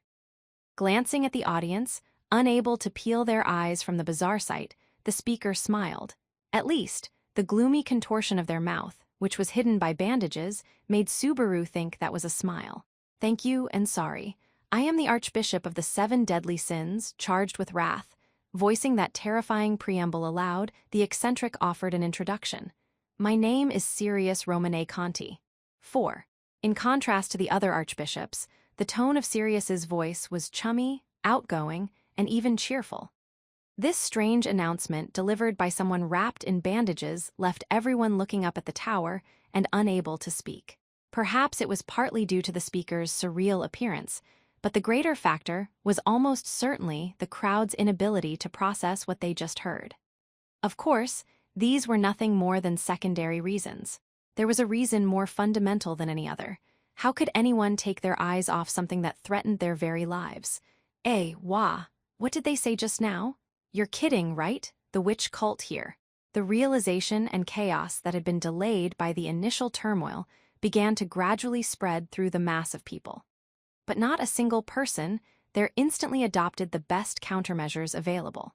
Everyone listening to the contents of the message doubted their ears, and the only thing rippling through the crowd was confusion. "Hey, what did that bastard say just now? Did you hear that?" And the same went for Lachins, who noticed Subaru and came running. Lachins kept one eye on what was happening overhead as he wove through the crowd toward Subaru, who also couldn't take his eyes off the eccentric, despite standing apart from the rest of the audience. For some reason, he could tell that letting his attention lapse would be an irrevocable mistake. There was no need to doubt the individual's identity. That was the exact same malice Beetlejuice had, plus Romane Conti. The surname the bandaged eccentric had invoked, Romane Conti, just like Beetlejuice. Of course, as Beetlejuice had been an evil spirit, a blood relative sharing the same name was highly unlikely, but don't tell me all the archbishops of the 7 deadly sins used the same family name. The existence of a famous Romane Conti family within the witch cult, churning out archbishops one generation after the next, was a concept so twisted that even the thought of it was enough to make Subaru crinkle his nose. Without such trivial thoughts running through his head, Subaru would have already blown his lid. An archbishop of the 7 deadly sins was right there. It wasn't the gluttony he was pursuing, but there was an archbishop right there. Gotta nab and make spill the beans. He'd blaze a trail to gluttony one way or another. With that decided, Subaru calmed his blazing heart. Simultaneously, he focused on the link with Beatrice within his chest. By calling out to her, Subaru could convey that something was wrong. This was the firm bond that tied a contractor to his contracted spirit. In the innermost depths of his body, he'd grasp it, pulling it toward him all at once. That's quite enough. But his attempt to call Beatrice was terminated, abruptly blown away by a dry, rupturing sound. This was the sound of the bandaged eccentric clapping their hands together. Subaru's breath caught from the noise, which was so loud that it seemed to reach every corner of the city and rocked the square itself. Then, looking down upon the multitude frozen with shock, the eccentrics exposed, lolling eye wandered around. It took 22 seconds before everyone fell silent. But I thank you for quieting down. I am sorry. I am also very happy. And, speaking sarcasm along with their thanks, the eccentric, Sirius, kept both hands together as their body swayed. Sirius really did seem to be enjoying the show, but the crude-looking chains hanging from both hands continued to undermine that impression. The discordant sound of the hooks scraping against the tower's platform and the chains rubbing against the walls really grated on the ears. You and you over there, and you two sirs over there also, I am sorry. Do not be so cross. I offer you my heartfelt apology for taking up your valuable time. Sorry and thank you. Sirius squirmed all around while doing their best to convey sincerity. The only reason Subaru did not instantly shout, "Is this a joke?" and go deliver a beatdown was precisely because he was included among those Sirius had pointed to that moment, urging them to not be so cross. Subaru noticed the three others whom Sirius had pointed at, a beast man with a sword on his hip, a woman with an eye patch and lachans, had all gone pale. They were probably the only ones present with any fight in them. This was without doubt a warning. Any sign of hostility, and Sirius would nail them to the floor first. Feeling sweat beading on his brow, Subaru cursed the stalemate he had fallen into. Allowing the witch cultist to take the initiative was a terrible misstep. Including Subaru, some 30 people were in the square, trapped in Sirius's field of vision, hardly a trivial number. One false move, and there would be instant carnage. Everyone indicated by Sirius's finger understood this, blocking them from making a move. From the expression on his bitter face, Lachans was the only one hesitant in his decision. Lachans probably had a wild card to play, specifically calling Reinhard over. If he could do so in time, there was no one who could best Reinhard. It was a certainty that he'd settle matters with a single blow. However, the sacrifices incurred in the time it took him to arrive could never be undone. If Lachans didn't care about casualties, he could have Sirius taken care of, hence his inner turmoil. Yes, thank you. It would seem that everyone has calmed down a little. I understand that you are uneasy. The ring of the words, which cult, never fails to leave a poor impression. That is why even I will not ask you to disregard this. I merely wish to have all of you give me this time today, because there is something I sorely wish to confirm. And what's that? I am sorry, please do not be noisy. I am not very smart, so if everyone talks at once, I won't know what to do, and then I'll be quite sad. That's not good, is it? But if something's wrong, please let me know. I'll do my best to answer for everyone's sake. Sirius's insistence on maintaining a pretense of friendliness and that somewhat logical manner of speaking only made the situation all the more unsettling. Most people also found Sirius's fashion sense, which involved covering everything but their left eye and lips with bandages, predictably disturbing. And if wariness about this was keeping everyone from making a move. Can I take you at your word and ask a question? When it felt like no one wanted to take the initiative and single themselves out, Subaru Natsuki raised a hand anyway. Even as he sensed a wave of surprise spreading around him, Subaru did not avert his eyes from Sirius, who was still standing overhead. Looking down upon Subaru, Sirius opened their purple eye wide. Yes, you over there, please do. Thank you. To think you were so angry before, yet now you are willing to speak with me. What a happy occasion. Ask me anything. I'm not sure what you want, but I have some girls waiting for me, and 4 of them at that. I'd like to settle this as quickly as possible and get back to them. My, that is terrible. I am so sorry. Surely, we are troubling these girls and causing them sadness or maybe even anguish. That is wrong, so very wrong, impermissible, unforgivable. Excuse me. As they spoke, the cheer in Sirius's voice faded, their gaze began to grow ominous, and they gasped in surprise when Subaru's bewildered voice called out. Oh no, I was about to get emotional. I am so sorry. I really try to watch out, but I get easily excited. Thank you for your concern. Nah, that's fine. I'm just grateful that we can have a nice and calm conversation. I am sorry you need be so considerate. Thank you, but it's all right. I am famous for being one of the doves of the witch cult. I am quite sorry that the others are problematic children to some extent. something shocking dawned on Subaru as he continued having a surprisingly coherent conversation with Sirius. The unexpectedly gentle demeanor, the insistence on keeping the conversation going, and the sheer impact of the initial encounter had shoved this fact aside. But Sirius, the mystery person standing above on the tower, was a woman. Judging from the way the incredibly white fabric wrapped around her head and how it poked out from the standard cull-tissue black robe, her entire body was probably covered in bandages. Even so, Subaru had noticed telltale bulges on the chest of her tall, slender body. That, combined with her manner of speech, convinced him that Sirius was female. Setting aside the issue of gender, Sirius's words and actions conveyed no sense of an immediate threat for the time being. At first, Subaru had been extremely wary, but after conversing with Sirius for a bit, he realized that she came off as more of a true human being than Priscilla did. The initial tension in everyone's expressions fell away, leaving most people more interested in Sirius's true intentions rather than worry and fear. In spite of the hatred he supposedly harbored toward the archbishops of the 7 deadly sins, Subaru was no exception. "Thank you, I am so sorry. Truly, I had not intended to surprise everyone. But I am pleased from my heart that we have overcome this and you are now lending me your ears. It's not like we've accepted or forgiven you, but we'll at least hear you out first. I suppose that will do. Well then, I shall get to the point about the reason why I have appeared before you like this." As she swayed her body and rubbed the chains on both of her hands together, the high-pitched sound tore at the air around them. Now that he took a good look, her appearance was more comical than creepy. If he thought of her as some sort of clown or entertainer, he had to wonder if she was really that far removed from someone like Liliana.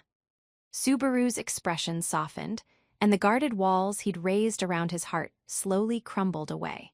There didn't seem to be a need to call over Beatrice anymore. He'd hear Sirius out and then ask her to depart quietly. Peaceful and proper, not making any waves whatsoever. Wasn't that a good thing? "So what did you want to ask?" Yeah, hurry up and ask already." That's right. If you don't hurry up, I'll be late for work."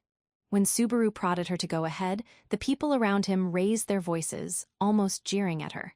The last man pointed at the magic time crystal over Sirius's head, an act that was enough to provoke uproarious laughter. The wave of laughter made Subaru unwittingly relax his lips. The amicable atmosphere brought a blushy smile over Sirius as she pressed her hands to her cheeks like she wasn't sure what to do. "Sorry, so sorry. I really am sorry. I know you all must be in a hurry.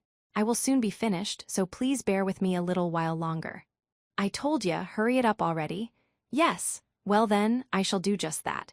You see, there is something I wish to confirm. To come out and say it concerns love. Oh, I am so embarrassed."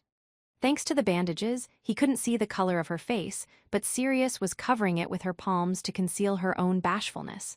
The gesture made Subaru break into spontaneous laughter. There were grins all around him as the gradually warming atmosphere infected others, making Sirius tremble in even greater embarrassment. I expected everyone to laugh, but even so, I can't seem to look you in the face. But thank you for listening. Thank you, and also I have a request." "A request? I am so sorry. Could I ask you to put up with me while I try to confirm love?" Fidgeting, Sirius rubbed the chains from both hands together as she made that request. The pathetic sight elicited a collective "that's all" from the audience. As a matter of fact, Subaru had no particular objection either. His heart warmed by the sight, he politely nodded. When he did, Sirius brightened, her eye twinkling as she clapped her hands together. "Really. Thank you, and also sorry. The world truly is kind. It is kind and filled with love. I am grateful I can savor the feeling like this. We are capable of permitting and yielding to one another. That is why I say not only thank you, but I am sorry. We get it already. Sirius, what are you gonna do now?" So sorry?"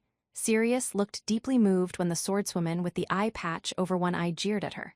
The voice was casual, as if she was speaking to a friend she'd known for a decade or a classmate at a girls' school, which seemed to help Sirius relax. As if finally remembering something, Sirius walked to the time tower window from which she had emerged, reaching her arms inside the structure. And then, "I am so sorry to have kept you waiting. Come on right this way." Calling out with a gentle voice, Sirius pulled something from beyond the window. Thrashing in Sirius's arms was a tiny, moaning figure, a boy still early in years, his entire body firmly bound. The child, 10 years old give or take, was wrapped in chains from his ankles to his shoulders. There were blood droplets where a chain had bit into his mouth. He was desperately moving what he could above his neck, tears coursing in some kind of muffled plea. "I am so sorry this is so confining, but you are a boy, so you must not cry. I wish to keep that a secret between us, but you are drenched. Now everyone will know your shame." NN? Yeah, it's embarrassin'. You're a boy, don't cry, don't cry. There's only 3 times in a man's life that he can cry, ha ha ha. Warm voices called out to the tearful boy as the audience joined Sirius in trying to console him. Overcoming the urge to be scared and cry from small frights was something everyone had to go through. There was no malice involved, but a number of the comments were rather lacking in delicacy. Yes, everyone, please do not say such things. Certainly, he is cowering a little at the moment, but this is a very brave child. Isn't that so, young Lustbel? With his entire body bound by chains, the kid had to weigh a fair bit, but Sirius easily carried him with one arm. Gently stroking the boy's chestnut-colored hair, she turned him toward the crowd while praising his courage. Lustbel, the boy squirming with all his might in his effort to escape from Sirius's hand. The contrast looked humorous and laughable, just begging for someone to laugh at how pathetic he seemed. Yes. Now then, may I have everyone's attention? This is the young Lustbel Callard. He is a native of Prestella. He is still only 9 years old. My, such fine future prospects. NN. His father is Muslin Callard. He is an observer for the city waterways. His mother, Ine Callard, is currently pregnant and showing at this very moment. Will Lustbel be blessed with a younger brother or a younger sister? Quite a happy thought regardless of which is born. Young Lustbel has a childhood friend, a cute blonde with curly hair named Tina, who he gets along with very nicely. Since the pair care deeply about each other and seem to have an ideal relationship, I spent a considerable amount of time mulling over which one I should bring here. At first, I thought I'd bring Tina, but Lustbel asked me so earnestly. It struck a chord deep within me, therefore, I yielded to young Lustbel's enthusiasm and had him cooperate with me.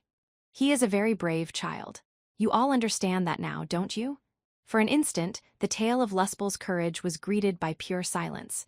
But a moment later, riotous applause thundered in the square. The audience extolled Lustbel's courage, regretting the way they had laughed at his tears, for he was a true hero. No, that wasn't it. It was not the time to feel remorse for their thoughtlessness. It was time to praise courage. Lustbel, don't cry, you're the best. That was why Subaru raised his voice, celebrating the heroism of the tearful boy. That's right, don't you be cryin'. We know you got stones, so hang in there till the end, kid. Beside Subaru, Latchins had tears in the corners of his eyes as he raised a crass cheer for the boy. That's right, you go, Lustbel. You're the pride of Prestella. Lustbel, you're marvelous. I'm sure you'll become a fine man. As one, the audience filled the square with cheers, applause, and acclaim for their hero Lustbel. This beautiful scene of human virtue had been made possible by the courage and dedication of a single boy. No matter how unseemly he might have looked, it was genuine courage that gave birth to true light. Thank you. This is so wonderful, you all understand. I believed that you would trust in young Lustbel's courage. After all, his way is the way of love. I thought that by knowing him, you would come to love him as well. The more you understand him, the deeper you know him, your thoughts become one, and that is love. Thank you, Sirius, thank you. Sirius hoisted Lustbel aloft with both hands, the bandages on her face drenched with tears. Seeing this, Subaru couldn't hold back the hot tears he hadn't even noticed until moments ago. He felt a poke on his shoulder. Beside him, Latchins pointed at Subaru and laughed at his free-flowing tears. As he did so, tears trickled down his cheeks as well, and before long, everyone in the square was overcome by the same emotion. That moment, everyone's hearts had truly become one. They were linked by an undeniable bond. We rifts are born because we do not know one another. Conflict arises because we do not understand one another. And when we give up because we are different from one another, bonds cannot be wrought. Everyone, how are your hearts now? It's not like that at all. None of us is giving up. Our hearts are one.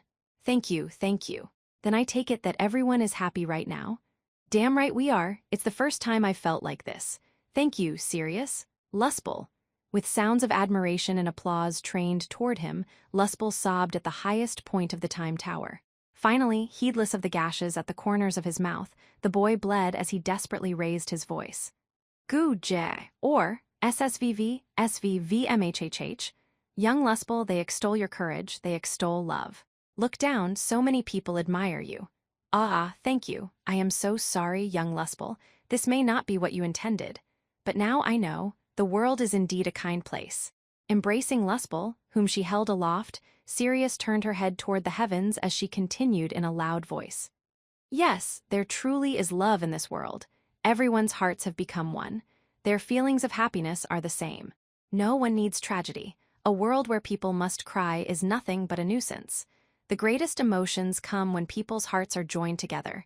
No one needs tragedy. No one needs wrath. That's right, no one needs tragedy. Abominable wrath that makes my heart tremble so. Anger, in other words, rage.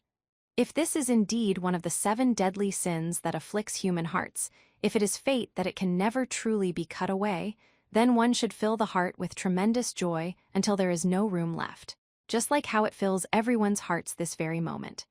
Letting spittle fly, Sirius shared what she had learned about love from on high as if it were the judgment of the heavens themselves.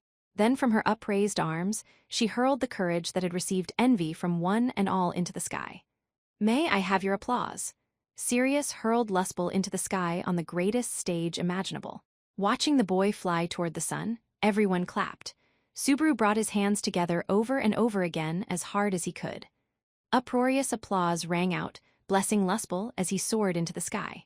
The tiny body spun in midair, finally reaching the zenith of the throw, then proceeding to plunge straight toward the ground. He was inverted, falling toward the stone-paved square head first. The audience cleared his impending point of impact, applauded endlessly all the while, awaiting his triumphal return. NNNN? Lifting his head, Lustful glared at the approaching ground and screamed. Though his strength should have been exhausted, he thrashed wildly, desperately struggling until the very, very end. Sensing they had caught a glimpse of a human being truly worthy of praise, the audience was moved to tears. And then, what a kind world. Just before the impact, Sirius shouted.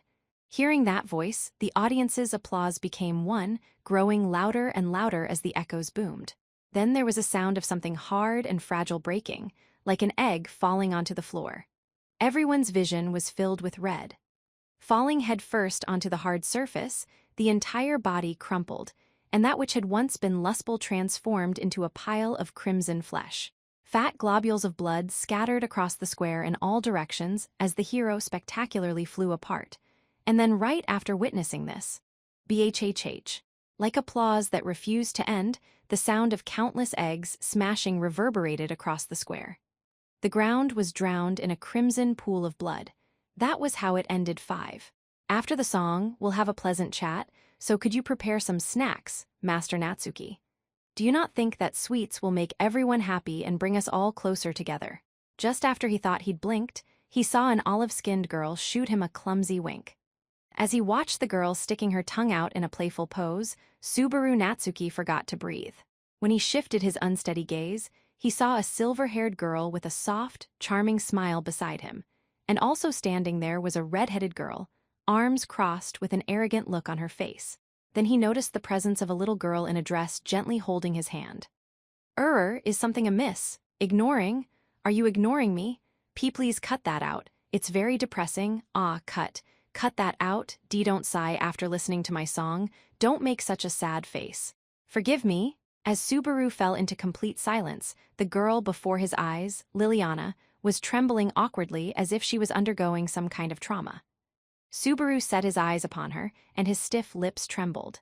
I feel sick. How can this be? How can you look at a girl's face and say something so cruel? Liliana has never been humiliated like this before. My goodness, on behalf of Master Natsuki's mother, I am completely embarrassed for you. Completely embarrassed. As Liliana faked anguished tears, her mouth bled from the impressive way she had bitten her tongue. It was a ridiculous and transparently comical sight, but Subaru couldn't bring himself to laugh even if he wanted to. His head was heavy, his vision was flickering. Unable to stand, he sank to his knees then and there. Subaru. What's wrong? Wait, oh, what happened, I wonder? Subaru. Beatrice, who was holding his hand, and Emilia beside them peered at Subaru's face as he hugged the floor. Then with a face so pale that the two unwittingly gasped, Subaru. I feel sick. Even more than the death loop a year prior, he was at a loss for how to process his death. His knees continued trembling as nausea welled up. I feel sick. The shock was almost impossible to endure. He felt revolted by the corruption that made his insides roil. His mind and body were buffeted by raging waves of loss. Subaru Natsuki was overwhelmed by a disgust that outweighed even the horror of death. In his memory of the moment just prior to his death, the past felt like the blink of an eye to him. He remembered how the corruption of his soul had blotted out his mind and left him unable to recognize the abnormal for what it was. And then he recalled the mysterious behavior of that disciple of abomination, Archbishop of Wrath, Sirius Romane Conti. Without any doubt, the being was one of the archbishops of the 7 deadly sins, kin to sloth and greed and gluttony. They were all envoys of vice and destruction, embodiments of nightmares that by rights should not exist. The feeling of losing himself, of ceasing to be himself only to eventually return, was a first even for him. I feel sick. The horrifying experience made him shudder. Feeling a chill coming on, Subaru trembled uncontrollably. Like an old friend celebrating their reunion, death had clawed Subaru Natsuki to pieces. What's more, Subaru hadn't even realized it yet. He was only tens of minutes before the scene of his death, from which he had just returned. The time limit was approaching again, at which point he would have to rise, clench his teeth, and fight. A maelstrom of death enveloped Subaru Natsuki once more, and so it began. In fact, it had already begun. The loop to overcome the worst day in his life was set here in the Water Gate city of Prestella.